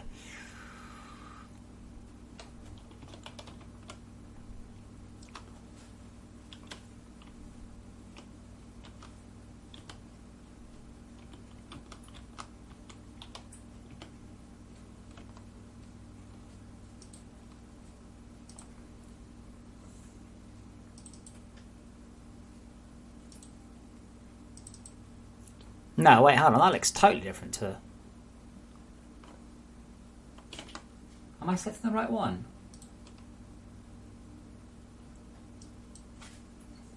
Hold on. That's not the right one. That's the right one. And that looks okay. I mean, it's not right, but that's what I'm expecting anyway. That is not.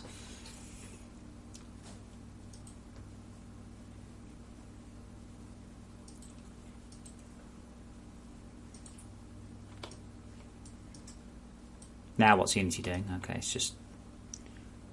Yeah. See, Andy, those two faces are nice and bright, and that one's not. How strange. What's going on?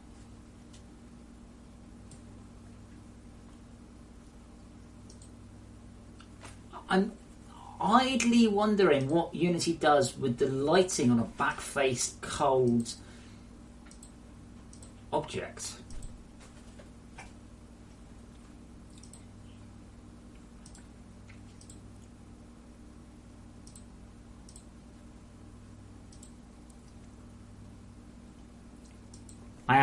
I'm going to try something I might actually regret, but we'll do it anyway. What have I got to lose? No,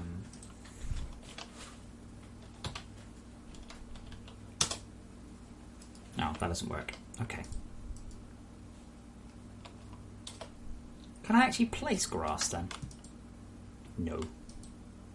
That's not a thing.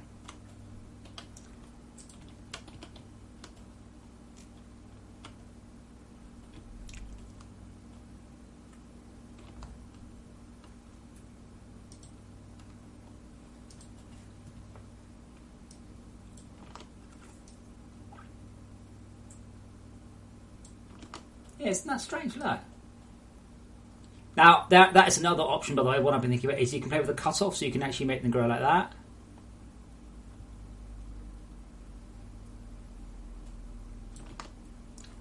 However, overall, it's not that important that I get the...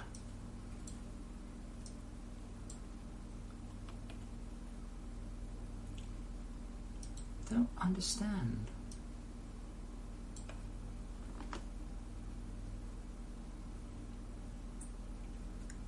I'm trying to work out what I'm seeing and why there doesn't appear to be any emission. Hold on.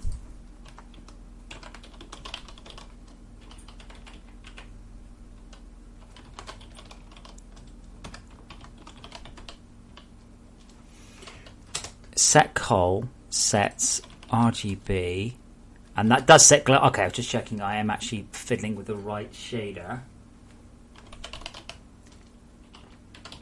And we're definitely messing around with... Not that one, the other cutout. I love the way it lists this one loads of times.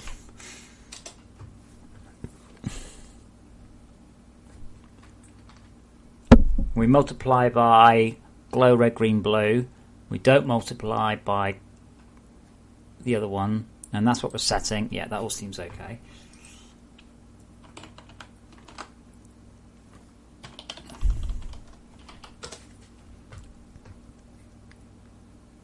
Yeah, Andy, I think your stuff's okay. I think it's just me.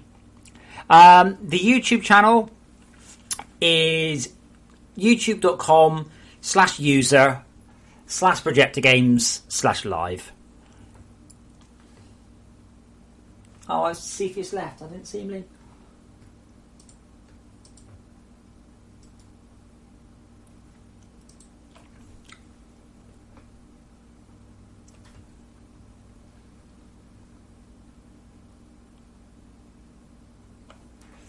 Uh, uh.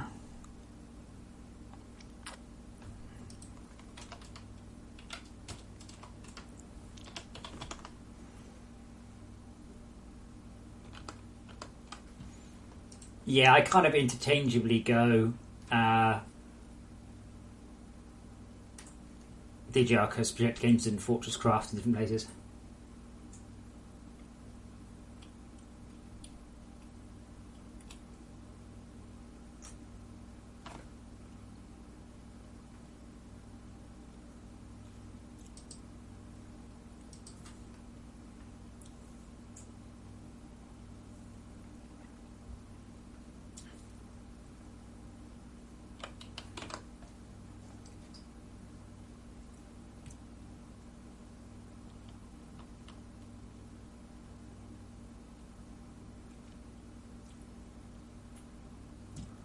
Ah, okay.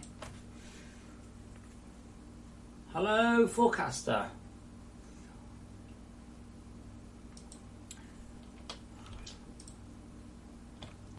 So Springload, don't forget the plants in the terrain also look opposite to the other things. Probably got the glow up a bit high there.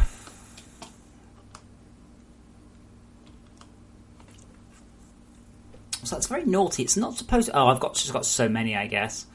It's not supposed to stick instances down before the mesh has arrived.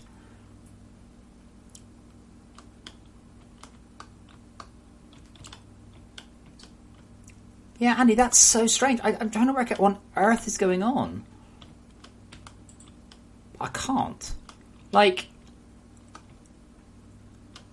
Here.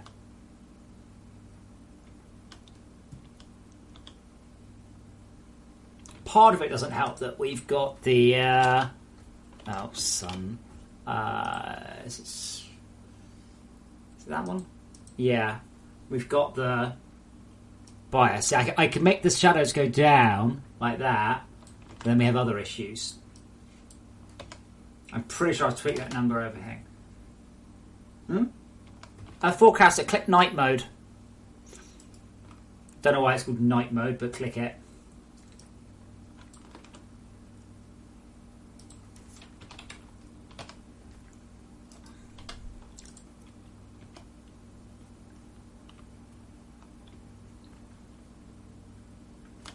Yeah, but Andy, it's a single-sided plane, right? Like that one looks alright, for instance. Yeah, that looks pretty good. This one looks bollocks. I don't know why. Incidentally, no, hold on. Ignore me. Ignore everything I was about to say. Nothing. After you.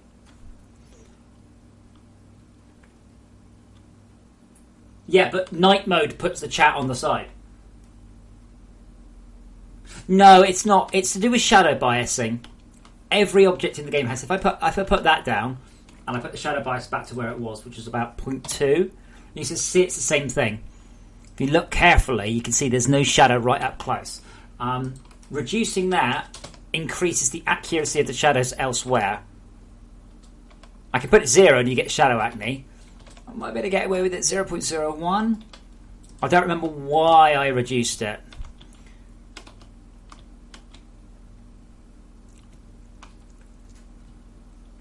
Hello, Gabari. Of course I do. You lived in Iceland and you nearly got killed by a volcano. There may be some details about the story I'm remembering wrongly, but pretty much that. I forgot how insanely far this draw distance is as well.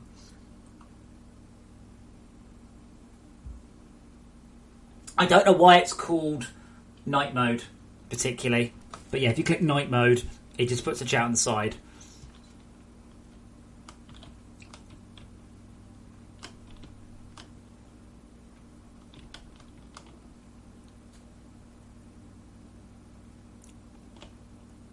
Well, you were in chance of being killed by a volcano.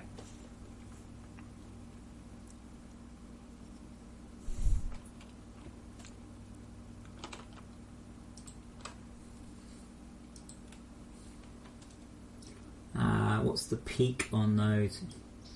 Oh yeah, millisecond. That's enough to make it hiccup at 140 frames a second. Yeah, but why is night mode got the bar on the side? Like, I understand night mode makes it dark. That bit I got. Okay, the plants are too bright now, but now we're getting to the point where really it's turning into Todd's problem. I'm kind of thinking I need to put the dual instancer in though.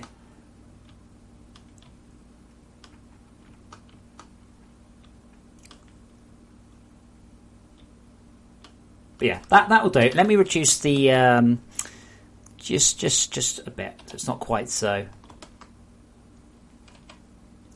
But now we have something else to do.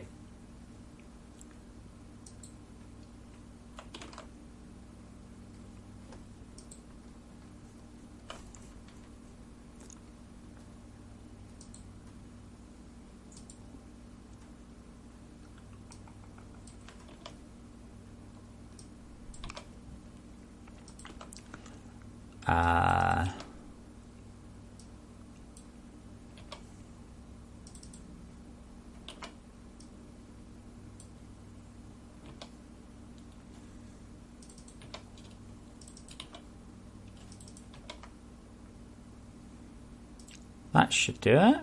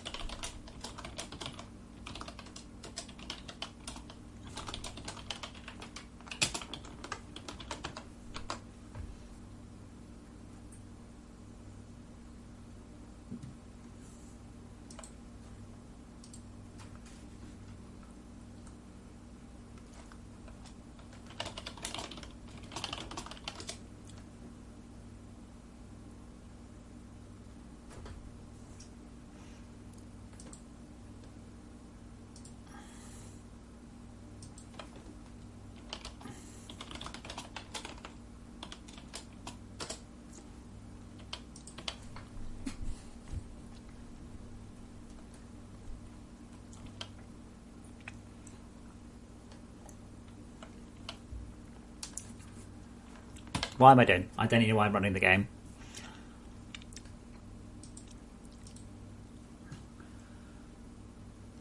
Okay, deep breath. Let's see what happens. Oh, I need to rename it. Nothing.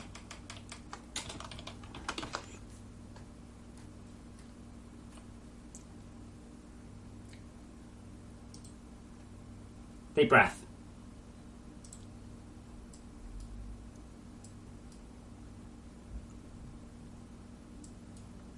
No. Oh, wow. Oh, yay! Andy, I don't think you got the colours right. Or I didn't. Hold on. I'm testing the W. Maybe you're just...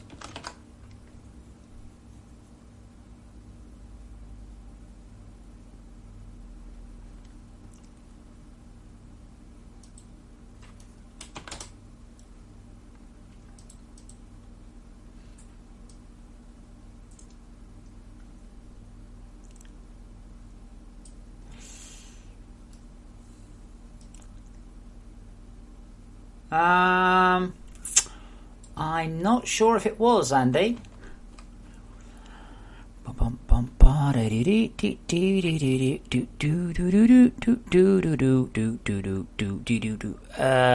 and Y, yeah. I should actually just be able to do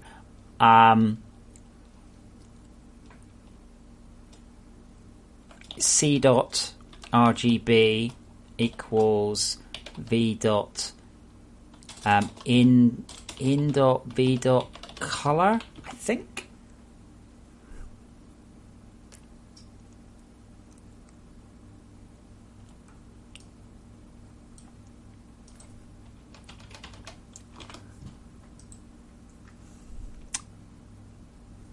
I'm afraid, Andy, to me, that looks white. White and white.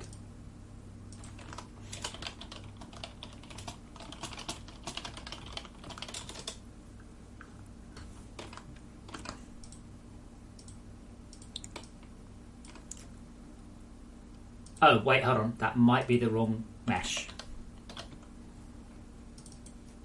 Yes, it was. You may go, Andy. You may go. You are no longer wanted or needed or desired.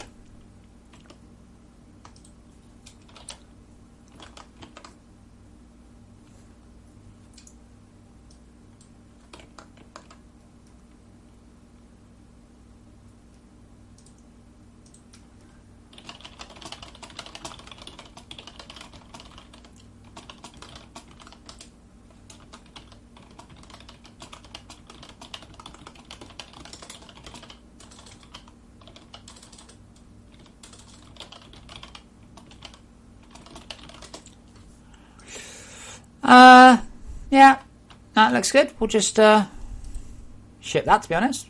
Looks fine. Fine.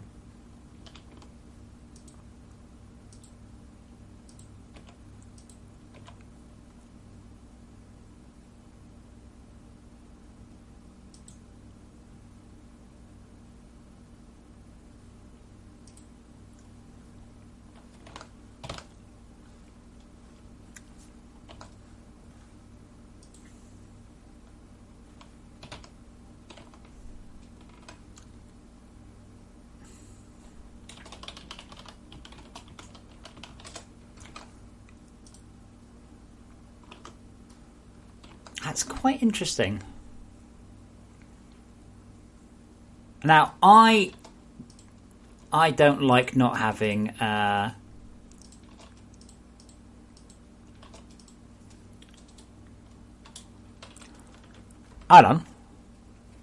what? No.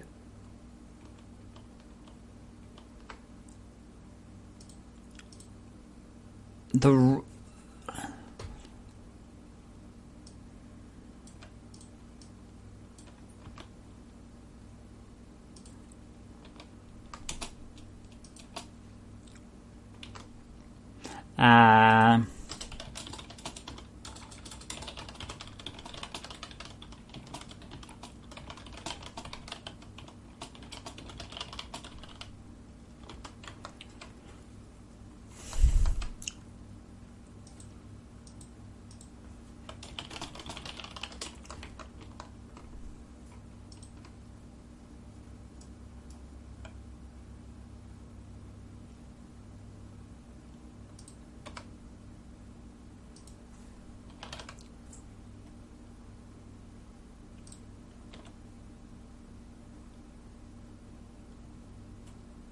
how's that?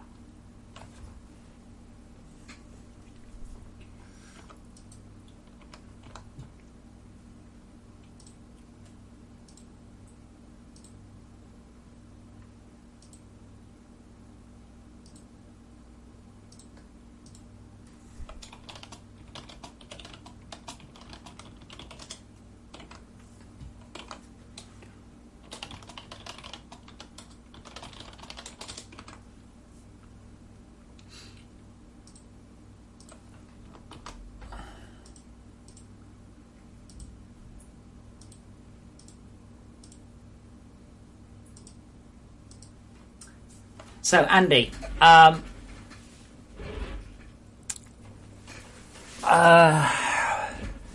Mike Sweat, don't you need to kill a cryoplasm to unlock the overworld? You need to kill cryoplasm, not an overmind, I think.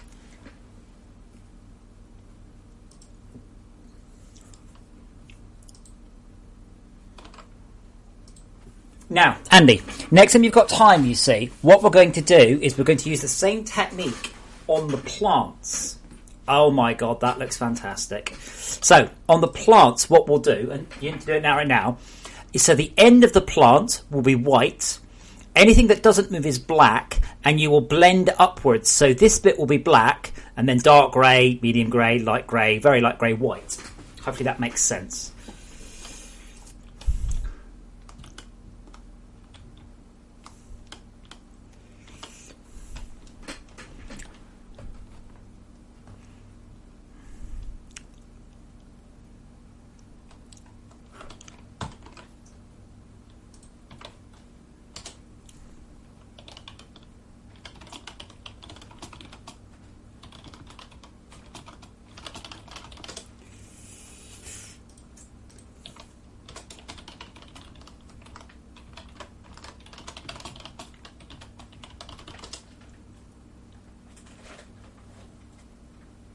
You don't see what that achieved.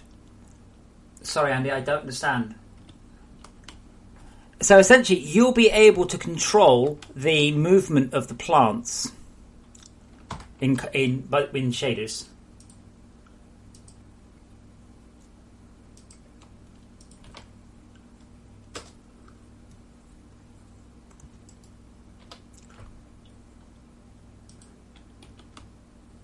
Block selection indication. What that?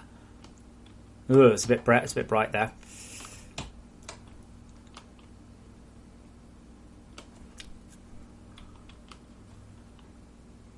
Yeah. So what you'll do, Andy? Yeah. So what you've done this one is you made the bottom black, no movement, and you made the top white, full movement in all axes. But what you will be able to do as we go along, first of all, the next thing I'd like you to do is. Yeah, if you're busy now, that's fine. But to pick a plant, this one is probably the best. And the very, very tip of the plant is white. That's white. Then as you go up the vertexes towards the base, it gets darker and darker and darker. That's black. So that means that we'll be able to animate it. Now, what I will let you do is actually colorize it. So red will be one color, etc. But not right now.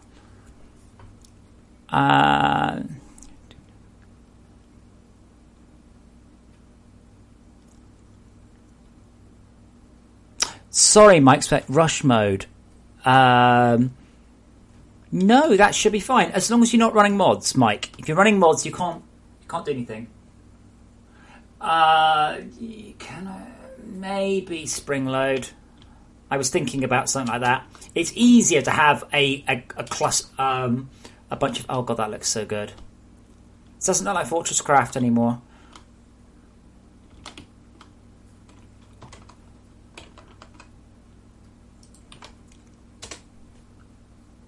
No, I wouldn't have thought so, Andy. All you're doing is colorising vertexes. So, Mike, here's your best bet. Disable mods. Make a copy of the world. Disable mods in the copy. Destroy the OET, the overmind again. And then go back to your game. I have to disable mods. I have to disable achievements with mods because otherwise you could just have a mod that just unlocked everything, and that would be the most popular mod as well. I'm still thinking there is an issue with this, by the way.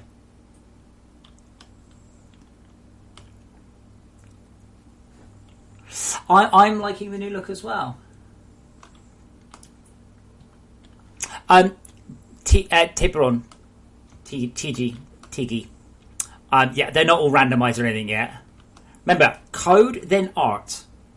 What I'm doing here is the code that makes them sway in the wind.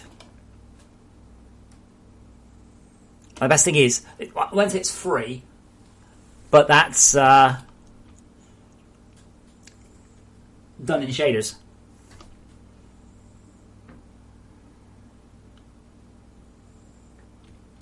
That said, I don't think they're... Are they all the ones in a line rotating? Like together? Oh, let's find two in a line.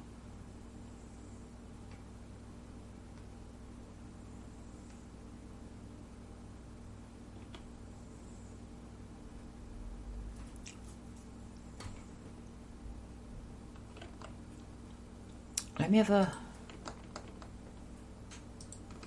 Let me just log out here. Hopefully I'll log back in the same place. That'd be nice.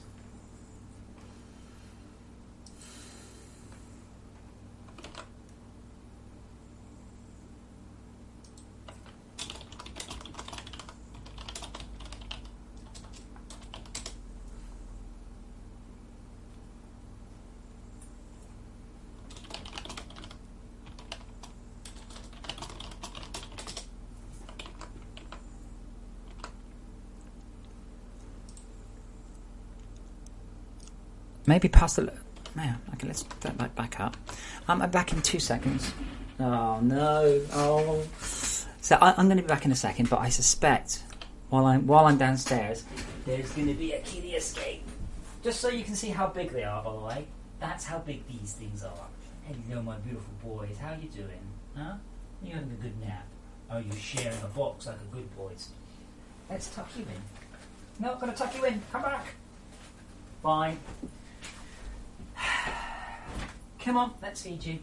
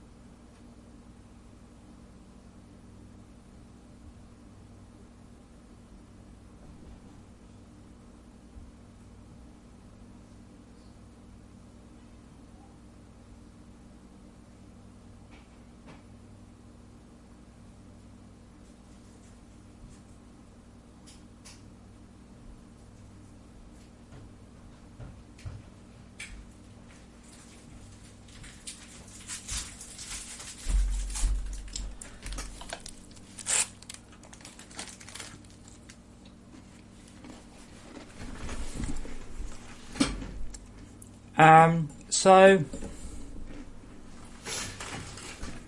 that's a bit better. Forecaster.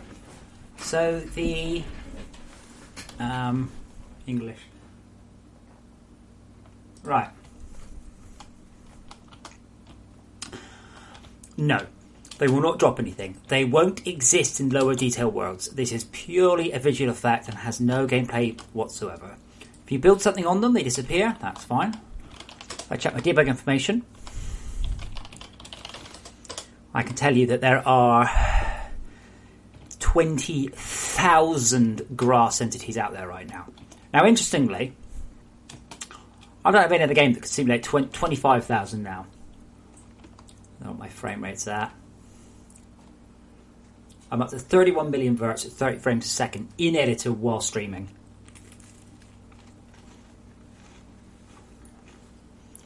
Big plants, yes. Big plants can be harvested. Boink.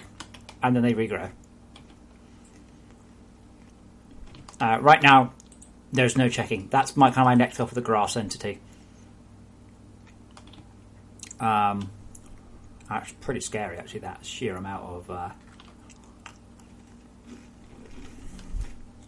35,000.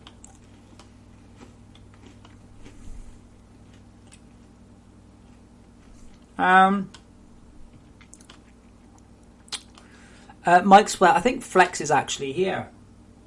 If you're on YouTube, Flexible Games is definitely there. Do I work with him? I don't work with him. To be honest, I try and ignore him. He just keeps talking at me and telling me about stuff. I just ignore him. Just, get on my own shit. I don't know what you want me to say on that one. He's around. He's probably actually here. Bloodsport, it depends how time goes. I would like to replace the trees with much higher poly things.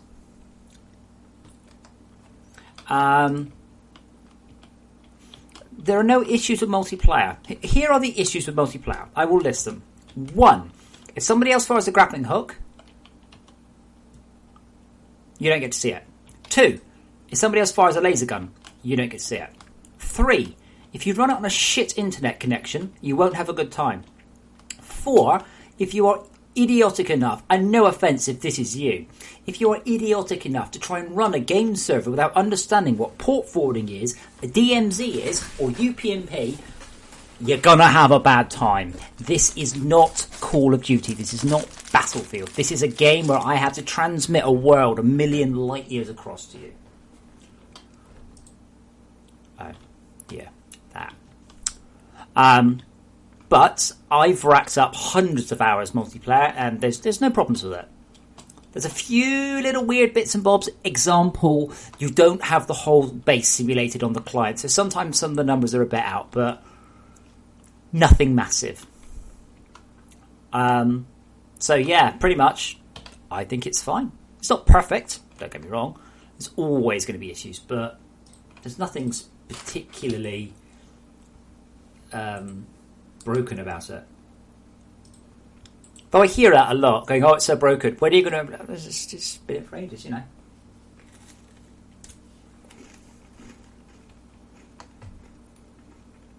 Well, the thing is, Forecaster, what the game does is when a client moves to a new area, that client has to receive somewhere in the region of 50 to 100 megabytes of data, depending on various factors. So what do? I send it to the client as quickly as possible, obviously. Then I got people going, but the game uses up like 20 megabits of bandwidth. I'm like, yeah, until it's sent the 70 megs and then it goes to nothing. You can't look at the peak and go, that's how much it uses, because that's only how much it uses at peak. But there's no issues with it. I mean, my dedicated server... Let me have a look. My dedicated server has been running right now. Well, actually, it's been running for 1 day, 12 hours because I pulled the power up. But it's been up now for like 6 months with no issues at all. It's fine.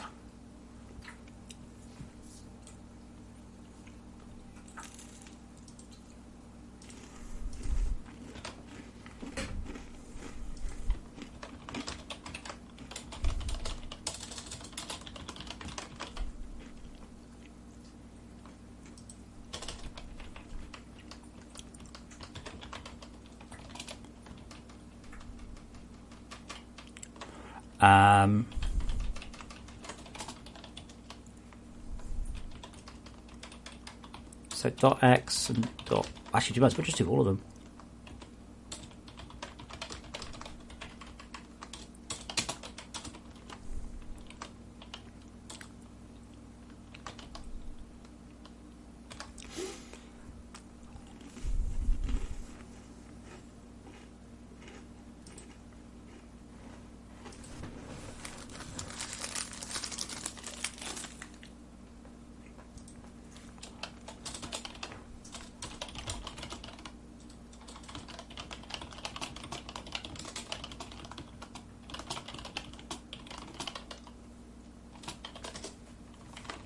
My music stopped.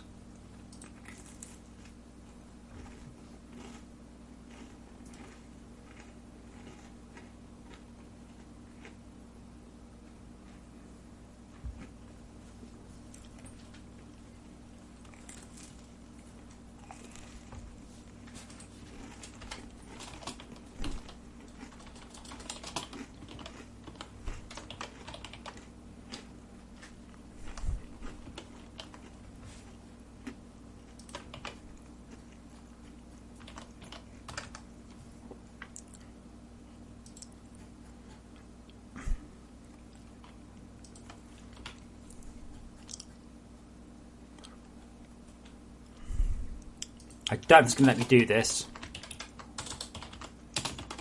Unity is very picky about what it lets you multiply together. And the cat is back.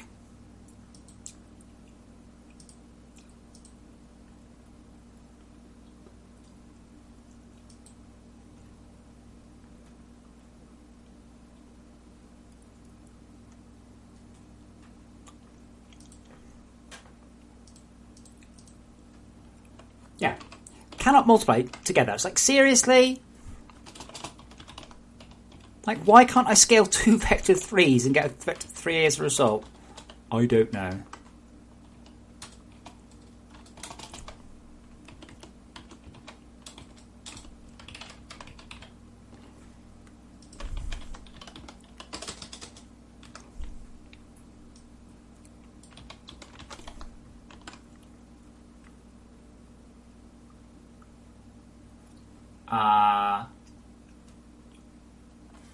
Spring mode, yeah, I don't know. A lot of it will be fixed once we don't have such an awful texture.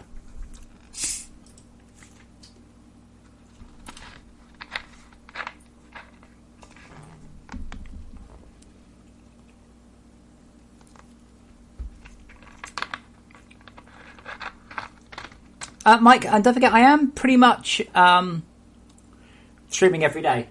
And I'm always available on Twitter, nearly always in the forums. I have to spend a little bit less time on the forums. I can't keep up. Sorry.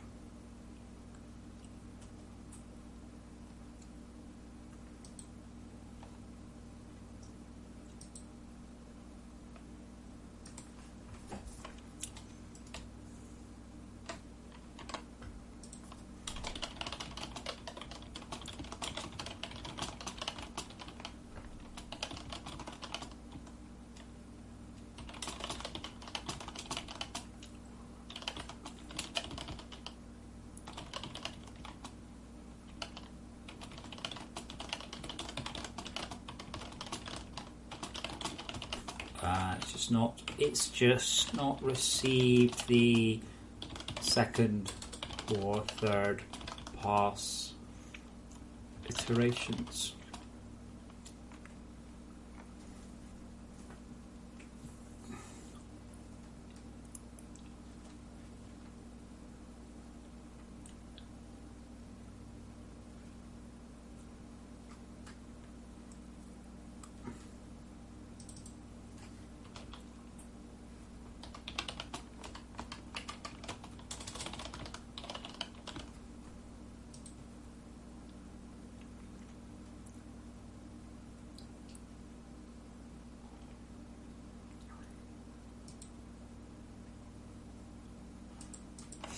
We've had our yearly complaints from one person that creative mode's not working very well.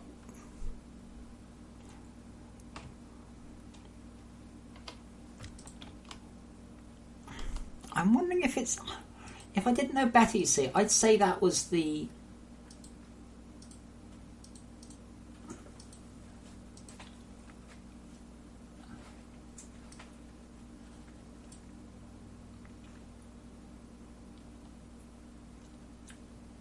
No, the thing is, Springload, to get that look, I would have to generate lots of them. I'd have to generate multiple ones all over. I can't get a field. I mean, I can generate one per square. It's bigger. But that's about the limit of what I can really push out of it. Don't forget, No Man's Sky is working on a much finer grid there. And they also have a rolling landscape. So they don't have to worry about... But actually, if you've played No Man's Sky, you'll find that actually the plant's going to stick out quite a lot. It's quite funny, really. And how many plants we're up to now? 40,000. That's a lot of entities. Cheap as chips, though. On a new engine. Mike's what I said a lot of things about the multiplayer, but basically what I said was it's fine. There's nothing wrong with the multiplayer.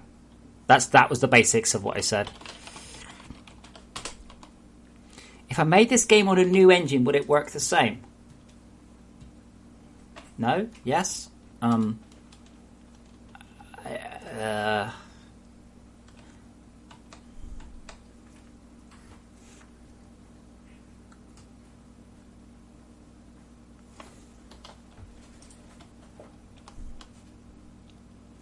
Yeah, I'm also currently running 70,000 plants. Grass. 17,000 plants. 65,000 grass entities. Coming up to 10% usage.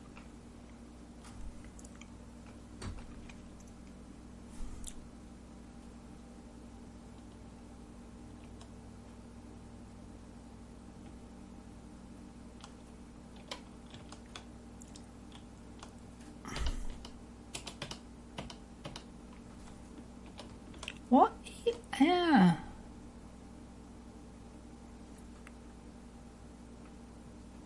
I don't understand. Brian, sorry, I don't understand the question. If I made the game on a new engine, would the game work the same? Yes. If I remade the game, of course it worked. I don't really understand what you're trying to ask. Sorry. Yeah, Tom. First of all, I've got it cranked way past the limit right now.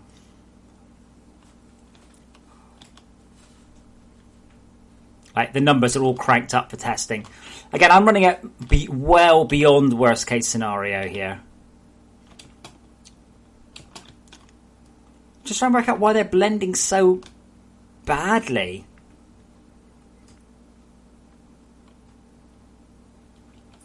Brian, it's a very vague question. I expect most things would be the same. Would it run better or worse than new game engine? Well, I don't know what game engine I would use. Unity's pretty good. I've wrung everything I can at Unity.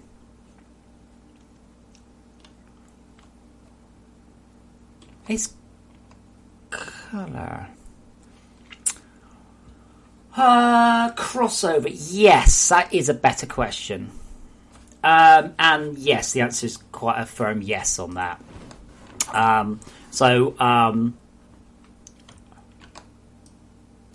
Just do that. What do I get?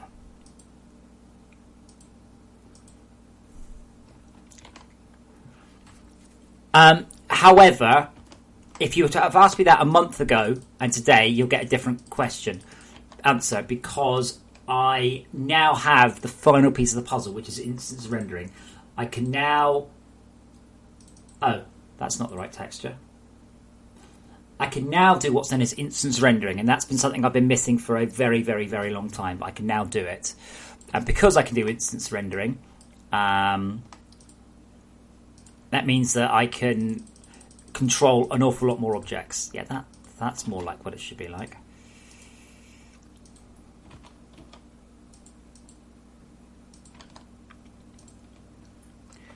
Edit, paste as, new layer.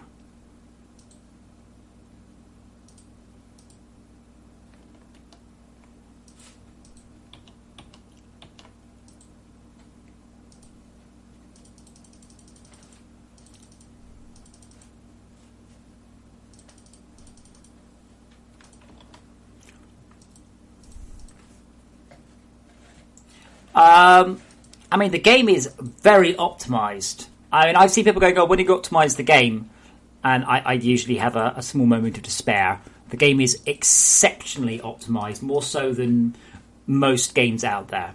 As I've said before, I had the great honour of working on what is widely regarded as the most optimized game ever made, and that has stayed with me my whole time. That's not done quite what I expected it to.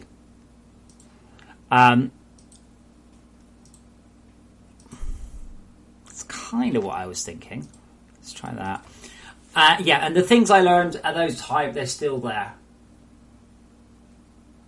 No, Brian, because that would be stupid. What you've just said is, have you designed a game where the best it can look is on a shit PC? God, no. But it's scalable. That's the important thing. On a shit PC, it will be shit, and on a great PC, it'll be great. But at all points, it will run well.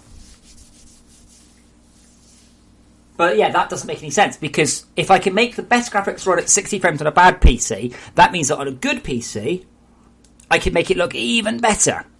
So no, that's a silly question. Yeah, that's surprisingly not as linear as I would have thought. Difference, subtract, Green, merge, divide. Why can I not just use the cursor key to go through these? Oh, I can. One of these should give me the effect I want. Multiply, that seems to be a bit more like it.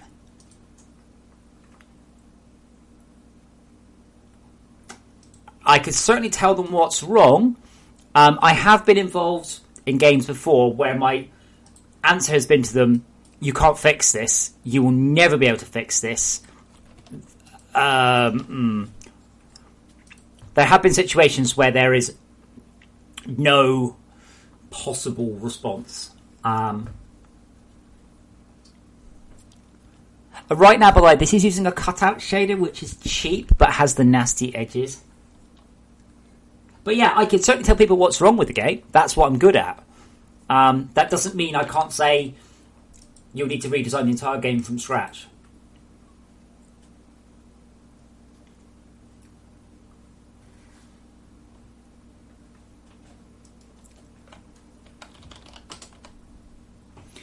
I've had that situation before. Because I specialise in audio, I also specialise in disc streaming. It's kind of the same thing. And I've had a situation where I've been asked to sort of look at a game and I'm like, I don't know how I can fix this. I don't know how anyone can fix this. This game is beyond... You're going to need to rewrite your entire load system. One of the games, I said that was my advice, which is, you can't fix this. This is beyond broken. And they were like, no, we can fix it. And it took about another year and a half before the game eventually got canned. Because they couldn't fix the loading. And I'm like, that's kind of what I say.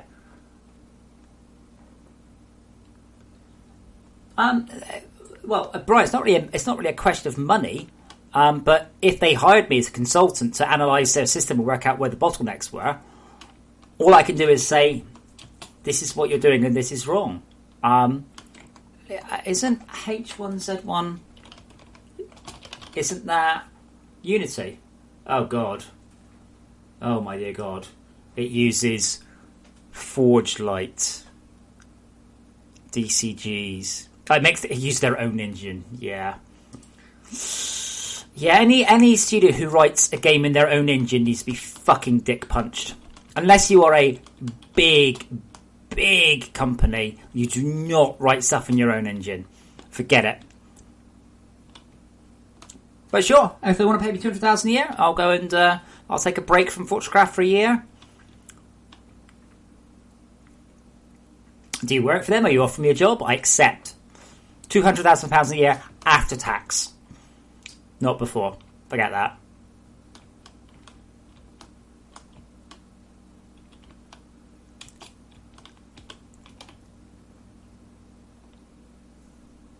Damn, that bias.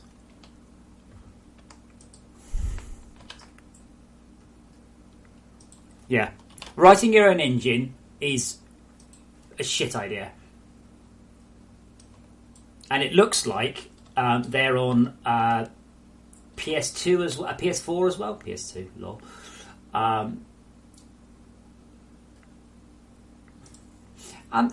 Brian, to be honest, if anybody asked me to help them with their game, I probably would, because I'm quite nice like that, surprisingly.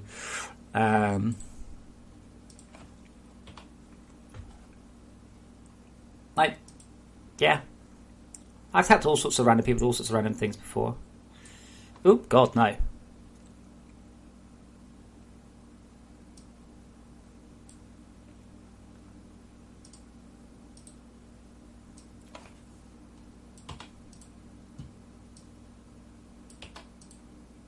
That should hopefully give a blend off at the bottom. I'm thinking I might need to go back to a dual system, you see.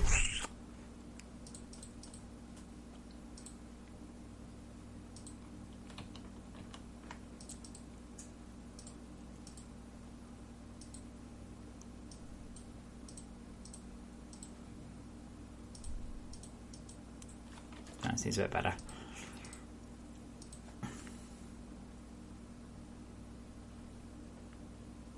Tom Matthews, there's a certain bravado amongst game devs about writing their own engine, and it's almost always a bad idea.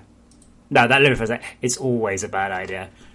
There is no reason to write your own engine unless you are doing a particularly specialised game.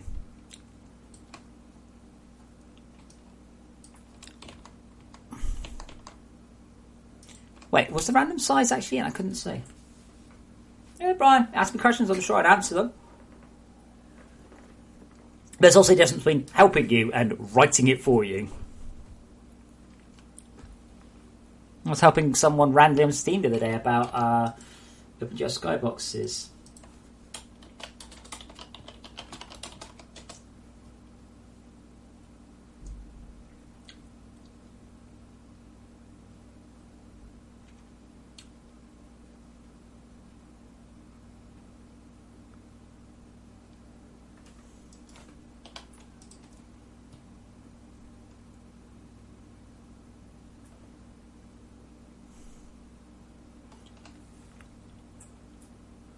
No, Bloodsport. Amateur developers love reinventing wheels. Professional developers like making their cars go quickly.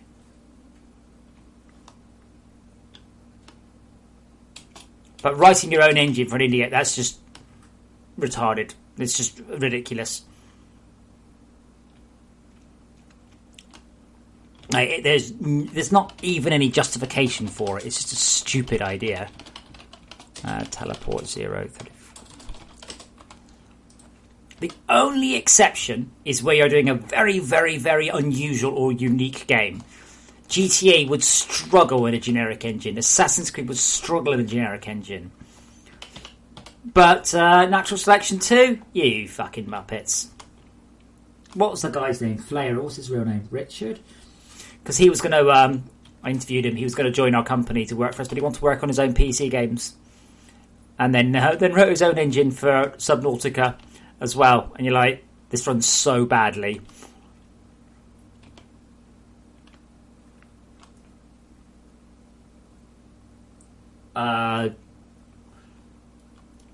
Q51, Unity?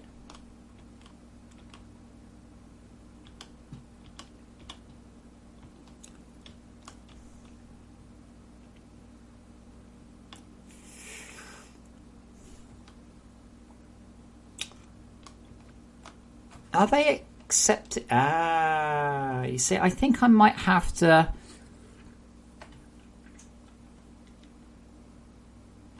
I think I might have to use the primary shader. I might have to use a different shader. Oh wait, can I set cull?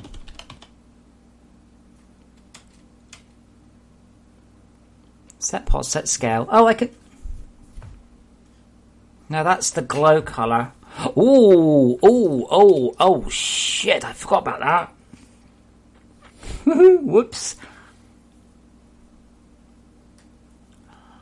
Oh, wow. Oh, no. I'm not looking forward to this. I've just noticed I had a hack-in from a different game. Oh, no, just this one. Oh, okay. That may actually explain why the colours are a bit weird. Whew. I'm thinking I might need to use the dual instancer though, because I'm struggling to get the look out I want from this. Yeah, Bloodsport, I'm not sure why it does that. It shouldn't.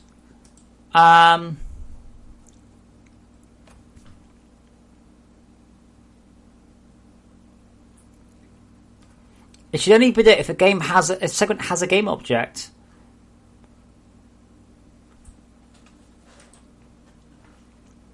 As ever, Bloodsport, don't forget, I'm running in editor. I'm running at maximum detail. I don't have the loading sequence you normally have. Normally, you'd load into your game and you'd see it. Huh?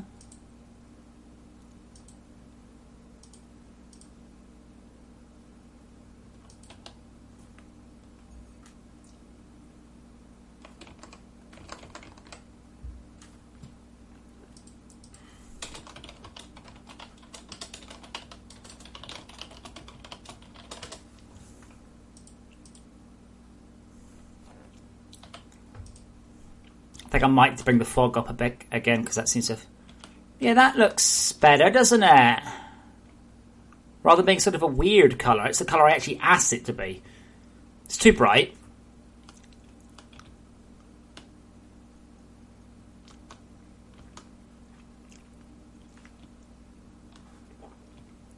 But yeah, Bloodspot, if we actually look at that bug, like, in the real world, rather than we teleporting around, it's not too bad. I'm not actually sure why, I have to say.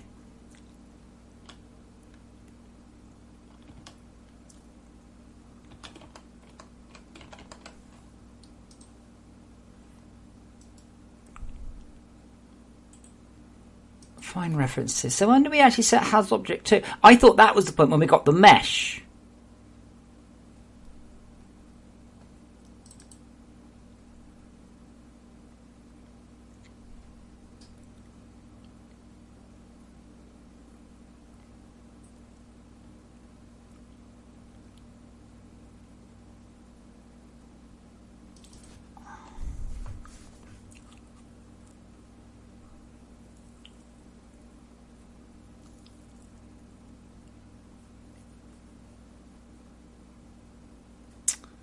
I don't know why.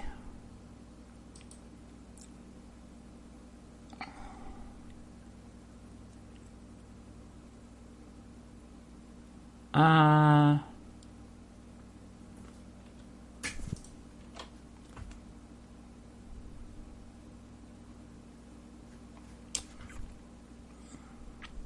don't know why. I'm wondering if the update tick was high. But we don't set that anything. So it would have been less than 0 here.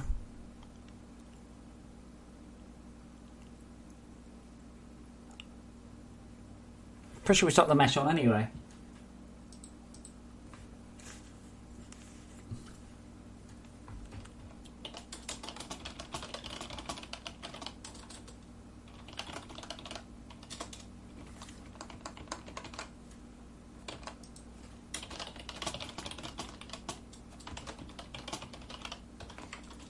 Yeah, I like the glowing grass. The problem is I don't have a choice. That's the thing. So the grass, it's the emission layer, not the lighting layer I'm using. Don't get me wrong, that looks wicked, but that's not the look I'm really going for with the grass. The grass is supposed to be kind of incidental, and that's nice. Not that's interesting and important. It's just there. I did have at least one thought though. I do tend to have those. Thank you.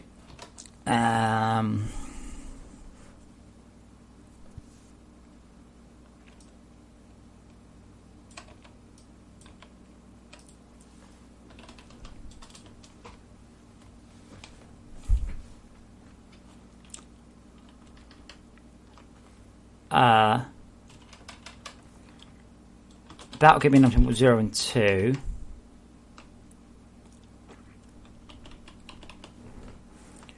No, that should be right. Let's try that. That might be too big.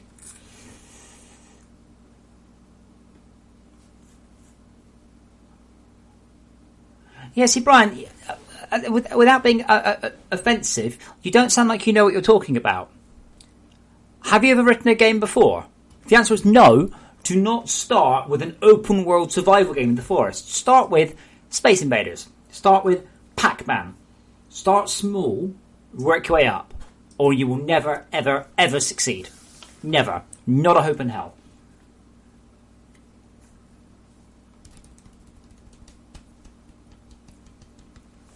You need to learn your craft. I have been programming for 35 years, okay? I didn't get this good in a day. This takes a long time. I say as I completely screw this all up. So you need to get good at programming before you start doing something like that. Yeah? You don't go, I'm just going to do a GTA game. How hard can it be? The answer is very hard. Very, very hard. And I have a funny feeling I'm going to need to move across the dual maps. And that's really sad because I've written all this now.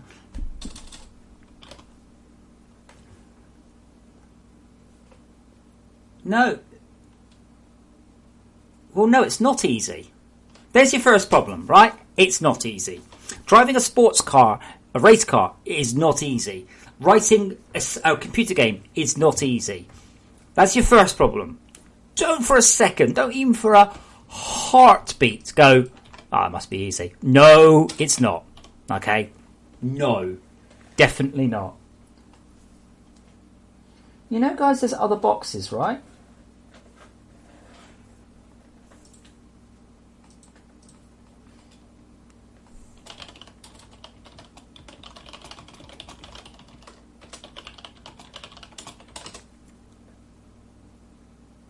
But yeah, there's your first problem. Don't think, Gromit, I'm also on YouTube. Yeah, so, Brian, not easy. Think of it as the hardest thing you've ever done, and you are, you're on much more of a chance to achieve your goal.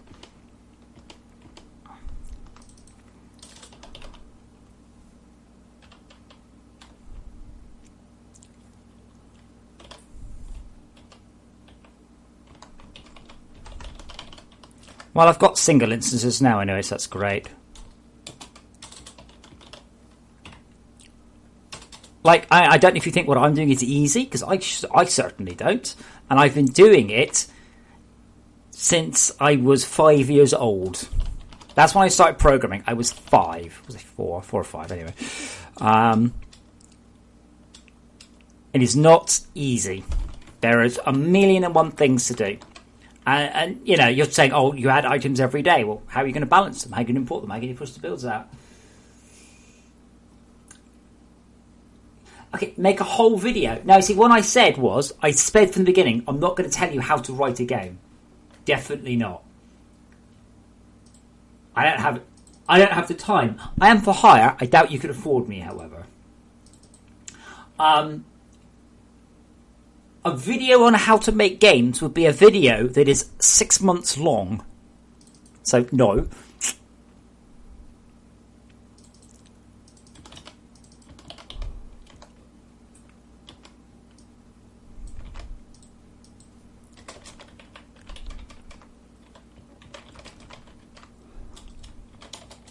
I don't have time to teach people. I do stuff at universities. So I have done some stuff. But yeah, I can't just do a video and here's how to make a game, because then I would have just written a game. And if you copy the video, you just have the same game. Unity is very good. There are lots of video tutorials on Unity. Well, Brian, what do I charge? Was it one? I think I charge $150 an hour for bespoke work. My company is $2,500 a day to hire, I think. Because I don't really want to do stuff like that. I want to write my own things. But, like, I am a AAA programmer that has hundreds of awards from various games I've written over the years. I have shipped some of the highest Metacritic rating games of all time. I'm quite expensive. That's why I like to stay home and write computer games of my own.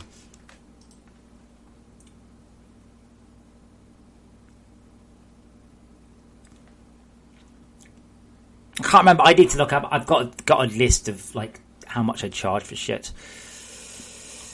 Okay, so now I need to make a dual colouring wavering instancer.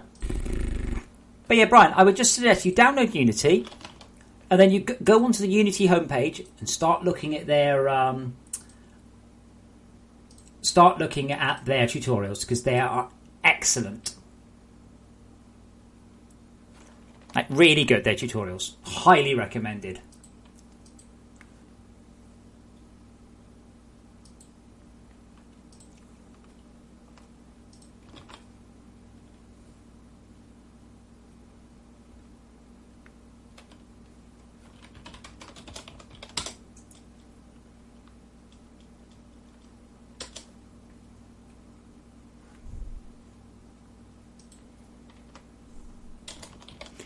Okay, and now I need to copy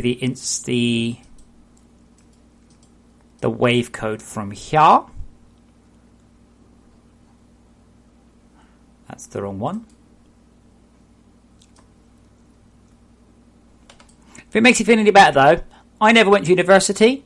I did extremely badly at school. And I did see this. I think it was. I want to say Floyd Merriweather, but it's a MMA fighter, and he had a very good statement. And he said, "I'm not talented." He said, "I'm obsessed."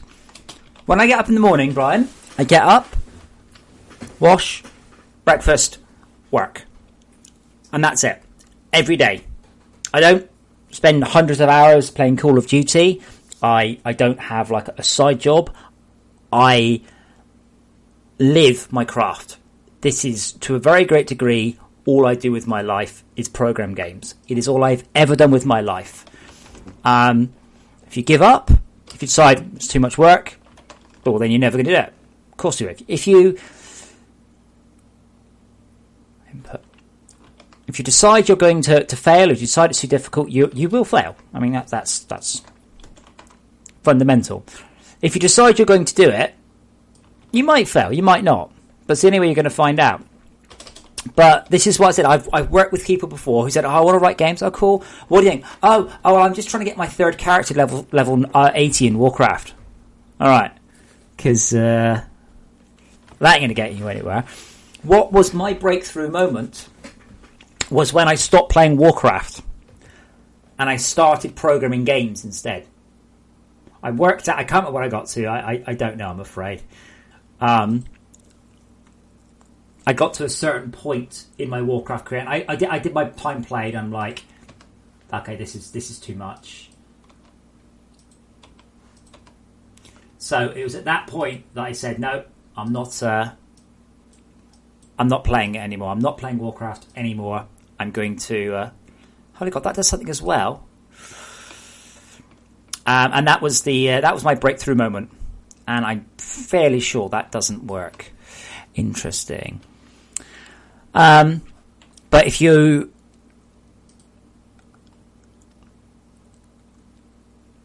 aren't dedicated, you have to be either really lucky or really unbelievably brilliant. I am neither of those things. I'm dedicated. I'm obsessed. The rule of thumb with anything, Brian, is the same. If you want to master something, no matter what it is, if it's driving a car, playing the violin, juggling, programming, anything, whatever it is you want to master, it will take you 1,000 hours. That's the rule of thumb. 1,000 hours.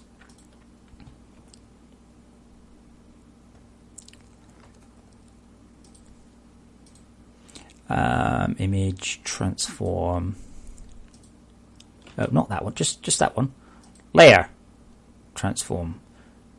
Flip vertically.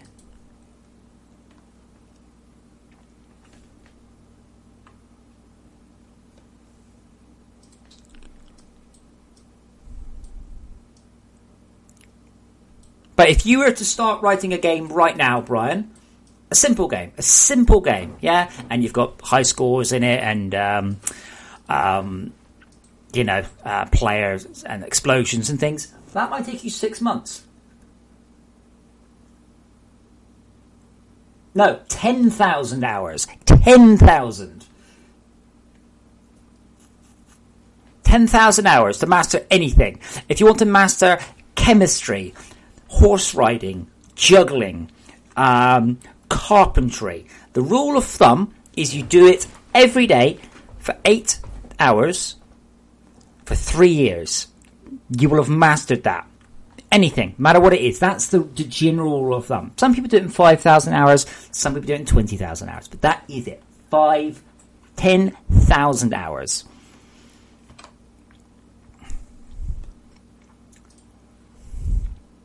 Hey, no one ever said it was going to be easy. If it was easy, everybody would do it. And in that case, it would just be even harder. How's that for deep?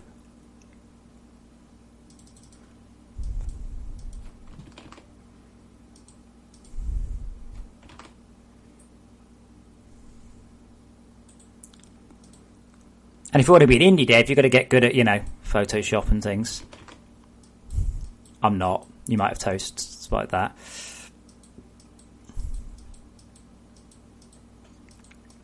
Part of the problem with this, by the way, is I can't give this to Todd until it actually kind of works. Otherwise, Todd will be like, well, I basically what you did doesn't work. And I'll be like, yeah.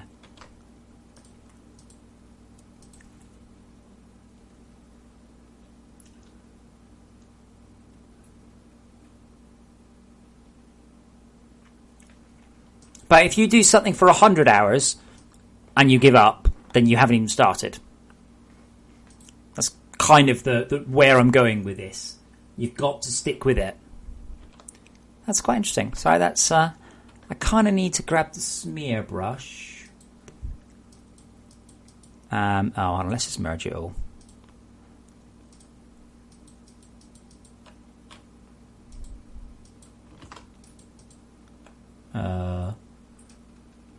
Oh, that is working. Cool.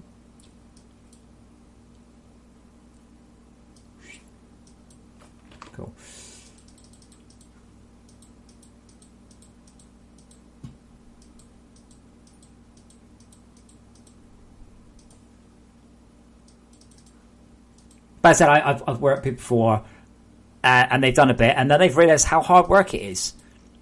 Like, computer games themselves let you do amazing things and let you kill massive monsters and let you be the best race car driver ever and do all these cool things. The real world is a lot less exciting, unfortunately. Believe it or not, I used to be an artist at one point. Just briefly. Let's try that.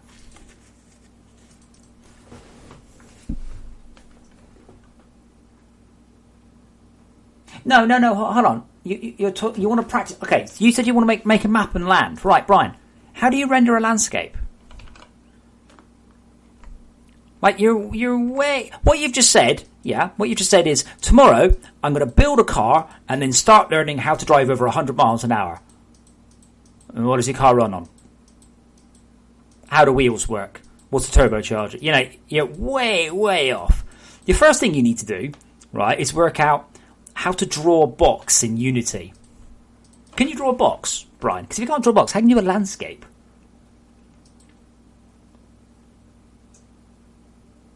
But basically, the first thing you need to do with this is say download Unity. Absolutely, download Unity. That's the best thing you can do, and start by going through some tutorials in Unity. They're generally very good. Unity has a very good terrain system built in, but like God, that takes weeks to learn. Not you know, but that's a complicated thing. So yeah, work with some Unity tutorials. They're great, but you can't. This is the thing. This is what is wrong with that back of it?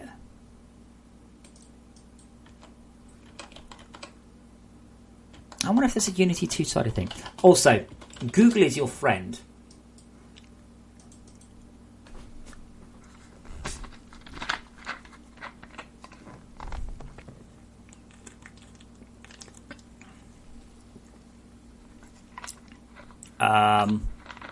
It's not really...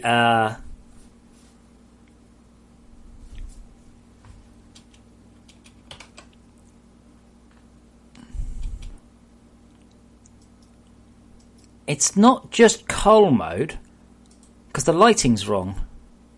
Yeah. Ugh.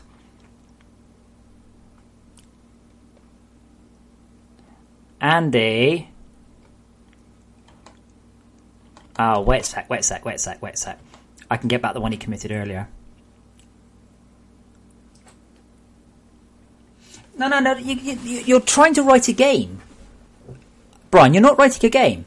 The first thing you need to do, right, you need to learn how to make a game. It's like getting in your first car and going, right, I'm going to become a race driver. No, you're fucking not. Not until you've learned the basics. Like, do you understand about menu flows or any of this? You have to start at the beginning. Always start at the beginning.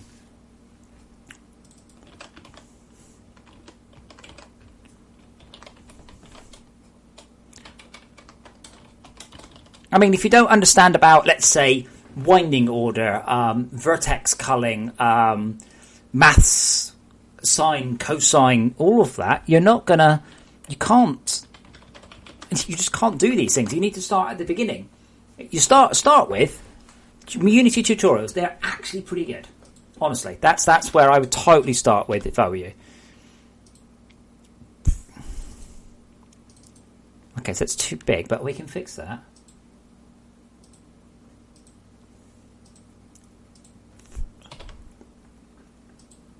But yeah, it's all about learning. I learn every day. That's something else. I have been programming my whole life, and every day I learn something new. Like, I've just learned... Right, I'll give you an example. I've just learned, right now, that using cull mode does not invert the lighting for the shader, which is no good. So I've actually had to have two-sided ones because I need to have flip lighting. Just learned that, like, just now. I kind of assumed it would automatically do that. When the winding order was inverted, it would automatically flip the lighting. But no, just learned something. It's not something exciting, but I've learned something nonetheless. I think I'm just about there with that. I really just want the almost frosted tips.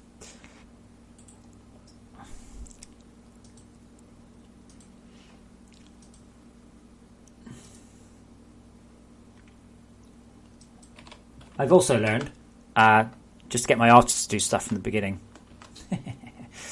Why isn't that drawing anything? Now I've learned I can't.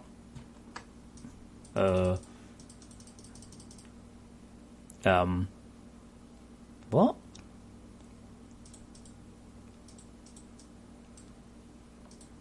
Why isn't that drawing anything?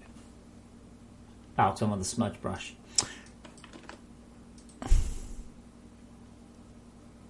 Pretty sure I could do this just by... I want it darker, but more contrasty. No, I want it less contrasty. Oh, I don't know what I want anymore. I kind of just want the tips. Let me just use the layers, levels. So let's see if I can just keep the very, very tips.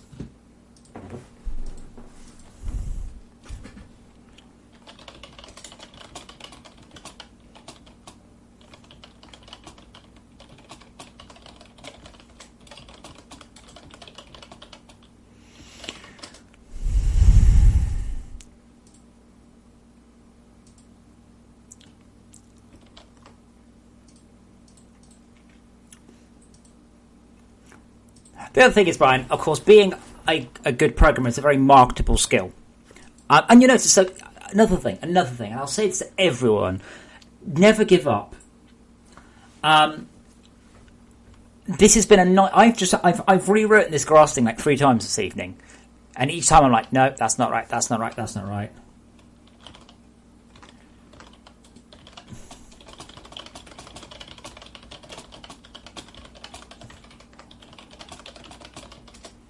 Uh-oh.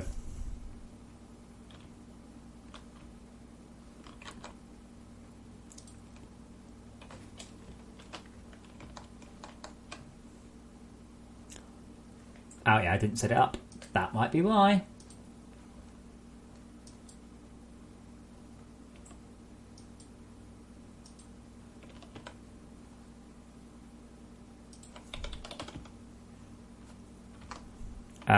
Grass. And other things, you know, you got to get good at Unity. Now that alone is a whole bunch of learning right there.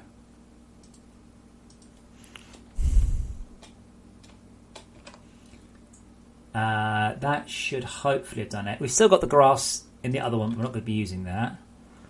Let's see if that's brought us back to life. And then I might have to rewind the detail down a bit because it's a bit high.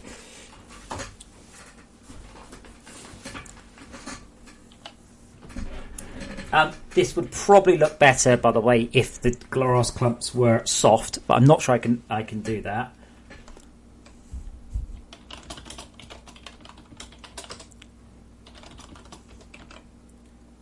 Okay, array index out of range.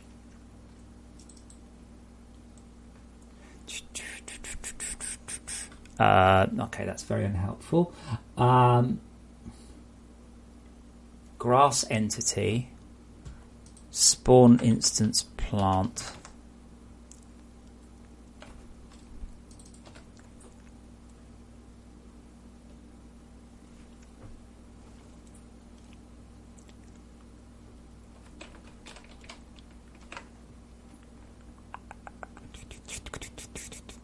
That'd be why.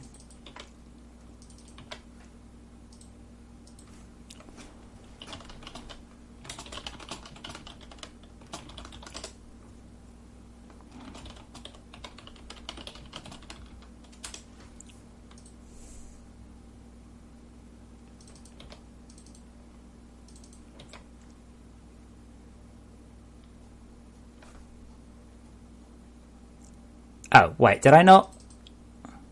Yeah, okay, there's a whole bunch of them.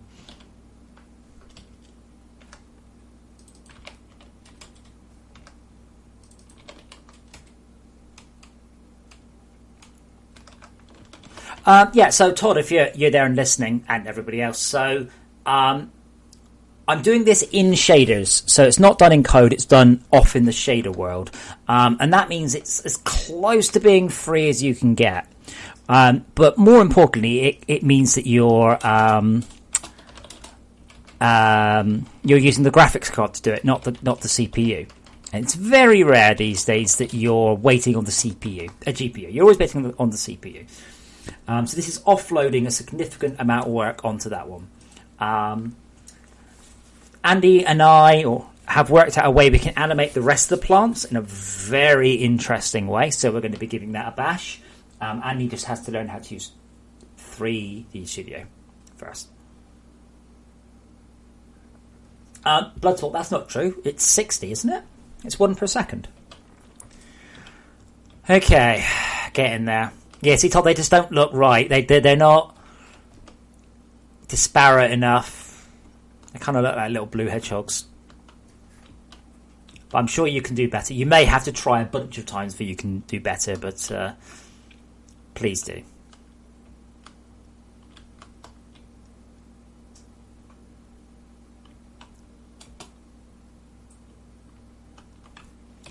What I am going to do, let me just delete my world. I'm just going to spawn one on every single block, just for the hell of it. And I'm also, where is it gone? Surf, I'm going to open.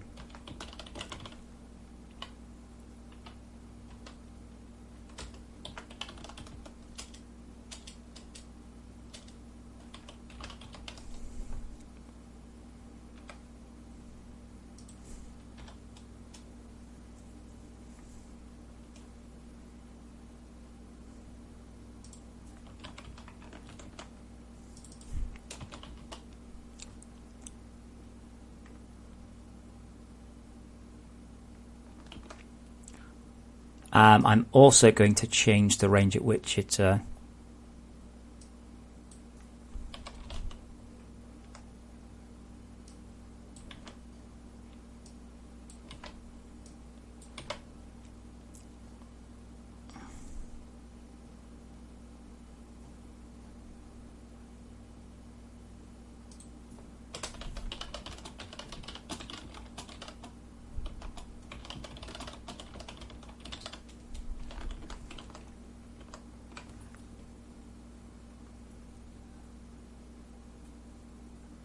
yes, and topping anything you like. Good night, Forecast. Wait, Forecast, are you British? Where are you from? I just vaguely assumed you're American. Are you from my neck of the woods?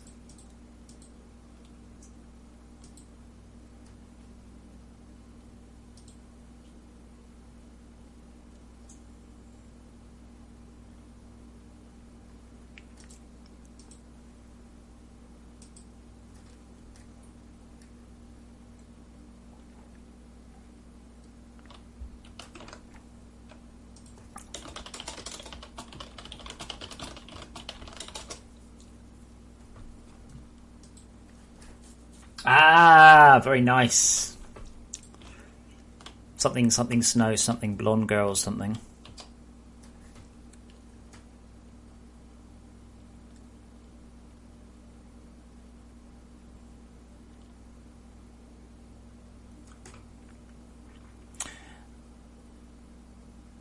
Yeah, Todd, if we want something else, we'll just need to get Andy to... where's it gone? NVIDIA Grass. What's it called? Endless...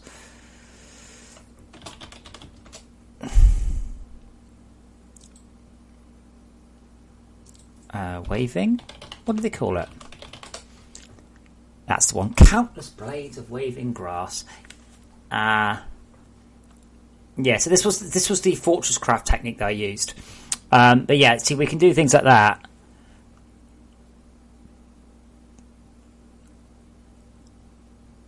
I love this. Use alpha blending. Yeah, that's not expensive, is it?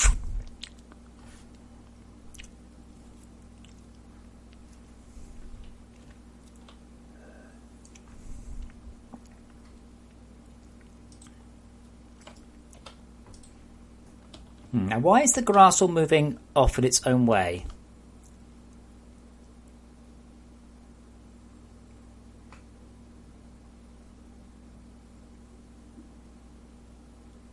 That's odd.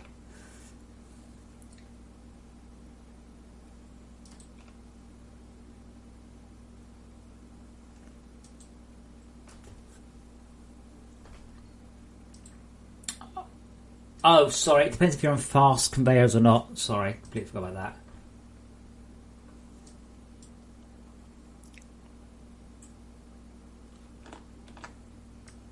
that. Ooh, too much.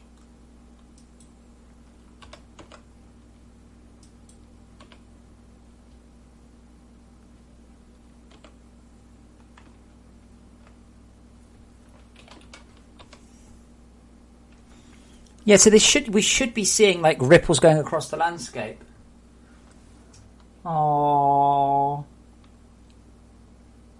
They're not normally so adorable, by the way. Honest. Let's see if I can fix the shader here.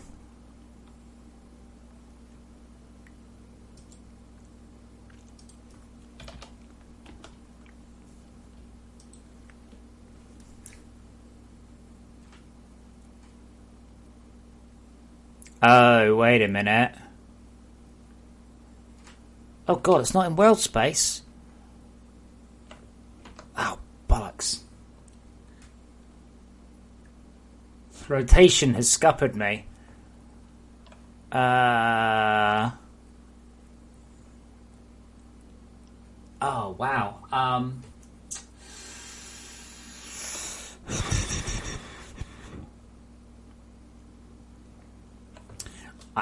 I can try one thing, and I'm not sure it's going to work. Actually,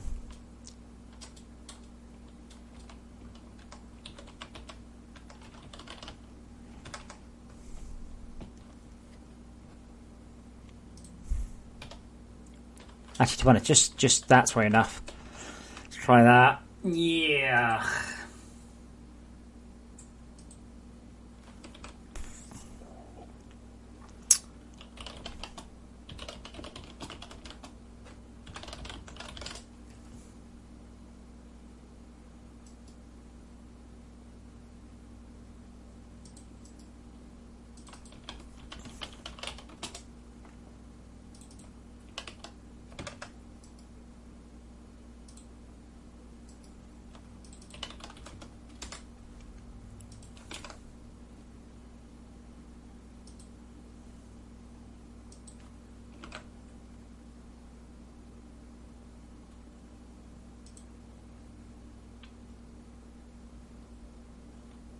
So I need to move it in world space, not...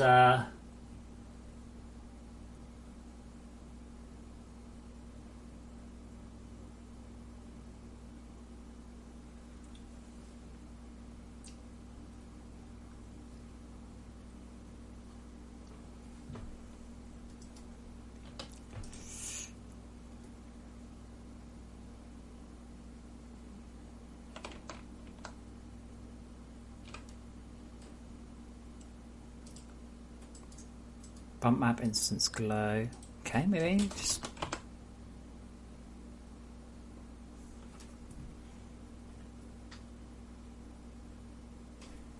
Okay, even smaller? Wow. Alright. .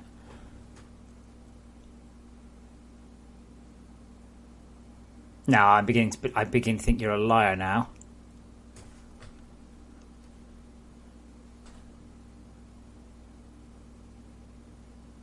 Okay, let me remove the rotation entirely from the grass.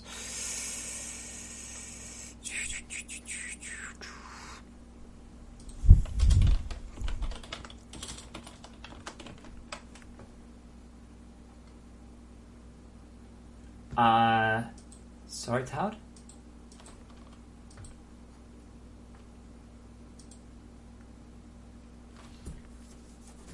No, there's supposed to be wind movement. I just can't work out why they're not animating correctly.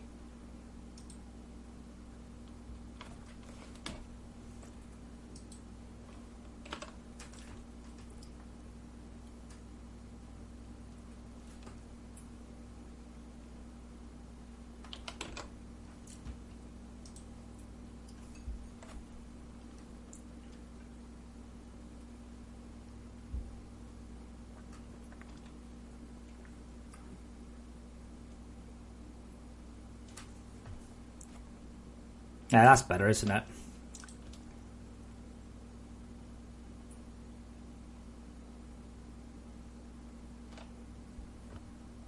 Now I can scale that number back up again.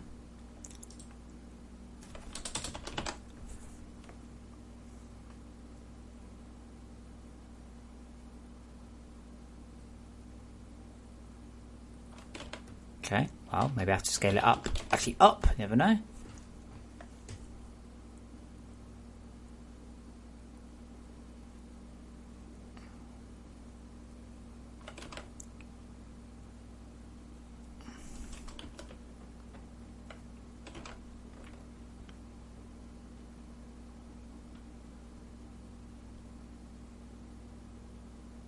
I'm confused.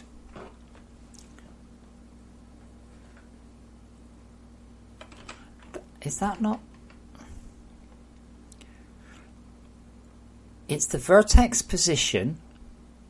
Ah, it's the world. I need the world. Okay, yeah, right, yeah.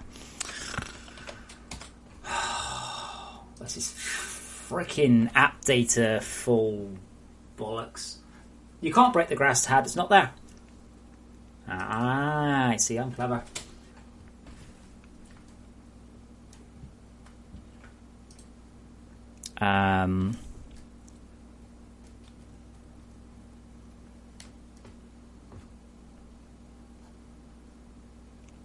So it might be that one.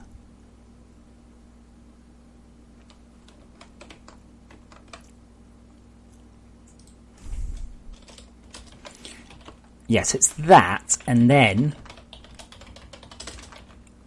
o.pos.x plus equals. Because what it is see that top one, that's working in local space, but I need to work in world space.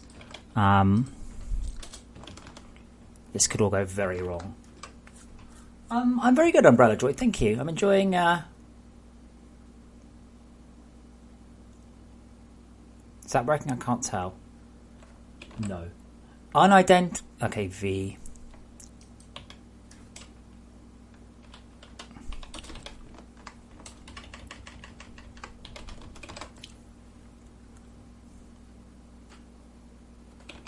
No, okay. In-app data full. V2F. Oh, right, that's the output, right.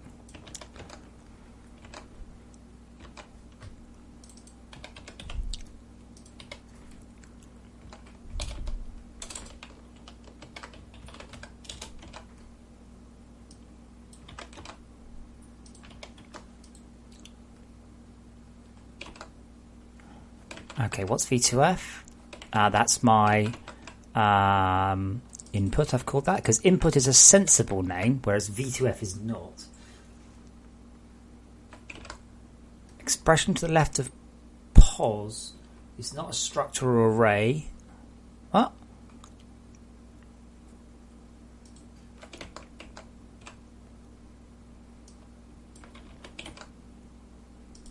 Oh, of course, because it's assuming the semantic currently.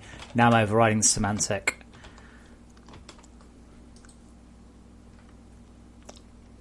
I say obviously, like I didn't just do 4 attempts. I don't think it's still moving in two directions though. That's the confusing bit.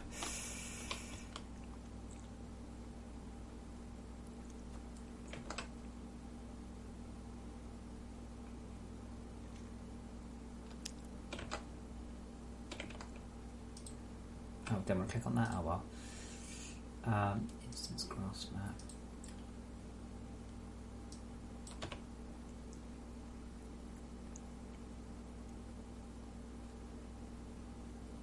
See, it looks like it's orbiting. Yeah, see, that's kind of getting there. I want to see ripples of patterns, you see, going across, and I'm not. I might be looking the wrong way, actually, I've just realised, because I'm only animating along the x-axis.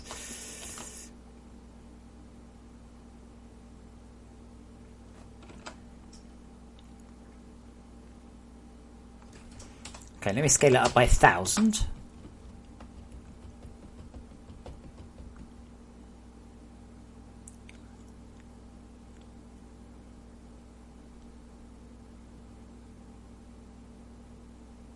So they're all animating out. Okay, let me divide by 1,000. And if that doesn't work, I've got a more fundamental issue, I think.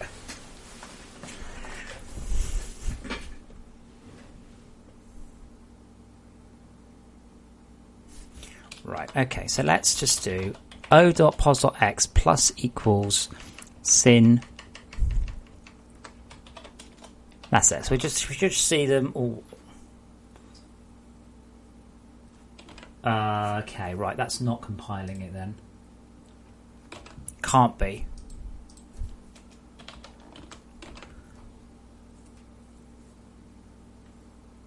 Alright, am I editing the wrong shader? Yes, I am editing the wrong shader. That would explain it.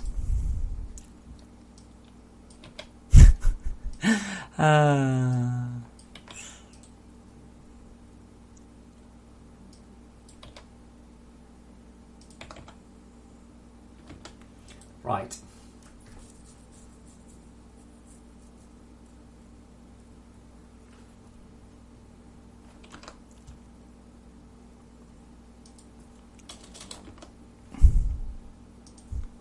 Right, now I expect to see these almost moving randomly. Or not at all. That would also be equally...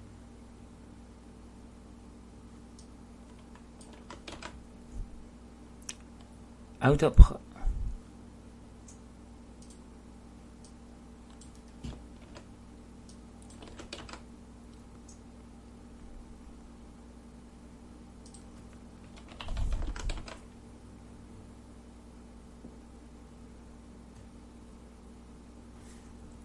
How interesting. Oh. I think Unity's... Oh, there we go, it's working again. Oh, okay.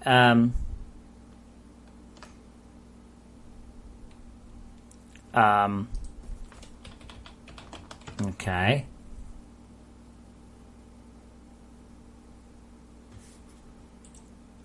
I really am rather expecting to see something. Or I'm just... Have we got anything? Is it just not moving?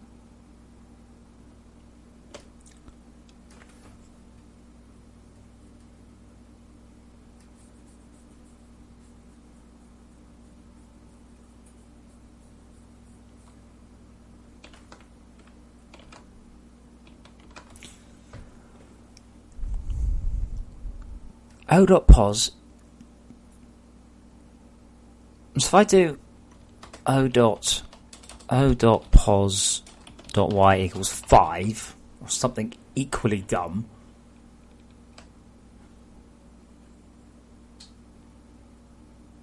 I expect to see some behaviour, some change. Right. What was he wanting to do again? Fits frag v2. So we're returning O as the vert. Input in. And I am specifying the vertex shaded there, so we should come... And anything we don't define should just... And just to be sure, if I do that, it's still executing the vertex shader, isn't it? Let's check.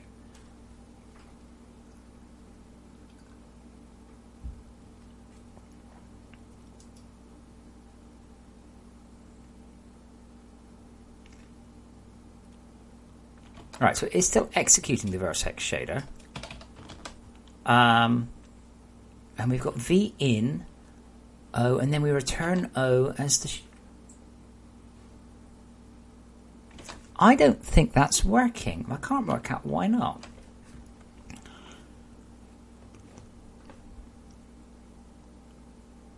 Have I told it what the input is? So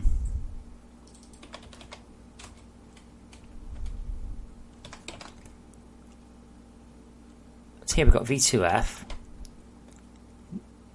V2FI. So we've got 1, 2, 3, 4 V2Fs. And we've got 1, 2, 3, 4 verts, yeah. And we've told it to execute vert is the vertex shader, and that passes in an full app data.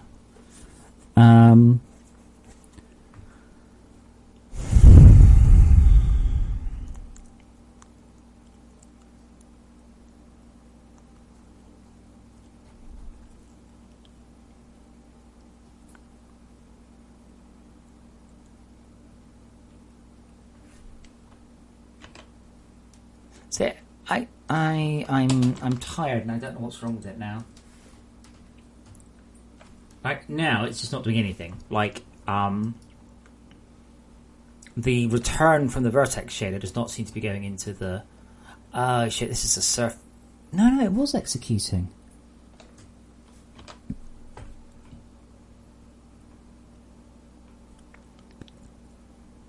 I wonder if that should just be position.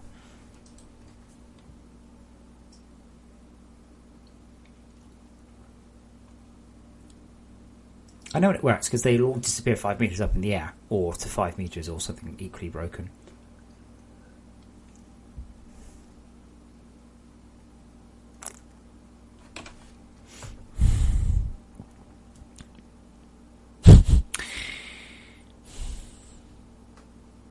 I thought one thing I can do, but I don't really want to because it would be a bit stupid.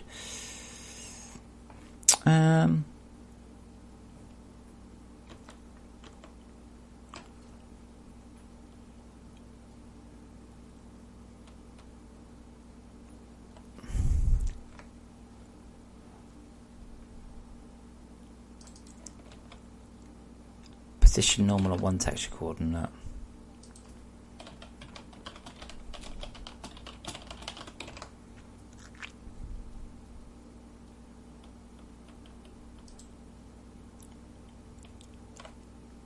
App data for V. Unity object to clip pos.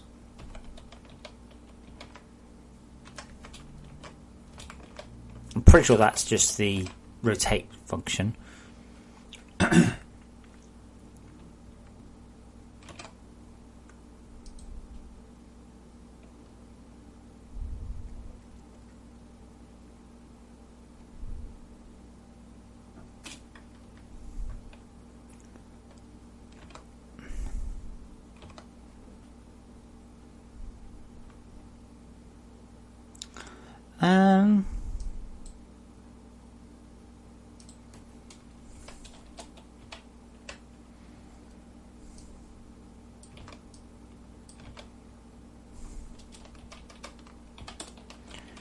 Yeah, I'm sorry. I'm a little bit confused. I can't see any syntactical errors. It's not throwing any errors.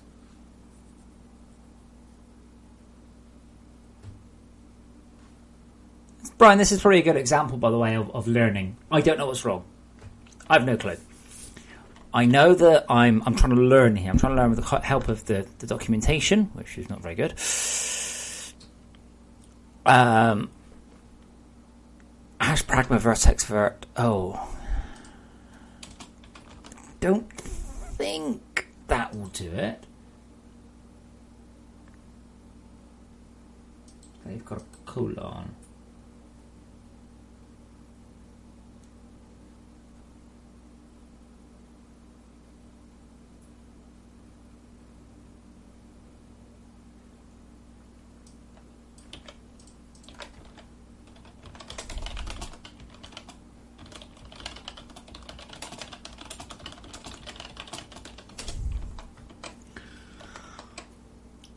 So I've tested my assumption that playing with the vertex directly works. So we are executing the vertex coder, but we are not using the... So if I just don't do that, it'll probably error at me.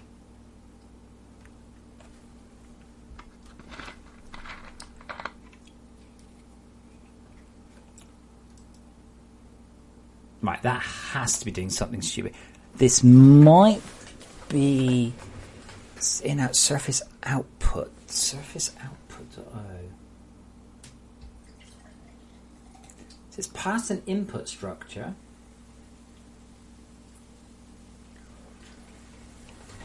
And then in the input structure, this is the surface area. This is per pixel, you see. And that's interpolated from these values. But like, if I do o.pos.y, if I do this,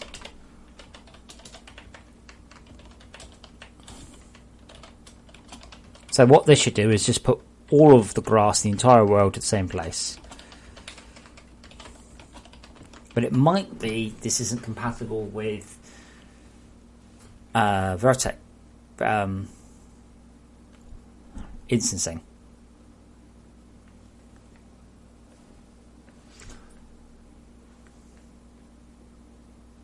So my guess is that instancing doesn't do this. It's the only thing I can think of, and we don't do it anywhere else.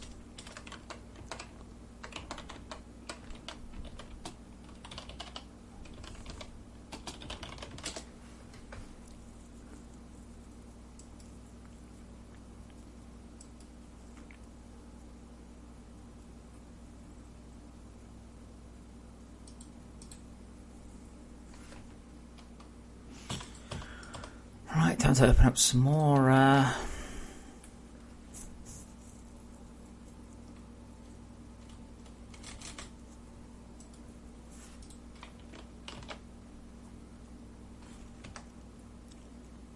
Right, so this is their example instance shader, and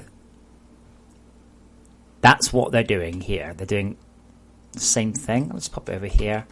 Let's pop that over there. Let's see if we can't work out what they're doing that I'm not. Ah.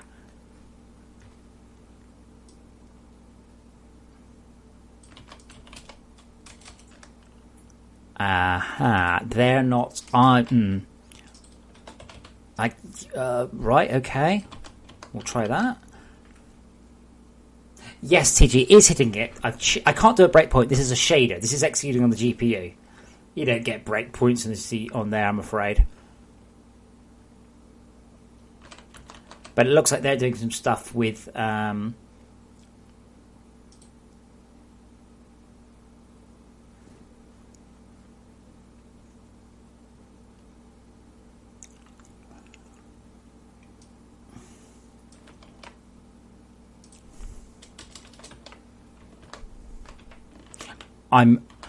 I understand what this code is. This is to do with the instance IDs and modifying vertex, but what I don't understand is why the hell did that line of code work? That line of code works, what I got highlighted.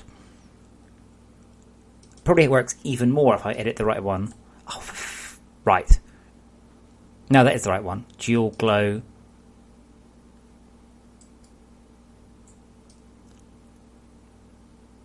That is the right one, okay.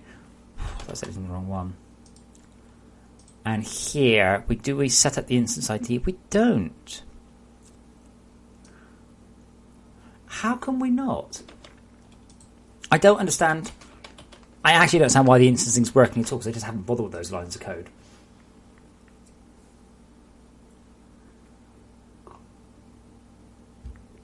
Oh good, I've got an error.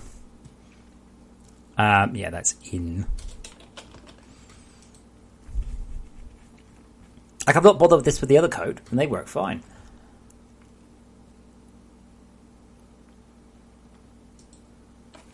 Come on. I know if it's going to work, because it...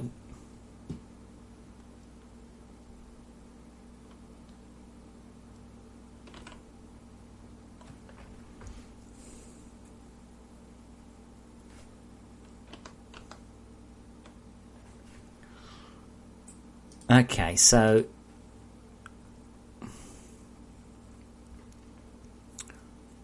we don't have an app data. We don't have an app data. So it's possible that we're only receiving the first input.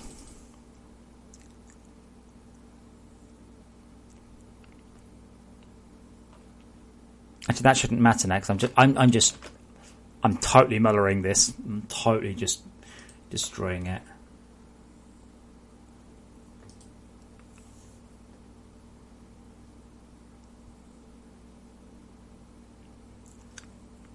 Like, this just shouldn't work. Like, I should see nothing on the screen.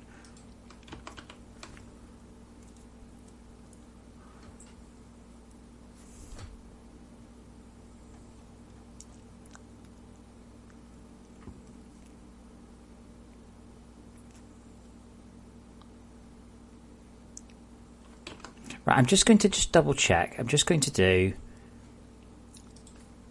c.r equals 1. So we should, pardon me, we should just, sorry, o.al.bdo.r equals 1. So we should see bright red. If not, there's definitely something going on. Right, okay, so we are editing the correct shader. That's a good start.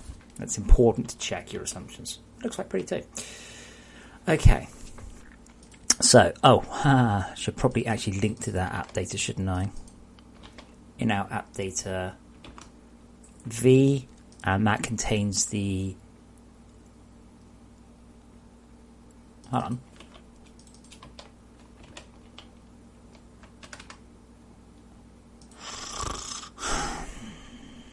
Great, so the documentation is actually out of date.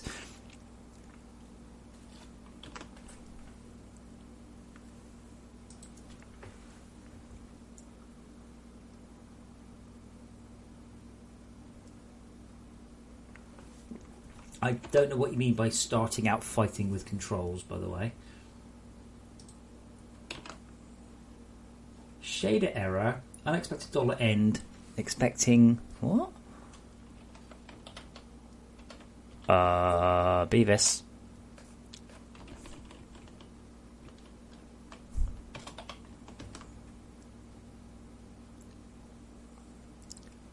And that's supposed to be using app data. Okay, does that come back?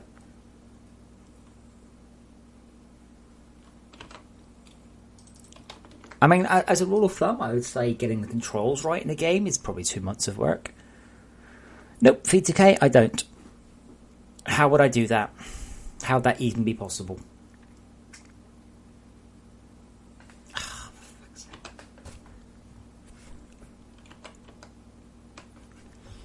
So we have an app data.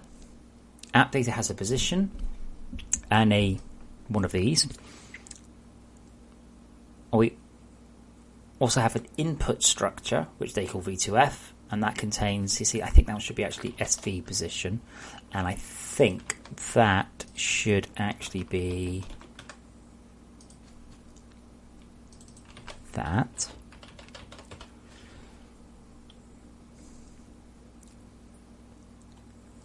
Because I think it was thinking that that was an app data structure, even though it wasn't.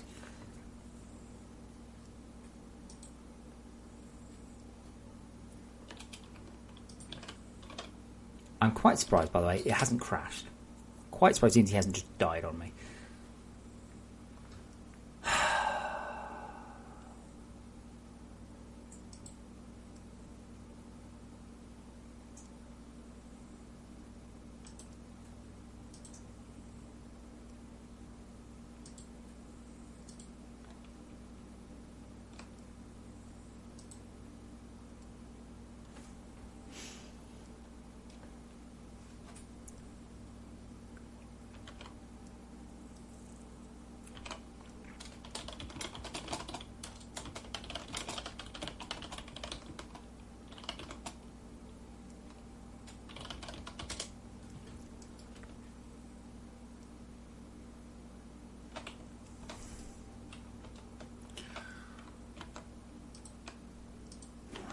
So, yeah, that's probably helped. It hasn't fixed it. And then we've got the C buffer. So the C buffer is the property buffer from which we fill up the data externally. That's fine. And then we've got the... Yeah, see, the thing is, that's not correct. It's not an input instance ID.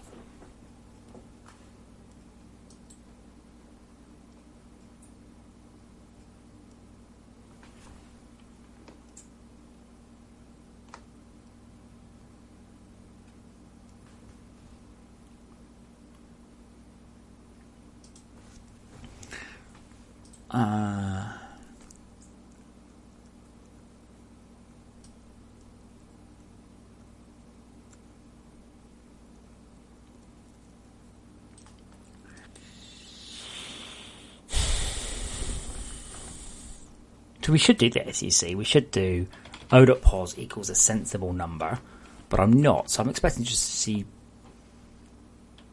gibberish.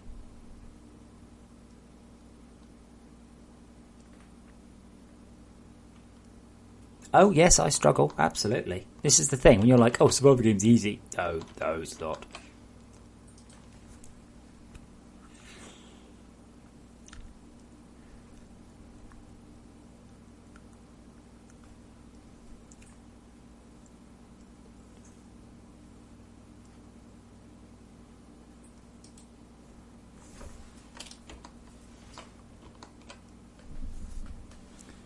And here we access the program, we set up the instance ID for the input.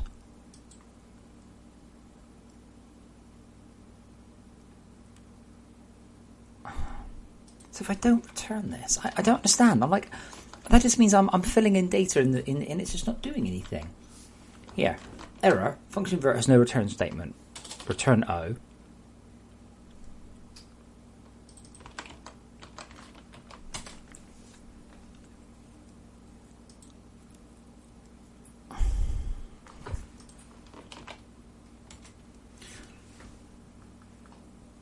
This copies the instance ID from the input structure, the output structure, and the vertex shader. This is only necessary if you aim to access per instance data in the fragment shader. In the no, we don't. Actually.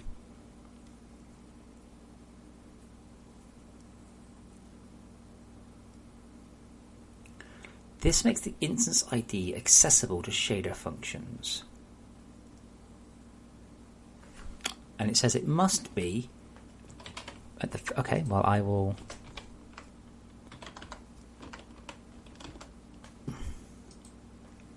doubt somehow to make a difference.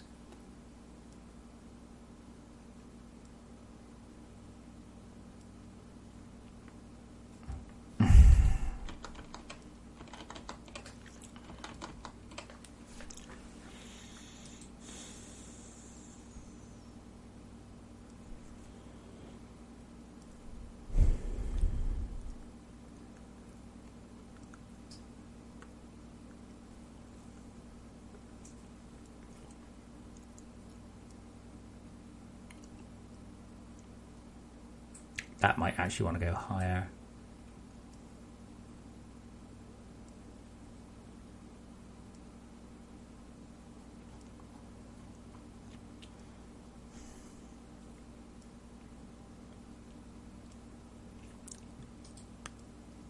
So in the app data, yes, this is the old naming convention.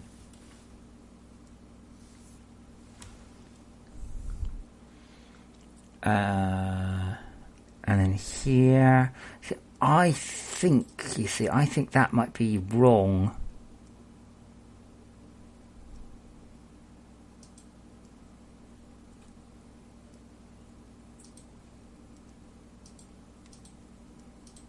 It's the same one, but old and new.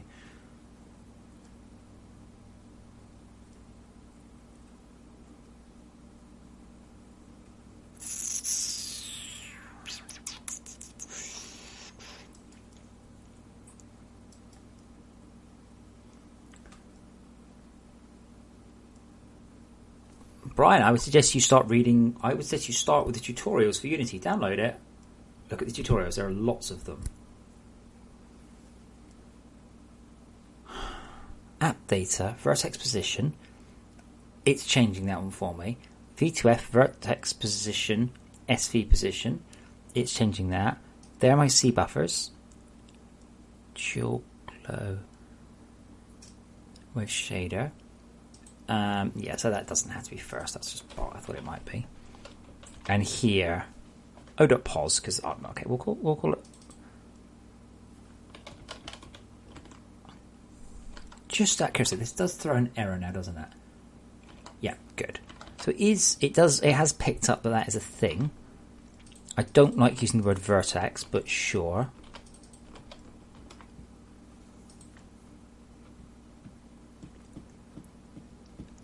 An Arctic engineer, it was going so well until about 5 minutes ago. Now it's all just gone tits up. I'm trying to access a shader in world space and I can't.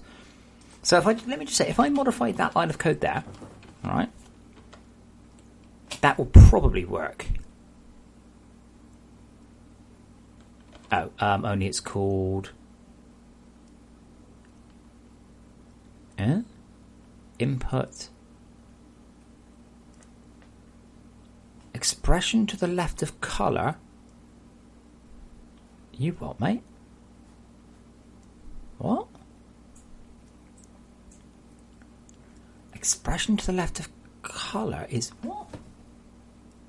It's not an array or struct. What? In out data V. V is an app data. App data has a vertex. V.vertex.x plus equals 1.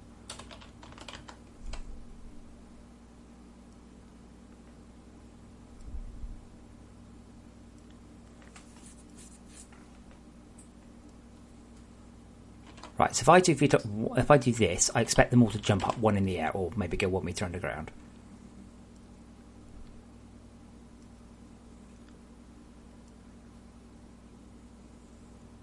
Or do nothing.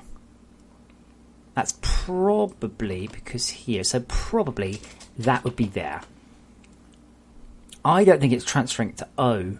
It's supposed to transfer from V to O, and I don't think it is.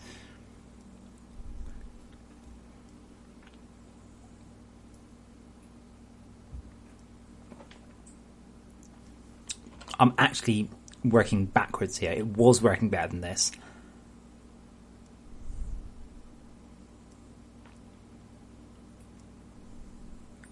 See, V is an in-out. And that's the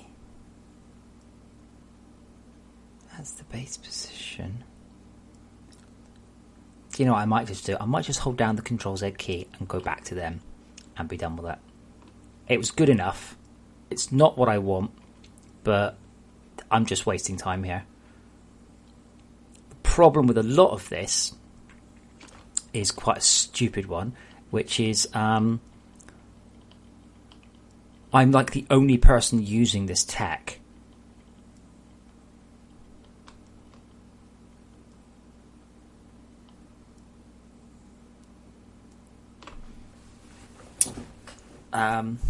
So hopefully now I can do... Oops, hang on. So we've got the in-out. So that should hopefully be moving again now.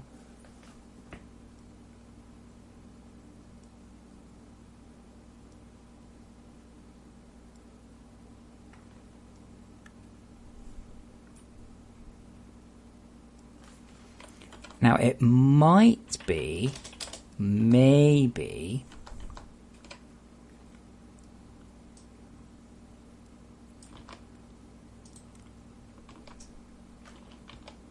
that I can just do this.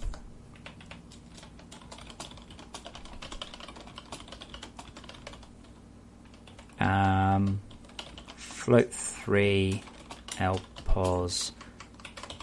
Now, is that going to throw a wobbly at me? Unexpected enter an identifier B. Oh, no, yeah, it's because there's no semicolon.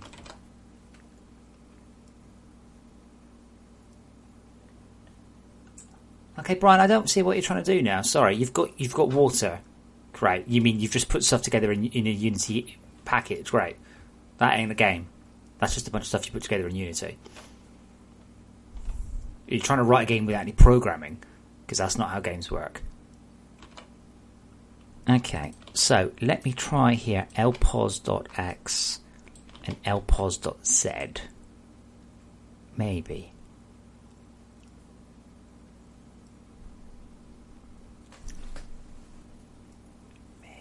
Oh, yeah, son.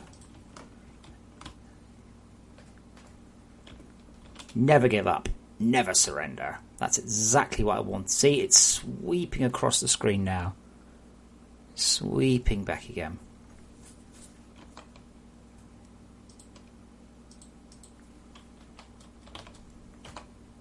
Obviously, I have scaled it up by a factor of 10. Yeah, see, Brian, no, you won't. What you'll do is in about 3 weeks' time, you'll go, I don't know what the fuck I'm doing, and you'll give up because you haven't started it right. You've just gone out, you've gone onto eBay, you've bought all the bits you think a car needs, and now you don't know how to put them together. Great, you've got lots of bits of a car, but you don't have a car.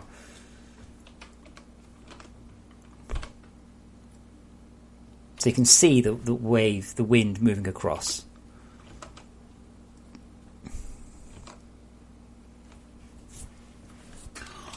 That took way too long. And I should be able to... if I scale that to 5, we should get much faster moving ripples of wind. Normally you'd stack 2 or 3 signs on top of each other, but I haven't done that yet.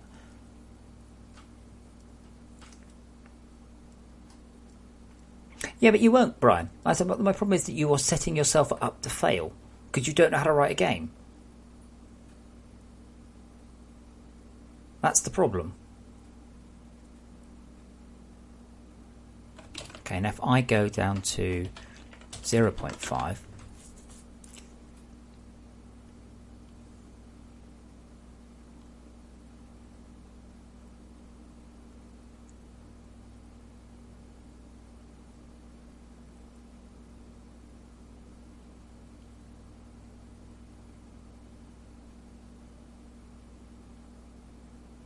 that seems to be right. Obviously, it's still moving way, way too much. Like, literally 5 times too much. That's what it's supposed to be like.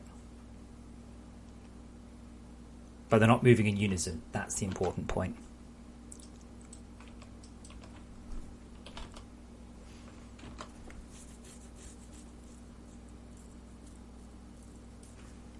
Yeah, so you need to know how to put a car together.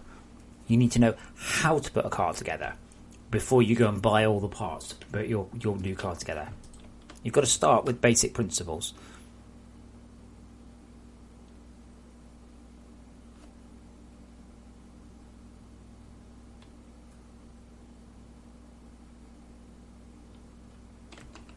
If I just put this up to 1 a moment.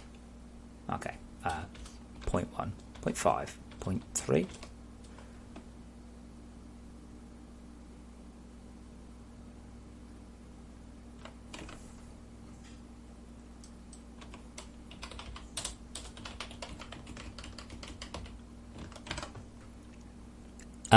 Feature cake, yep, that's already in. That requires some artwork first. Andy knows what he needs to do.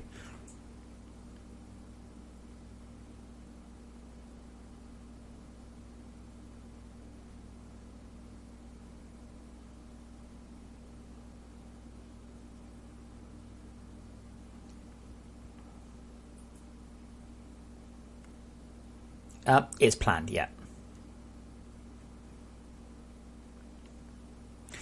I'm almost tempted, almost to say that we don't scale in multiple directions, just one.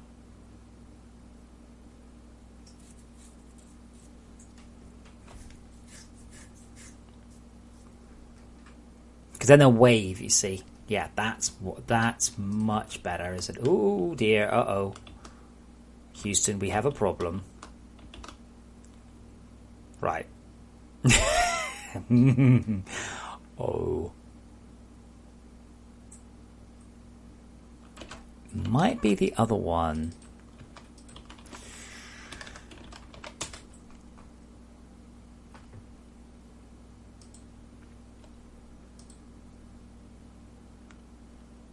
Transforms a point from object space, so the camera's clip space, to view space. Might be that one. That might have been the...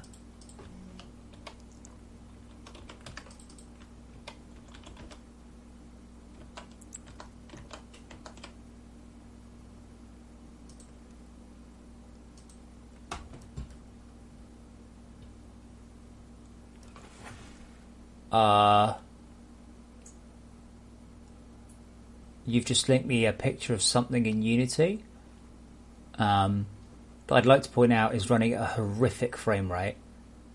Yeah, so this is the thing. So all you've done is you've put together a landscape in Unity. That doesn't get you a game. Okay. Yeah, damn. Yeah, so that's in camera space. I just want it in world space.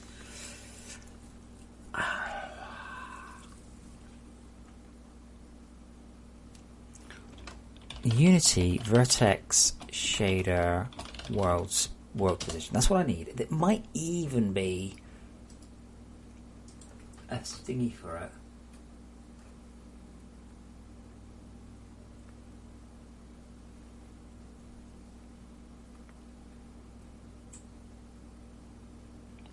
No, that's the screen pause. How do I get world position? Screen pause. Well, no.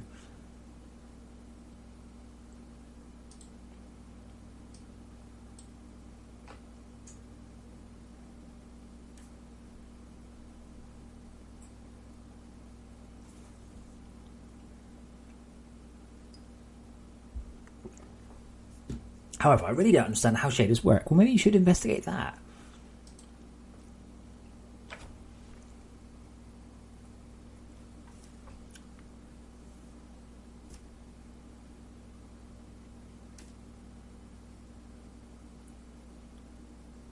Okay, we'll try that.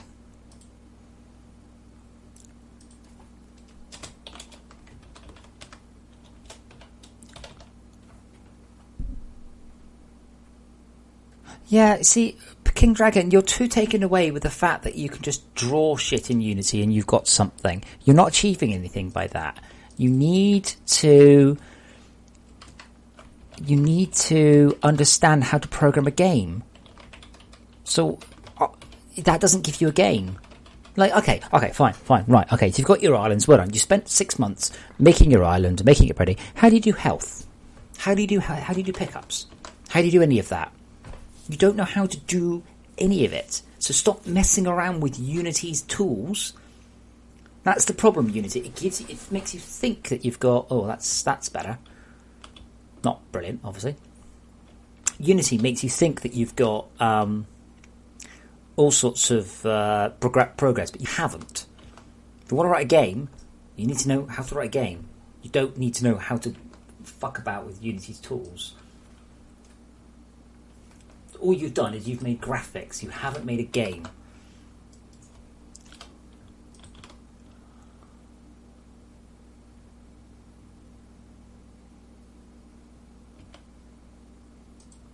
Yes. Okay. Let's assume that you go away and you learn to program. I can tell you one thing. You will throw away everything you've just done. You are wasting your time.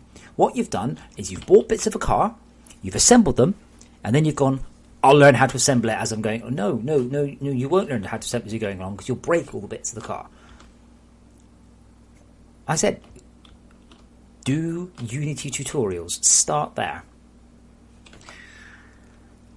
I don't even know what this is doing anymore. It's certainly doing something.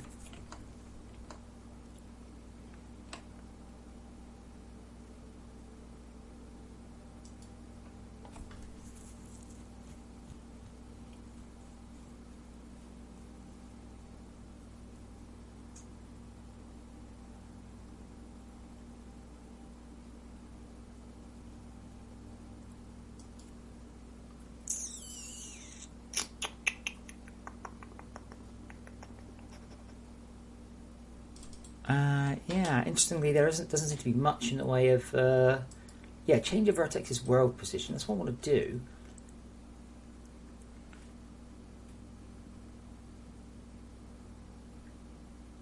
No, well, possibly, Andy. Probably not, though.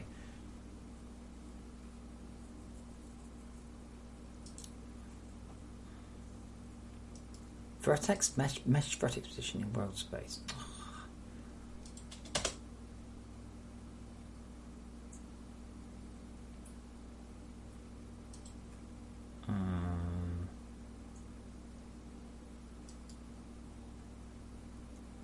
How to then world space coordinates? How to get the world space position object transform vertex to word space? Good typing there, matey.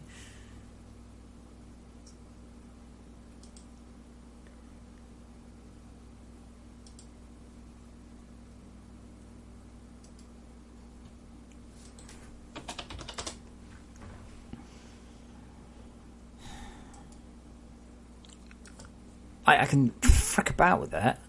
Oh, here we go. O.pos.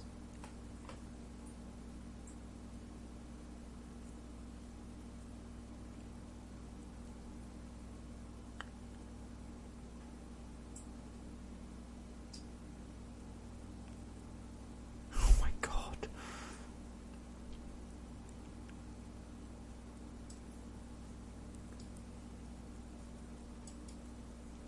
How to get the global position of a vertex in CG. That's why you need the global position.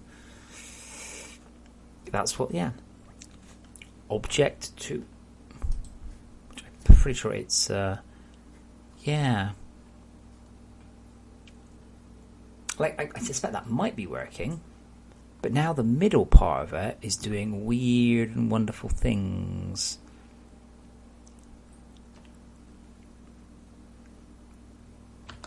Even if I just get into about the amount I actually expected to move it by.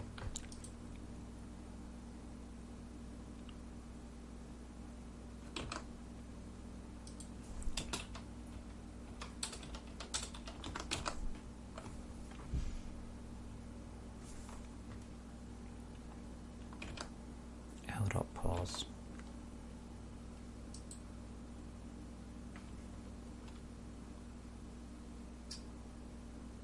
Nominate, he's in both channels.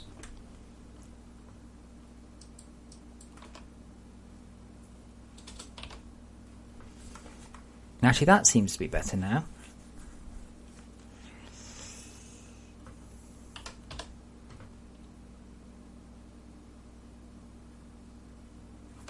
That might, maybe I have to divide that by less.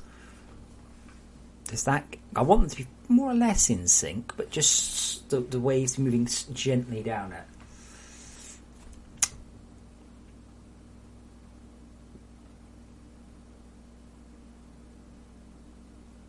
Yeah, that's better. Wave rate 0.25.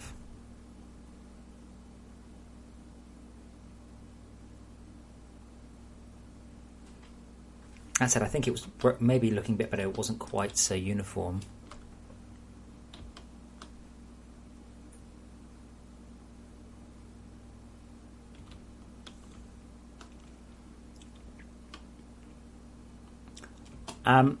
Todd, if you're still there, if you tell Andy what kind of mesh you want, I'm sure we can get it. The instancer doesn't really care what kind of mesh it is. It just has to have black on the bottom and white on the top. I suspect a hex quad. There are a number of options. Andy, if you're there, because it looks like you are. Can we try one like that? I think that might look better. Yeah, the thing is, Blacks, it was only it was only greater so I could see what was going on.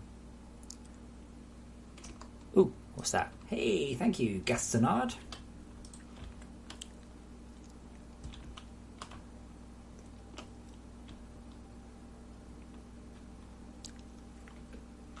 Todd, if you tell Andy what it is that you actually want, mesh-wise, I'm sure he can mock it up. I think we might have to try a few things. I don't know if you know the Warcraft bushes. They were like hexagonal, but then with a bent vertex at the top. Things like that. I think 3 planes will be better, yes. But you can also then do 3 planes. Hang on. So they were doing 3 planes from above. Kind of like that. But what you can also do is you can do the 3 planes so they actually form a triangle. So from above, let's do it from above, it's easier. So you've got plane 1, plane 2. Kind of like that. It's not a very good diagram.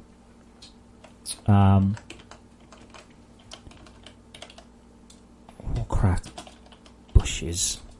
I'm sure I'm going to struggle to find what I want.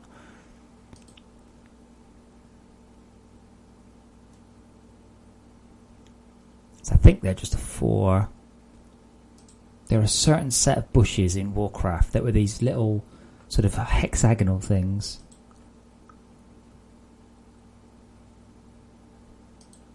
We have to stick to the... Yes, we kind of like that.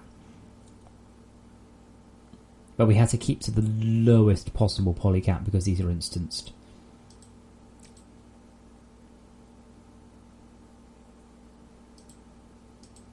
That looks like 3 there. Oh.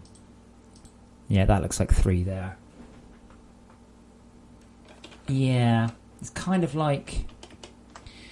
Yeah, from the side, it's like 2 planes. It's like that. And then there are 3 of them, but instead of going through each other, they kind of... Yeah, they kind of do that. There you go, like that, like that.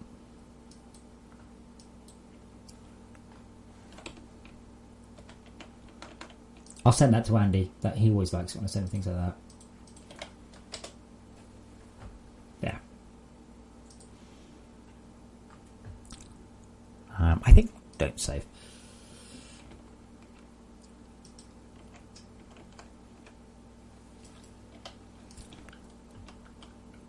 Yeah, the if it's a triple plane but it's not got a central point, that's probably the best bet, because that means until you get quite high up, it looks pretty good. I mean, the texture is also shit as well.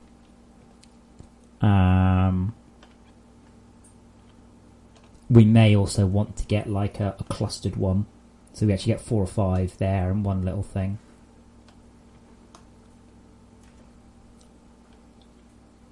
Oh, 45 million verts though. Jesus.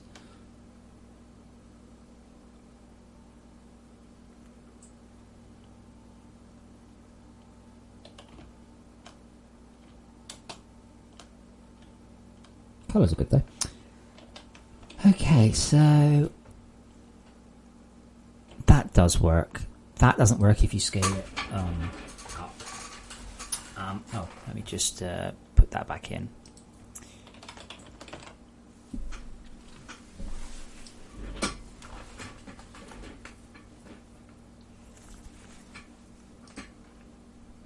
Yeah, I mean, it doesn't help that the grass is this stupid shape. I mean, it'll probably be better if it was like, yeah. But I mean, if we can get Andy to do a triple one, we can have a bunch, you say. I'd like to have a bunch. It's not just like one thing done. We can have a whole...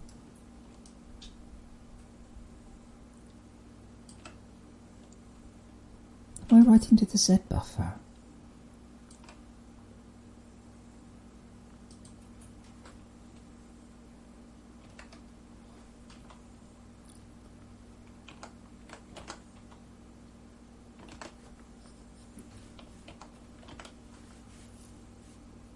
Yeah, I tried quite hard to get a single colour one to even slightly work, and it just doesn't.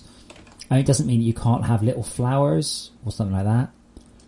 See the crunchy ass compression though. Let's just fix the compression. I'm so taken with this new compression. Hey, let's have higher quality compression. Blip. Hey. Did you see the picture earlier, Todd, of the compression stuff? I hope you were impressed.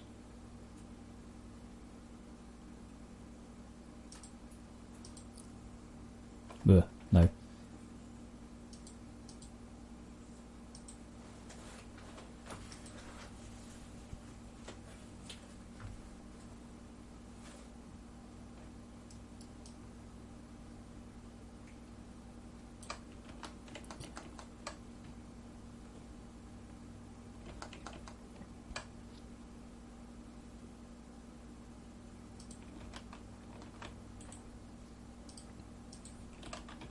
There, that's the two.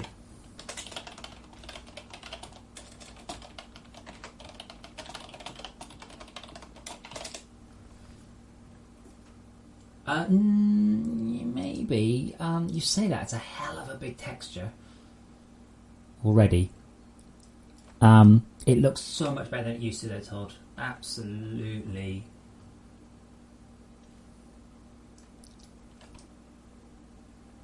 Yeah, TG Tiburon, part of it is we also need to be very careful and aggressive on our performance.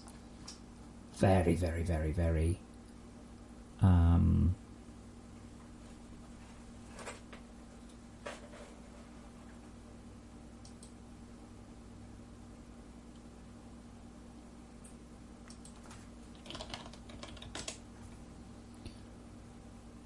my God, Unity.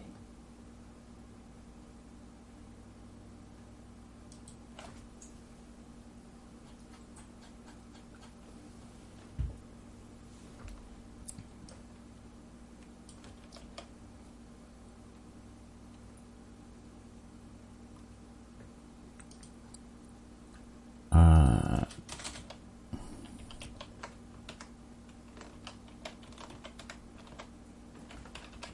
1023.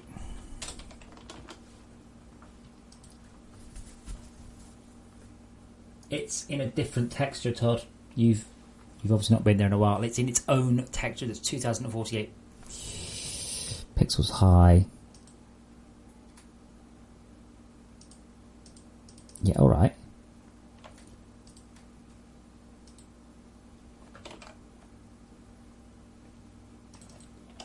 Wait, really? Really?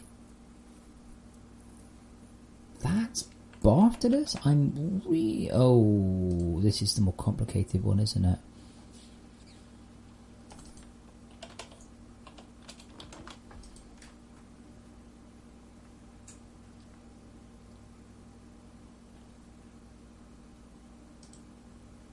Wait, let me put that to 500, which is apparently the default.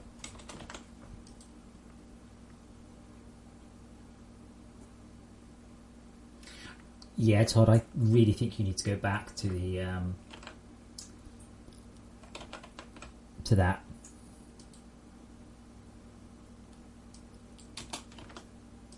Have a look at it, because you might be like, ooh, it's quite big. It ain't going to fit in any other sheet, and I don't want it to anyway. I really don't want it to fit on any other sheet, because I can unload it and it doesn't need to load in unless we're displaying it. So I don't want it on the same one as the rest. That would be definitely a bad idea.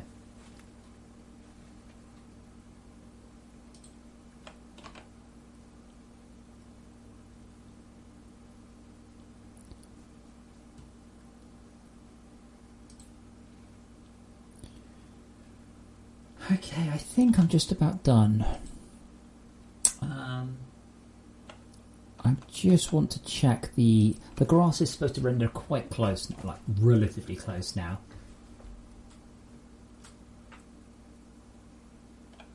I'm not sure it is.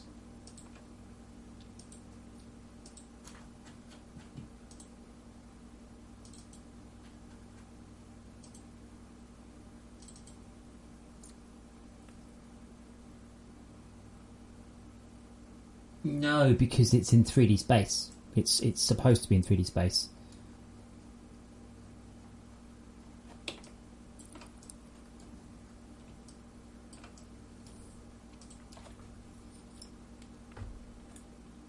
Like, it wouldn't work if you just changed that. It wouldn't even slightly work.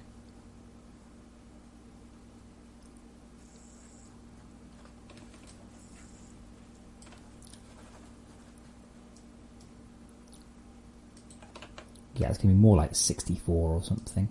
What range it now needs plant? And where do we drop the plant?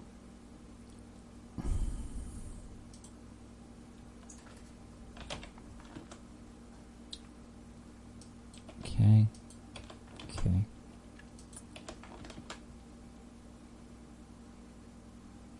And M distance to player.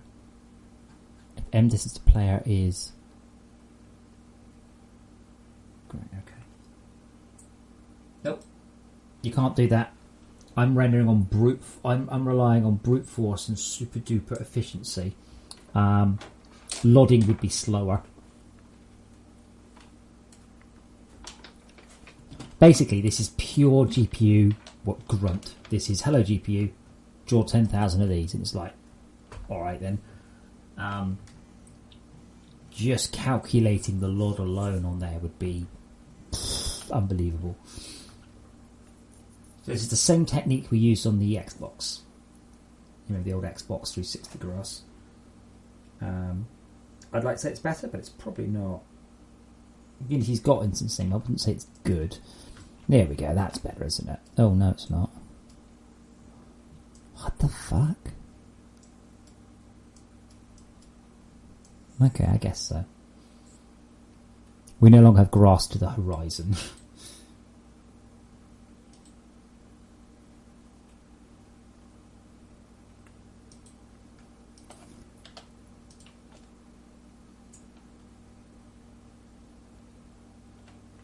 It's also worth pointing out with the grass, Todd, at night, you pretty much only see the glow colour.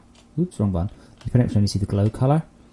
And during the daytime, you'll see the other one more. So just bear that in mind. Don't make it look too ridiculous.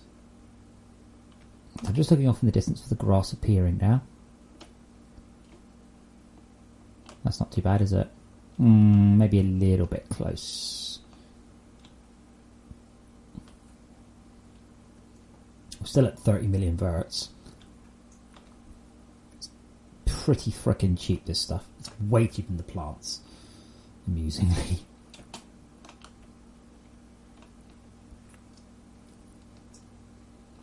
If there are any Linux people here, by the way, and you can check that the staging branch has a working patch 15 client, that would be super duper amazing.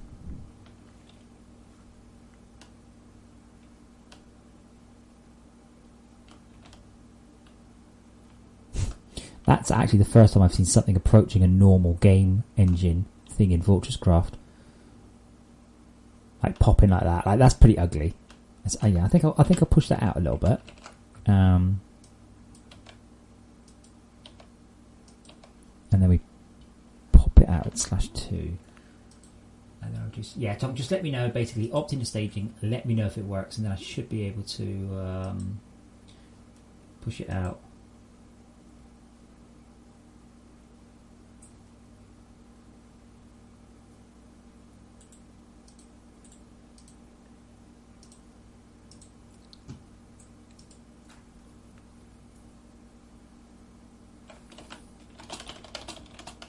TG Tiburon, I didn't see that bug in P 16.4. I think it's already fixed.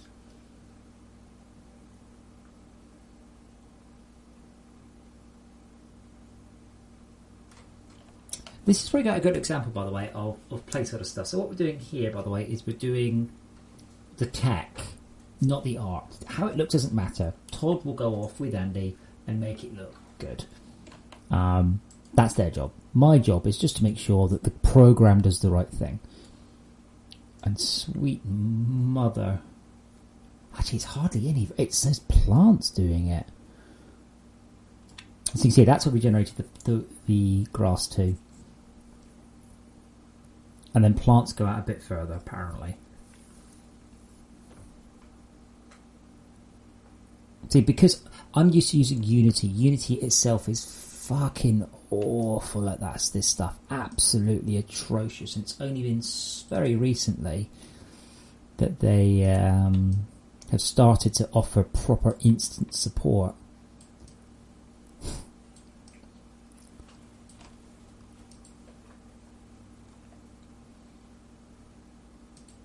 of stuff, and that's quite nice.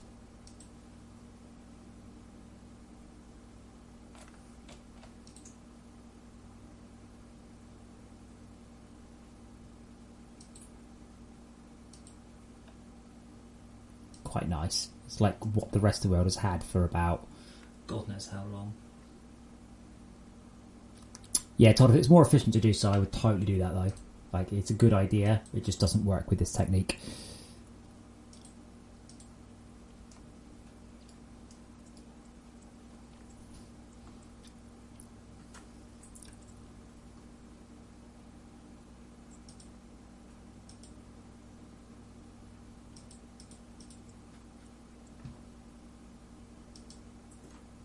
Just going to give it a bit of time to page that in.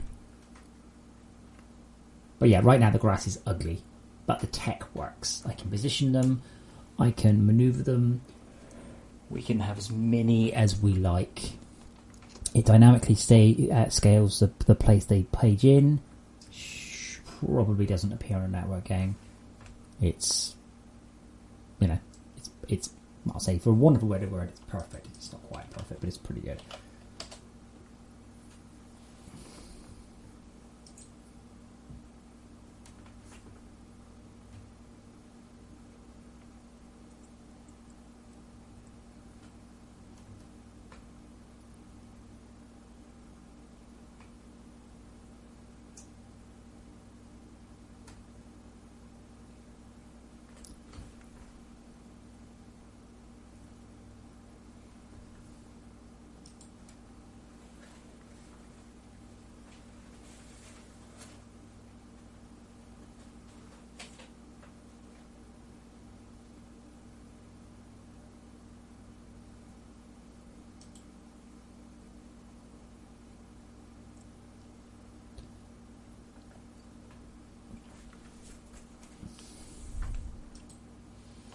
It takes so long to generate the world. La la la la la la la la.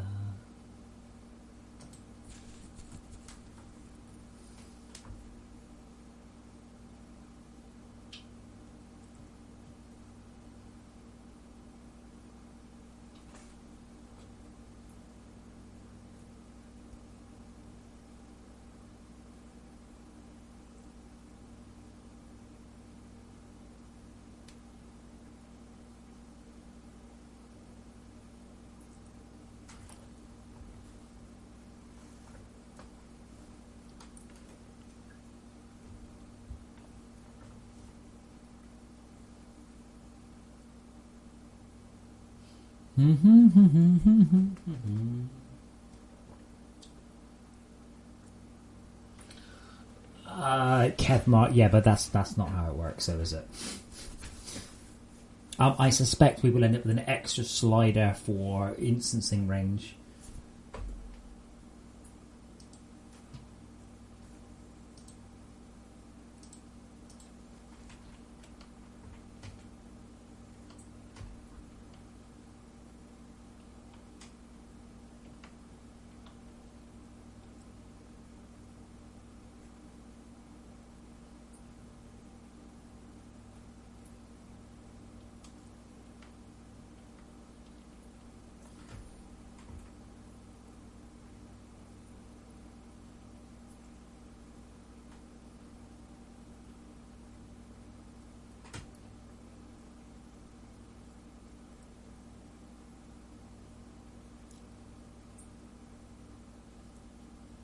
Cool, that looks...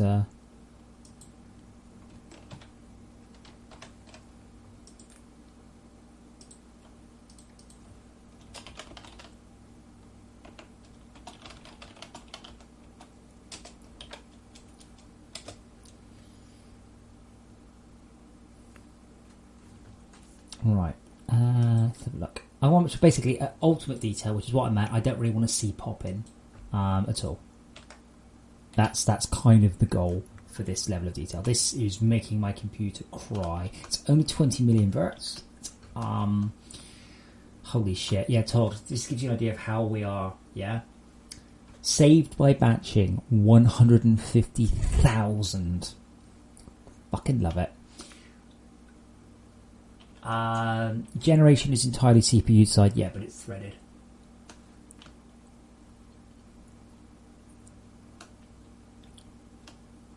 As long as I'm not seeing pop in, I'll check the other details in a sec. We'll go down to good. I don't recommend you use this detail setting. This is the detail setting for people with overclocked dual SLI fucking monster rigs. I recommend you go on good brackets recommended.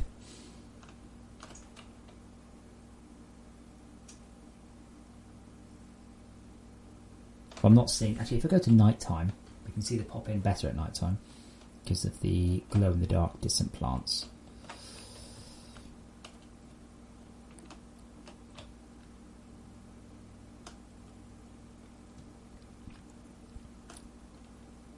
But yeah, hopefully with some decent textures and some decent models there, we should actually be looking at something pretty good. So yeah, Todd, this is what I mean about you've got to be a little bit sparing with the same colour. Or we can bake in the main colour, not the vertex, but we don't really want it to glow in the dark quite this much.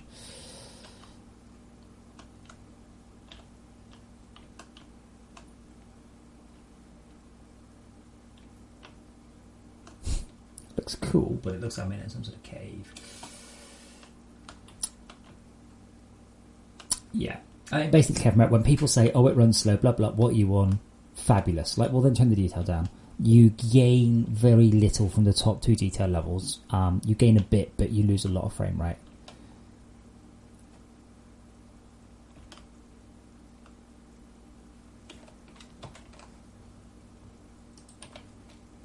That's a good pick.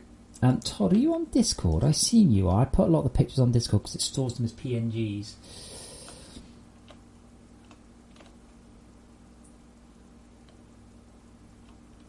I'm liking these new cliff walls, though.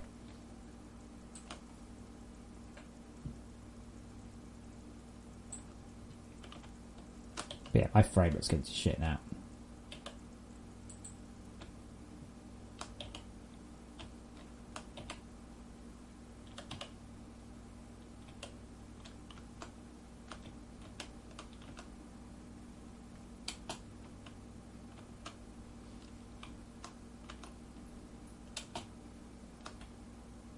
I'm not surprised, really. I said one of the biggest overheads I've got is streaming. Streaming halves my frame rate straight away.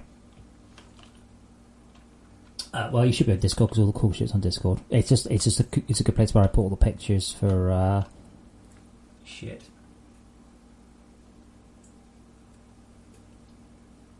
Yes, Tom. Why would you Alt F4? Why would you do that? Oh, I'll just see if I can just yank the process out from under it. That's why we have a quit menu.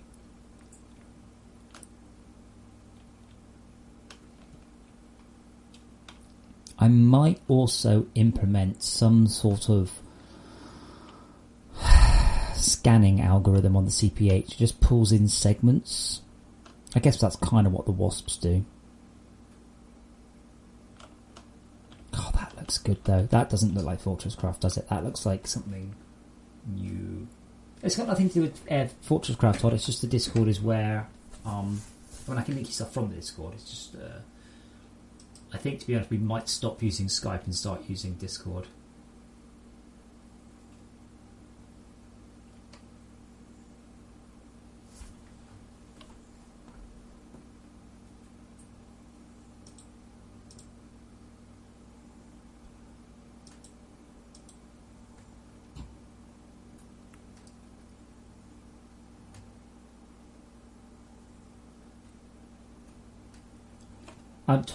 Tom, if you're running the Linux version, all I need to know is that patch 15. That's really all I need to know.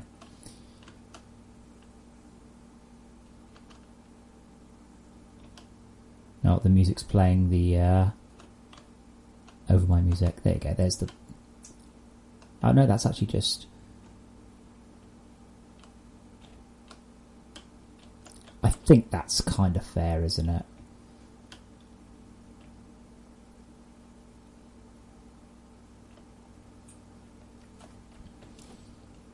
So let's look at daytime, because daytime is less obvious. So Todd will fix it so it's not quite so day glow.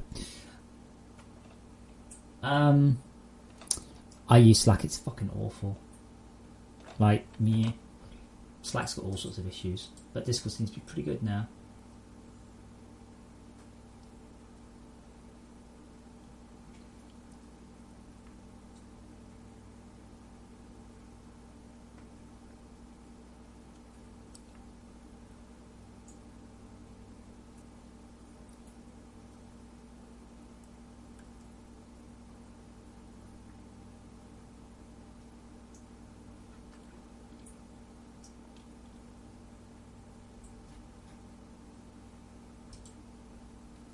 Right, so that's daytime.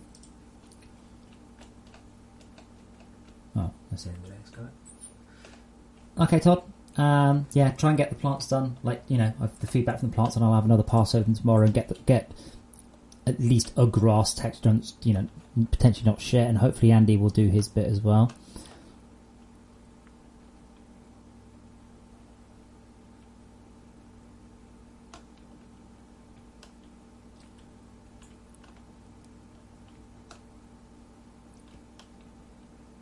Yeah, Venus fly traps. 15.5. Awesome. That's all I need to know. Cool. Tomorrow then I will push that build live. That means people can shut the fuck up about the crashes. Thank you, Tom. Cheers, appreciated. Yeah, there was one guy giving me... he was having all sorts of Linux problems, and I'm trying my best to help him, but I'm like... The problem is that NVIDIA and ATI, they don't do a good job of supporting Linux particularly. And Valve, oh my god, Valve really doesn't. Which is surprising given that they've got their own Linux-based OS.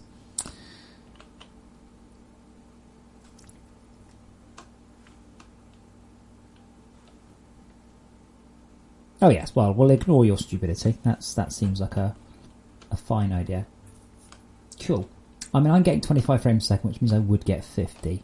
I think this is, with the grass cranked probably to the absolute unbelievable maximum. And then we'll try the same thing on good, see what I get. Well, the thing is, they sort of do. The thing is that Valve can't be bothered. They've got so much money, they don't really give a shit. Which is fair enough, I guess.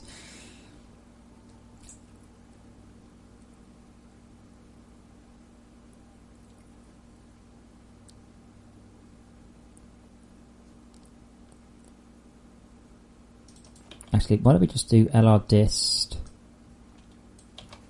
plus 128. Okay, so on good.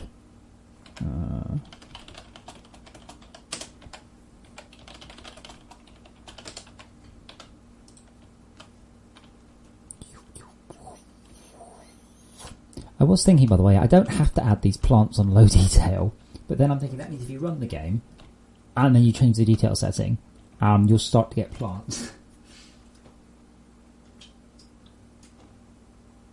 In Nominate, they have their own operating system based on Linux, and their own hardware doesn't support it.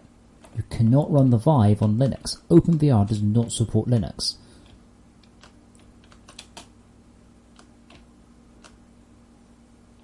Yeah, so that's the draw distance on good.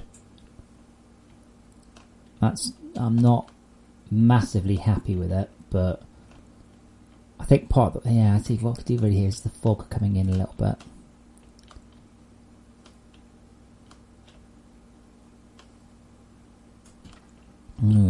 Just a little bit.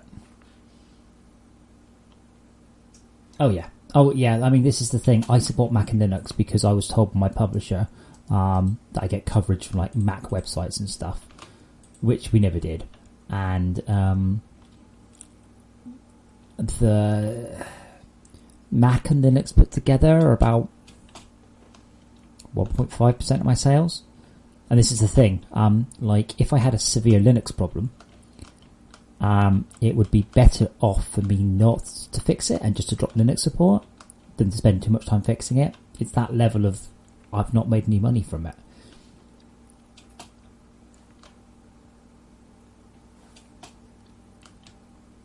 Like, pretty much, I mean, the guy was quite nice, but I've had people bitching me about the Linux support before. I'm like, you should just be thankful there is a Linux version, honestly. really, I shouldn't have made one. We thought it'd be a good idea, and it wasn't. I am liking these quite crazy. I might have to just bring it a little bit. Well, the idea was, Tom, that not many Linux games. No, there aren't many good games on Linux. There aren't many games with lots of depth on Linux. You know, there's a distinct lack. And the idea was that we would get coverage from Linux gaming websites and stuff. We get nothing at all. Now, I don't actually know if our publisher actually contacts people at all about stuff. I'm going to probably chat with Todd. So Todd is starting to look at PR stuff for our next game. I think this patch is going to be worth a serious amount of work. I think I might just spend this entire month just trying to soup up the game and then do a big chat. Not about what's new, because we've been putting new stuff in for ages, but what's changed, like this whoa.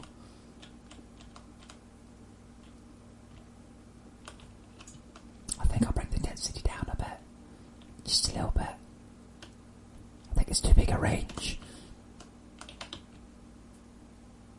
It's cool though. Yeah, I'll reduce that. I think that's a little bit OTT.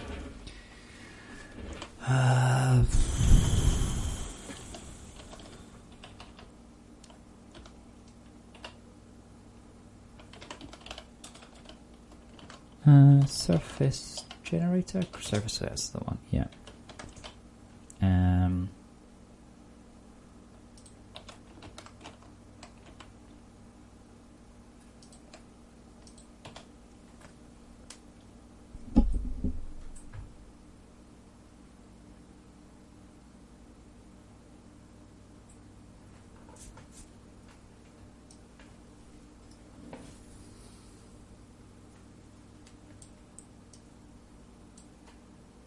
Delete them. Don't recycle. Just delete them. Anyway, I'm just going to pop to the loo, and then I'm back. I'm going to start winding up now. And I've been streaming now for like 12 hours or something. So it's getting quite long. So I'm just going to run a new world, make sure it's not too dumb, and then see about making a build. Back in a moment.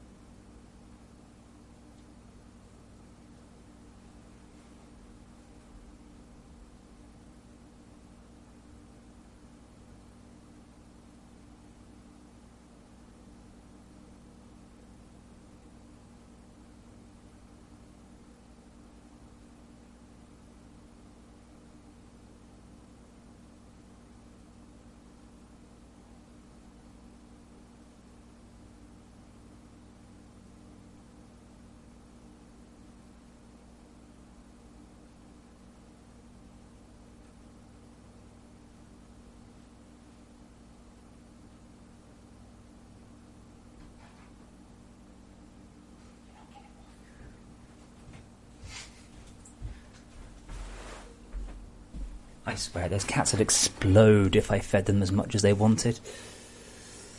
Oh, I don't know, I've got my headphones, I'm not listening to anything. Alright. So, nearly there. Let's just make sure I'm happy with things. I will probably reduce the plant density just a smidge. If I reduce its density just a little bit, I can get away with increasing its distance just a little bit, because that's a bit too poppy in for me to be happy.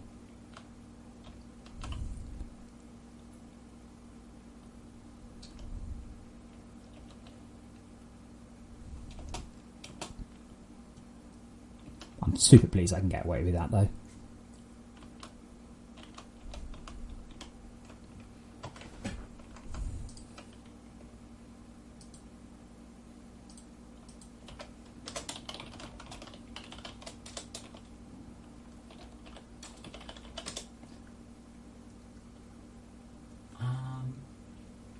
Yeah, I only support Linux to the point of not much effort. If it became effort, I would stop.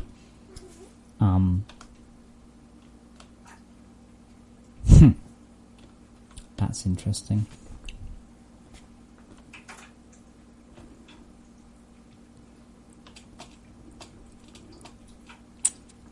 Yeah, which is really all I can suggest.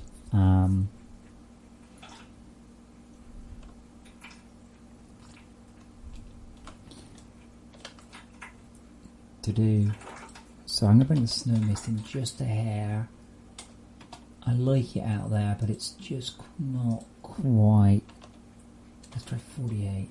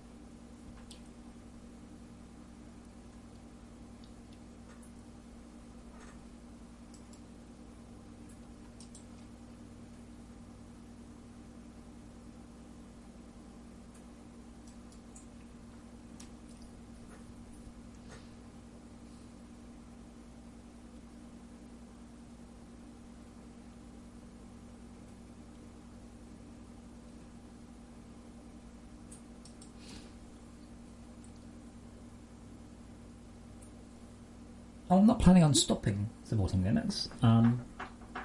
It's just that, if Unity starts to add in DX12 support and I rely on that, I would have to. It would just be I would stop on Linux. But I'm just pointing out the only reason I support Linux is it's no work.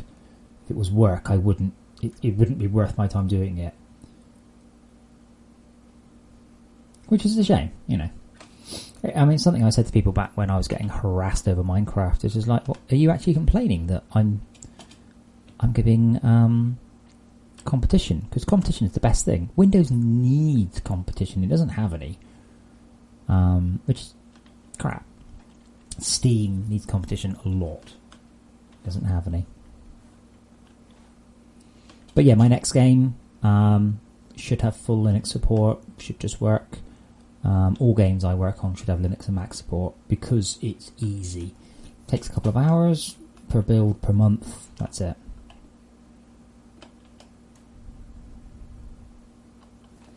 Let me put the randomization back in on those because I'm a bit worried now they're going to break.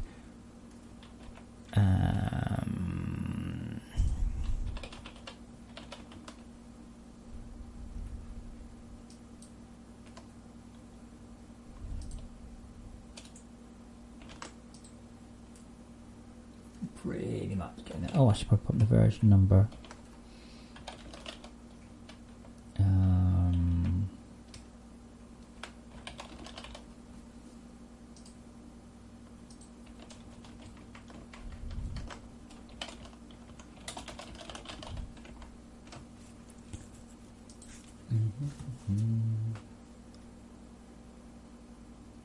Yeah, SteamOS was a complete flop.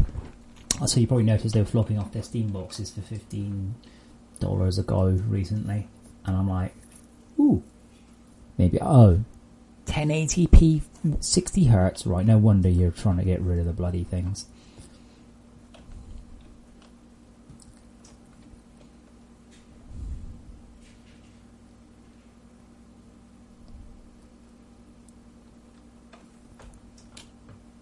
I do love it, all that time, all that effort, and look how much they're moving. I broke again. Yeah, it's the rotation that's the issue.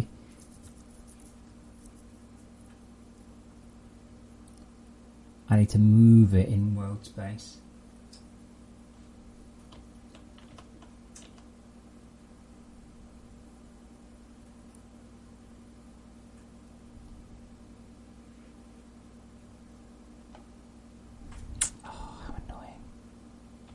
It's smooth though, all that, and I'm still doing 90.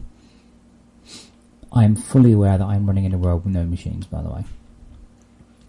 But I don't have a world with machines and this, and obviously every time I change the Perlin I need to start a new world.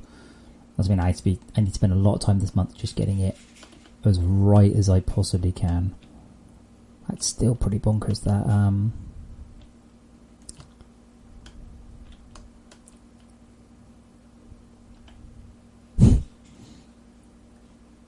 That's so cool.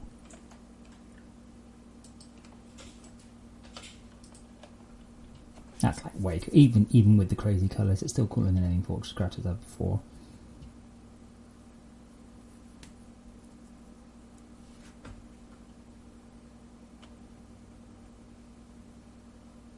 You see, because it's a long way away, it's updating that grass very slowly.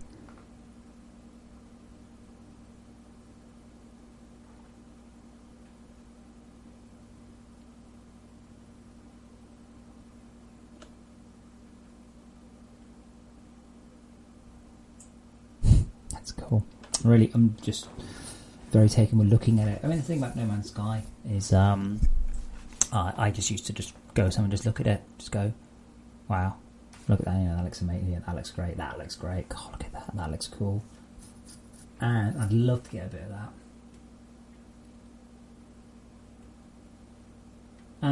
Tom, the only time they're going to bother with Half-Life 3 is if they need to make more money. And they currently make 30% of every game sold. They make billions of dollars every year without actually doing anything. I mean, literally, they do almost nothing. It's all an automated process now.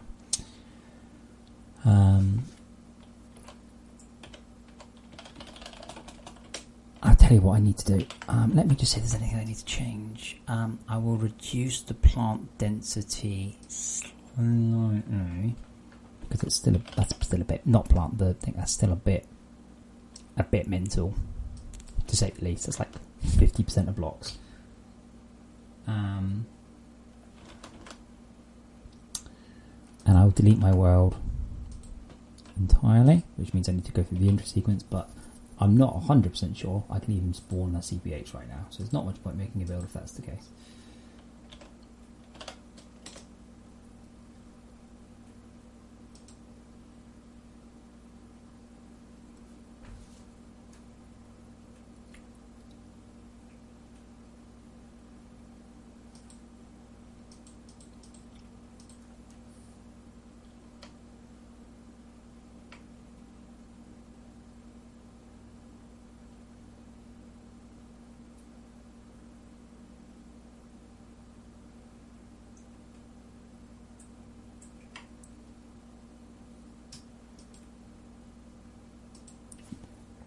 Okay, just to make sure there's no problems. I'm also going to redo some of the intro sequence.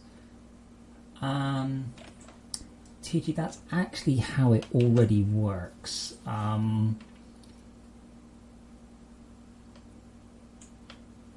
Yes, that would be better, but I'm currently piggybacking onto an existing system, you say.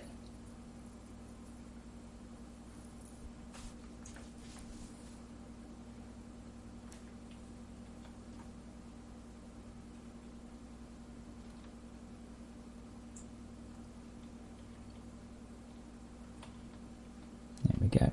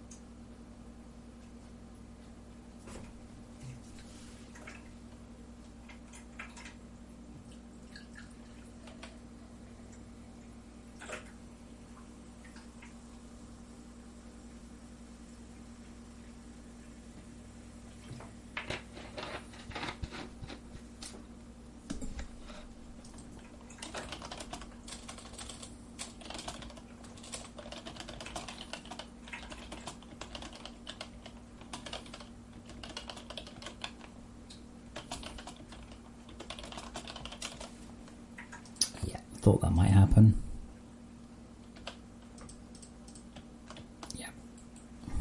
Yeah, okay. The CPH scaler doesn't work, it needs to happen.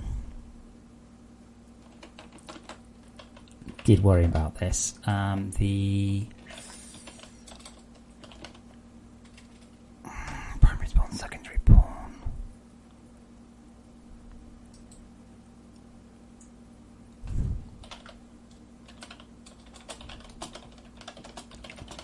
I'd like to move. I'm going to move the dropship further away too, because people keep complaining about that too.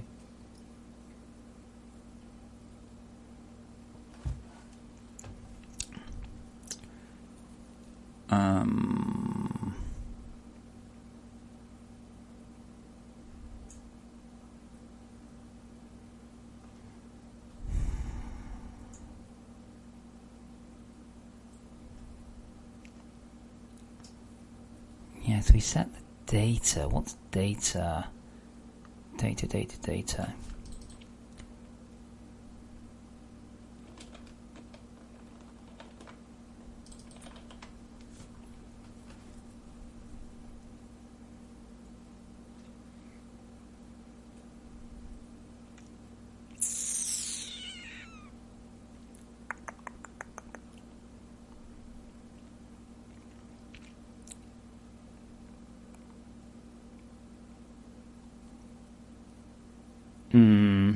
See, I'm wondering whether this should be up here.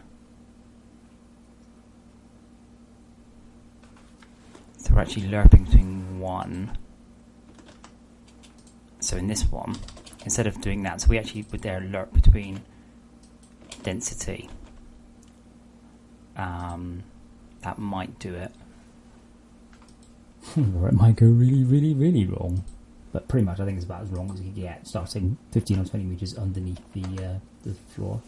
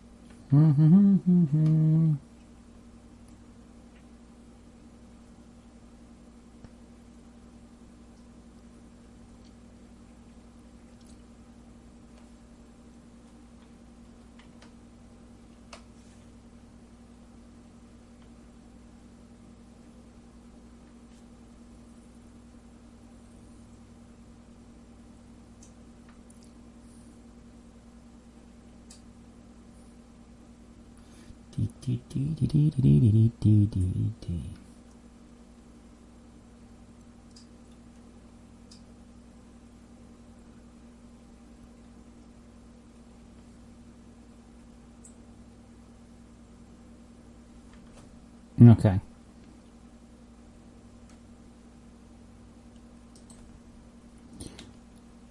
Oh, that really does look nicer. That was one of my bugbears, was how ugly that texture looked.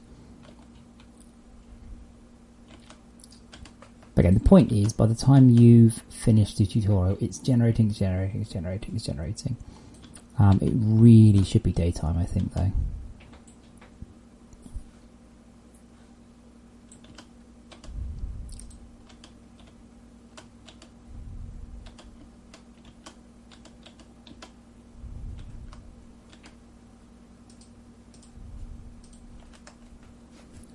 Yeah, so I was super fast. And oh wow, look at that render order.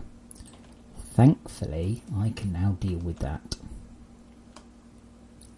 That looks cool. I should really hard code the day-night cycle. Okay, final running around then, because I've just changed the way the density works again.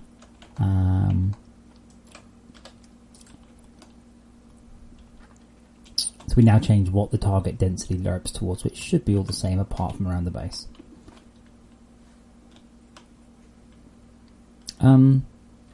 Here's a question, because now's the right time. Should I make the spawn area bigger for the CPH? Because I have had a lot of planes I was starting a mountain and things, and that can happen.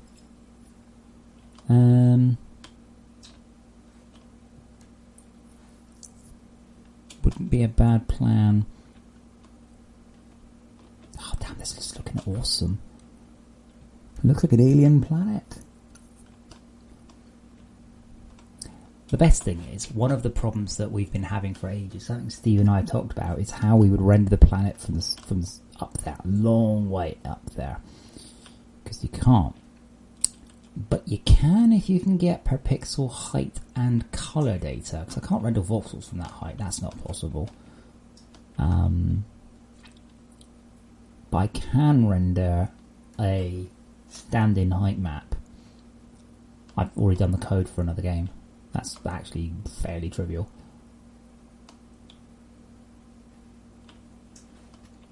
You know, I might do that tomorrow. I think that might be a good task. To render a distant-only mesh system. So I've already done it for a different game, and it really wasn't very difficult, or fast, or slow. Like, I was really expecting it to be slow, but it's just not. That might be worth doing. That means when you start, you'll see to the horizon. There'll be quite an obvious pop, but it's better to see an obvious pop than to see like horrific nothing. And it will be quite a pop.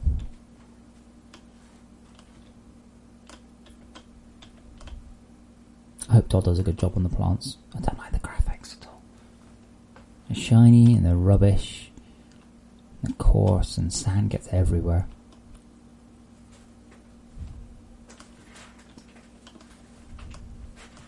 I don't know, what? The only drawbacks, I seem to be able to see a lot further than I could. I'm getting popping because of it.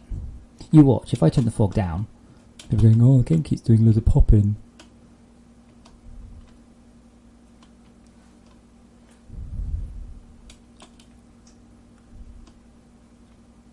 Time is it? 1 o'clock. Oh god, it's 1 in the morning. So yeah, just in case anyone is thinking about becoming a patron, do remember, I've sat here and worked till 1 o'clock in the fucking morning to keep this game going. And then yeah, it lerps off. I think I might just make that a bit bigger.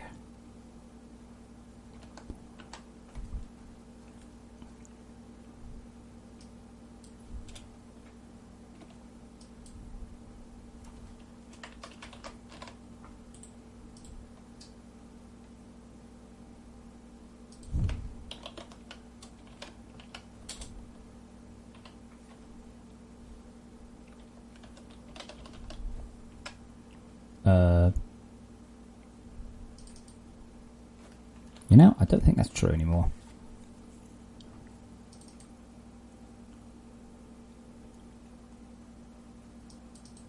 I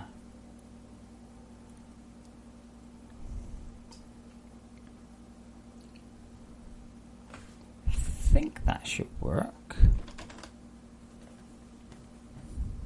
Or is it, I think it might be just 16.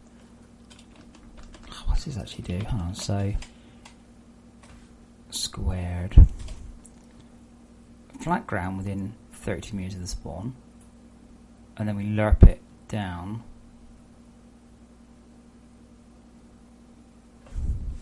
I don't know where we actually make the dropship hole. Oh, very briefly then.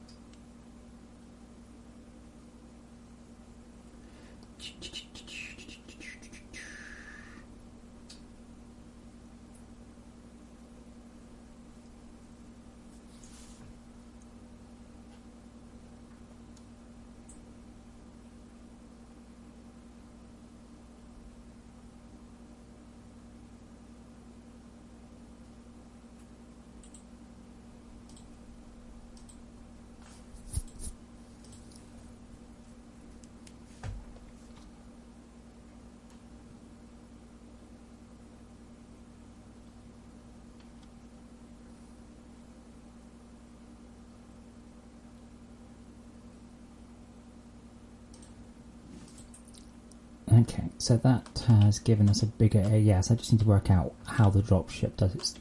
Oh, probably complete the tutorial.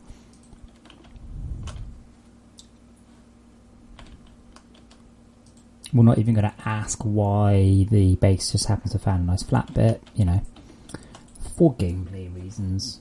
I'm still not sure why it's night time. I said the time of day should lock itself to,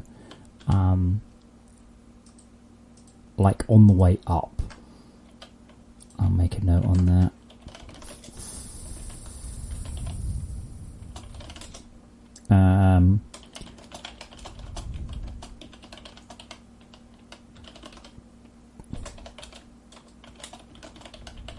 I'm not actually sure where we do the dropship crater. I need to look it up. But yeah, I think they should hopefully stop the complaints about the base, because the CP888 has now got a broader smooth radius, quite a lot broader. And looks like everyone's falling asleep on me here. I don't know how you feel, guys.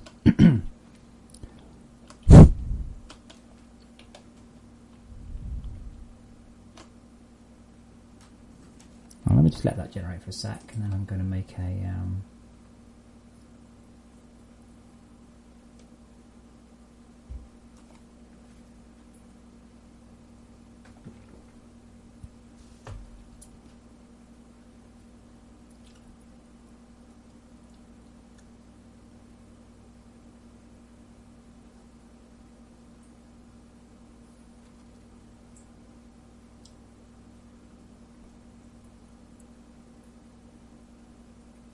Yeah, people. I don't have a problem with it. People keep complaining about it.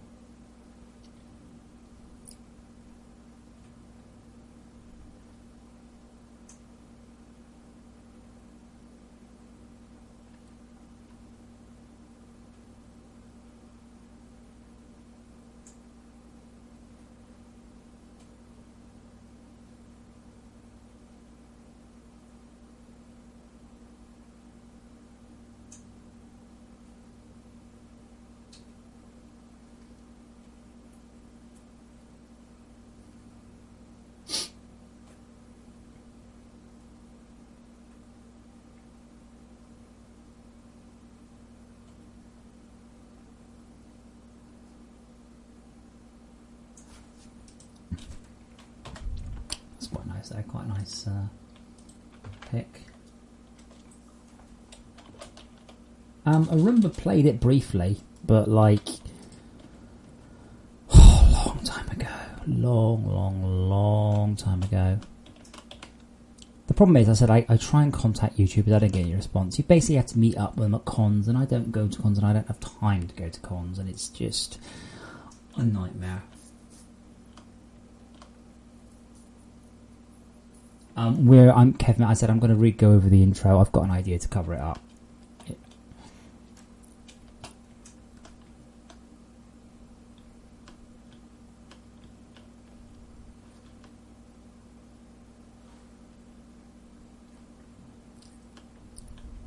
I really like the colours. I really do. Don't forget, in FortressCraft, you do spend most of your time underground. And that's one thing I've not done. And I'm just going to very quickly make sure I haven't broken it as I go through. You do spend most of your time deep underground. Really, you do. And looking at things. So I don't think you'll actually see a lot of the... a lot of the time.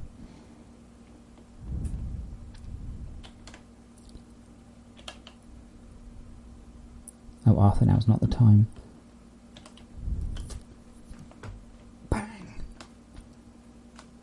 So as you dig underground, the game gets a lot less saturated. So if you aren't a fan of the saturated thing, you won't be seeing it most of the time. I wouldn't have thought.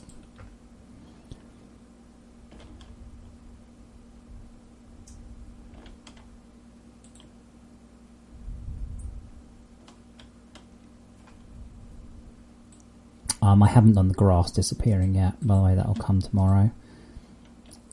The grass will check what it's on and then delete itself.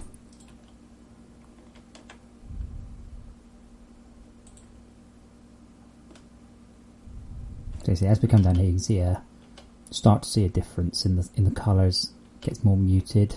Oh, in fact, there's an underground cave with grass in it. Great. Oh wow, look at that. That looks cool. Not for long though.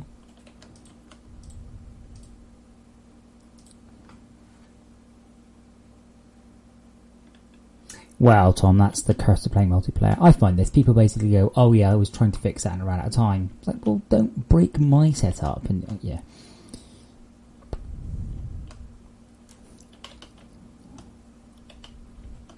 I will probably want to reduce the grass density on depth a bit.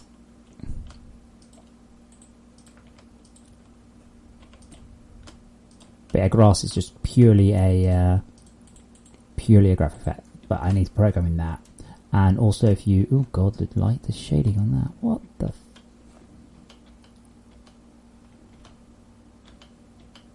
I wonder if that's forward rendered, you know? I think it is. I think cutout's forward rendered, not deferred. Hang on. I can check. I've got a button for it. So I only worked out what it is recently.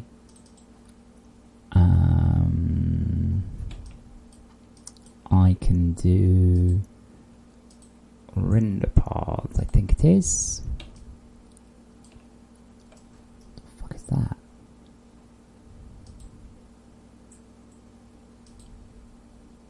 Hmm? What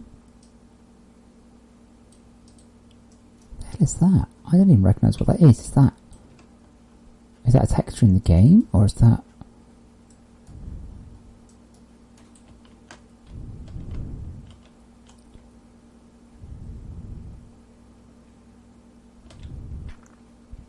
I've no idea what that's trying to tell me. That's supposed to show me render paths, so I could see if the... overdraw... That's cool though. I do love that view. That would be cool. That would be a cool thing. Yes, Kevmer, you can.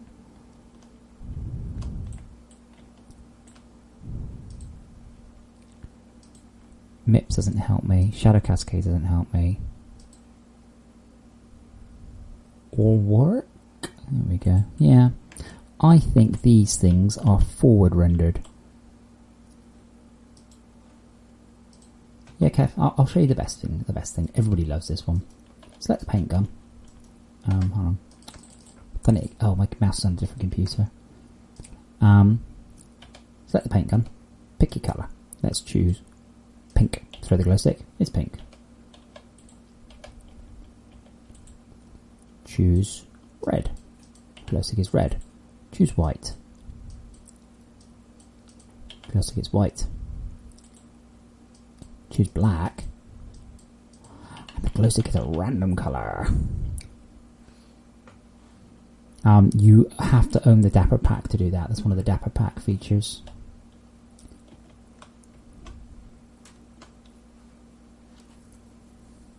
Oh yeah. Default GS color. Color do not be pure. Right, so as you can see, this is what I was trying to show you. As you go down the world, you end up with a less and less and less saturated world. And it gets more and more sort of dark and gloomy and shit. Not something you don't want to be.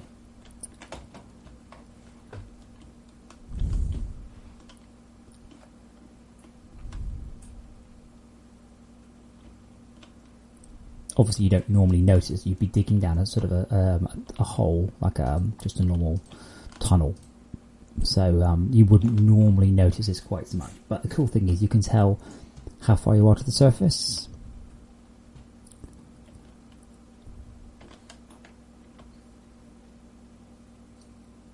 Ah, well, thank you. To be honest, it's quite a cool feature. Dapper tends to be like silly features. That's kind of been its place. And then a little further. Oh, there we go. You can see that. So this is where we've hit. There's the surface here, and then we are. This is underground now, properly underground.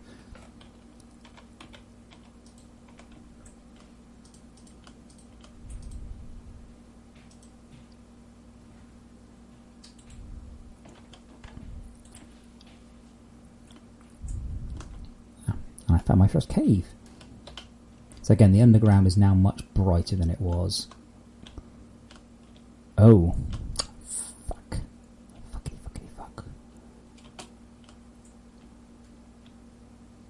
Well, that's obviously not working.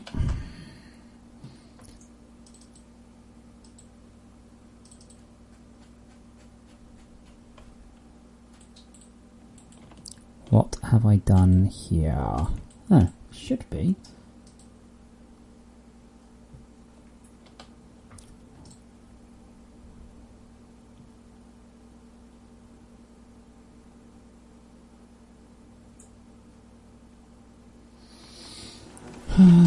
Glow pod lights are broke. I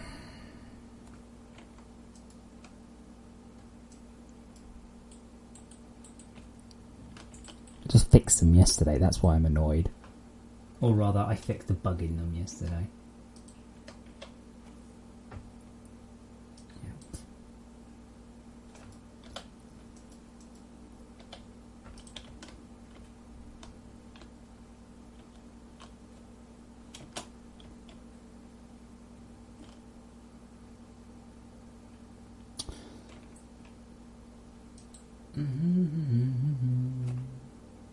Yeah, but they're supposed to glow. They're supposed to actually light up the underground.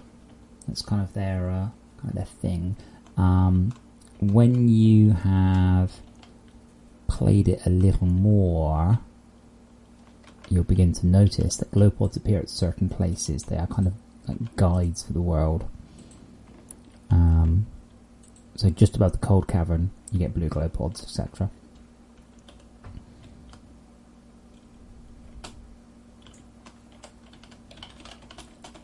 And hopefully teleport 000 should now... Yeah. And that gives me a valid bit. And damn, that looks good, doesn't it? I do have some new wasps as well.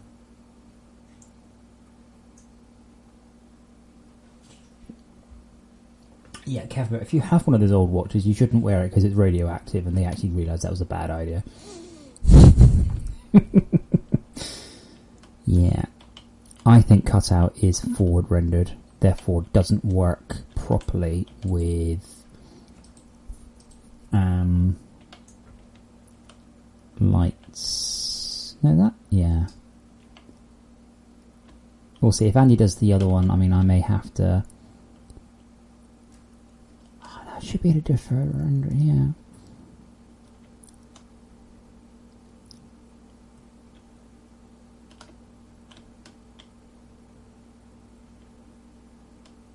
Yeah, now here's the problem. That smoke is rendering in front of the plants. But if I switch the order around, then the plants will then the smoke will always run in front of the plants. Even if you're like there. Render order is a fucking nightmare.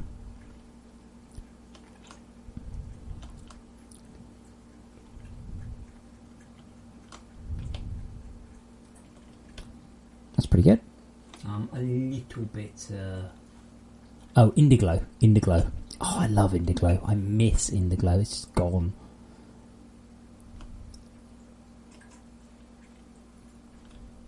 Yeah.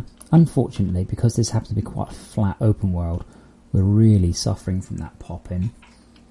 I might spend a couple of hours tomorrow seeing if I can port across the... whatchamacallit system. The low frequency imposter.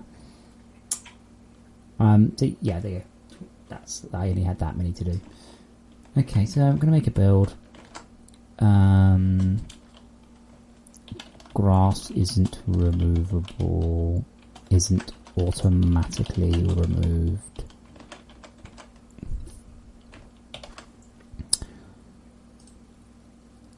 Oh. one other thing, and I might as well do this now. It's the dual colour instancers.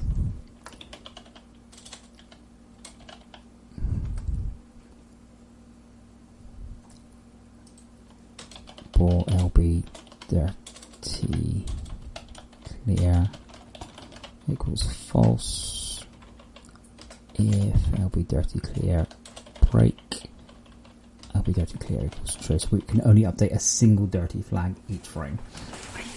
I hope if LB dirty clear equals false, and there we go, that should do it. That should only do a single.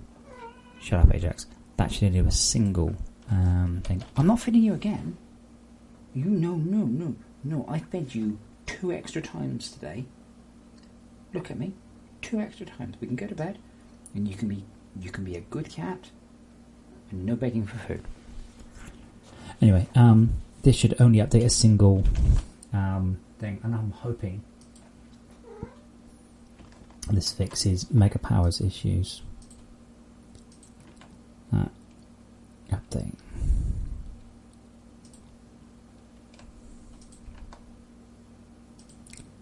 Where's it gone?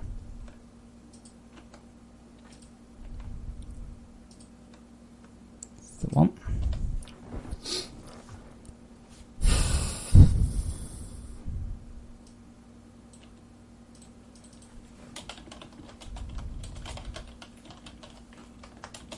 This has been an unusual thing. If I just put it into bleeding edge, people will just use it. I can't have that. It's going to go broke. 16.5.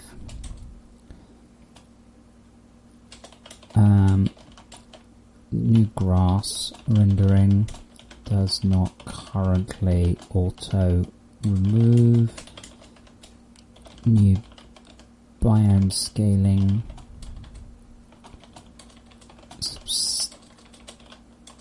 Substantially improved surface landscape feel.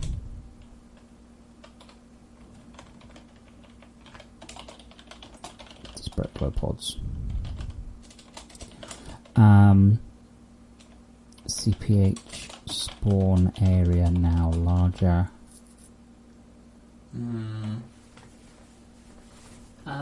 Yeah, Kavmar, there's no such thing as using all of a core. Hyperthreading is always good. The thing about hyperthreading is, on a fast computer, you're spending most of your time waiting for the RAM. The idea of hyperthreading means you can execute on the other thread. Hyperthreading is brilliant. Hyperthreading is just the best thing ever.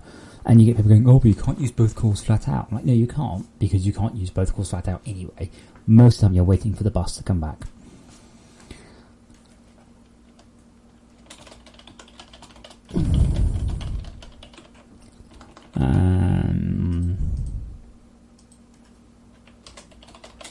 All plants now second pass. Grass still placeholder. Improved fizz culling on instanced objects. More intelligent placement.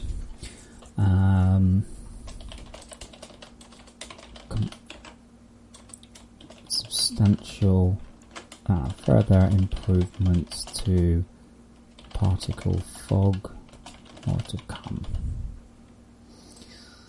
Oh boy, so much.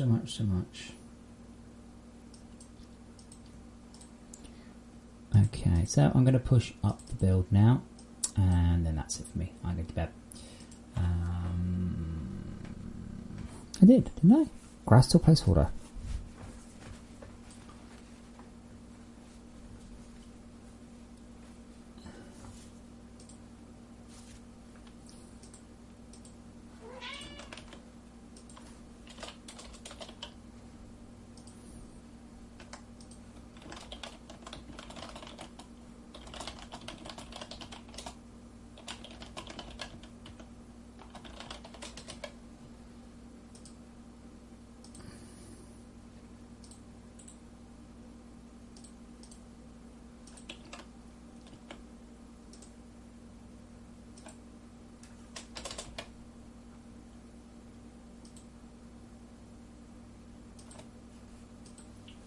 Ah, okay, TG. Well, you should catch up then.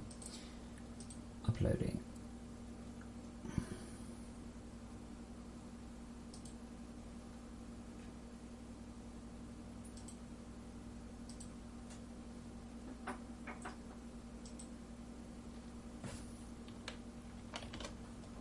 I'm just looking back through my recent tweets. It's just looking very nice here. Like all pretty changes. Like it's interesting seeing that with the fog color and then the fog matching. Ooh, no, it doesn't work with the fog not matching, does it?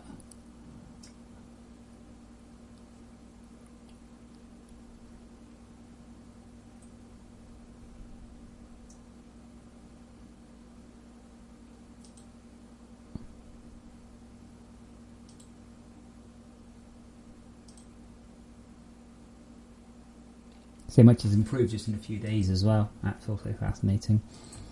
Cats. Oh, well. Wow, Ingrid's down. Brilliant. And then, I'm glad I've kept at it. Like, I've just been like, bang, bang, bang, bang, bang.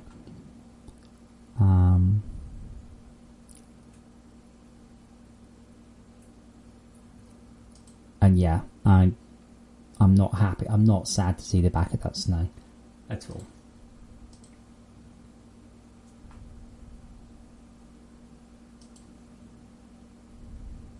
And there's the original FortressCraft.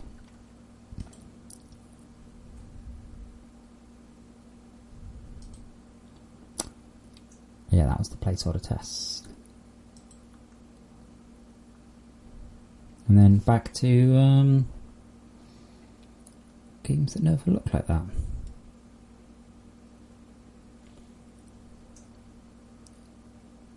Wow, really? Oh, SteamDB. Oh, wow, that's interesting. Huh. Anyway. Patch is live, or about to be live.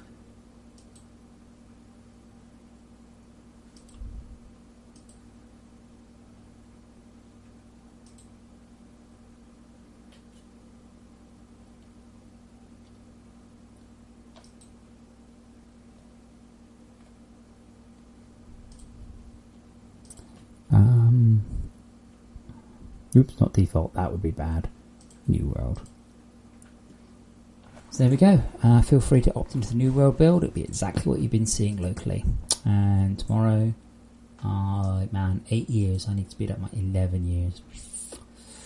I've got some work to do. What's my next 10 quadrillion? Great.